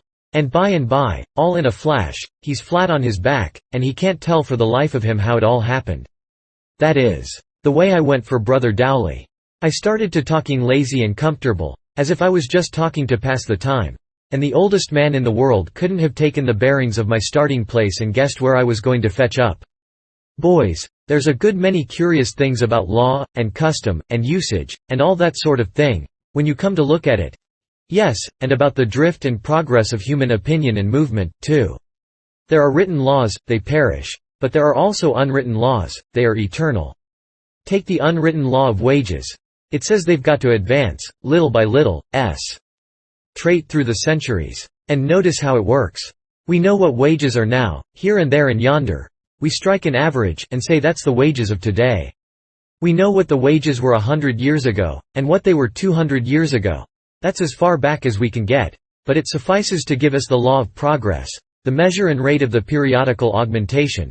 And so, without a document to help us, we can come pretty close to determining what the wages were 3 and 4 and 500 years ago. Good, so far. Do we stop there? No. We stop looking backward. We face around and apply the law to the future. My friends, I can tell you what people's wages are going to be at any date in the future you want to know, for hundreds and hundreds of years. What, Goodman, what? Yes. In 700 years wages will have risen to 6 times what they are now, here in your region, and farmhands will be allowed 3 cents a day and mechanics 6. I might die now and live then, interrupted Smug, the wheelwright, with a fine avaricious glow in his eye. And that isn't all. They'll get their board besides, such as it is. It won't bloat them. 250 years later. Pay attention now. A mechanic's wages will be, mind you, this is law, not guesswork. A mechanic's wages will then be 20 cents a day. There was a general gasp of awed astonishment. Dickon the mason murmured, with raised eyes and hands. More than 3 weeks' pay for 1 day's work. Riches. Of a truth, yes, riches, muttered Marco, his breath coming quick and short, with excitement. Wages will keep on rising, little by little, as steadily as a tree grows, and at the end of 340 years more there'll be at least one country where the mechanic's average wage will be 200 cents a day. It knocked them absolutely dumb. Not a man of them could get his breath for upwards of 2 minutes. Then the coal-burner said prayerfully, "Might I but live to see it." "It is the income of an earl," said Smug. "An earl, say ye?" said Dowley. "Ye could say more than that and speak no lie. There's no earl in the realm of Bagdemagus that hath an income like to that. Income of an earl, mf. It's the income of an angel. Now, then, that is what is going to happen as regards wages. In that remote day, that man will earn, with 1 week's work, that bill of goods which it takes you upwards of 50 weeks to earn now. Some other pretty surprising things are going to happen, too. Brother Dowley, who is it that determines, every spring, what the particular wage of each kind of mechanic, laborer, and servant shall be for that year? Sometimes the courts, sometimes the town council, but most of all, the magistrate. Ye may say, in general terms, it is the magistrate that fixes the wages. Doesn't ask any of those poor devils to help him fix their wages for them, does he? That were an idea. The master that's to pay him the money is the one that's rightly concerned in that matter, ye will notice. Yes, but I thought the other man might have some little trifle at stake in it, too, and even his wife and children, poor creatures. The masters are these nobles, rich men, the prosperous generally. These few, who do no work, determine what pay the vast hive shall have who do work. You see? They're a combine, a trade union, to coin a new phrase, who band themselves together to force their lowly brother to take what they choose to give. 1300 years hence, so says the unwritten law, the combine will be the other way, and then how these fine people's posterity will fume and fret and grit their teeth over the insolent tyranny of trade unions. Yes, indeed. The magistrate will tranquilly arrange the wages from now clear away down into the 19th century.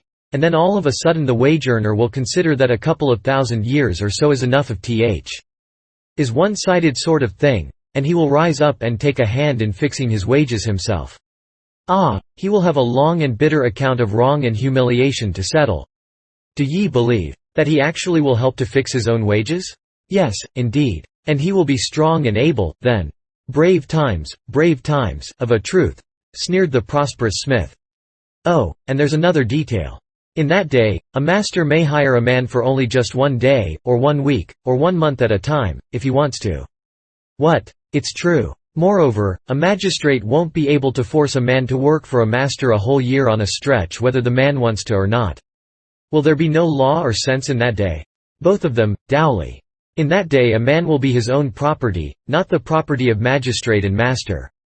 And he can leave town whenever he wants to, if the wages don't suit him, and they can't put him in the pillory for it. Perdition catch such an age, shouted Dowley in strong indignation. An age of dogs, an age barren of reverence for superiors and respect for authority. The pillory. Oh, wait, brother, say no good word for that institution. I think the pillory ought to be abolished. A most strange idea. Why? Well, I'll tell you why. Is a man ever put in the pillory for a capital crime? No. Is it right to condemn a man to a slight punishment for a small offense and then kill him? There was no answer. I had scored my first point. For the first time, the smith wasn't up and ready. The company noticed it. Good effect. You don't answer, brother. You were about to glorify the pillory a while ago, and shed some pity on a future age that isn't going to use it. I think the pillory ought to be abolished. What usually happens when a poor fellow is put in the pillory for some little offense that didn't amount to anything in the world? The mob try to have some fun with him, don't they? Yes. They begin by clodding him, and they laugh themselves to pieces to see him try to dodge one clod and get hit with another? Yes. Then they throw dead cats at him, don't they? Yes. Well, then, suppose he has a few personal enemies in that mob and here and there a man or a woman with a secret grudge against him. And suppose especially that he is unpopular in the community, for his pride, or his prosperity, or one thing or another. Stones and bricks take the place of clods and cats presently, don't they? There is no doubt of it. As a rule he is crippled for life, isn't he? Jaws broken, teeth smashed out, or legs mutilated, gangrened, presently cut off. Or an eye knocked out, maybe both eyes? It is true, God knoweth it. And if he is unpopular he can depend on dying, right there in the stocks, can't he? He surely can. One may not deny it. I take it none of you are unpopular, by reason of pride or insolence, or conspicuous prosperity, or any of those things that excite envy and malice among the base scum of a village. You wouldn't think it much of a risk to take a chance in the stocks? Dowley winced, visibly. I judged he was hit. But he didn't betray it by any spoken word. As for the others, they spoke out plainly and with strong feeling. They said they had seen enough of the stocks to know what a man's chance in them was, and they would never consent to enter them if they could compromise on a quick death by hanging. Well, to change the subject, for I think I've established my point that the stocks ought to be abolished. I think some of our laws are pretty unfair. For instance, if I do a thing which ought to deliver me to the stocks, and you know I did it and yet keep still and don't report me, you will get the stocks if anybody informs on you. Ah, but that would serve you but right, said Dowley, for you must inform. So saith the law. The others coincided. Well, all right, let it go, since you vote me down.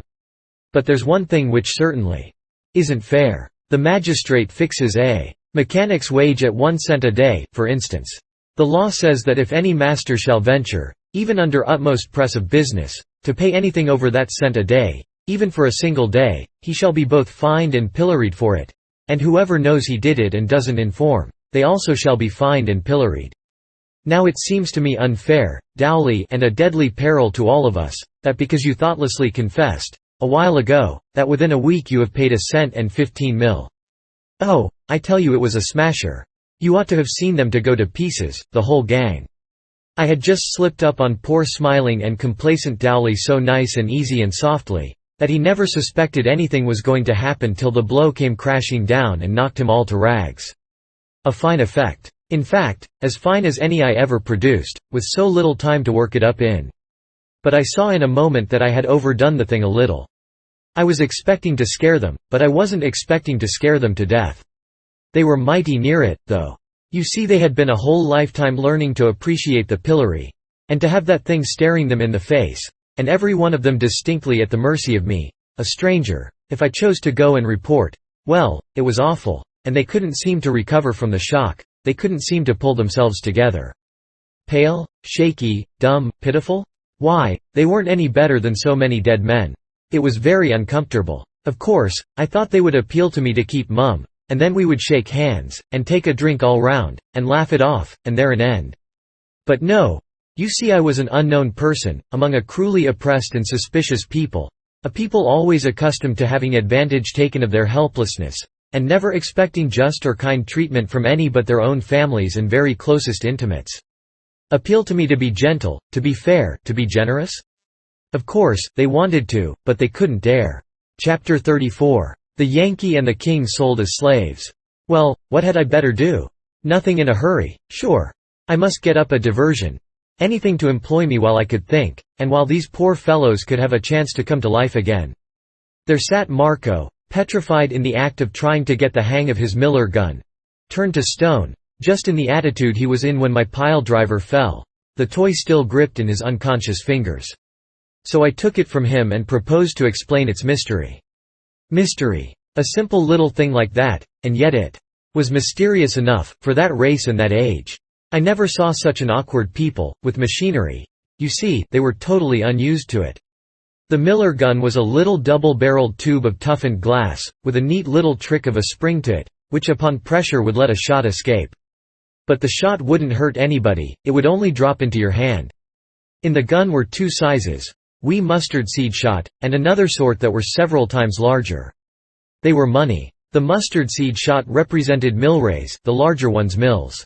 So the gun was a purse, and very handy, too. You could pay out money in the dark with it, with accuracy, and you could carry it in your mouth, or in your vest pocket, if you had one. I made them of several sizes, one size so large that it would carry the equivalent of $1. Using shot for money was a good thing for the government. The metal cost nothing, and the money couldn't be counterfeited, for I was the only person in the kingdom who knew how to manage a shot tower. Paying the shot soon came to be a common phrase. Yes, and I knew it would still be passing men's lips, away down in the 19th century, yet none would suspect how and when it originated. The king joined us, about this time, mightily refreshed by his nap, and feeling good. Anything could make me nervous now, I was so uneasy, for our lives were in danger, and so it worried me to detect a complacent something in the king's eye which seemed to indicate that he had been loading himself up for a performance of some kind or other. Confound it, why must he go and choose such a time as this? I was right. He began, straight off, in the most innocently artful, and transparent, and lubberly way, to lead up to the subject of agriculture. The cold sweat broke out all over me. I wanted to whisper in his ear, "Man, we are in awful danger. Every moment is worth a principality till we get back these men's confidence. Don't waste any of this golden time." But of course, I couldn't do it. Whisper to him? It would look as if we were conspiring. So I had to sit there and look calm and pleasant while the king stood over that dynamite mine and mooned along about his damned onions and things. At first the tumult of my own thoughts, summoned by the danger signal and swarming to the rescue from every quarter of my skull, kept up such a hurrah and confusion and fifing and drumming that I couldn't take in a word. But presently when my mob of gathering plans began to crystallize and fall into position and form line of battle, a sort of order and quiet ensued, and I caught the boom of the king's batteries, as if out of remote distance. Were not the best way, methinks, albeit it is not to be denied that authorities differ as concerning this point, some contending that the onion is but an unwholesome berry when stricken early from the tree. The audience showed signs of life, and sought each other's eyes in a surprised and troubled way. While others do yet maintain, with much show of reason, that this is not of necessity the case, instancing that plums and other like cereals do be always dug in the unripe state. The audience exhibited distinct distress. Yes, and also fear. Yet are they clearly wholesome, the more especially when one doth assuage the asperities of their nature by admixture of the tranquilizing juice of the wayward cabbage. The wild light of terror began to glow in these men's eyes, and one of them muttered, "These be errors, every one. God hath surely smitten the mind of this farmer." I was in miserable apprehension, I sat upon thorns. And further instancing the known truth that in the case of animals, the young, which may be called the green fruit of the creature, is the better, all confessing that when a goat is ripe, his fur doth heat and sore and game his flesh, the which defect, taken in connection with his several rancid habits, and fulsome appetites, and godless attitudes of mind, and bilious quality of morals. They rose and went for him. With a fierce shout, the one would betray us, the other is mad. Kill them! Kill them! They flung themselves upon us. What joy flamed up in the king's eye! He might be lame in agriculture, but this kind of thing was just in his line. He had been fasting long, he was hungry for a fight.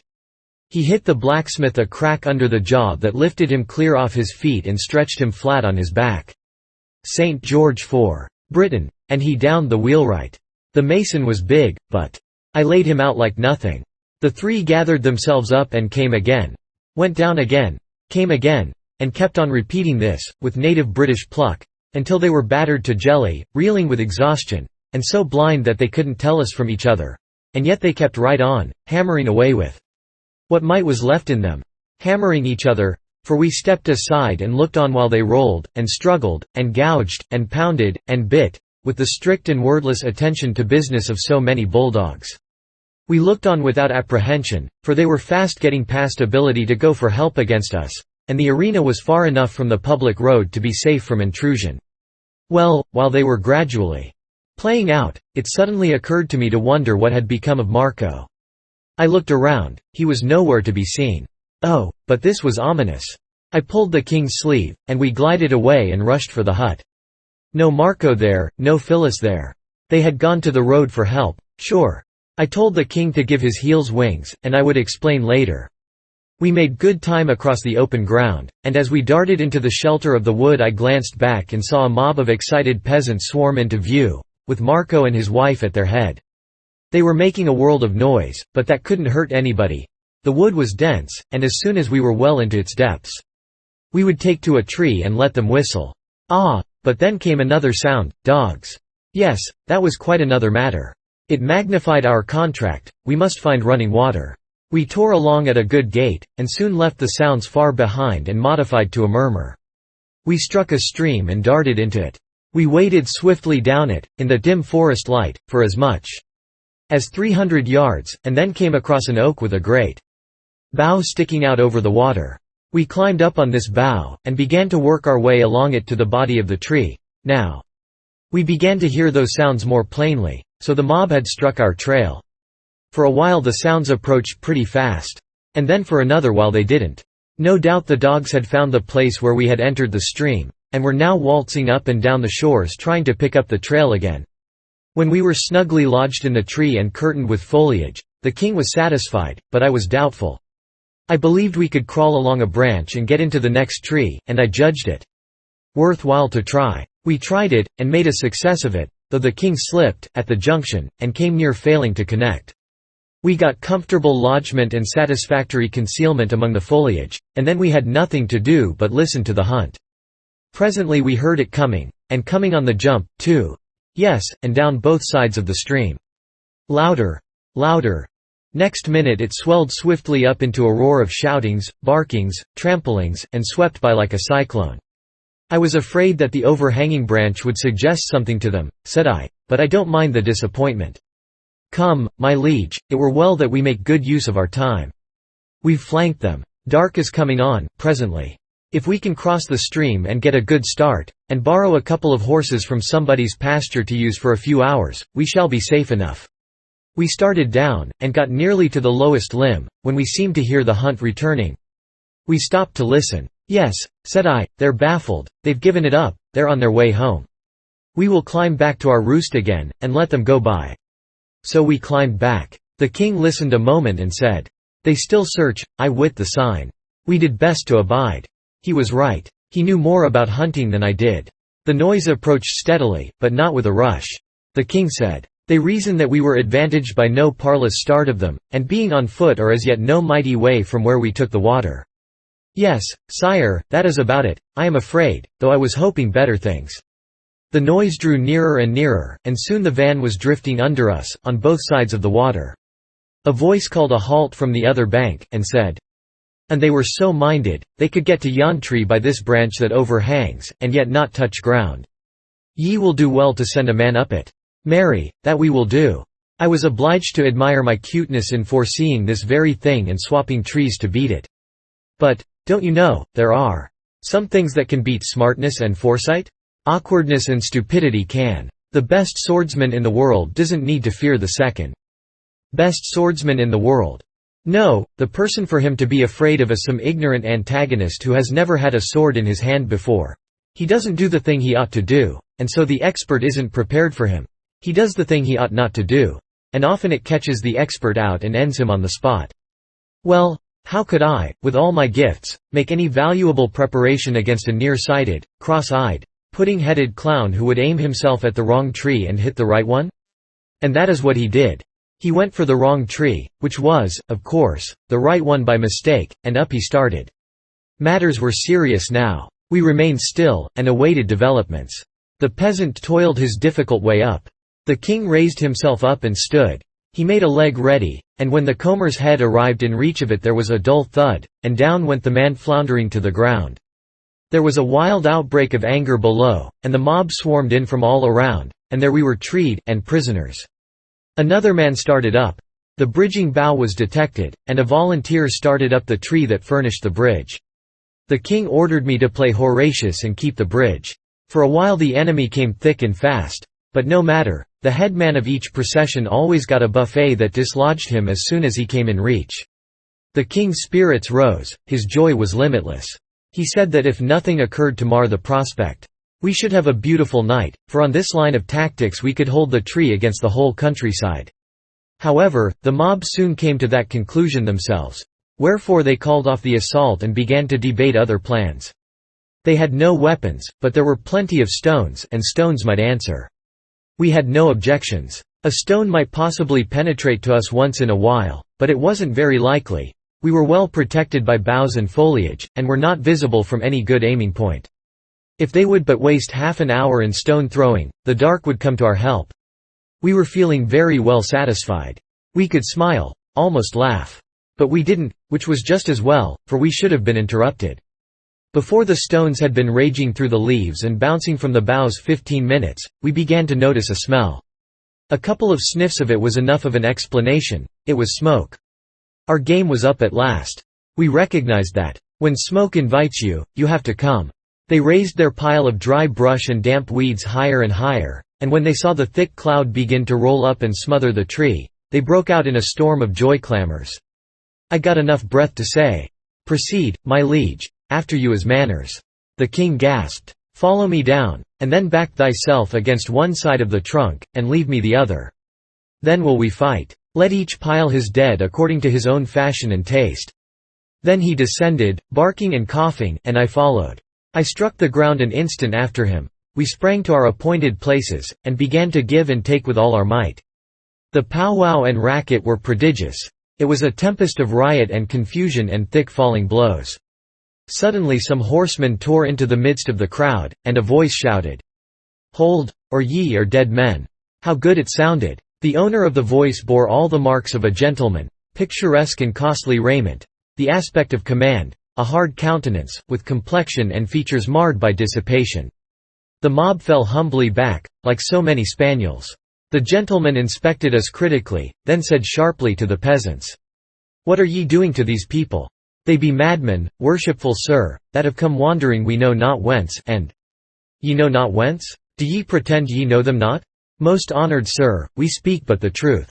They are strangers and unknown to any in this region, and they be the most violent and bloodthirsty madmen that ever.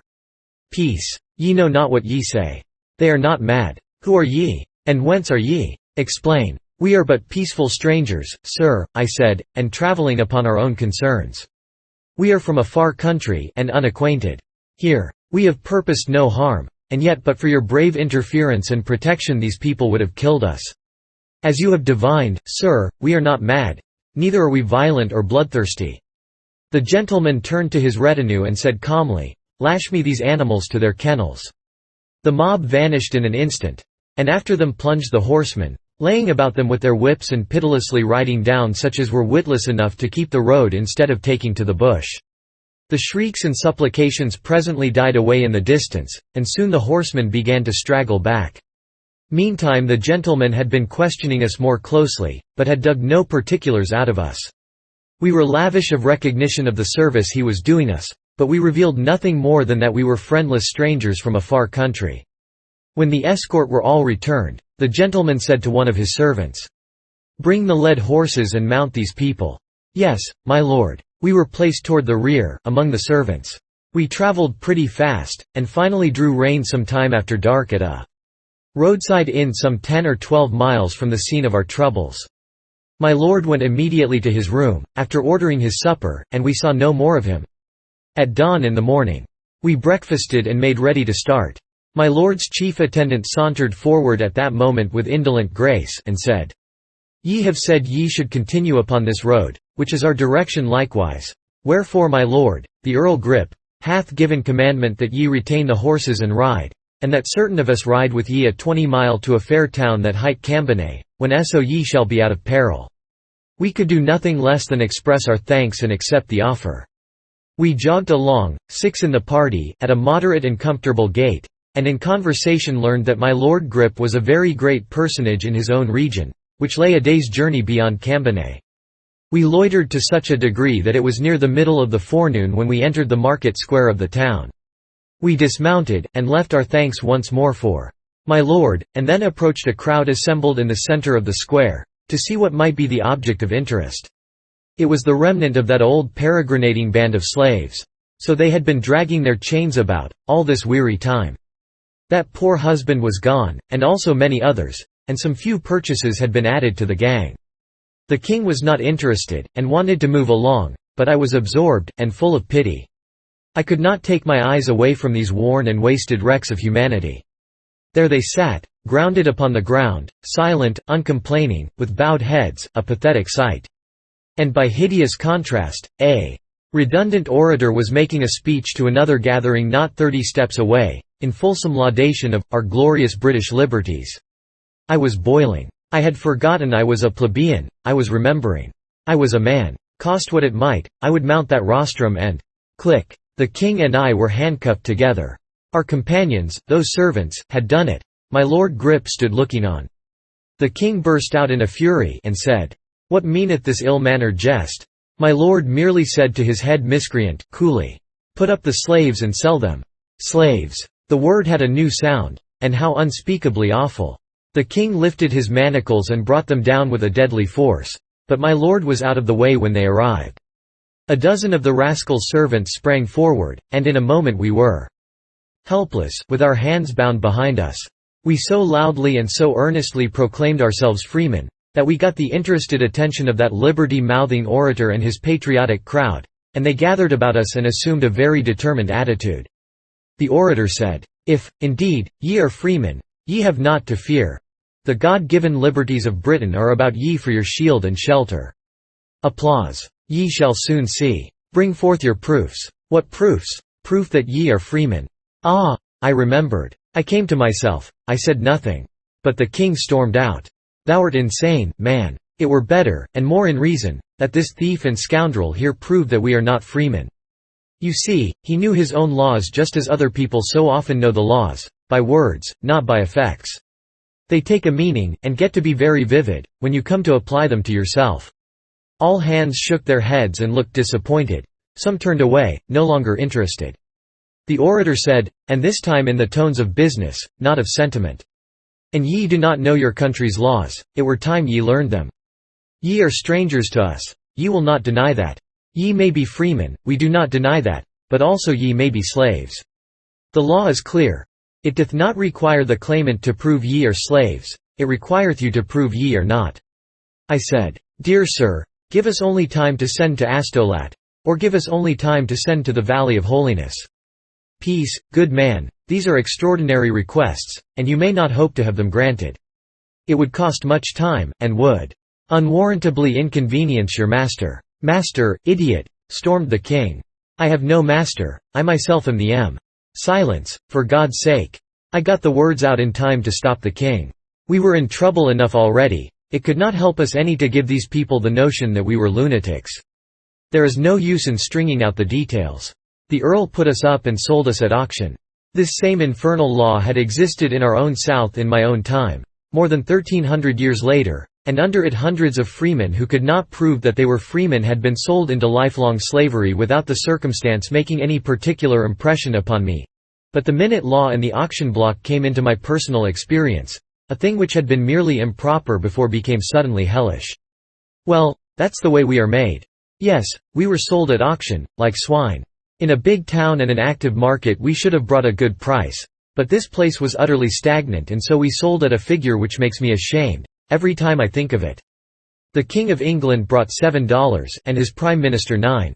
Whereas the king was easily worth $12 and I as easily worth $15. But that is the way things always go. If you force a sale on a dull market, I don't care what the property is, you are going to make a poor business of it, and you can make up your mind to it. If the earl had had wit enough to. However, there is no occasion for my working my sympathies up on his account. Let him go, for the present. I took his number, so to speak. The slave dealer bought us both, and hitched us onto that long chain of his, and we constituted the rear of his procession. We took up our line of march and passed out of Cambonnay at noon, and it seemed to me unaccountably strange and odd that the King of England and his chief minister, marching manacled and fettered and yoked, in a slave convoy, could move by all manner of idle men and women, and under windows where sat the sweet and the lovely, and yet never attract a curious eye, never provoke a single remark. Dear, dear, it only shows that there is nothing diviner about a king than there is about a tramp, after all. He is just a cheap and hollow artificiality when you don't know he is a king.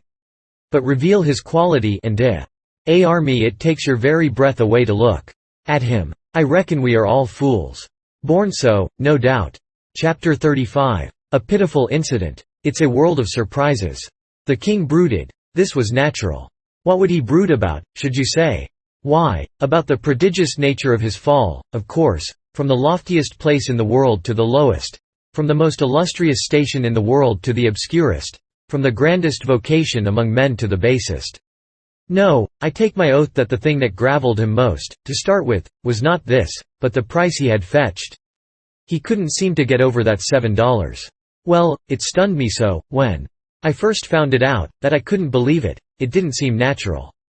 But as soon as my mental sight cleared and I got a right focus on it, I saw I was mistaken. It was natural. For this reason. A king is a mere artificiality, and so a king's feelings, like the impulses of an automatic doll, are mere artificialities. But as a man, he is a reality, and his feelings, as a man, are real, not phantoms.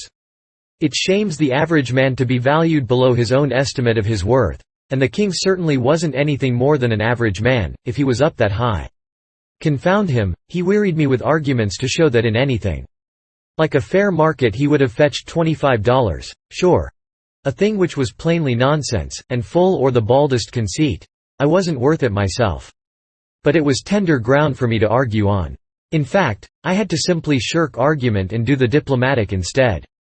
I had to throw conscience aside, and brazenly concede that he ought to have brought $25. Whereas I was quite well aware that in all the ages, the world had never seen a king that was worth half the money, and during the next 13 centuries wouldn't see one that was worth the fourth of it. Yes, he tired me. If he began to talk about the crops, or about the recent weather, or about the condition of politics, or about dogs, or cats, or morals, or theology, no matter what. I sighed, for I knew what was coming. He was going to get out of it. A palliation of that tiresome $7 sale. Wherever we halted where there was a crowd, he would give me a look which said plainly, "If that thing could be tried over again now, with this kind of folk, you would see a different result." Well, when he was first sold, it secretly tickled me to see him go for $7. But before he was done with his sweating and worrying, I wished he had fetched 100. The thing never got a chance to die, for every day, at one place or another, possible purchasers looked us over, and, as often as any other way, their comment on the king was something like this: "Here's a $2.50 chump with a $30 style." Pity, but style was marketable. At last this sort of remark produced an evil result. Our owner was a practical person and he perceived that this defect must be mended if he hoped to find a purchaser for the king. So he went to work to take the style out of his sacred majesty. I could have given the man some valuable advice, but I didn't. You mustn't volunteer advice to a slave driver unless you want to damage the cause you are arguing for. I had found it a sufficiently difficult job to reduce the king's style to a peasant's style, even when he was a willing and anxious pupil. Now then, to undertake to reduce the king's style to a slave's style, and by force, go to. It was a stately contract. Never mind the details, it will save me trouble to let you imagine them. I will only remark that at the end of a week there was plenty of evidence that lash and club and fist had done their work well. The king's body was a sight to see, and to weep over, but his spirit, why, it wasn't even phased. Even that dull clod of a slave driver was able to see that there can be such a thing as a slave who will remain a man till he dies, whose bones you can break, but whose manhood you can't. This man found that from his first effort down to his latest, he couldn't ever come within reach of the king, but the king was ready to plunge for him, and did it. So he gave up, at last, and left the king in possession of his style unimpaired. The fact is, the king was a good deal more than a king, he was a man. And when a man is a man, you can't knock it out of him. We had a rough time for a month, tramping to and fro in the earth, and suffering. And what Englishman was the most interested in the slavery question by that time? His Grace the King. Yes, from being the most indifferent, he was become the most interested. He was become the bitterest hater of the institution I had ever heard talk. And so I ventured to ask once more a question which I had asked years before and had gotten such a sharp answer that I had not thought it prudent to meddle in the matter further. Would he abolish slavery? His answer was as sharp as before, but it was music this time. I shouldn't ever wish to hear pleasanter, though the profanity was not good, being awkwardly put together, and with the crash word almost in the middle instead of at the end, where, of course, it ought to have been. I was ready and willing to get free now. I hadn't wanted to get free any sooner. No, I cannot quite say that. I had wanted to, but I had not been willing to take desperate chances, and had always dissuaded the king from them. But now, it was a new atmosphere. Liberty would be worth any cost that might be put upon it now. I set about a plan, and was straightway charmed with it. It would require time, yes, and patience, too, a great deal of both. One could invent quicker ways, and fully as sure ones. But none that would be as picturesque as this. None that could be made so dramatic. And so I was not going to give this one up. It might delay us months, but no matter, I would carry it out or break something. Now and then we had an adventure. One night we were overtaken by a snowstorm while still a mile from the village we were making for. Almost instantly we were shut up as in a fog, the driving snow was so thick. You couldn't see a thing, and we were soon lost. The slave driver lashed us desperately, for he saw ruin before him, but his lashings only made matters worse, for they drove us further from the road and from likelihood of succor. So we had to stop at last and slump down in the snow where we were. The storm continued until toward midnight, then ceased. By this time 2 of our feebler men and 3 of our women were dead, and others past moving and threatened with death. Our master was nearly beside himself. He stirred up the living, and made us stand, jump, slap ourselves, to restore our circulation, and he helped as well as he could with his whip. Now came a diversion. We heard shrieks and yells, and soon a woman came running and crying, and seeing our group, she flung herself into our midst and begged for protection. A mob of people came tearing after her, some with torches, and they said she was a witch who had caused several cows to die by a strange disease, and practiced her arts by help of a devil in the form of a black cat. This poor woman had been stoned until she hardly looked human, she was so battered and bloody. The mob wanted to burn her. Well, now, what do you suppose our master did? When we closed around this poor creature to shelter her, he saw his chance. He said, "Burn her here, or they shouldn't have her at all." Imagine that. They were willing. They fastened her to a post. They brought wood and piled it about her. They applied the torch while she shrieked and pleaded and strained her 2 young daughters to her breast. And our brute, with a heart solely for business, lashed us into position about the stake and warmed us into life and commercial value by the same fire which took away the innocent life of that poor harmless mother. That was the sort of master we had. I took his number. That snowstorm cost him 9 of his flock. And he was more brutal to us than ever. After that, for many days together, he was so enraged over his loss. We had adventures all along. One day we ran into a procession. And such a procession! All the riffraff of the kingdom seemed to be comprehended in it, and all drunk at that. In the van was a cart with a coffin in it, and on the coffin sat a comely young girl of about 18 suckling a baby, which she squeezed to her breast in a passion of love every little while. And every little while wiped from its face the tears which her eyes rained down upon it. And always the foolish little thing smiled up at her, happy and content, kneading her breast with its dimpled fat hand, which she patted and fondled right over her breaking heart. Men and women, boys and girls, trotted along beside or after the cart, hooting, shouting profane and ribald remarks, singing snatches of foul song, skipping, dancing, a very holiday of hellions, a sickening sight. We had struck a suburb of London, outside the walls, and this was a sample of one sort of London society. Our master secured a good place for us near the gallows. A priest was in attendance, and he helped the girl climb up, and said comforting words to her, and made the under-sheriff provide a stool for her. Then he stood there by her on the gallows, and for a moment looked down upon the mass of upturned faces at his feet, then out over the solid pavement of heads that stretched away on every side occupying the vacancies far and near. And then began to tell the story of the case. And there was pity in his voice. How seldom a sound that was in that ignorant and savage land. I remember every detail of what he said, except the words he said. And so I change it into my own words. Law is intended to mete out justice. Sometimes it fails. This cannot be helped. We can only grieve, and be resigned, and pray for the soul of him who falls unfairly by the arm of the law, and that his fellows may be few. A law sends this poor young thing to death, and it is right. But another law had placed her where she must commit her crime or starve with her child. And before God that law is responsible for both her crime and her ignominious death. A little while ago this young thing, this child of 18 years, was as happy a wife and mother as any in England.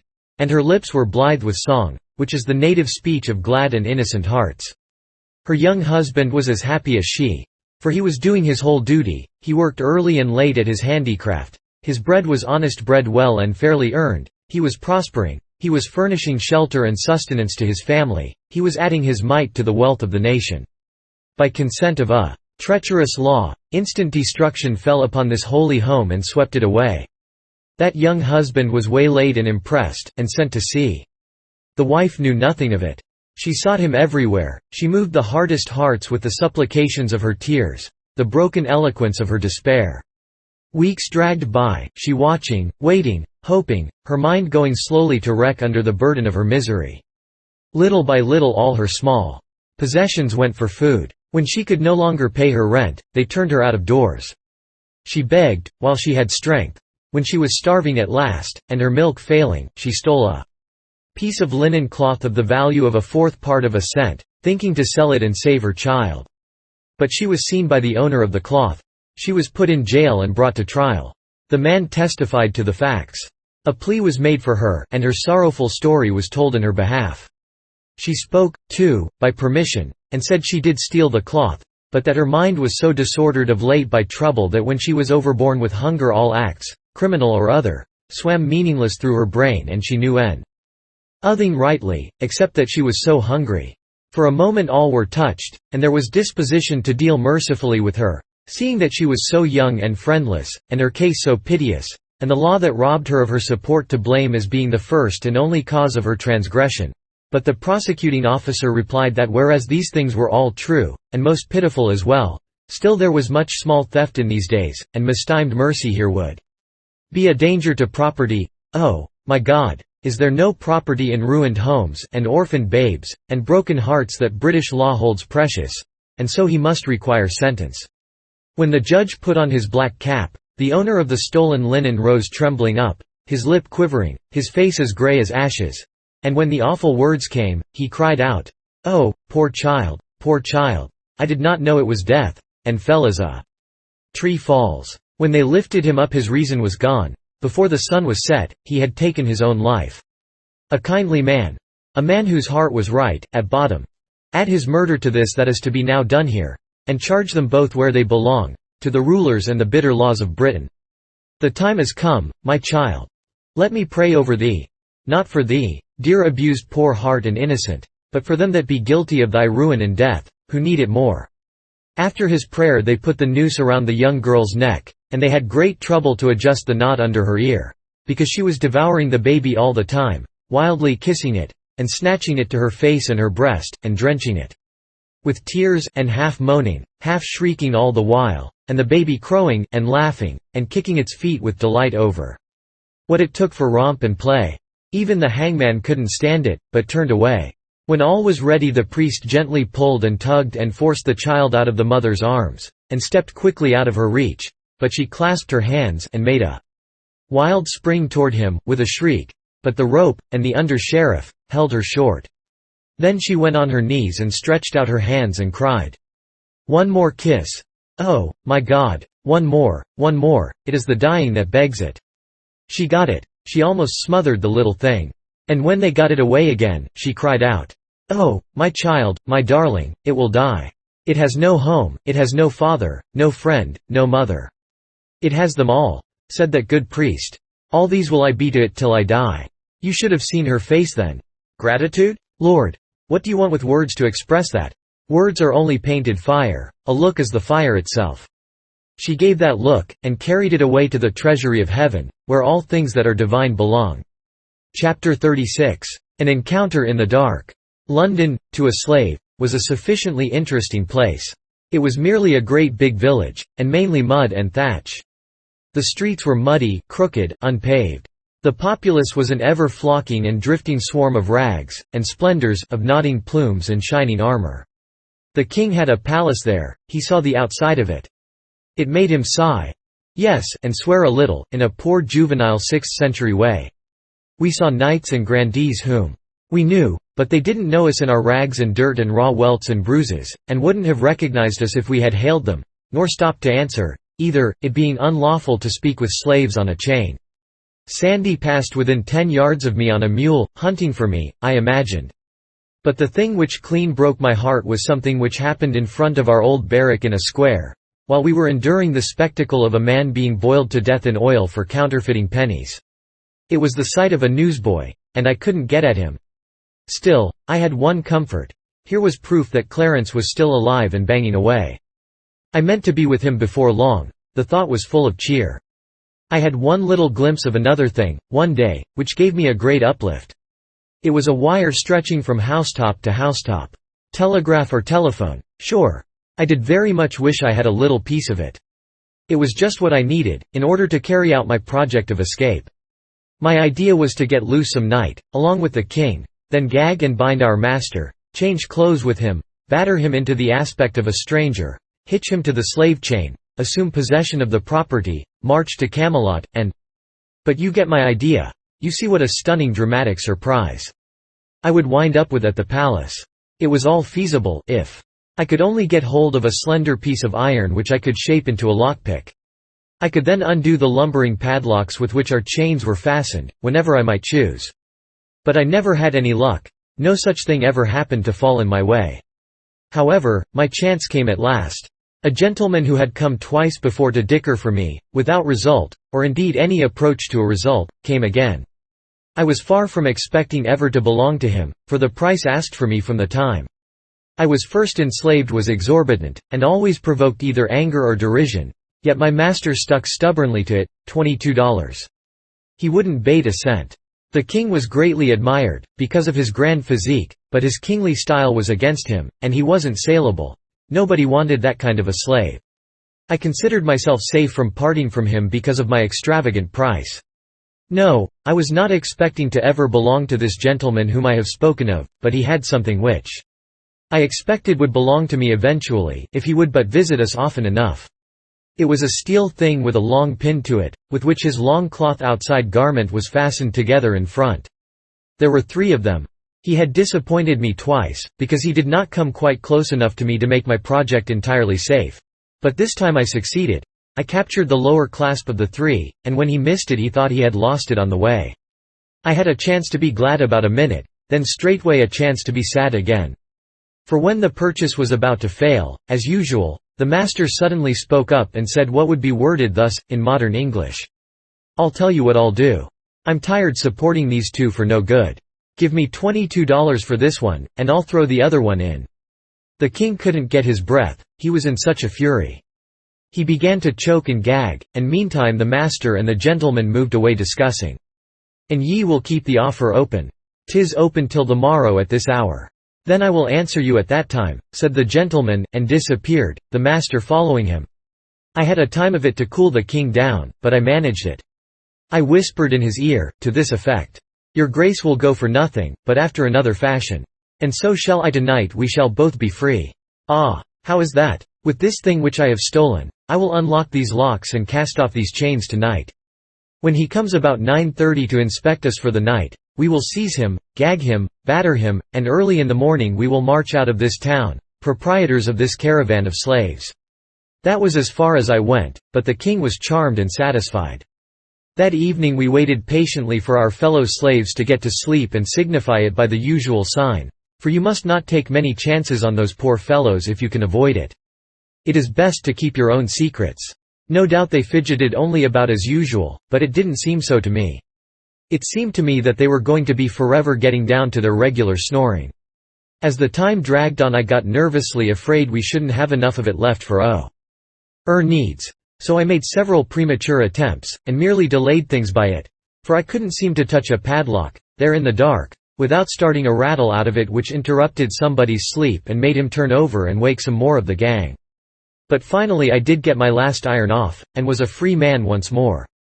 I took a good breath of relief, and reached for the king's irons. Too late. In comes the master, with a light in one hand and his heavy walking-staff in the other. I snuggled close among the wallow of snorers, to conceal as nearly as possible that I was naked of irons, and I kept a sharp lookout and prepared to spring for my man the moment he should bend over me. But he didn't approach. He stopped, gazed absently toward our dusky mass a minute, evidently thinking about something else, then set down his light, moved musingly toward the door, and before a body could imagine what he was going to do, he was out of the door and had closed it behind him. "Quick," said the king. "Fetch him back." Of course, it was the thing to do, and I was up and out in a moment. But, dear me, there were no lamps in those days, and it was a dark night. But I glimpsed a dim figure a few steps away. I darted for it, threw myself upon it, and then there was a state of things and lively. We fought and scuffled and struggled, and drew a crowd in no time. They took an immense interest in the fight and encouraged us all they could, and, in fact, couldn't have been pleasanter or more cordial if it had been their own fight. Then a tremendous row broke out behind us, and as much as half of our audience left us, with a rush, to invest some sympathy in that. Lanterns began to swing in all directions. It was the watch gathering from far and near. Presently a halberd fell across my back, as a reminder, and I knew what it meant. I was in custody. So was my adversary. We were marched off toward prison, one on each side of the watchman. Here was disaster. Here was a fine scheme gone to sudden destruction. I tried to imagine what would happen when the master should discover that it was I who had been fighting him.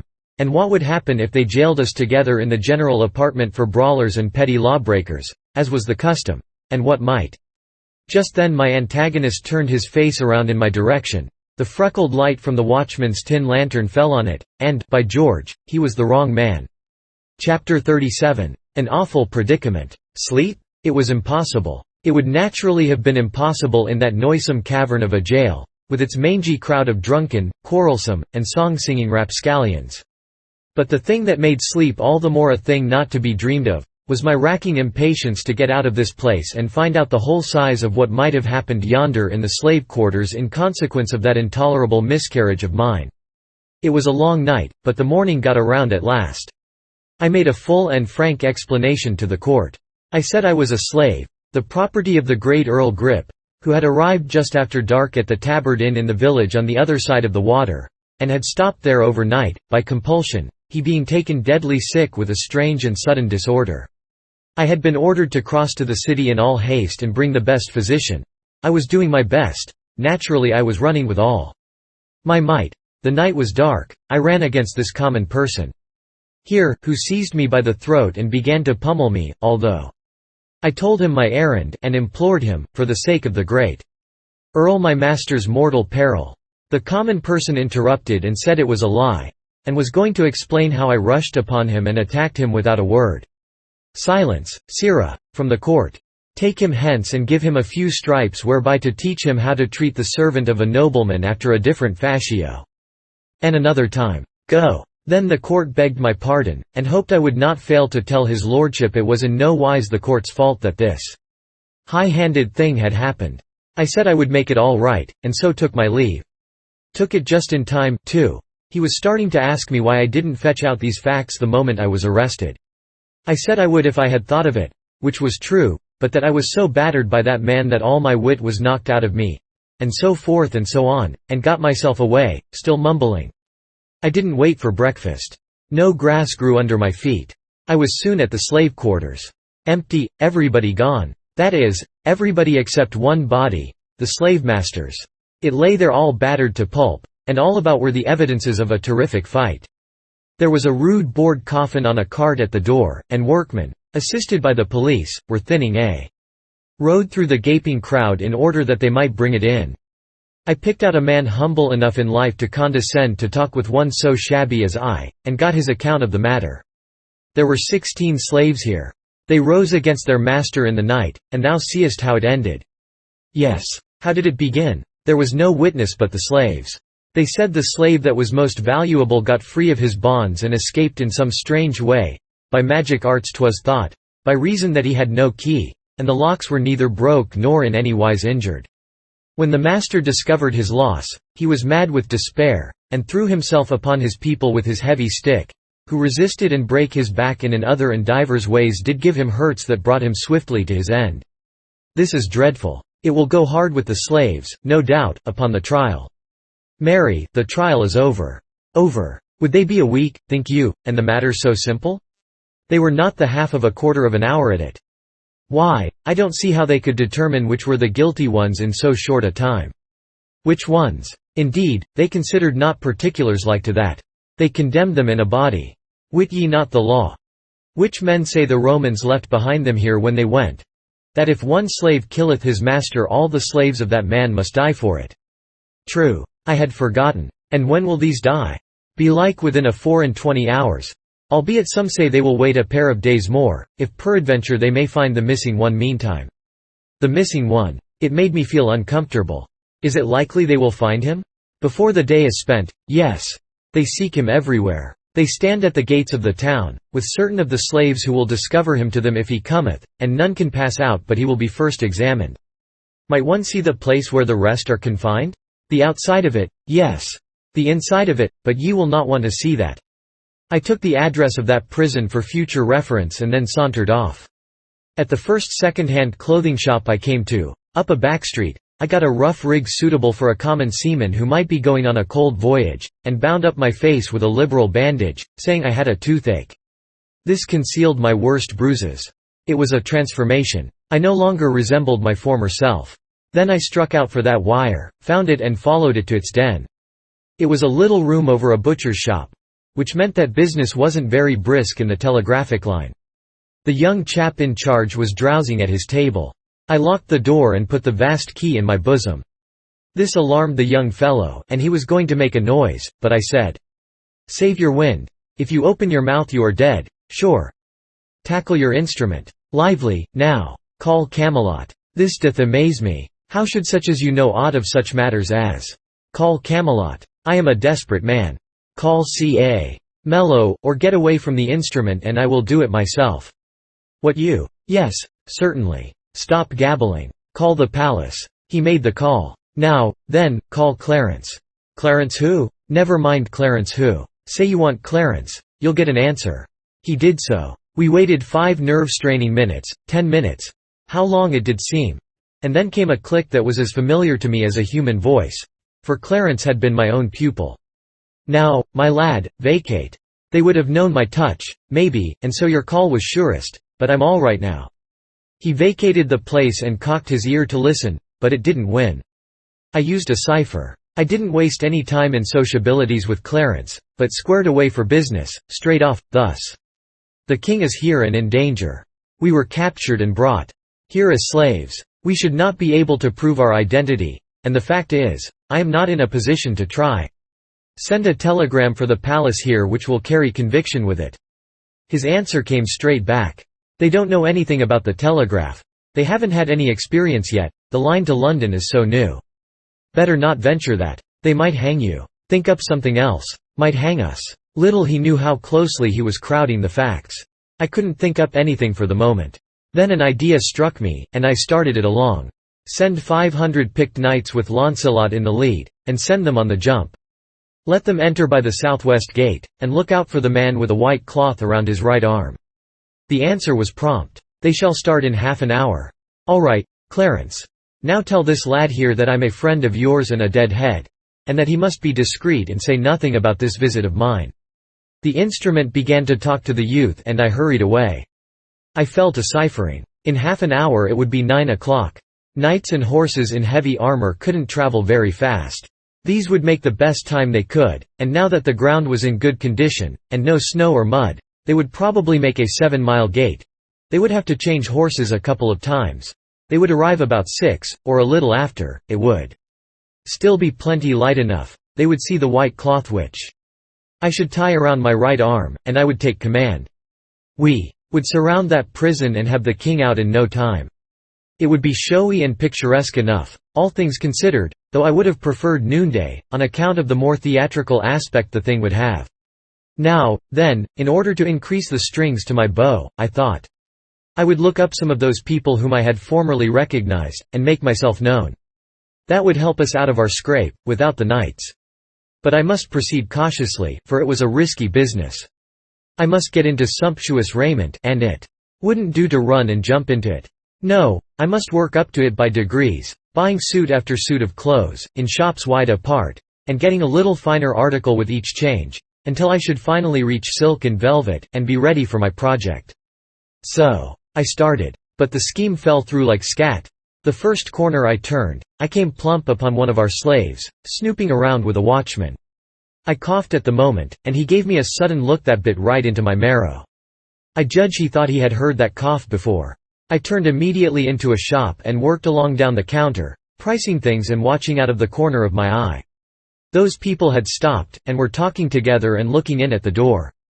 I made up my mind to get out the back way, if there was a back way, and I asked the shopwoman if I could step out there and look for the escaped slave, who was believed to be in hiding back there somewhere, and said I was an officer in disguise, and my pard was yonder at the door, or with one of the murderers in charge, and would she be good enough to step there and tell him he needn't wait, but had better go at once to the further end of the back alley and be ready to head him off when I rousted him out. She was blazing with eagerness to see one of those already celebrated murderers, and she started on the errand at once. I slipped out the back way, locked the door behind me, put the key in my pocket and started off, chuckling to myself and comfortable. Well, I had gone and spoiled it again, made another mistake. A double one, in fact. There were plenty of ways to get rid of that officer by some simple and plausible device, but no, I must pick out a picturesque one. It is the crying defect of my character. And then, I had ordered my procedure upon what the officer, being human, would naturally do. Whereas when you are least expecting it, a man will now and then go and do the very thing which it's not natural for him to do. The natural thing for the officer to do, in this case, was to follow straight on my heels. He would find a stout oaken door, securely locked, between him and me. Before he could break it down, I should be far away and engaged in slipping into a succession of baffling disguises which would soon get me into a sort of raiment which was a surer protection from meddling law dogs in Britain than any amount of mere innocence and purity of character. But instead of doing the natural thing, the officer took me at my word, and followed my instructions. And so, as I came trotting out of that cul-de-sac, full of satisfaction with my own cleverness, he turned the corner and I walked right into his handcuffs.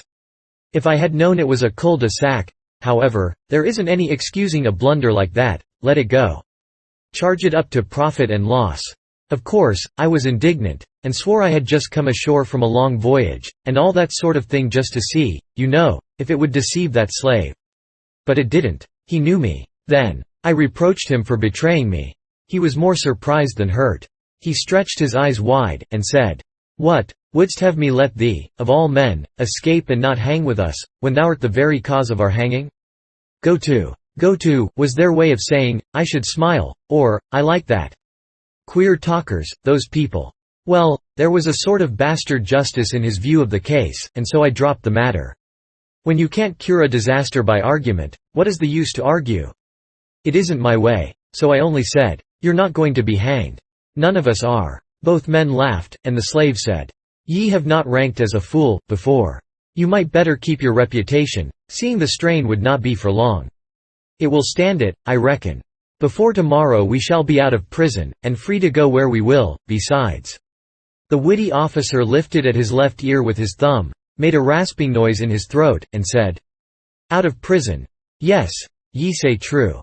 And free likewise to go where ye will, so ye wander not out of his grace the devil's sultry realm." I kept my temper, and said, indifferently, "Now I suppose you really think we are going to hang within a day or two? I thought it not many minutes ago, for so the thing was decided and proclaimed." "Ah, then you've changed your mind, is that it?" "Even that. I only thought, then, I know, now." I felt sarcastical, so I said, "Oh, sapient servant of the law, condescend to tell us, then, what you know. That ye will all be hanged today, at mid-afternoon." "Oh ho! That shot hit home. Lean upon me." The fact is I did need to lean upon somebody. My knights couldn't arrive in time. They would be as much as 3 hours too late. Nothing in the world could save the King of England, nor me, which was more important. More important, not merely to me, but to the nation. The only nation on earth standing ready to blossom into civilization. I was sick. I said no more. There wasn't anything to say. I knew what the man meant. That if the missing slave was found, the postponement would be revoked, the execution take place today. Well, the missing slave was found. Chapter 38. Sir Launcelot and Knights to the Rescue. Nearing 4 in the afternoon. The scene was just outside the walls of London. A cool, comfortable, superb day, with a brilliant sun. The kind of day to make one want to live, not die. The multitude was prodigious and far-reaching, and yet we 15 poor devils hadn't a friend in it. There was something painful in that thought, look at it how you might. There we sat, on our tall scaffold, the butt of the hate and mockery of all those enemies. We were being made a holiday spectacle. They had built a sort of grand stand for the nobility and gentry, and these were there in full force, with their ladies. We recognized a good many of them. The crowd got a brief and unexpected dash of diversion out of the king. The moment we were freed of our bonds he sprang up, in his fantastic rags, with face bruised out of all recognition, and proclaimed himself Arthur, King of Britain, and denounced the awful penalties of treason upon every soul there present if hair of his sacred head were touched. It startled and surprised him to hear them break into a vast roar of laughter. It wounded his dignity, and he locked himself up in silence. Then, although the crowd begged him to go on, and tried to provoke him to it by catcalls, jeers, and shouts of, "Let him speak! The king! The king!" his humble subjects hunger and thirst for words of wisdom out of the mouth of their master his serene and sacred raggedness. But it went for nothing. He put on all his majesty and sat under this rain of contempt and insult unmoved. He certainly was great in his way. Absently, I had taken off my white bandage and wound it about my right arm. When the crowd noticed this, they began upon me. They said, "Doubtless this sailor man is his minister. Observe his costly badge of office." I let them go on until they got tired, and then I said, "Yes, I am his minister, the boss, and tomorrow you will hear that from Camelot which—" I got no further. They drowned me out with joyous derision. But presently there was silence, for the sheriffs of London, in their official robes, with their subordinates, began to make a stir which indicated that business was about to begin. In the hush which followed, our crime was recited, the death warrant read, then everybody uncovered while a priest uttered a prayer. Then a slave was blindfolded. The hangman unslung his rope. There lay the smooth road below us, we upon one side of it, the banked multitude wailing its other side. A good clear road, and kept free by the police. How good it would be to see my 500 horsemen come tearing down it. But no, it was out of the possibilities. I followed its receding thread out into the distance. Not a horseman on it, or sign of one. There was a jerk, and the slave hung dangling and hideously squirming, for his limbs were not tied. A second rope was unslung, in a moment another slave was dangling. In a minute a third slave was struggling in the air. It was dreadful. I turned away my head a moment, and when I turned back, I missed the king. They were blindfolding him. I was paralyzed. I couldn't move, I was choking, my tongue was petrified. They finished blindfolding him, they led him under the rope. I couldn't shake off that clinging impotence. But when I saw them put the noose around his neck, then everything let go in me and I made a spring to the rescue. And as I made it I shot one more glance abroad, by George! Here they came, a-tilting. 500 mailed and belted knights on bicycles. The grandest sight that ever was seen. Lord! How the plumes streamed, how the sun flamed and flashed from the endless procession of webby wheels. I waved my right arm as Launcelot swept in. He recognized my rag. I tore away noose and bandage, and shouted, "On your knees, every rascal of you, and salute the king. Who fails shall sup in hell tonight." I always use that high style when I'm climaxing an effect. Well, it was noble to see Launcelot and the boys swarm up onto that scaffold and heave sheriffs and such overboard. And it was fine to see that astonished multitude go down on their knees and beg their lives of the king they had just been deriding and insulting. And as he stood apart there, receiving this homage in rags, I thought to myself, well, really there is something peculiarly grand about the gait and bearing of a king, after all. I was immensely satisfied. Take the whole situation all around, it was one of the gaudiest effects I ever instigated. And presently up comes Clarence, his own self. And winks, and says, very modernly, "Good deal of a surprise, wasn't it? I knew you'd like it. I've had the boys practicing this long time, privately, and just hungry for a chance to show off." Chapter 39. The Yankees fight with the Knights. Home again, at Camelot. A morning or two later I found the paper, damp from the press, by my plate at the breakfast table. I turned to the advertising columns, knowing I should find something of personal interest to me there. It was this. De par la roi. Know that the great lord and illustrious knight, Sir Sagramor la. Desirous having condescended to meet the king's minister, Hank Moore gone. The which is surnamed the Boss, for satisfaction of offence anciently given. These will engage in the lists by Camelot about the 4th hour of the morning of the 16th day of this next succeeding month. The battle will be al outrance. Sith the said offence was of a deadly sort, admitting of no common position. De par la roi. Clarence's editorial reference to this affair was to this effect. It will be observed, by a GL7 NCE at our advertising columns, that the community is to be favoured with a treat of unusual interest in the tournament line. The aims of the artists are warrant of good entertainment. The box office will be open at noon of the 13th. Admission 3 cents, reserved seatish 5. Proceeds to go to the hospital fund the royal pair and all the court will be present. With these exceptions and the press and the clergy, the free list is strictly suspended. Parties are hereby warned against buying tickets of speculators. They will not be good at the door. Everybody knows and likes the boss. Everybody knows and likes Sir Sag. Come, let us give the lads a good send-off. Remember, the proceeds go to a great and free charity, and one whose broad begevolence stretches out its helping hand, warm with the blood of a loving heart, to all that suffer, regardless of race, creed, condition or color, the only charity yet established in the earth which has no politico-religious stop. Cock on its compassion, but says here flows the stream, let all come and drink. Turn out, all hands. Fetch along your dough 3 hnuts and your gumdrops and have a good time. Pie for sale on the grounds, and rocks to crack it with. And circus lemonade. 3 drops of lime juice to a barrel of water. N.B. This is the first tournament under the new law. Would allow each combatant to use any weapon he may prefer. You may want to make a note of that. Up to the day set, there was no talk in all Britain of anything but this combat. All other topics sank into insignificance and passed out of men's thoughts and interest. It was not because a tournament was a great matter, it was not because Sir Sagramore had found the Holy Grail, for he had not, but had failed. It was not because the second, official, personage in the kingdom was one of the duelists. No, all these features were commonplace. Yet there was abundant reason for the extraordinary interest which this coming fight was creating. It was born of the fact that all the nation knew that this was not to be a duel between mere men, so to speak, but a duel between 2 mighty magicians. A duel not of muscle but of mind, not of human skill but of superhuman art and craft. A final struggle for supremacy between the 2 master enchanters of the age. It was realized that the most prodigious achievements of the most renowned knights could not be worthy of comparison with a spectacle like this. They could be but child's play, contrasted with this mysterious and awful battle of the gods. Yes, all the world knew it was going to be in reality a duel between Merlin and me, a measuring of his magic powers against mine.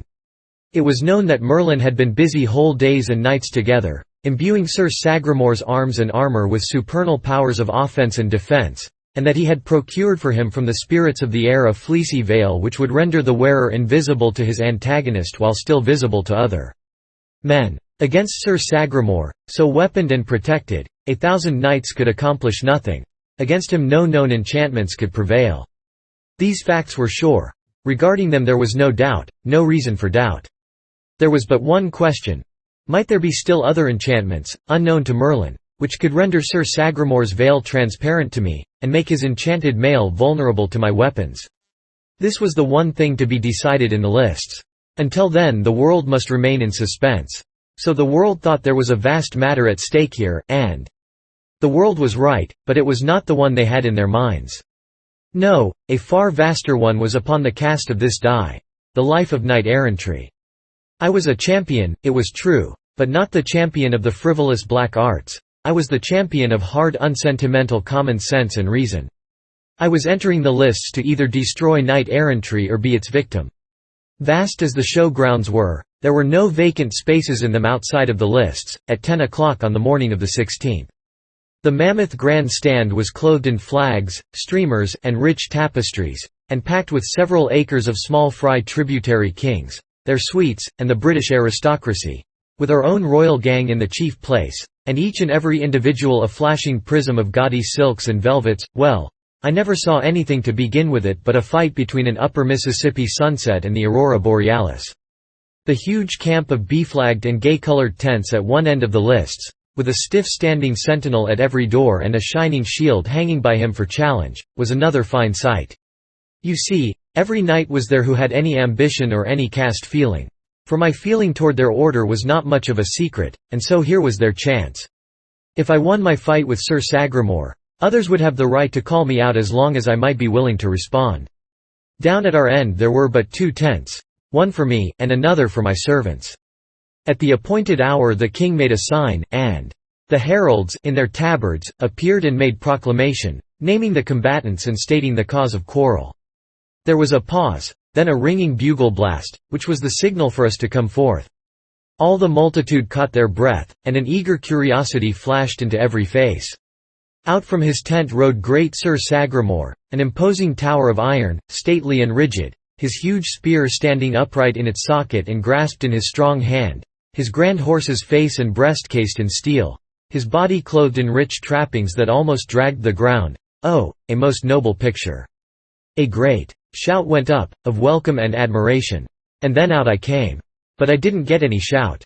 There was a wondering and eloquent silence for a moment, then a great wave of laughter began to sweep along that human sea, but a warning bugle blast cut its career short. I was in the simplest and comfortablest of gymnast costumes.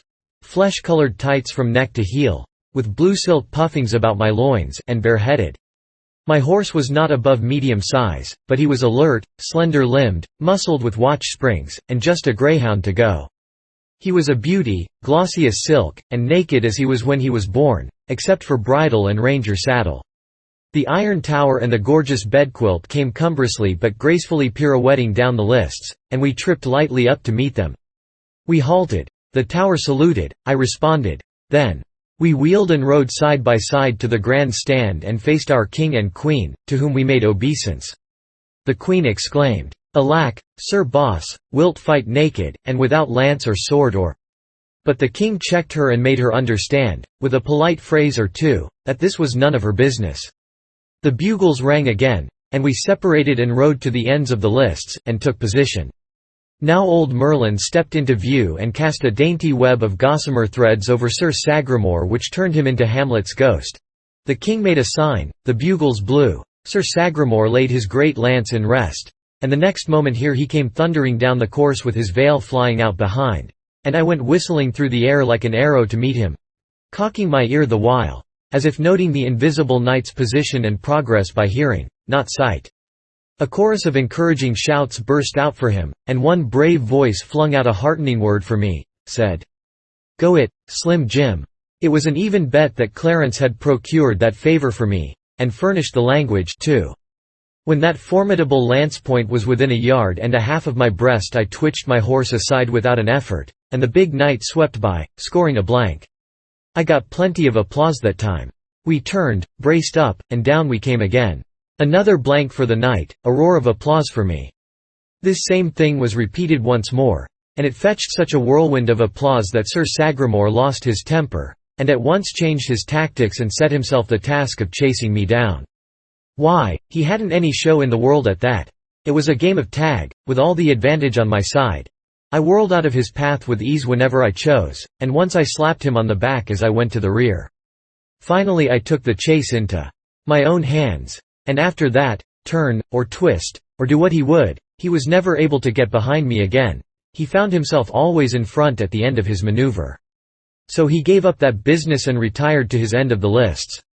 His temper was clear gone now, and he forgot himself and flung an insult at me which disposed of mine.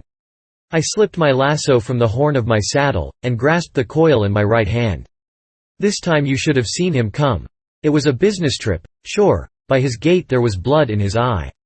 I was sitting my horse at ease, and swinging the great loop of my lasso in wide circles about my head. The moment he was under way, I started for him. When the space between us had narrowed to 40 feet, I sent the snaky spirals of the rope cleaving through the air, then darted aside and faced about and brought my trained animal to a halt with all his feet braced under him for a surge. The next moment the rope sprang taut and yanked Sir Sagramore out of the saddle. Great Scott, but there was a sensation. Unquestionably, the popular thing in this world is novelty. These people had never seen anything of that cowboy business before, and it carried them clear off their feet with delight. From all around and everywhere, the shout went up, "Encore! Encore!" I wondered where they got the word, but there was no time to cipher on philological M.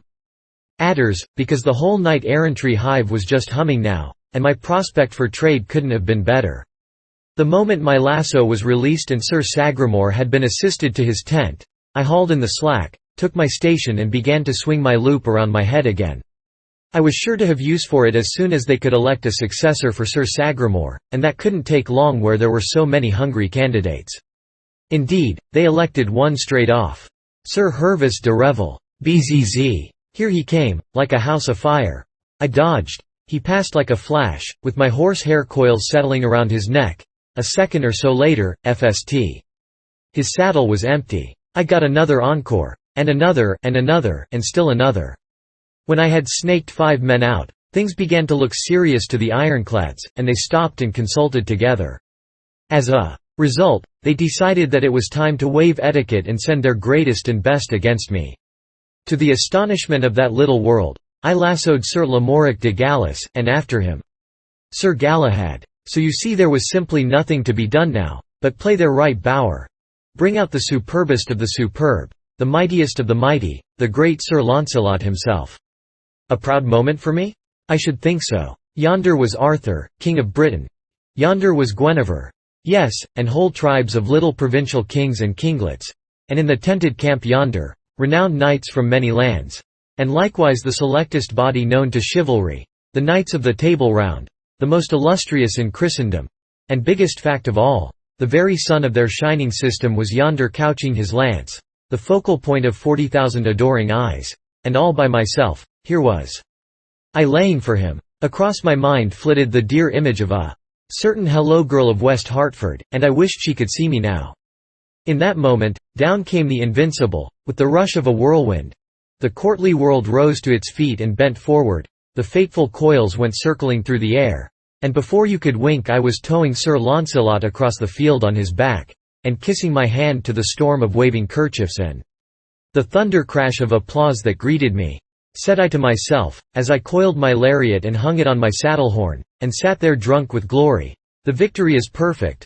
No other will venture against me. Knight-errantry is dead. Now imagine my astonishment, and everybody else's, too, to hear the peculiar bugle call which announces that another competitor is about to enter the lists. There was a mystery here, I couldn't account for this thing. Next, I noticed Merlin gliding away from me, and then I noticed that my lasso was gone. The old sleight-of-hand expert had stolen it, sure, and slipped it under his robe. The bugle blew again. I looked, and down came Sagramore riding again, with his dust brushed off and his veil nicely rearranged. I trotted up to meet him, and pretended to find him by the sound of his horse's hoofs.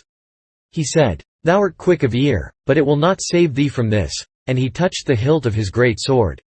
"And ye are not able to see it, because of the influence of the veil. Know that it is no cumbrous lance, but a sword, and I ween ye will not be able to avoid it." His visor was up, there was death in his smile. I should never be able to dodge his sword, that was plain. Somebody was going to die this time. If he got the drop on me, I could name the corpse. We rode forward together, and saluted the royalties. This time the king was disturbed. He said, "Where is thy strange weapon?" "It is stolen, sire." "Hast another at hand?" "No, sire, I brought only the one." Then Merlin mixed in. "He brought but the one because there was but the one to bring. There exists none other but that one. It belongeth to the king of the demons of the sea. This man is a pretender, and ignorant, else he had known that that weapon can be used in but 8 bouts only, and then it vanisheth away to its home under the sea. Then is he weaponless," said the king. "Sir Sagramore, ye will grant him leave to borrow." "And I will lend," said Sir Launcelot, limping up. "He is as brave a knight of his hands as any that be on live, and he shall have mine."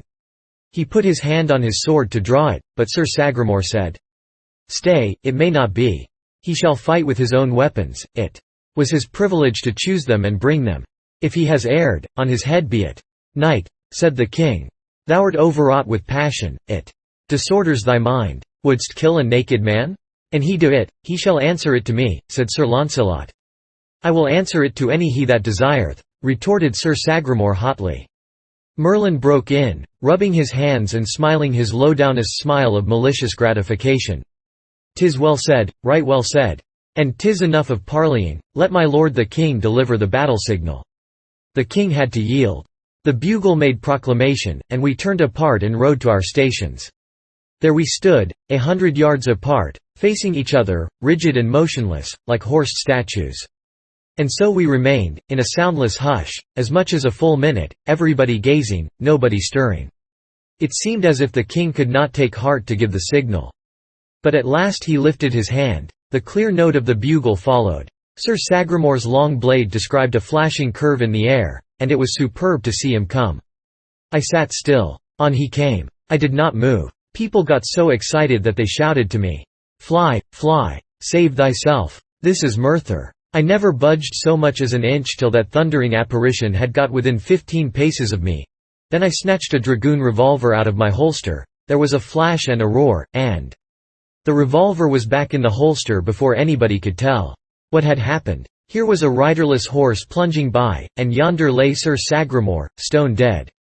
The people that ran to him were stricken dumb to find that the life was actually gone out of the man and no reason for it visible, no hurt upon his body, nothing like a wound. There was a hole through the breast of his chainmail, but they attached no importance to a little thing like that. And as a bullet wound there produces but little blood, none came in sight because of the clothing and swaddlings under the armor. The body was dragged over to let the king and the swells look down upon it. They were stupefied with astonishment naturally. I was requested to come and explain the miracle. But I remained in my tracks, like a statue, and said, "If it is a command, I will come, but my lord the king knows that I am where the laws of combat require me to remain while any desire to come against me." I waited. Nobody challenged. Then I said, "If there are any who doubt that this field is well and fairly won, I do not wait for them to challenge me, I challenge them." "It is a gallant offer," said the king, "and well beseems you. Whom will you name first?" "I name none, I challenge all. Here I stand, and dare the chivalry of England to come against me. Not by individuals, but in mass." "What?" shouted a score of knights.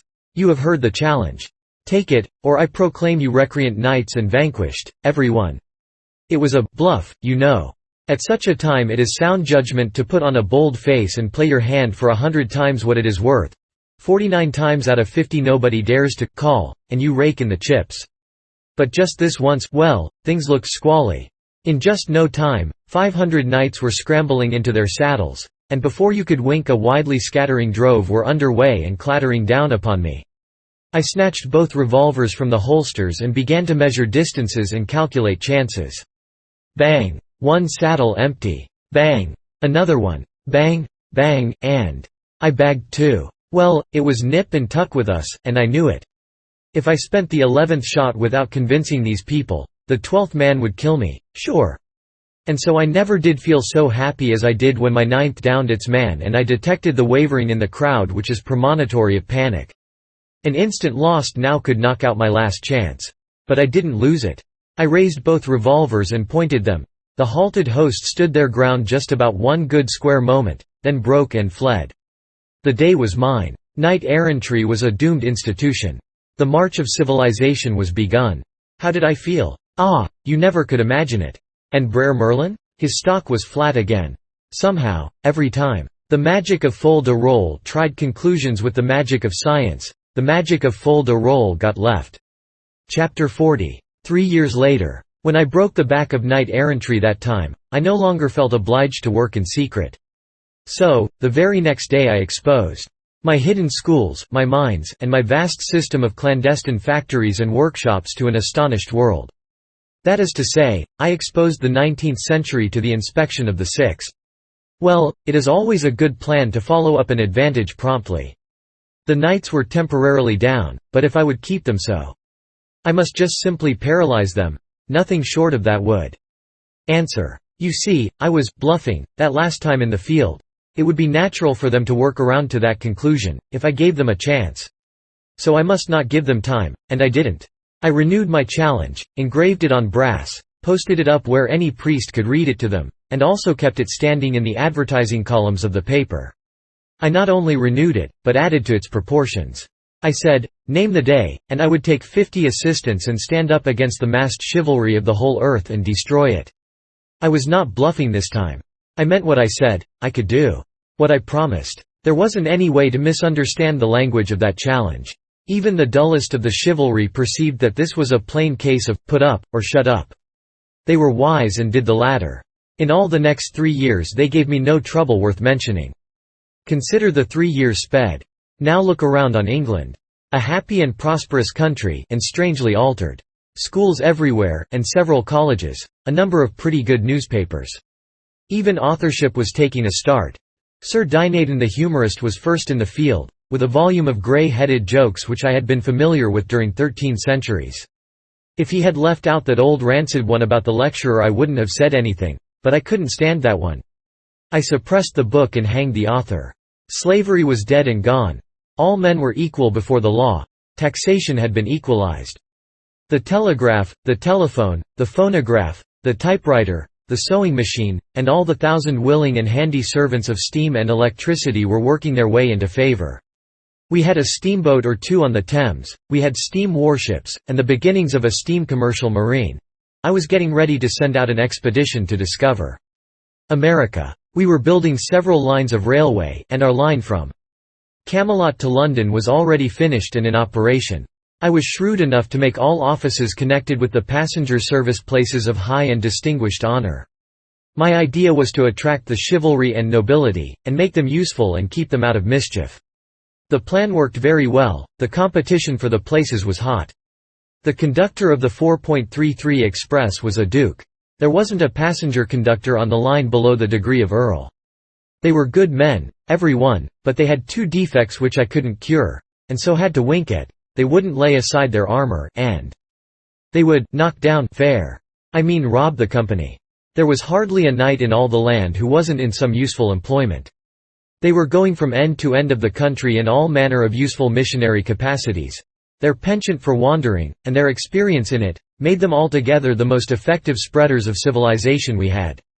They went clothed in steel and equipped with sword and lance and battle-axe, and if they couldn't persuade a person to try a sewing machine on the installment plan, or a melodeon, or a barbed wire fence, or a prohibition journal, or any of the other 1,001 things they canvassed for, they removed him and passed on. I was very happy. Things were working steadily toward a secretly longed-for point. You see, I had 2 schemes in my head which were the vastest of all my projects. The one was to overthrow the Catholic Church and set up the Protestant faith on its ruins. Not as an established church, but a go-as-you-please one, and the other project was to get a decree issued by and by, commanding that upon Arthur's death unlimited suffrage should be introduced, and given to men and women alike. At any rate to all men, wise or unwise, and to all mothers who at middle age should be found to know nearly as much as their sons at 21. Arthur was good for 30 years yet, he being about my own age. That is to say, 40, and I believed that in that time I could easily have the active part of the population of that day ready and eager for an event which should be the first of its kind in the history of the world. A rounded and complete governmental revolution without bloodshed. The result to be a republic. Well, I may as well confess, though I do feel ashamed when I think of it, I was beginning to have a base hankering to be its first president myself. Yes, there was more or less human nature in me, I found that out. Clarence was with me as concerned the revolution, but in a modified way.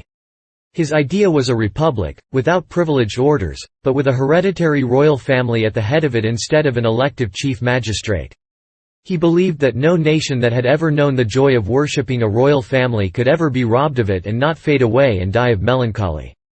I urged that kings were dangerous. He said, then have cats. He was sure that a royal family of cats would answer every purpose. They would be as useful as any other royal family, they would know as much, they would have the same virtues and the same treacheries, the same disposition to get up shindies with other royal cats. They would be laughably vain and absurd and never know it, they would be wholly inexpensive. Finally, they would have as sound a divine right as any other royal house, and Tom 7th, or Tom 11th, or Tom 14th by the grace of God King, would sound as well as it would when applied to the ordinary royal tomcat with tights on. And as a rule, said he, in his neat modern English, the character of these cats would be considerably above the character of the average king, and this would be an immense moral advantage to the nation, for the reason that a nation always models its morals after its monarchs. The worship of royalty being founded in unreason, these graceful and harmless cats would easily become as sacred as any other royalties, and indeed more so, because it would presently be noticed that they hanged nobody, beheaded nobody, imprisoned nobody, inflicted no cruelties or injustices of any sort, and so must be worthy of a deeper love and reverence than the customary human king, and would certainly get it. The eyes of the whole harried world would soon be fixed upon this humane and gentle system, and royal butchers would presently begin to disappear. Their subjects would fill the vacancies with catlings from our own royal house. We should become a factory. We should supply the thrones of the world. Within 40 years all Europe would be governed by cats, and we should furnish the cats. The reign of universal peace would begin then, to end no more forever. Me-ee-yow ow ow ow. FZT, wow. Hang him. I supposed he was in earnest, and was beginning to be persuaded by him, until he exploded that cat howl and startled me almost out of my clothes. But he never could be in earnest. He didn't know what it was. He had pictured a distinct and perfectly rational and feasible improvement upon constitutional monarchy, but he was too feather-headed to know it, or care anything about it, either. I was going to give him a scolding, but Sandy came flying in at that moment, wild with terror, and so choked with sobs that for a minute she could not get her voice. I ran and took her in my arms, and lavished caresses upon her and said, beseechingly, "Speak, darling, speak. What is it?" Her head fell limp upon my bosom, and she gasped, almost inaudibly, "Hello Central, quick!" I shouted to Clarence. "Telephone the king's homeopath to come." In 2 minutes I was kneeling by the child's crib, and Sandy was dispatching servants here, there, and everywhere, all over the palace. I took in the situation almost at a glance. Membranous croup. I bent down and whispered, "Wake up, sweetheart. Hello Central." She opened her soft eyes languidly, and made out to say, "Papa." That was a comfort. She was far from dead yet. I sent for preparations of sulphur. I rousted out the croup kettle myself, for I don't sit down and wait for doctors when Sandy or the child is sick. I knew how to nurse both of them, and had had experience. This little chap had lived in my arms a good part of its small life, and often I could soothe away its troubles and get it to laugh through the tear-dews on its eyelashes when even its mother couldn't. Sir Launcelot, in his richest armour, came striding along the great hall now on his way to the stock-board. He was president of the stock-board, and occupied the Siege Perilous, which he had bought of Sir Galahad, for the stock-board consisted of the Knights of the Round Table, and they used the Round Table for business purposes now. Seats at it were worth, well, you would never believe the figure, so it is no use to state it. Sir Launcelot was a bear, and he had put up a corner in one of the new lines, and was just getting ready to squeeze the shorts today, but what of that? He was the same old Launcelot, and when he glanced in as he was passing the door and found out that his pet was sick, that was enough for him. Bulls and bears might fight it out their own way for all him, he would come right in here and stand by little Hello Central. For all he was worth. And that was what he did. He shied his helmet into the corner, and in half a minute he had a new wick in the alcohol lamp and was firing up on the croup kettle. By this time Sandy had built a blanket canopy over the crib, and everything was ready. Sir Launcelot got up steam. He and I loaded up the kettle with unslaked lime and carbolic acid, with a touch of lactic acid added thereto, then filled the thing up with water and inserted the steam spout under the canopy. Everything was ship-shape now, and we sat down on either side of the crib to stand our watch. Sandy was so grateful and so comforted that she charged a couple of churchwardens with willow bark and sumac tobacco for us, and told us to smoke as much as we pleased. It couldn't get under the canopy, and she was used to smoke, being the first lady in the land who had ever seen a cloud blown. Well, there couldn't be a more contented or comfortable sight than Sir Launcelot in his noble armour sitting in gracious serenity at the end of a yard of snowy churchwarden. He was a beautiful man, a lovely man, and was just intended to make a wife and children happy. But, of course Guinevere, however, it's no use to cry over what's done and can't be helped. Well, he stood watch and watch with me, right straight through, for 3 days and nights. Till the child was out of danger. Then he took her up in his great arms and kissed her, with his plumes falling about her golden head. Then laid her softly in Sandy's lap again and took his stately way down the vast hall, between the ranks of admiring men at arms and menials, and so disappeared. And no instinct warned me that I should never look upon him again in this world. Lord, what a world of heartbreak it is! The doctor said we must take the child away, if we would coax her back to health and strength again. And she must have sea air. So we took a man of war, and a suite of 260 persons, and went cruising about, and after a fortnight of this we stepped ashore on the French coast, and the doctors thought it would be a good idea to make something of a stay there.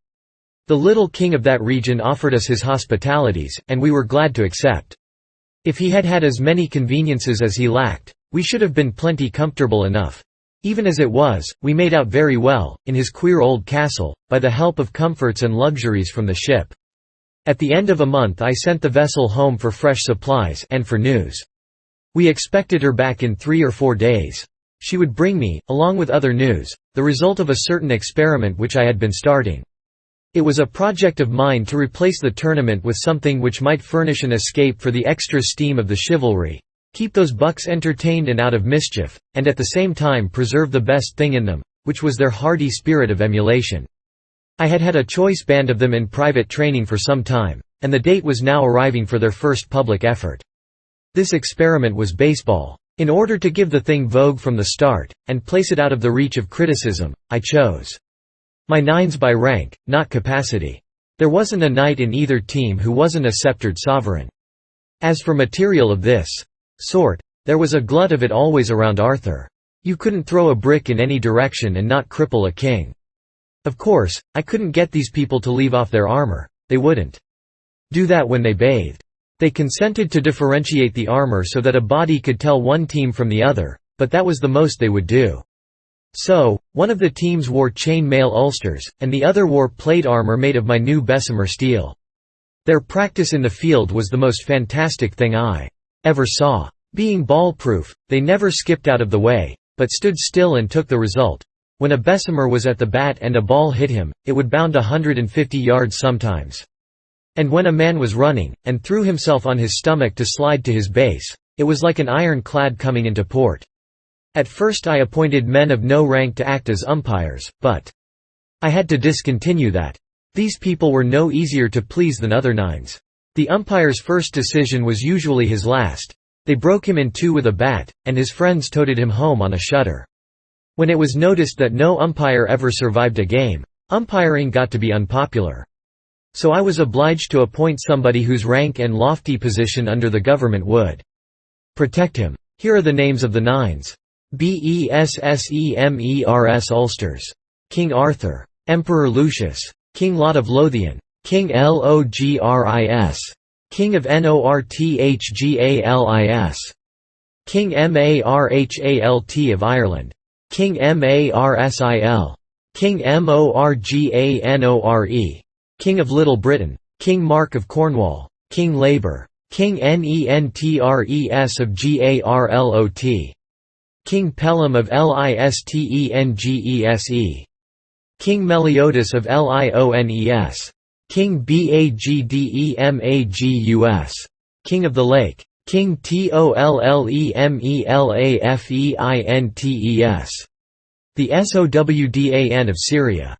Umpire Clarence. The first public game would certainly draw 50,000 people, and for solid fun would be worth going around the world to see. Everything would be favorable. It was balmy and beautiful spring weather now, and nature was all tailored out in her new clothes. Chapter 41. The Interdict. However, my attention was suddenly snatched from such matters. Our child began to lose ground again, and we had to go to sitting up with her. Her case became so serious. We couldn't bear to allow anybody to help in this service, so we too stood watch and watch, day in and day out. Ah, Sandy, what a right heart she had! How simple, and genuine, and good she was! She was a flawless wife and mother, and yet I had married her for no other particular reasons, except that by the customs of chivalry she was my property until some knight should win her from me in the field. She had hunted Britain over for me, had found me at the hanging bout outside of London, and had straightway resumed her old place at my side in the placidest way and as of right. I was a New Englander, and in my opinion this sort of partnership would compromise her, sooner or later. She couldn't see how, but I cut argument short and we had a wedding. Now I didn't know I was drawing a prize, yet that was what I did draw. Within the 12-month I became her worshipper, and ours was the dearest and perfectest comradeship that ever was. People talk about beautiful friendships between two persons of the same sex. What is the best of that sort, as compared with the friendship of man and wife, where the best impulses and highest ideals of both are the same? There is no place for comparison between the two friendships. The one is earthly, the other divine. In my dreams, along at first, I still wandered 13 centuries away, and my unsatisfied spirit went calling and harking all up and down the unreplying vacancies of a vanished world. Many a time Sandy heard that imploring cry come from my lips in my sleep. With a grand magnanimity she saddled that cry of mine upon our child, conceiving it to be the name of some lost darling of mine. It touched me to tears, and it also nearly knocked me off my feet, too, when she smiled up in my face for an earned reward, and played her quaint and pretty surprise upon me. The name of one who was dear to thee is here preserved, here made holy, and the music of it will abide alway in our ears. Now thou'lt kiss me, as knowing the name I have given the child. But I didn't know it, all the same.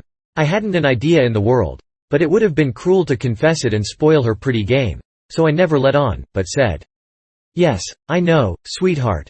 How dear and good it is of you, too. But I want to hear these lips of yours, which are also mine, utter it first.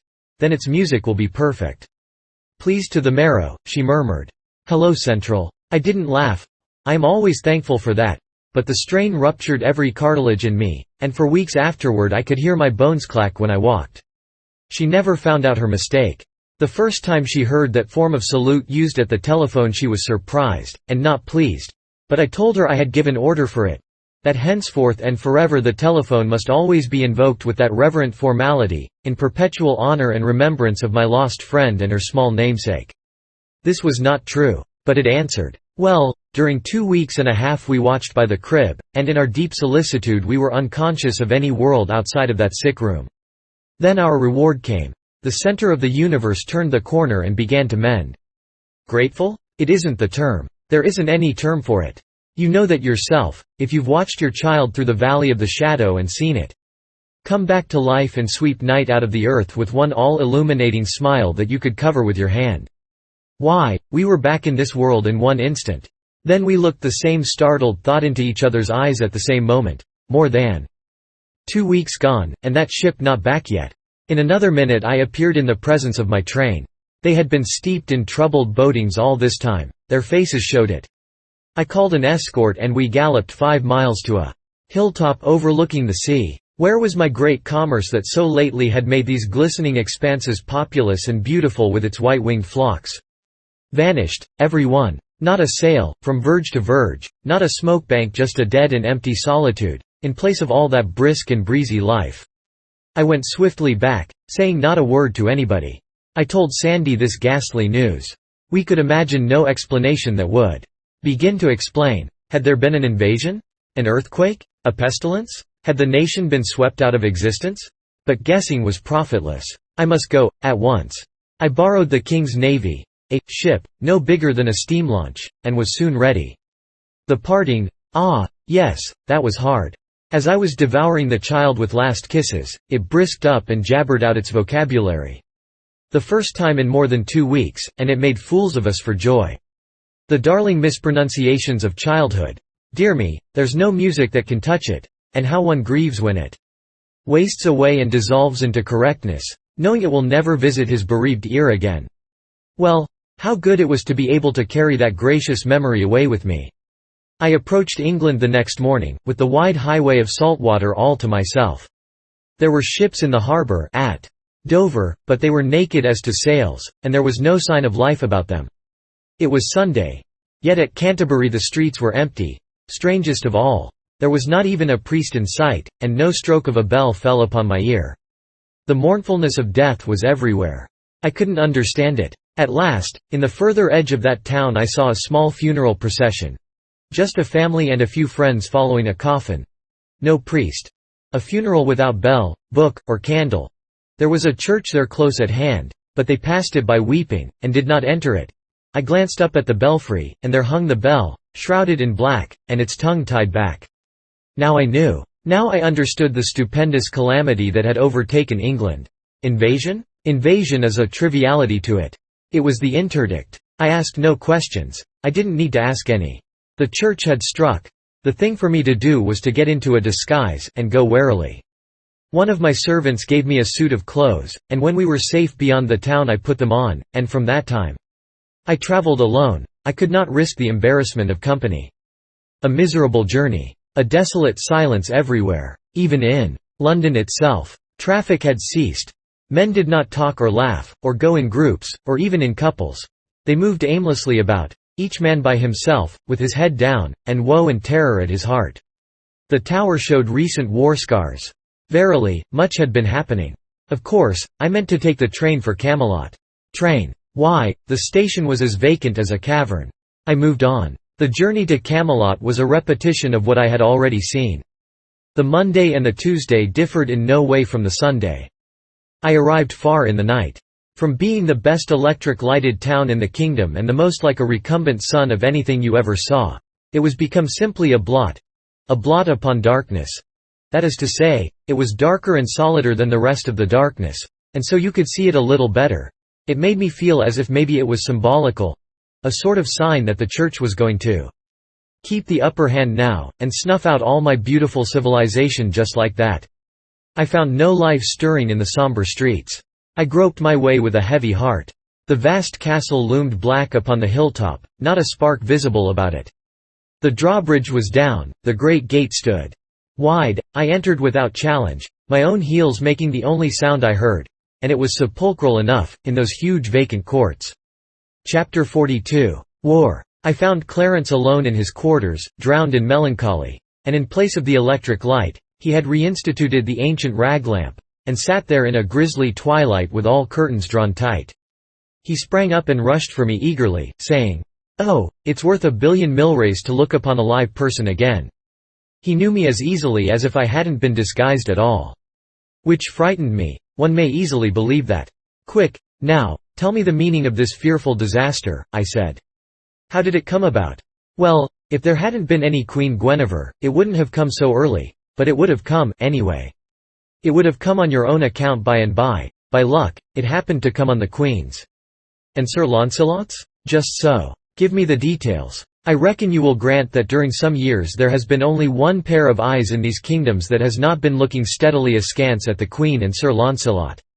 "Yes, King Arthur's. And only one heart that was without suspicion." "Yes, the King's. A heart that isn't capable of thinking evil of a friend." "Well, the King might have gone on, still happy and unsuspecting, to the end of his days, but for one of your modern improvements, the stock board. When you left, 3 miles of the London, Canterbury and Dover were ready for the rails, and also ready and ripe for manipulation in the stock market. It was wildcat, and everybody knew it. The stock was for sale at a give-away. What does Sir Launcelot do, but— Yes, I know. He quietly picked up nearly all of it for a song. Then he bought about twice as much more, deliverable upon call, and he was about to call when I left." "Very well, he did call. The boys couldn't deliver. Oh, he had them, and he just settled his grip and squeezed them. They were laughing in their sleeves over their smartness in selling stock to him at 15 and 16 and along there that wasn't worth 10. Well, when they had laughed long enough on that side of their mouths, they rested up that side by shifting the laugh to the other side. That was when they compromised with the Invincible at 283. Good land. He skinned them alive, and they deserved it. Anyway, the whole kingdom rejoiced. Well, among the flayed were Sir Agravain and Sir Mordred, nephews to the king. End of the first act. Act second, scene first, an apartment in Carlisle Castle, where the court had gone for a few days hunting. Persons present, the whole tribe of the king's nephews. Mordred and Agravain proposed to call the guileless Arthur's attention to Guinevere and Sir Launcelot. Sir Gawain, Sir Gareth, and Sir Gaheris will have nothing to do with it. A dispute ensues, with loud talk. In the midst of it enter the king. Mordred and Agravain spring their devastating tale upon him. Tableau. A trap is laid for Launcelot, by the king's command, and Sir Launcelot walks into it. He made it sufficiently uncomfortable for the ambushed witnesses, to wit, Mordred, Agravain, and 12 knights of lesser rank, for he killed every one of them but Mordred. But of course that couldn't straighten matters between Launcelot and the king, and didn't. Oh, dear, only one thing could result. I see that. War, and the knights of the realm divided into a king's party and a Sir Launcelot's party. Yes, that was the way of it. The king sent the queen to the stake, proposing to purify her with fire. Launcelot and his knights rescued her, and in doing it slew certain good old friends of yours and mine, in fact, some of the best we ever had. To wit, Sir Belias le Orgulus, Sir Segwarides, Sir Griflet le Fils de Dieu, Sir Brandiles, Sir Aglavale. Oh, you tear out my heartstrings. Wait, I'm not done yet. Sir Tor, Sir Gouter, Sir Gillimer. The very best man in my subordinate 9. What a handy right fielder he was. Sir Reynolds' 3 brothers, Sir Damus, Sir Priamus, Sir Kay the Stranger. My peerless short-stop. I've seen him catch a daisy-cutter in his teeth. Come, I can't stand this. Sir Driant, Sir Lambegus, Sir Herminde, Sir Pertolope, Sir Paramones, and, whom do you think? Rush. Go on. Sir Gaheris and Sir Gareth, both. Oh, incredible. Their love for Launcelot was indestructible. Well, it was an accident. They were simply onlookers, they were unarmed, and were merely there to witness the Queen's punishment. Sir Launcelot smote down whoever came in the way of his blind fury, and he killed these without noticing who they were. Here is an instantaneous photograph one of our boys got of the battle. It's for sale on every newsstand. There, the figures nearest the Queen are Sir Launcelot with his sword up, and Sir Gareth gasping his latest breath. You can catch the agony in the Queen's face through the curling smoke. It's a rattling battle picture. Indeed, it is. We must take good care of it, its historical value is incalculable. Go on. Well, the rest of the tale is just war, pure and simple. Launcelot retreated to his town and castle of Joyous Gard, and gathered there a great following of knights. The king, with a great host, went there, and there was desperate fighting during several days, and, as a result, all the plain around was paved with corpses and cast iron. Then the church patched up a peace between Arthur and Launcelot and the Queen and everybody but Sir Gawain. He was bitter about the slaying of his brothers, Gareth and Gaheris, and would not be appeased. He notified Launcelot to get him thence, and make swift preparation, and look to be soon attacked. So Launcelot sailed to his duchy of Guienne with his following, and Gawain soon followed with an army, and he beguiled Arthur to go with him. Arthur left the kingdom in Sir Mordred's hands until you should return.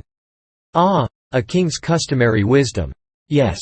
Sir Mordred set himself at once to work to make his kingship permanent. He was going to marry Guinevere as a first move, but she fled and shut herself up in the Tower of London. Mordred attacked.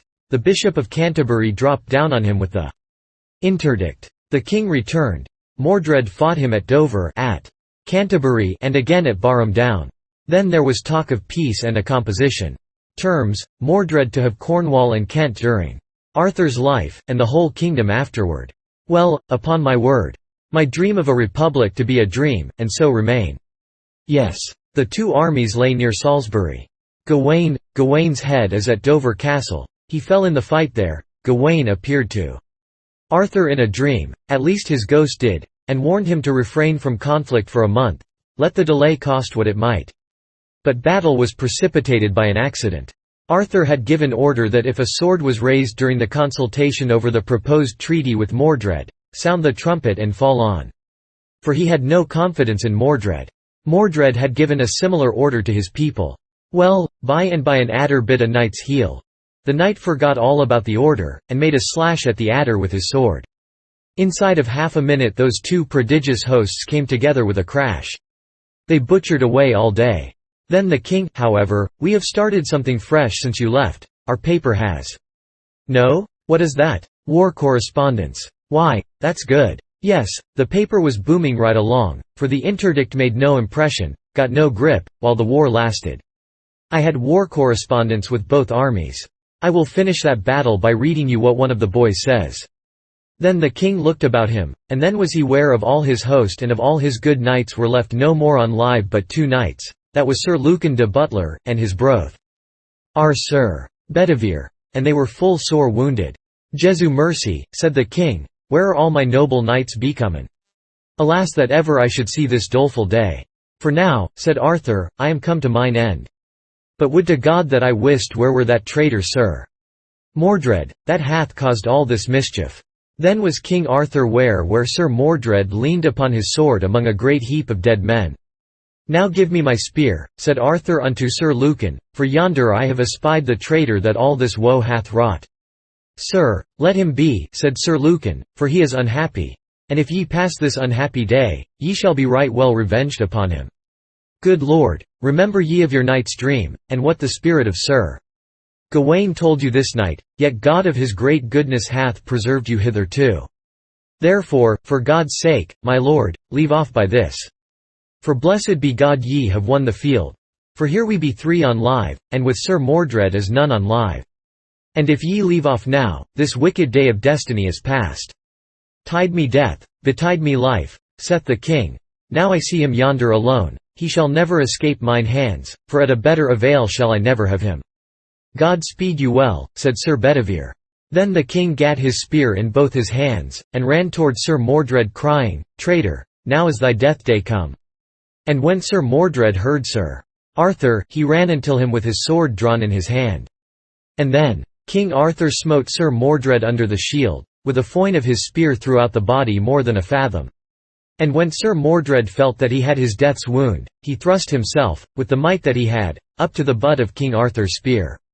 And right so he smote his father Arthur with his sword holden in both his hands, on the side of the head, that the sword pierced the helmet and the brainpan, and therewithal Sir Mordred fell stark dead to the earth.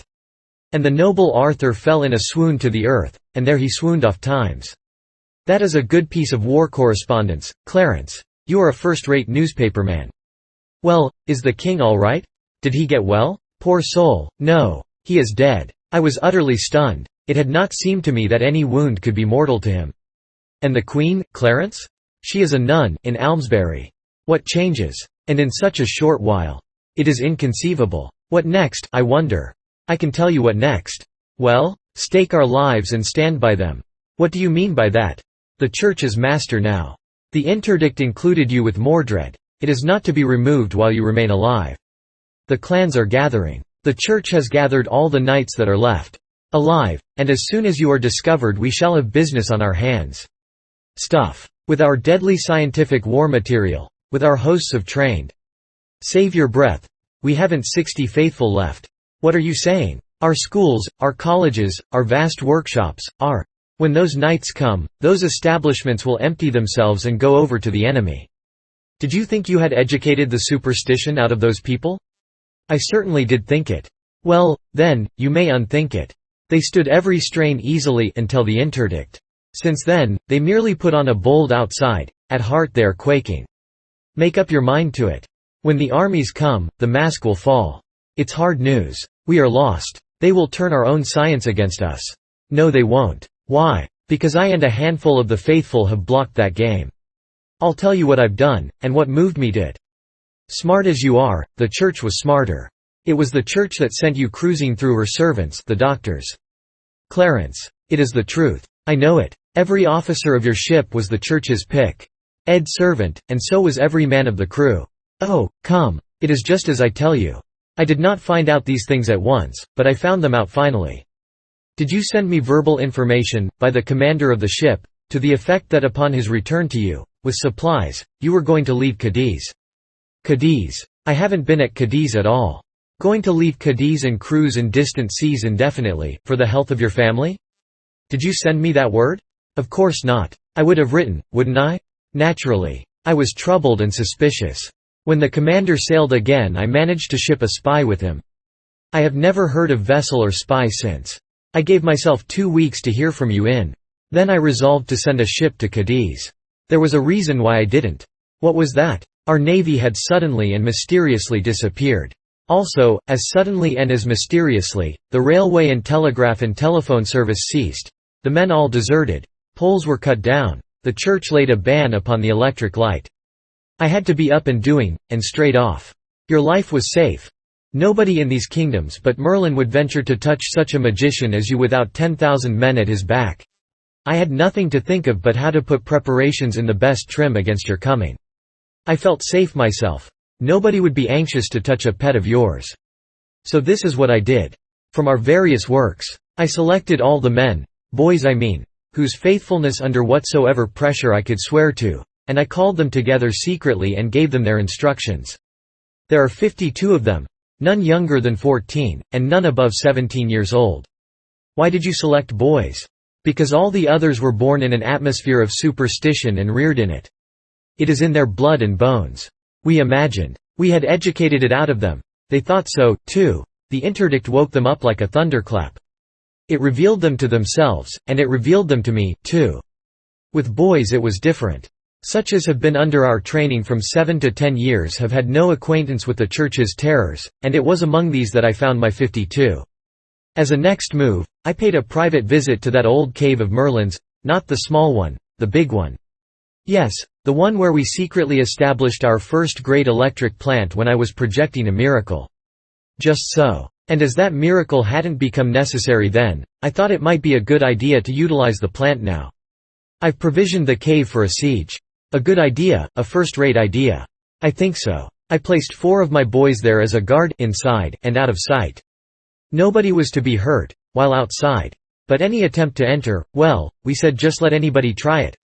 Then, I went out into the hills and uncovered and cut the secret wires which connected your bedroom with the wires that go to the dynamite deposits under all our vast factories, mills, workshops, magazines, etc., and about midnight I and my boys turned out and connected that wire with the cave, and nobody but you and I suspects where the other end of it goes to. We laid it underground, of course, and it was all finished in a couple of hours or so. We shan't have to leave our fortress now when we want to blow up our civilization. It was the right move, and the natural one. Military necessity in the changed condition of things. Well, what changes have come? We expected to be besieged in the palace some time or other, but, however, go on. Next, we built a wire fence. Wire fence? Yes. You dropped the hint of it yourself, 2 or 3 years ago. Oh, I remember, the time the Church tried her strength against us the first time, and presently thought it wise to wait for a hopefuller season. Well, how have you arranged the fence? I start 12 immensely strong wires, naked, not insulated, from a big dynamo. Oh, in the cave, dynamo with no brushes except a positive and a negative one. Yes, that's right. The wires go out from the cave and fence in a circle of level ground 100 yards in diameter. They make 12 independent fences, 10 feet apart. That is to say, 12 circles within circles, and their ends come into the cave again. Right. Go on. The fences are fastened to heavy oaken posts only 3 feet apart, and these posts are sunk 5 feet in the ground. That is good and strong. Yes. The wires have no ground connection outside of the cave. They go out from the positive brush of the dynamo. There is a ground connection through the negative brush. The other ends of the wire return to the cave, and each is grounded independently. No, that won't do. Why? It's too expensive, uses up force for nothing. You don't want any ground connection except the one through the negative brush. The other end of every wire must be brought back into the cave and fastened independently, and without any ground connection. Now, then, observe the economy of it. A cavalry charge hurls itself against the fence. You are using no power, you are spending no money, for there is only one ground connection till those horses come against the wire. The moment they touch it they form a connection with the negative brush through the ground, and drop dead. Don't you see? You are using no energy until it is needed. Your lightning is there, and ready, like the load in a gun, but it isn't costing you a cent till you touch it off. Oh, yes, the single ground connection. Of course. I don't know how I overlooked that. It's not only cheaper, but it's more effectual than the other way, for if wires break or get tangled, no harm is done. No, especially if we have a telltale in the cave and disconnect the broken wire. Well, go on. The Gatlings? Yes, that's arranged. In the center of the inner circle, on a spacious platform 6 feet high, I've grouped a battery of 13 Gatling guns, and provided plenty of ammunition. That's it. They command every approach, and when the Church's knights arrive, there's going to be music. The brow of the precipice over the cave. I've got a wire fence there, and a Gatling. They won't drop any rocks down on us. Well, and the glass cylinder dynamite torpedoes? That's attended to. It's the prettiest garden that was ever planted. It's a belt 40 feet wide, and goes around the outer fence, distance between it and the fence 100 yards. Kind of neutral ground that space is. There isn't a single square yard of that whole belt but is equipped with a torpedo. We laid them on the surface of the ground, and sprinkled a layer of sand over them. It's an innocent-looking garden, but you let a man start in to hoe it once, and you'll see. You tested the torpedoes? Well, I was going to, but what? Why, it's an immense oversight not to apply a test? Yes, I know. But they're all right. I laid a few in the public road beyond our lines and they've been tested. Oh, that alters the case. Who did it? A church committee. How kind. Yes. They came to command us to make submission. You see, they didn't really come to test the torpedoes, that was merely an incident." "Did the committee make a report?" "Yes, they made one. You could have heard it a mile. Unanimous? That was the nature of it. After that I put up some signs, for the protection of future committees, and we have had no intruders since." "Clarence, you've done a world of work, and done it perfectly." "We had plenty of time for it, there wasn't any occasion for hurry." We sat silent a while, thinking. Then my mind was made up, and I said, "Yes, everything is ready. Everything is shipshape, no detail is wanting. I know what to do now." "So do I. Sit down and wait." "No, sir. Rise up and strike." "Do you mean it?" "Yes, indeed. The defensive isn't in my line, and the offensive is.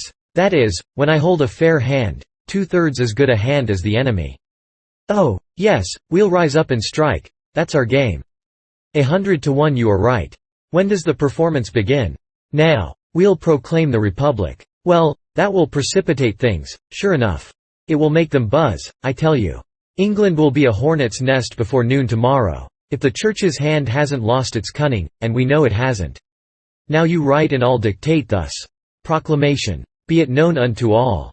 Whereas the King having died and left no heir, it becomes my duty to continue the executive authority vested in me, until a government shall have been created and set in motion. The monarchy has lapsed, it no longer exists. By consequence, all political power has reverted to its original source, the people of the nation. With the monarchy, its several adjuncts died also. Wherefore there is no longer a nobility, no longer a privileged class, no longer an established church. All men are become exactly equal. They are upon one common level, and religion is free. A republic is hereby proclaimed, as being the natural estate of a nation when other authority has ceased. It is the duty of the British people to meet together immediately, and by their votes elect representatives and deliver into their hands the government. I signed it, the boss, and dated it from Merlin's cave. Clarence said, "Why, that tells where we are, and invites them to call right away." That is the idea. We strike, by the proclamation, then it's their innings. Now have the thing set up and printed and posted, right off. That is, give the order. Then, if you've got a couple of bicycles handy at the foot of the hill, ho for Merlin's cave. I shall be ready in 10 minutes. What a cyclone there is going to be tomorrow when this piece of paper gets to work. It's a pleasant old palace, this is. I wonder if we shall ever again, but never mind about that. Chapter 43. The Battle of the Sandbelt. In Merlin's cave, Clarence and I and 52 fresh, bright, well-educated, clean-minded young British boys. At dawn I sent an order to the factories and to all our great works to stop operations and remove all life to a safe distance, as everything was going to be blown up by secret mines, and no telling at what moment, therefore, vacate at once. These people knew me, and had confidence in my word. They would clear out without waiting to part their hair, and I could take my own time about dating the explosion. You couldn't hire one of them to go back during the century, if the explosion was still impending. We had a week of waiting. It was not dull for me, because I was writing all the time. During the first 3 days, I finished turning my old diary into this narrative form. It only required a chapter or so to bring it down to date. The rest of the week, I took up in writing letters to my wife. It was always my habit to write to Sandy every day, whenever we were separate, and now. I kept up the habit for love of it, and of her, though I couldn't do anything with the letters, of course, after I had written them. But it put in the time, you see, and was almost like talking. It was almost as if I was saying, "Sandy, if you and Hello Central were here in the cave, instead of only your photographs, what good times we could have." And then, you know, I could imagine the baby goo-gooing something out in reply, with its fists in its mouth and itself stretched across its mother's lap on its back, and she laughing and admiring and worshipping, and now and then tickling under the baby's chin to set it cackling, and then maybe throwing in a word of answer to me herself, and so on and so on. Well, don't you know, I could sit there in the cave with my pen, and keep it up, that way, by the hour with them. Why, it was almost like having us all together again. I had spies out every night, of course, to get news. Every report made things look more and more impressive. The hosts were gathering. Down all the roads and paths of England the knights were riding, and priests rode with them, to hearten these original crusaders, this being the Church's war. All the nobilities, big and little, were on their way, and all the gentry. This was all as was expected. We should thin out this sort of folk to such a degree that the people would have nothing to do but just step to the front with their republic and— Ah, what a donkey I was! Toward the end of the week I began to get this large and disenchanting fact through my head, that the mass of the nation had swung their caps and shouted for the republic for about one day, and there an end. The church, the nobles, and the gentry then turned one grand, all disapproving frown upon them and shriveled them into sheep. From that moment the sheep had begun to gather to the fold, that is to say, the camps, and offer their valueless lives and their valuable wool to the righteous cause. Why, even the very men who had lately been slaves were in the righteous cause, and glorifying it, praying for it, sentimentally slabbering over it, just like all the other commoners. Imagine such human muck as this. Conceive of this folly. Yes, it was now, death to the Republic. Everywhere, not a dissenting voice. All England was marching against us. Truly, this was more than I had bargained for. I watched my 52 boys narrowly, watched their faces, their walk, their unconscious attitudes. For all these are a language given us purposely that it may betray us in times of emergency, when we have secrets which we want to keep. I knew that that thought would keep saying itself over and over again in their minds and hearts, all England is marching against us. And ever more strenuously imploring attention with each repetition, ever more sharply realizing itself to their imaginations, until even in their sleep they would find no rest from it, but hear the vague and flitting creatures of the dreams say, all England, is marching against you. I knew all this would happen. I knew that ultimately the pressure would become so great that it would compel utterance. Therefore, I must be ready with an answer at that time, an answer well chosen and tranquilizing. I was right. The time came. They had to speak. Poor lads, it was pitiful to see, they were so pale, so worn, so troubled. At first their spokesman could hardly find voice or words, but he presently got both. This is what he said, and he put it in the neat modern English taught him in my schools. We have tried to forget what we are, English boys. We have tried to put reason before sentiment, duty before love. Our minds approve, but our hearts reproach us. While apparently it was only the nobility, only the gentry, only the 25 or 30,000 knights left alive out of the late wars, we were of one mind, and undisturbed by any troubling doubt. Each and every one of these 52 lads who stand here before you, said, they have chosen, it is their affair. But think, the matter is altered, all England is marching against us. Oh, sir, consider. Reflect. These people are our people, they are bone of our bone, flesh of our flesh, we love them. Do not ask us to destroy our nation. Well, it shows the value of looking ahead, and being ready for a thing when it happens. If I hadn't foreseen this thing and been fixed, that boy would have had me. I couldn't have said a word. But I was fixed. I said, my boys, your hearts are in the right place, you have thought the worthy thought, you have done the worthy thing. You are English. Boys, you will remain English boys, and you will keep that name unsmirched. Give yourselves no further concern, let your minds be at peace. Consider this. While all England is marching against us, who is in the van? Who, by the commonest rules of war, will march in the front? Answer me. The mounted host of mailed knights. True. They are 30,000 strong. Acres deep they will march. Now, observe. None but they will ever strike the sandbelt. Then there will be an episode. Immediately after, the civilian multitude in the rear will retire, to meet business engagements elsewhere. None but nobles and gentry are knights, and none but these will remain to dance to our music after that episode. It is absolutely true that we shall have to fight nobody but these 30,000 knights. Now speak, and it shall be as you decide. Shall we avoid the battle, retire from the field? No. The shout was unanimous and hearty. Are you, well, afraid of these 30,000 knights? That joke brought out a good laugh, the boys' troubles vanished away, and they went gaily to their posts. Ah, they were a darling 52. As pretty as girls, too. I was ready for the enemy now. Let the approaching big day come along, it would find us on deck. The big day arrived on time. At dawn the sentry on watch in the corral came into the cave and reported a moving black mass under the horizon, and a faint sound which he thought to be military music. Breakfast was just ready. We sat down and ate it. This over, I made the boys a little speech, and then sent out a detail to man the battery, with Clarence in command of it. The sun rose presently and sent its unobstructed splendors over the land, and we saw a prodigious host moving slowly toward us, with the steady drift and aligned front of a wave of the sea. Nearer and nearer it came, and more sublimely imposing became its aspect. Yes, all England was there, apparently. Soon we could see the innumerable banners fluttering, and then the sun struck the sea of armor and set it all aflash. Yes, it was a fine sight. I hadn't ever seen anything to beat it. At last we could make out details. All the front ranks, no telling how many acres deep, were horsemen, plumed knights in armor. Suddenly we heard the blare of trumpets. The slow walk burst into a gallop, and then, well, it was wonderful to see. Down swept that vast horseshoe wave. It approached the sand belt. My breath stood still. Nearer, nearer, the strip of green turf beyond the yellow belt grew narrow. Narrower still. Became a mere ribbon in front of the horses. Then disappeared under their hoofs. Great Scott! Why, the whole front of that host shot into the sky with a thunder crash, and became a whirling tempest of rags and fragments. And along the ground lay a thick wall of smoke that hid what was left of the multitude from our sight. Time for the second step in the plan of campaign.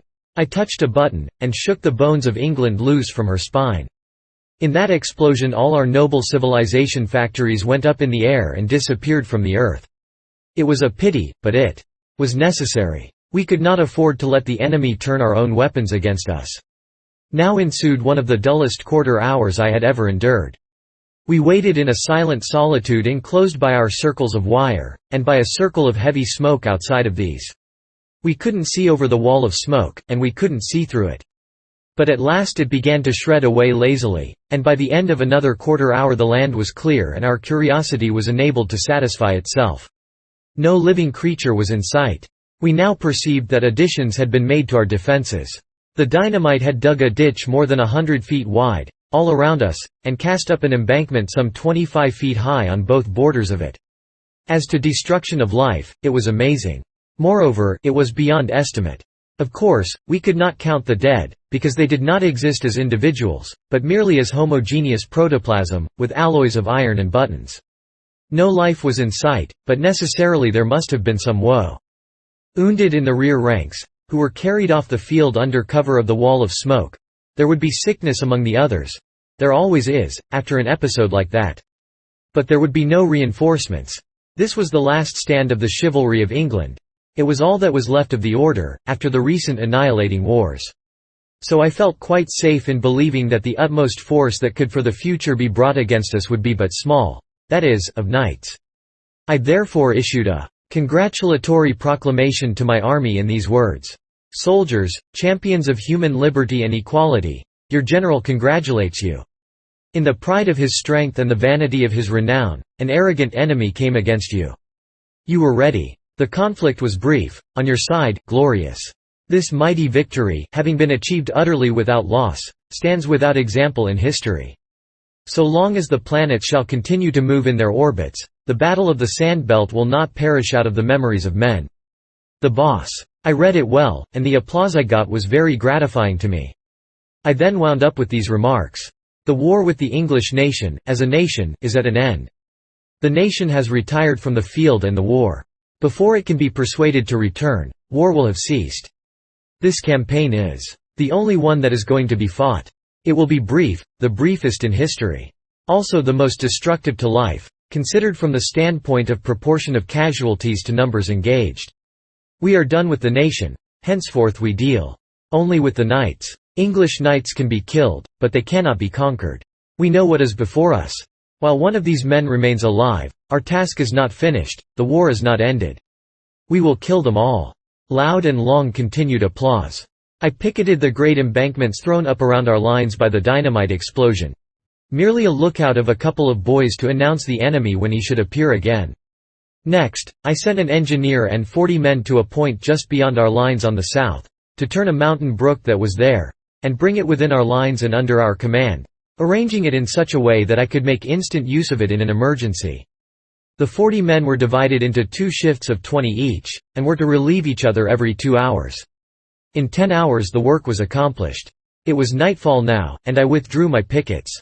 The one who had had the northern outlook reported a camp in sight, but visible with the glass only.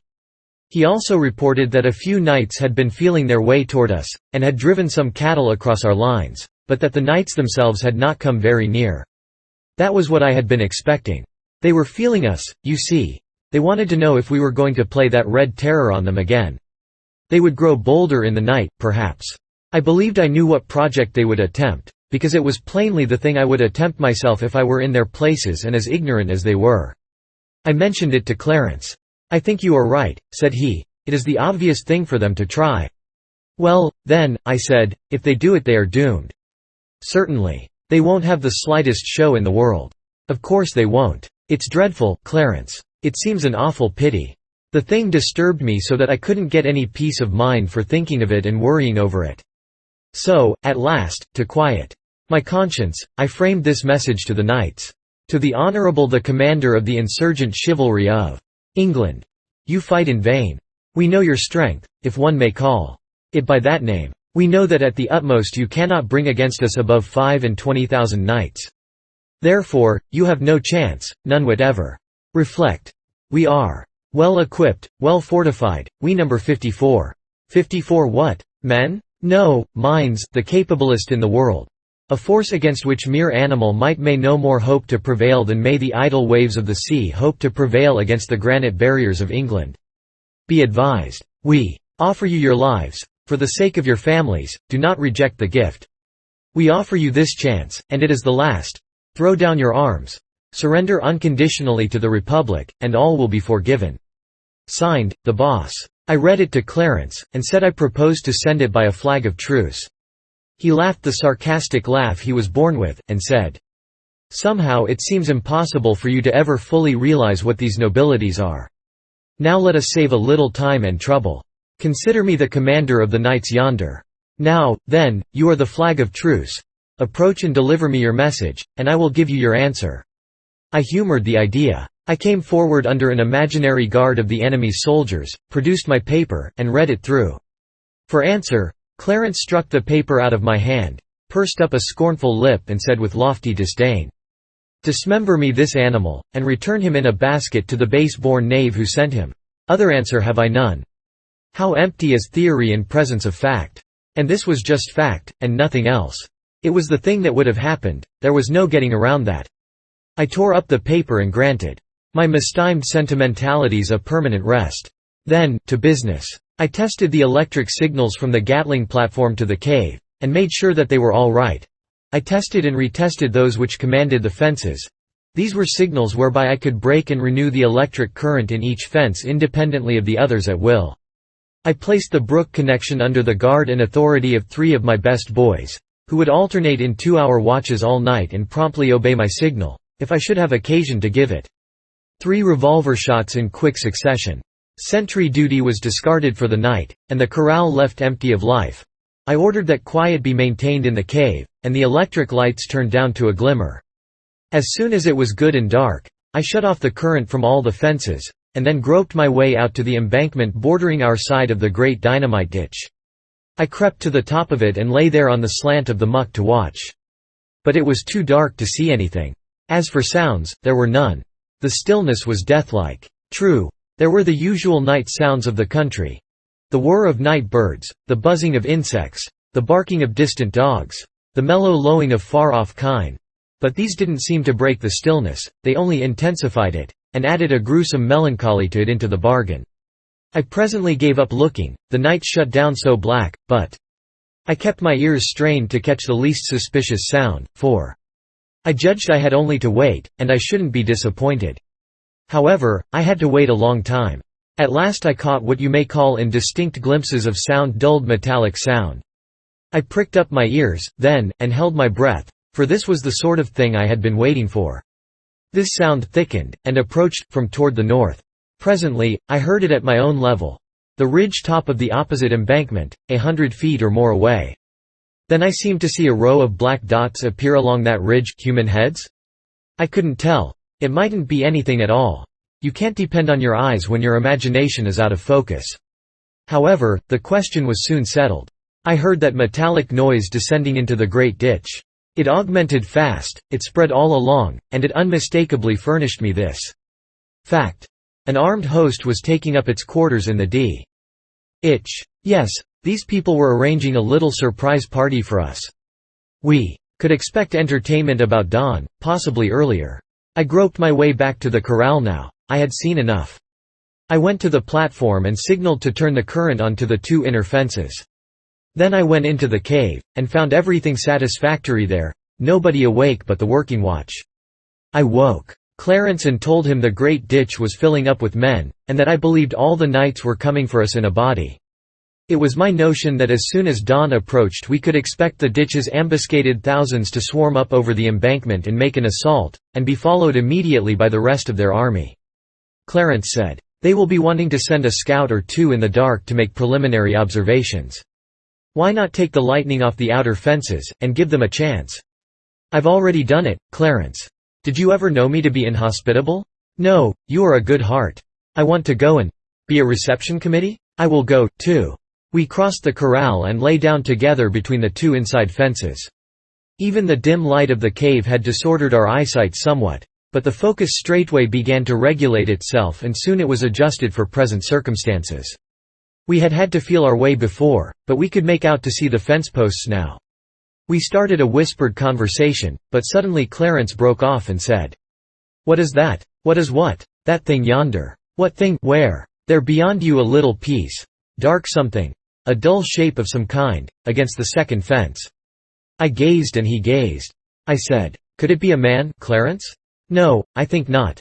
If you notice, it looks a why, it is a man, leaning on the fence." "I certainly believe it is. Let us go and see." We crept along on our hands and knees until we were pretty close, and then looked up. Yes, it was a man. A dim great figure in armor, standing erect, with both hands on the upper wire, and, of course, there was a smell of burning flesh. Poor fellow, dead as a doornail, and never knew what hurt him. He stood there like a statue, no motion about him, except that his plumes swished about a little in the night wind. We rose up and looked in through the bars of his visor, but couldn't make out whether we knew him or not, features too dim and shadowed. We heard muffled sounds approaching, and we sank down to the ground where we were. We made out another knight vaguely. He was coming very stealthily, and feeling his way.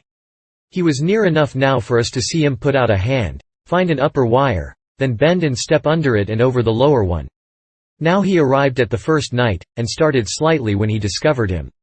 He stood a moment, no doubt wondering why the other one didn't move on. Then he said, in a low voice, "Why dreamest thou here, good Sir Mar?" Then he laid his hand on the corpse's shoulder, and just uttered a little soft moan and sunk down dead. Killed by a dead man, you see, killed by a dead friend, in fact. There was something awful about it.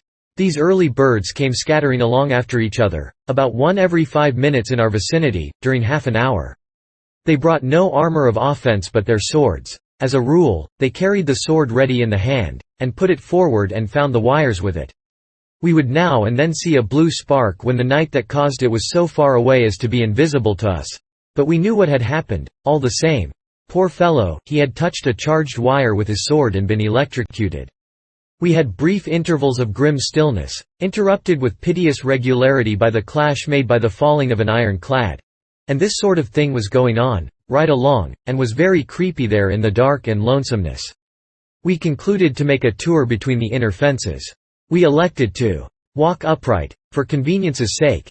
We argued that if discerned, we should be taken for friends rather than enemies, and in any case, we should be out of reach of swords, and these gentry did not seem to have any spears along. Well, it was a curious trip. Everywhere dead men were lying outside the second fence. Not plainly visible, but still visible. And we counted 15 of those pathetic statues, dead knights standing with their hands on the upper wire. One thing seemed to be sufficiently demonstrated. Our current was so tremendous that it killed before the victim could cry out. Pretty soon we detected a muffled and heavy sound, and next moment, we guessed what it was. It was a surprise in force coming. I whispered Clarence to go and wake the army, and notify it to wait in silence in the cave for further orders. He was soon back, and we stood by the inner fence and watched the silent lightning do its awful work upon that swarming host. One could make out but little of detail, but he could note that a black mass was piling itself up beyond the second fence. That swelling bulk was dead men. Our camp was enclosed with a solid wall of the dead, A bulwark, a breastwork, of corpses, you may say. One terrible thing about this thing was the absence of human voices. There were no cheers, no war cries. Being intent upon a surprise, these men moved as noiselessly as they could. And always when the front rank was near enough to their goal to make it proper for them to begin to get a shout ready, of course they struck the fatal line and went down without testifying. I sent a current through the third fence now, and almost immediately through the fourth and fifth, so quickly were the gaps filled up. I believed the time was come now for my climax. I believed that whole army was in our trap. Anyway, it was high time to find out. So I touched a button and set 50 electric suns of flame on the top of our precipice. Land! What a sight! We were enclosed in 3 walls of dead men. All the other fences were pretty nearly filled with the living, who were stealthily working their way forward through the wires. The sudden glare paralyzed this host, petrified them, you may say, with astonishment. There was just one instant for me to utilize their immobility in, and I didn't lose the chance. You see, in another instant they would have recovered their faculties, then they'd have burst into a cheer and made a rush, and my wires would have gone down before it. But that lost instant lost them their opportunity forever. While even that slight fragment of time was still unspent, I shot the current through all the fences and struck the whole host dead in their tracks. There was a groan you could hear. It voiced the death pang of 11,000 men. It swelled out on the night with awful pathos. A glance showed that the rest of the enemy, perhaps 10,000 strong, were between us and the encircling ditch, and pressing forward to the assault. Consequently we had them all. And had them past help. Time for the last act of the tragedy. I fired. The 3 appointed revolver shots, which meant, "Turn on the water." There was a sudden rush and roar, and in a minute the mountain brook was raging through the big ditch and creating a river 100 feet wide and 25 deep. "Stand to your guns, men! Open fire!" The 13 Gatlings began to vomit death into the fated 10,000. They halted, they stood their ground a moment against that withering deluge of fire, then they broke, faced about and swept toward the ditch like chaff before a gale. A full 1/4 part of their force never reached the top of the lofty embankment. The 3/4 reached it and plunged over to death by drowning. Within 10 short minutes after we had opened fire, armed resistance was totally annihilated. The campaign was ended, we 54 were masters of England. 25,000 men lay dead around us. But how treacherous is fortune! In a little while, say an hour, happened a thing, by my own fault, but I have no heart to write that. Let the record end here. Chapter 44. A postscript by Clarence. I, Clarence, must write it for him. He proposed that we 2 go out and see if any help could be accorded the wounded. I was strenuous against the project. I said that if there were many, we could do but little for them, and it would not be wise for us to trust ourselves among them, anyway. But he could seldom be turned from a purpose once formed, so we shut off the electric current from the fences, took an escort along, climbed over the enclosing ramparts of dead knights, and moved out upon the field. The first wounded Mall who appealed for help was sitting with his back against a dead comrade. When the boss bent over him and spoke to him, the man recognized him and stabbed him. That knight was Sir Meleagrance, as I found out by tearing off his helmet. He will not ask for help any more. We carried the boss to the cave and gave his wound, which was not very serious, the best care we could. In this service we had the help of Merlin, though we did not know it. He was disguised as a woman, and appeared to be a simple old peasant goodwife. In this disguise, with brown-stained face and smooth-shaven, he had appeared a few days after the boss was hurt and offered to cook for us, saying her people had gone off to join certain new camps which the enemy were forming, and that she was starving. The boss had been getting along very well, and had amused himself with finishing up his record. We were glad to have this woman, for we were short-handed. We were in a trap, you see, a trap of our own making. If we stayed where we were, our dead would kill us. If we moved out of our defenses, we should no longer be invincible. We had conquered. In turn we were conquered. The boss recognized this, we all recognized it. If we could go to one of those new camps and patch up some kind of terms with the enemy. Yes. But the boss could not go. And neither could I, for I was among the first that were made sick by the poisonous air bred by those dead thousands. Others were taken down, and still others. Tomorrow. It is here. And with it the end. About midnight. I awoke, and saw that hag making curious passes in the air about the boss's head and face, and wondered what it meant. Everybody but the dynamo watch lay steeped in sleep, there was no sound. The woman ceased from her mysterious foolery, and started tiptoeing toward the door. I called out, "Stop! What have you been doing?" She halted, and said with an accent of malicious satisfaction, "Ye were conquerors. Ye are conquered. These others are perishing, you also. Ye shall all die in this place, every one, except him. He sleepeth now, and shall sleep 13 centuries. I am Merlin." Then such a delirium of silly laughter overtook him that he reeled about like a drunken man, and presently fetched up against one of our wires. His mouth is spread open yet. Apparently he is still laughing. I suppose the face will retain that petrified laugh until the corpse turns to dust. The boss has never stirred, sleeps like a stone. If he does not wake today we shall understand what kind of a sleep it is, and his body will then be borne to a place in one of the remote recesses of the cave where none will ever find it to desecrate it. As for the rest of us, well, it is agreed that if any one of us ever escapes alive from this place, he will write the fact here, and loyally hide this manuscript with the boss, our dear good chief, whose property it is, be he alive or dead. The end of the manuscript. Final P.S. by M.T. The dawn was come when I laid the manuscript aside. The rain had almost ceased, the world was grey and sad, the exhausted storm was sighing and sobbing itself to rest. I went to the stranger's room, and listened at his door, which was slightly ajar. I could hear his voice, and so I knocked. There was no answer, but I still heard the voice. I peeped in. The man lay on his back in bed, talking brokenly but with spirit, and punctuating with his arms, which he thrashed about, restlessly, as sick people do in delirium. I slipped in softly and bent over him. His mutterings and ejaculations went on. I spoke, merely a word, to call his attention. His glassy eyes and his ashy face were alight in an instant with pleasure, gratitude, gladness, welcome. "Oh, Sandy, you are come at last. How I have longed for you.